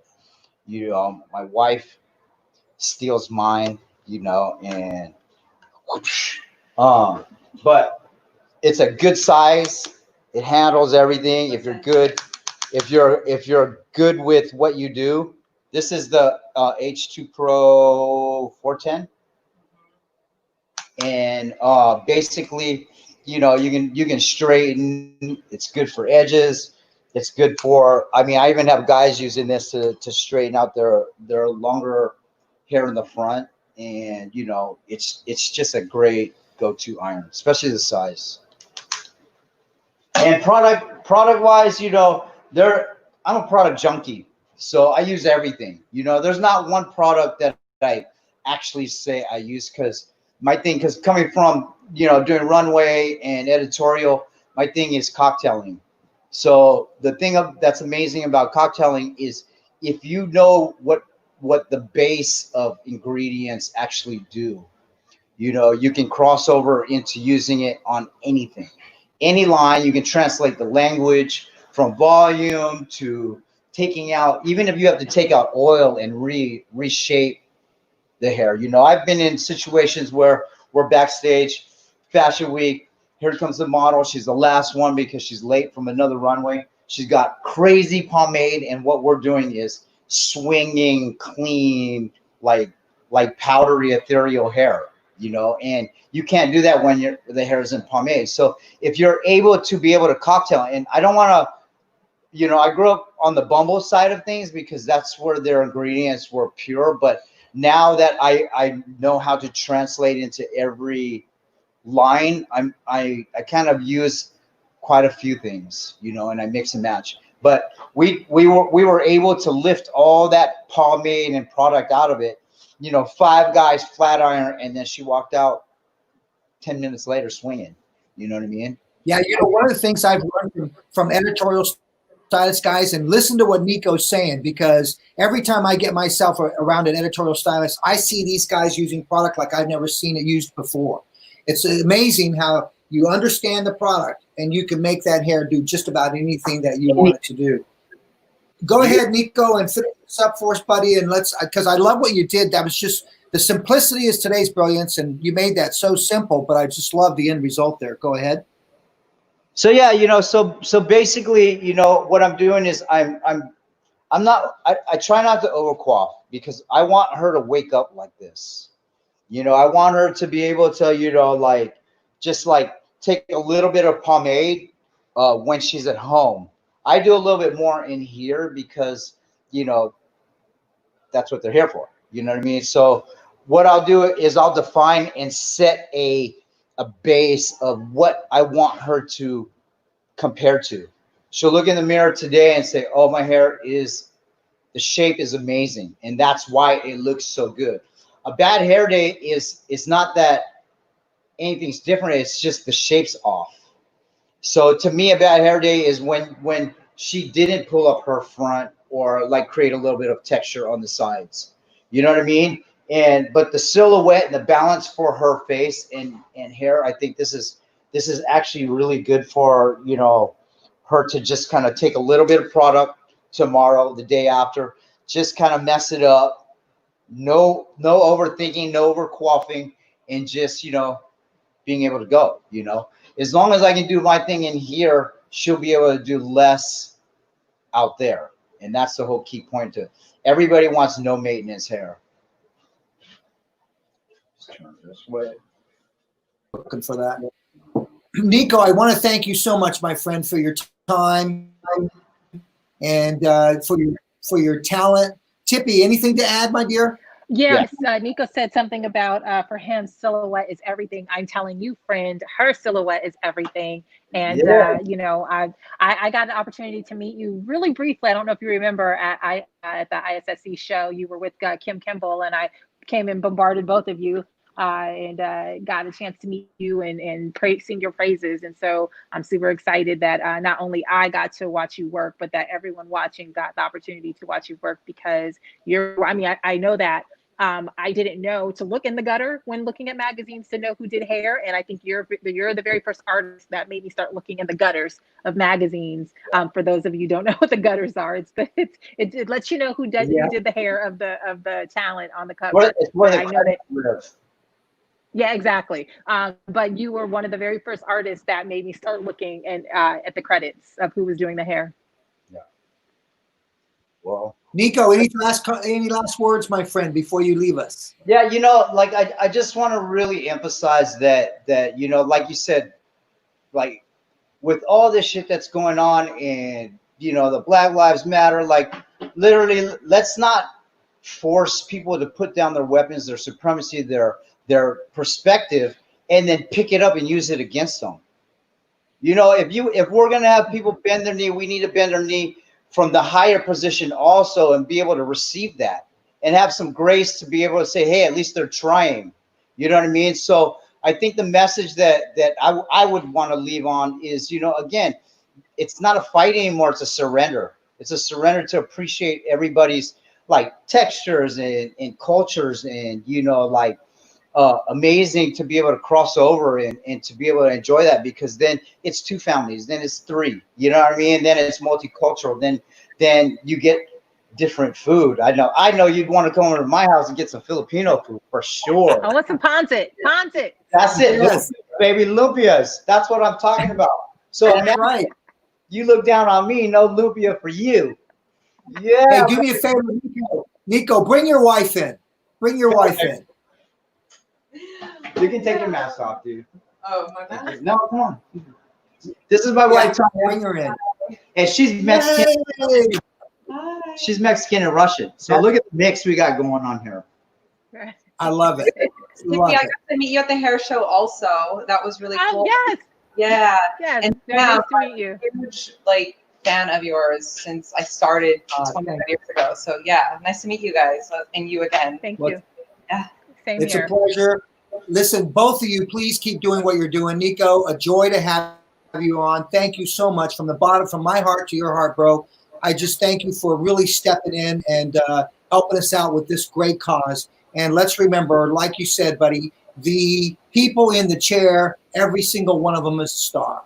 And we need to treat them like a star, no matter where they come from, who they are, because it's up to us to make them a star. Yeah. And thank you guys for doing what you're doing. It's awesome. Yeah. Thank you, my dear. We'll keep doing that. Thank you. Asked me to do this. When you guys asked me to do this, my wife was like, dude, but you're not black. Yeah. And I was like, listen, by that's choice. exactly. Listen, that's what it's about. This is about. Hair has no race, brother. Love you, man. Good to see you. You take care. Talk to you soon. Tippi. That was that fun. was great. Yeah. Yeah. I love. The He's guy super is cool. Go ahead. No, I was gonna say he's super cool. That was, I think, maybe around the time that I, again, started learning who was doing a lot of the celebrity work. And not only did I really like following him for his work, but just his whole vibe and his whole aesthetic and his whole approach to hairstyling in general. I just love everything about Neeko. Yeah. Very, very authentic where he comes from, in terms of where he comes from deep inside. All right, my dear. Well, listen, let's get into our last guest here. Please take it away, Tippi. Oh, wait. Do we want to announce the winner of the giveaway? Oh, yeah, of thank the you for third that. giveaway Yeah, before thank we you for bring in that. our Tippi, you're right on it. See, you see why you're here? You are so awesome. All right. So the third giveaway was I believe it was the styling package. Let me check to be sure, guys. I want to make sure that I make this announcement correct. Okay, the third package was this thermal styling set. I want to announce the winner here. You're going to receive a sleeker and texture iron, some dry cutting clips, and a pivot point manicure, your choice. And it goes to Megan Dixon Grennan from Illinois. Megan Dixon Grennan from Illinois. We've got your information. We'll be sending it to you. And don't forget, guys, there's one more artist to go. At the end of this artist, we're going to announce our fourth package giveaway, which happens to be the cutting set. Tippi, I'm excited about this next one. Tell us a little bit about her. Well, I didn't prepare. I didn't prepare her intro, so you'll have to follow up with your notes. But she is a multi. I don't have the exact number, but a multi NAHA winner. I know that she is a Matrix creative director. I know that she's a creative director for the Salons by JCPenney. I know that she is a sister friend of mine. She has been leading the charge in editorial and just beautiful work, texture, and naturally straight. So she is just a brilliant stylist overall. And I know you've got more creds to give her, but that's just what I know and love about her. Well, it was huge when I saw her.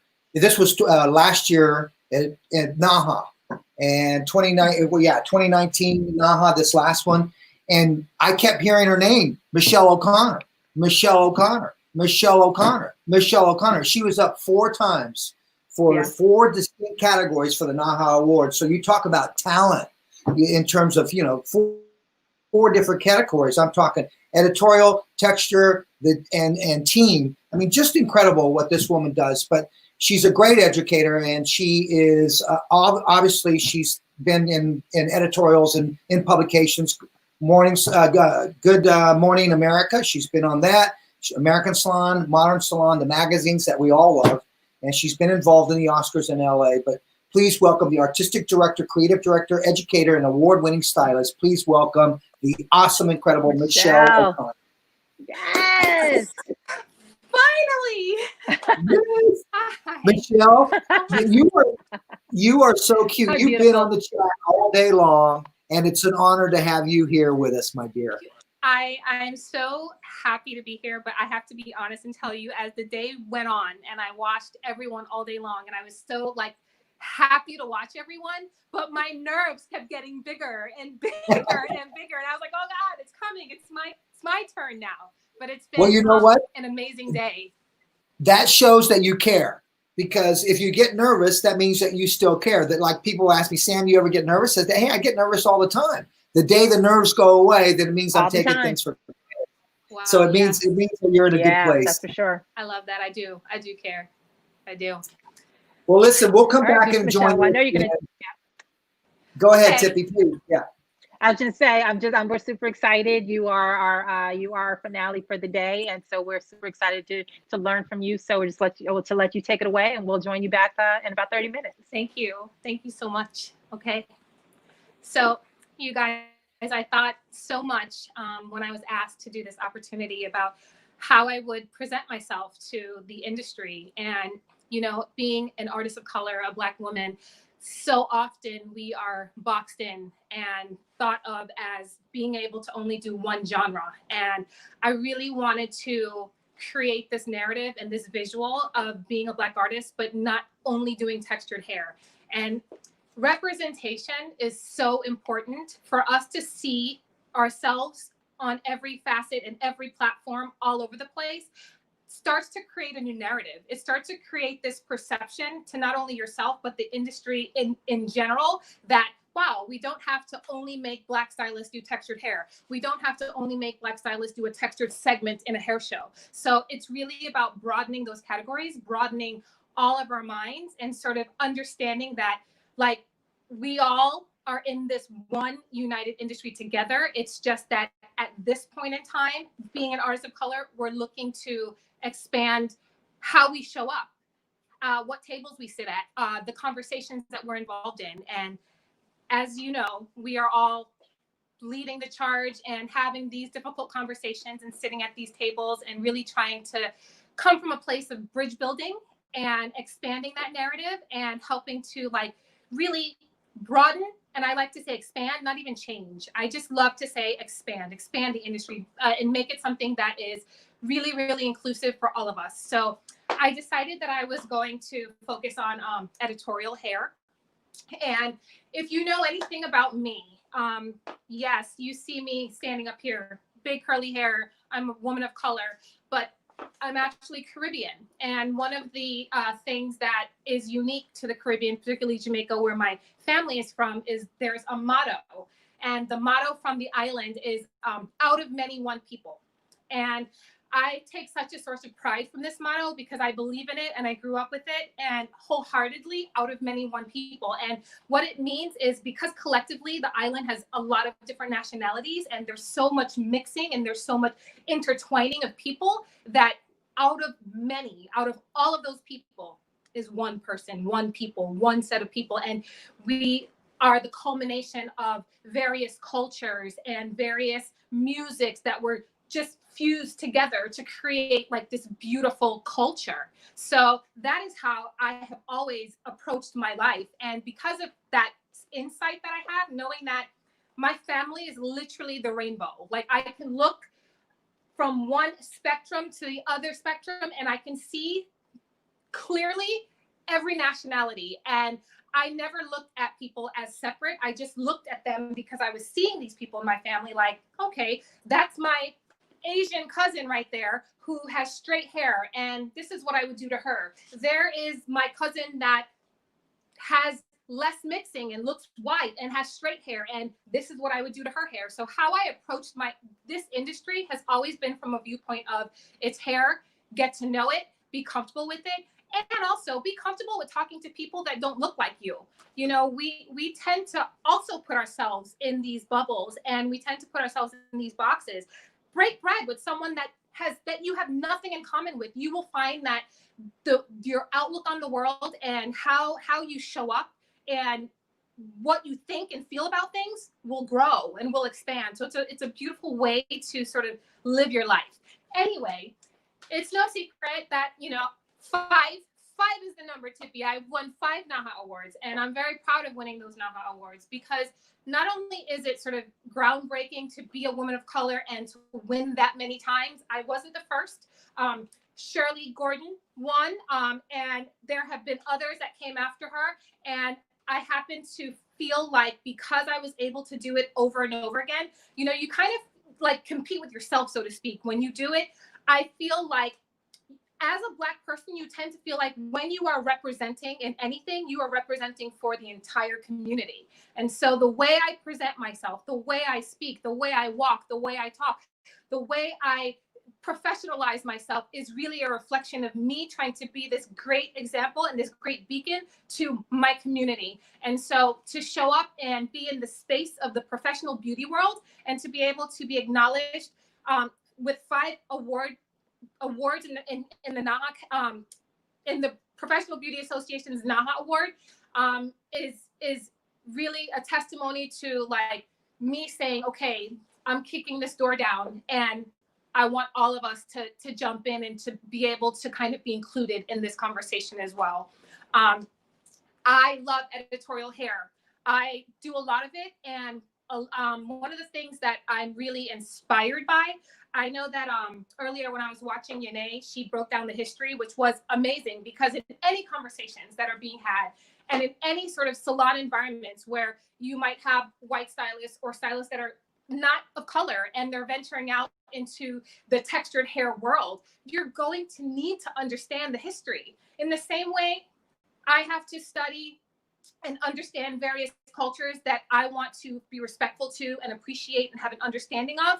If something is not in your wheelhouse that you have very little knowledge of, it's going to be in your best interest to make sure that you do something about that and go get the books and go ask the questions and go read up on different things as it pertains to the history of Black hair, not only in America, but globally. And a lot of people ask me, you know, Michelle, like, where do you get your inspiration? And so to be able to sort of have work that stood out significantly 5 times, you have to think, okay, so what is she doing? What is she building into her work? Where is she drawing her inspiration from? And I will start by cueing Andrew. Andrew, can you put the second slide up for me? Slide number 2.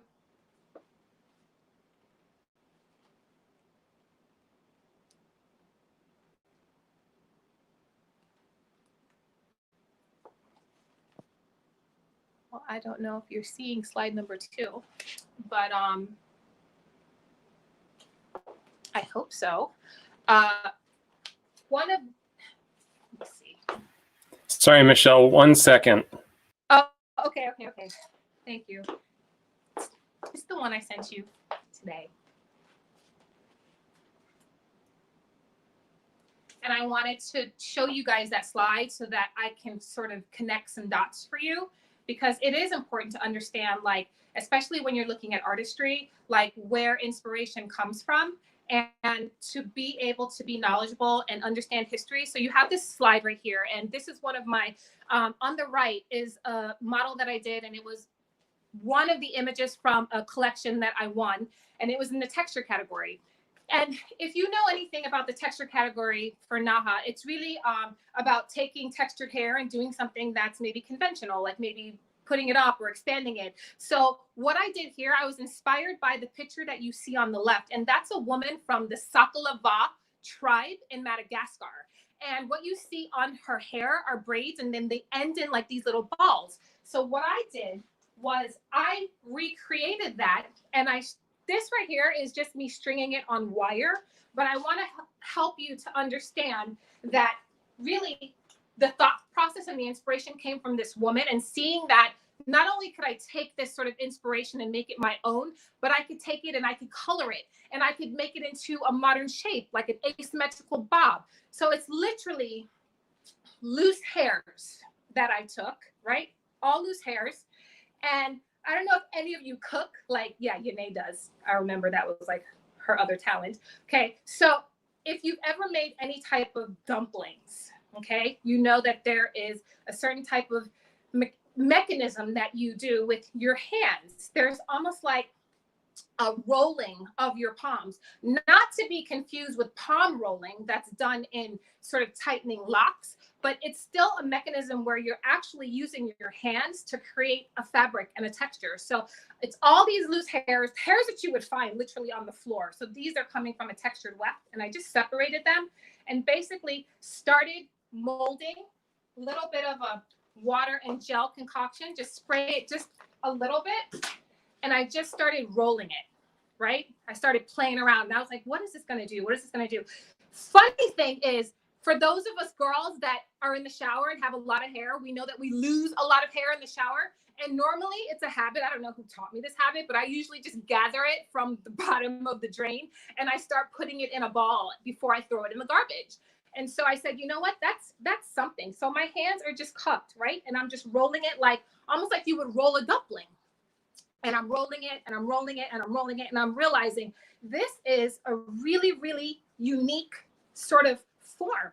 And it's an interesting type of texture. So here you have this ball, right? And I'm like, you know what? If I make a lot of them, it's going to turn into this really interesting thing. So where you see her hair in the photo, she actually, I'm taking it off the wire because I want you guys to sort of understand that I took needle and thread. So we draw inspiration from so many places, right? We draw inspiration from the fashion community. We draw inspiration from makeup. We draw inspiration from like culture and tribes. And I just took a needle and some invisible thread that is usually used in jewelry. And I started threading the balls, right? So I started threading it one by one. And I literally by hand made a wig out of these balls that I colored. And that's how she was able to get that shot, because once these were strung, it gave it like a lot of mobility. And all I had to tell her to do was move back and forth, and then the beads would swing. And so having a great photographer to capture that swing of the balls is what made that shot. So when I impress upon you how important it is to know about culture, had I not had that exposure and that education about like the origin of things, we're always reaching for something that, you know, maybe it's in like the last 100 years. We're looking in the 20s and the 30s and the 40s. But how about you go back even further? You'd be surprised at the type of inspiration that comes from Africa and so many places. And a lot of people wouldn't necessarily think to take something and translate it into something that is more modern, but that's exactly what I did. And that tends to be what I normally do. I normally look at hair in a historical context and I modernize it. One of the things I really love is taking old and mixing it with new.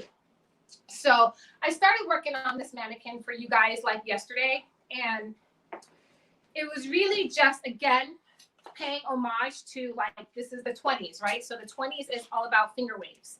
And these are old school. I don't even know like how many people will still use these, but they're actually a great thing to have in your kit, especially when you're doing any type of editorial work. They're on finger wave clips, and they create, today when we say finger waves, they're flatter. There's not like this indentation and this impression, but that impression, if you know anything about photography, photography loves angles, and that is an angle. So what I did here was created these deep indentations, and so it's paying tribute to something that was from the 20s. You guys know that finger waves came in style because it was right after that flapper area when the flapper, it was the time of the flapper, like the dancer and the bobs were very popular. So this was right before the 1920s, and the finger wave was created to soften that and like feminize it and make it a little bit more like alluring. And then the finger waves had a resurgence again in the 90s. And one of the people that was responsible for making that super popular again was Missy Elliott. So it was now part of like the hip hop community, and it became a thing. And even fast forward to today, you see elements of finger waving. Like I can think of like Naja in who's in Atlanta, like the River Salon. She does a lot of those short haircuts where it's all finger waving on the side, very soft, very combed out, with like a coiffed, almost like mohawky type style. So it's taking elements of things and modernizing it, and like sort of just not even using it in its entirety, but just in centralized areas. So I'll reference how I like to sort of mix things. And for me, it was mixing that old school element of a finger wave and then modernizing it with the embellishments that you see all over the place. So knowing that, how do you make something that is going to be sort of captivating and graphic and cinematic and make you want to stare at it? It's really details. It's details. So less is more, and you do need to have a focal point, but it's also about creating something that you want to look at. So because she has this focal point in the front and there's all of this waving going on, I knew that what I wanted to be in the back, I needed to, for something to be pronounced, something needs to be living beside it that takes a back seat. So when you have this area of her hair that I molded to be really flat, that's me giving those waves a front seat. So now this is really molded and really sculpted. And I used styling from Matrix, the super fixer gel, and just took my good old Dyson blow dryer that everybody's talking about and just sort of molded it and let it sit there. And one of the things that's a great little trick is to actually take either a ribbon, or on a mannequin, obviously I can take this thread, this string, and I can sort of tie it to create, let it dry in that mold. And then what I want to see here, because this is now controlled and this is like living so neat, I want to see an explosion of texture. So we talked earlier about how there's a lot of like Jamal, how he took the foils and he created a new type of texture within texture. So that's an example of putting texture in texture. This is an example of putting texture in straight hair. And what we don't think about is like taking hair that is already textured and changing that texture into other forms, other than a roller or other than a rod or other than, you know, curling it on your finger. So for example, a lot of times I'll take a textured hair model and I'll stretch her and then I'll crimp her. And a lot of people would never think to put a crimp, Samvia crimp, a hard crimp in a textured silhouette. But what that does is, we all know texture is so fluffy and it's so light. And when I emboss it with that Samvia iron, it actually gives it girth, it gives it density, and it allows me to manipulate it in a way that I wouldn't be able to had I not embossed it. So here we have an element of me creating texture in non-textured hair. So I'm going to take this last section, because I worked on this yesterday using heat buffer from Style Link Matrix. Just going to spray that on there. It has an element of hold, and it'll allow the hair to just sort of mold. And a lot of people use bobby pins for this. And I know we all admire Sam. You know, he's such a great educator. One of the things that I love that he does is like these hacks that nobody ever thinks to create, like the hacks. So this right here is floral wire, right? So it comes straight like this. And because her hair is so long, when you have a bobby pin, this is a traditional, it's a rickrack, right? When you have a bobby pin, you are winding the hair around it. It's going to create these like strong corners that are going to be like very Z-like information. But I would run out of that bobby pin. So I took this floral wire and made like an extra long bobby pin. So I'm just going to insert this and do the traditional rickracking. It's like a figure 8 inside this, and I keep going until I run out of hair. Now, the thing with setting hair, and this is definitely an element that you understand when you work on a lot of textured hair, because you're doing a lot of sets. You're doing a lot of rod sets, perm rod sets, foam rod sets. You're basically creating different textures within texture through setting. So one of the things you understand is there has to be a definitive intention about how you're setting hair. So for example, if this is elongated, the style is going to be stretched and elongated. But if this is pushed up, it's going to set like that also, and it's going to have more spring to it.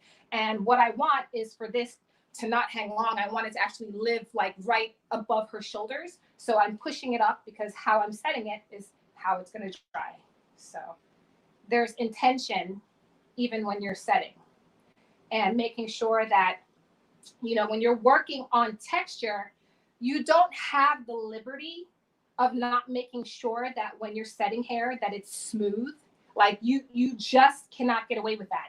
Like you have to make sure that when you're wrapping, that all that hair that naturally wants to curve and fold on itself, you have to smooth it out. So when you translate that to working on straight hair or looser textured hair, it's super easy. Like, because your training for working on textured hair is like, I want to say, you have to do things in a way that is so like concerted and so thought out that when you make the translation to working on straight hair types, that becomes simple. So it really is, again, inviting the community of hairdressers that don't work on all hair types to really like understand that when you start learning how to work on texture and work on it well, you're gonna up your game in all other genres of hair. Like I promise you, like if you know how to do textured hair, everything else is easy in comparison. So I'm gonna start pulling these out, and all I'm doing, a lot of people sometimes would take a bobby pin and just stick it up, but as I secured it with sort of like the heat buffer, it kind of created like a little bit of a gluey, like sticky hole to it. So I was able to just seal that first and then go to the rest of it without it sort of unraveling. So all I have to do now at this point is just pull that out. Oh, that was the last one. We'll leave that. We'll let that set longer. So, and again, having that sort of ribbon and elastic around the hair that's molded just prevents me from pulling that up and taking away from that really, really sleek finish that I want it to have. When you do hair for photography or hair for an editorial nature, one of the things I realize is as hairdressers, sometimes we don't necessarily connect the dots for things. And the education that you guys have been getting all day has been superb. It's been superb. It's been amazing. And like when I think of like what I do, I feel like here I come, like I'm the art teacher. Like, so I'm pulling out the floral wire, and I'm pulling out all these like arts and crafts to sort of create and mold and pearls and all of these little gadgets to kind of do fun things. And when you think about it, I try to make the translation for you guys to show you how something like a technique like finger waves becomes something that is salon friendly, consumer friendly. And it's the same thing with things that are even of an artistic or editorial nature. When you think about the fashion world and you think about couture and you think about pret-a-porter, it's like pret-a-porter, which is ready to wear, is generally the downgrade. I don't want to use the word downgraded. It's generally the more consumer friendly version of what was being seen on the runway, whether it's a cut of a dress or a hemline, or if something's going to have billowy sleeves. So the couture version is going to be really exaggerated, really theatrical. And then when you get into the pret-a-porter, then that's the equivalent to salon wear, salon friendly, but in the fashion world. So it's really a great education for you to really even look at, appreciate, and be inspired by these looks that you're seeing on celebrities at these awards. Like when you think of now again, for example, and you think of like the avant-garde category, that's some really out there hair. But I want you to kind of start to look at it in a way where it's like, okay, what's the inspiration behind that? And what element from that can I take and apply it to what I'm doing with my clients so that it's something new and fresh that I started to connect the dots to, because I saw something that was so artistic and so elevated. And now I'm going to take that and make it into something that I can make money off of. So All right, you guys. So I'm just pulling these out. Pulling them out goes a lot quicker than putting them in. So here you see the set is there. And what I'd like to do now is really just expand it. Let's see. So I'm going to start by combing it a little. Let's see. And I'm really just combing through it a little, and you can see where it's expanding. And it has that formation, and I'm intentional about how much of this I comb out. So I don't want it completely destroyed. I want it expanded, and I want it to be intentional frizz that you see there. Like, that is intentional. There is the frizz that just looks like a hot mess, and then there's the frizz that looks like it is just like airy and ethereal and intentional and just what is undeniably like just beautiful texture. So I'm going to continue to expand. Right.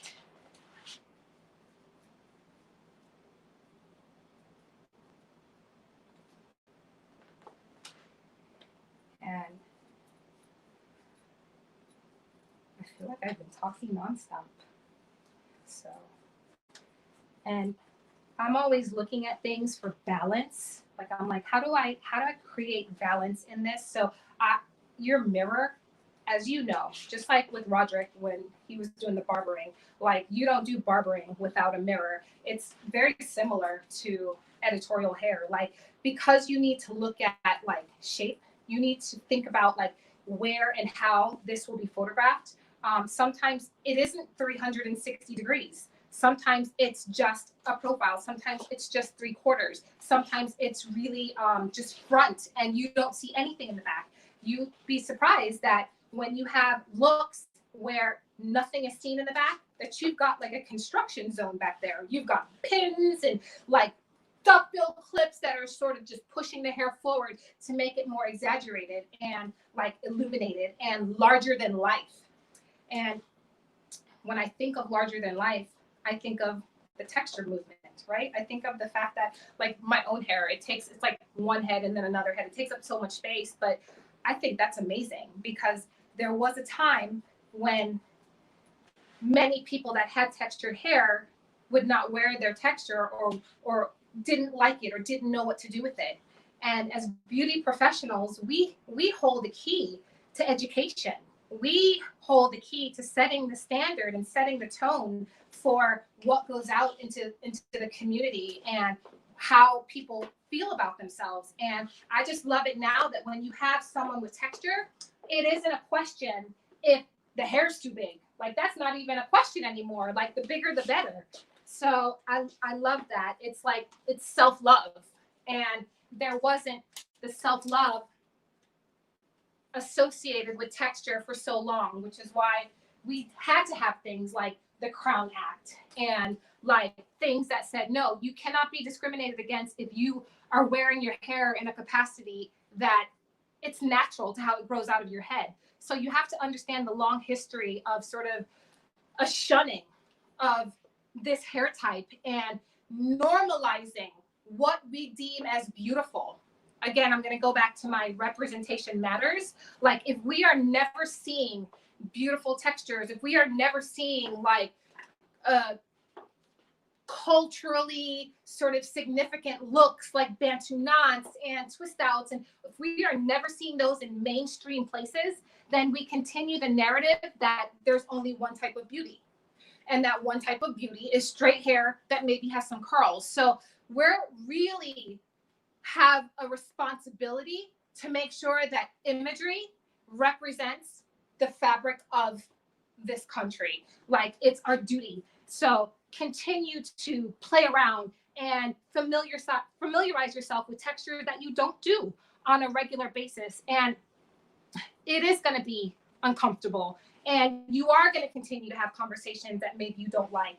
And just know that that's okay, because that's a part of growth. That's a part of what we are all experiencing now. You know, trust me, for those of us that are of color, we don't like having these conversations as much as you don't like having them, but we have to have them. For us to move past, for us to grow, for us to expand, we have to have information. And the only way you're going to get that information is if we talk, right? It's communication. So know that most people are on the side of wanting to expand the conversation,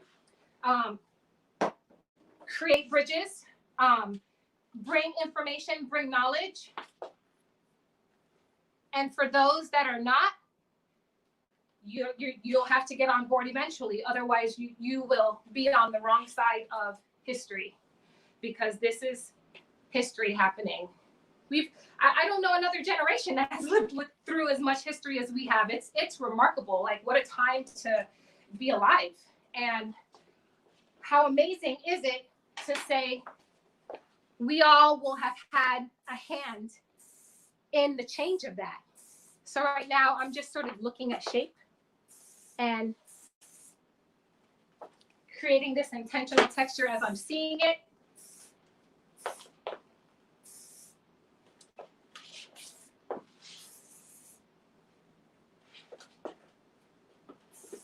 One of the neat little things that you can do too is like a little editorial trick, is you can take a clothing hanger and you can put some stocking over it, and you can take that, if you're trying to create shape in the hair, you can lift that hair with the netting and you can spray right underneath it, and that will help create that formation for you. So that's a little trick that you can put in your back pocket. And then, because I'm like a icing on a cake girl, one of the things that I might do, just sparingly, just a little bit. And again, right now you just see me sort of using my fingers, and I'm sort of like feeling this, touching this. Creating beauty and magic, creating beauty. I was just like, we couldn't see that last tip that you were. I love that technique with the with the pal. Well, because just like, demo it really quick. This is a small version, but it's a hanger, and basically all I did was put a stocking over it. And if you're looking to create like shapes, especially shapes that have like a texture to them, and you sometimes your hands get sticky with hairspray, you can take this to help mold the shape by spraying the hairspray underneath the netting. Hold it there for a minute, and then it'll just create sort of that strong silhouette. Because even when you have texture in the hair, there still needs to be a silhouette, because the camera needs to be able to pick up the shape. So we're always, even in texture, even in creating texture or taking it away, you have to have a silhouette.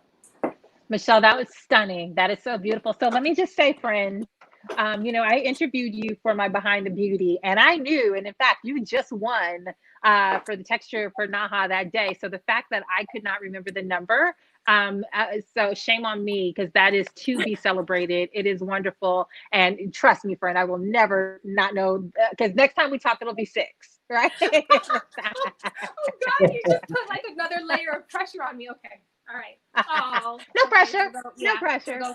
There goes Michelle, your work is stunning, and you shared so many amazing nuggets there from the editorial perspective and from your personal.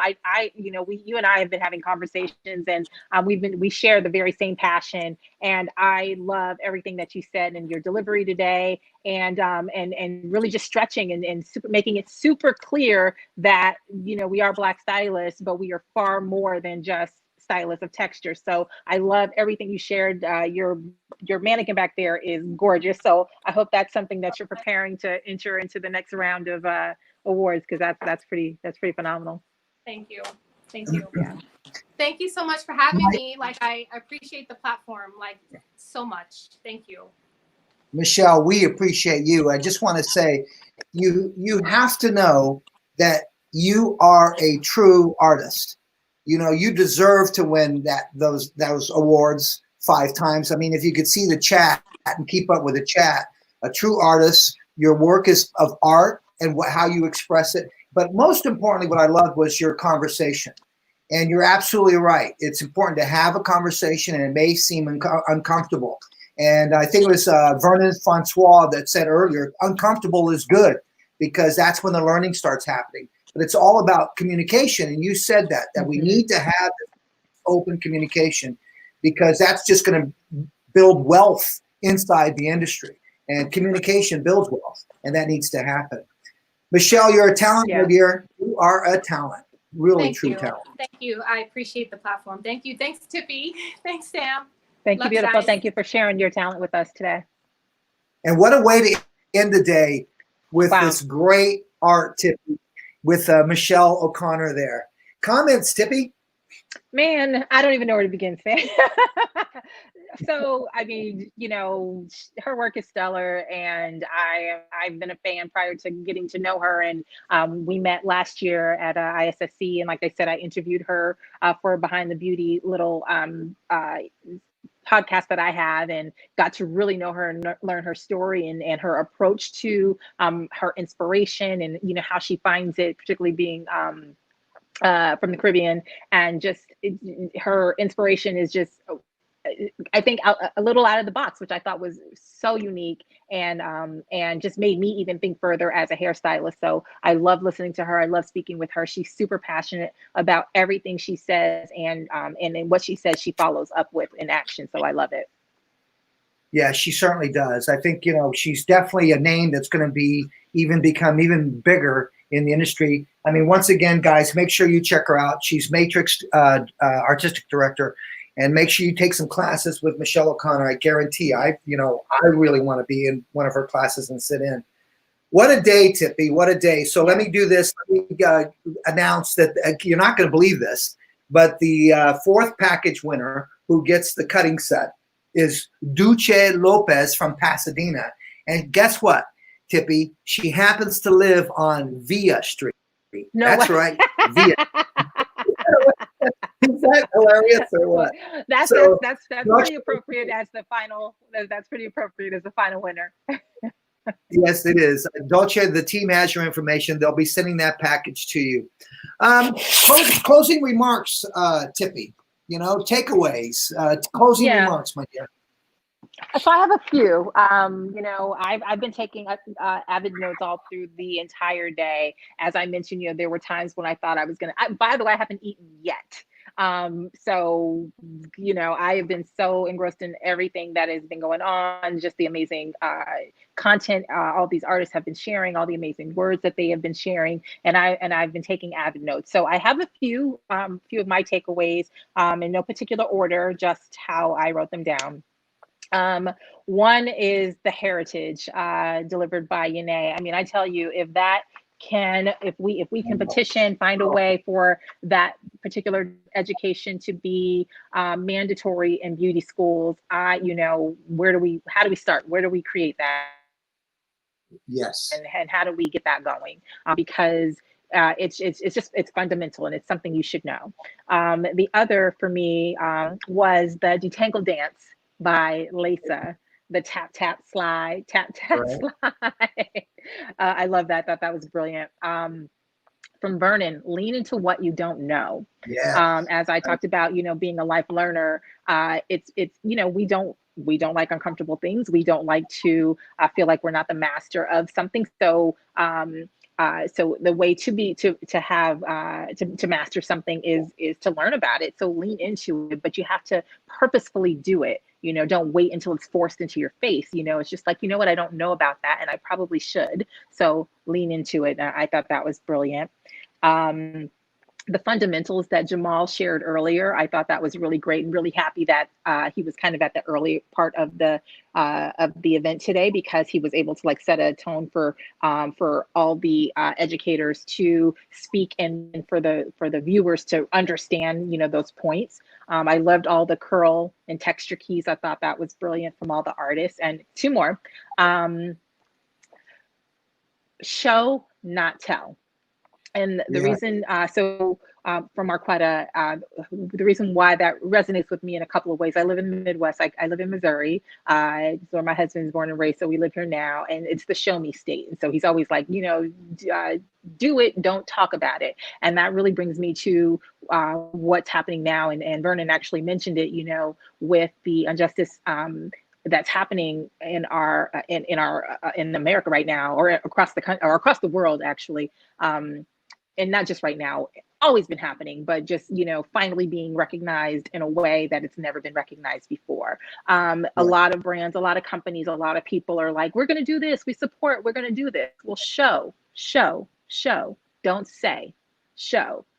And that's when it's going to be long lasting. So even if you're not even talking about it, but you're just doing it, show, not tell. So that's how I took that. And then last, but definitely not least, and and this is from Rodrick, when you change the way you look at things, the things you look at will change. I will implement that every single day in my life, period. And the way that you look at texture hopefully has changed today. And as a result, what you do will also change. Yes, you know, I really enjoyed that. Thank you for sharing your takeaways, Tippi. It has been a very profound day, a very learning, very awakening day, which is one reason why we wanted to create this. And I have some people that I want to thank. First of all, Tippi, I want to thank you. I thank you for putting your trust in the Samvia brand and standing by us or sitting by us side by side all day long.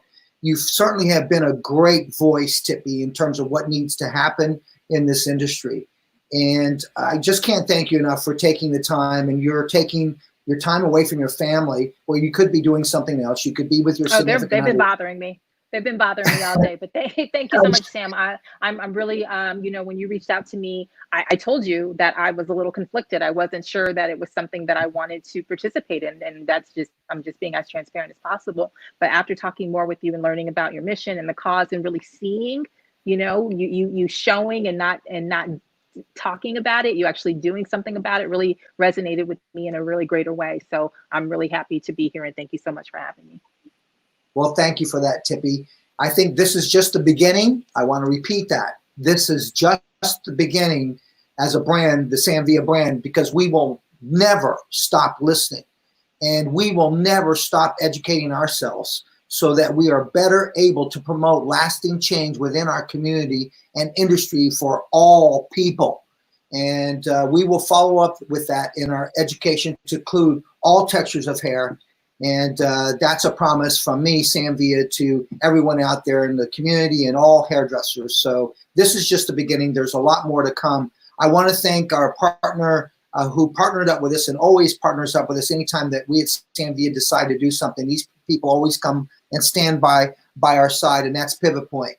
So I really recommend, you know, once again, Pivot Point mannequins, those mannequins are my choice because they stand for human rights in terms of how those mannequins are manufactured. And that's really important for everyone to be aware of, because that's part of what's happening in the world today is, you know, the treatment of people in general. Lastly, I also want to thank my team. There's so many people behind the scenes that have been on the chat room all day long trying to answer your questions and help you out and give you the right direction in terms of where to go. You know, I think that a successful team is not made up of a group of individuals. A successful team is made up of a team of individuals. Mm-hmm. And I'm so fortunate to be supported by an awesome team. And then I also want to thank, you know, just mention Tippi next weekend. I want to just say, don't forget to watch the Textured Hair Elevated event. That's coming up. There you go. You see it right there. She's got 12 great, fantastic artists lined up. Make sure you don't miss that. Once again, that's for a good cause, for Black Lives Matter. Don't miss that.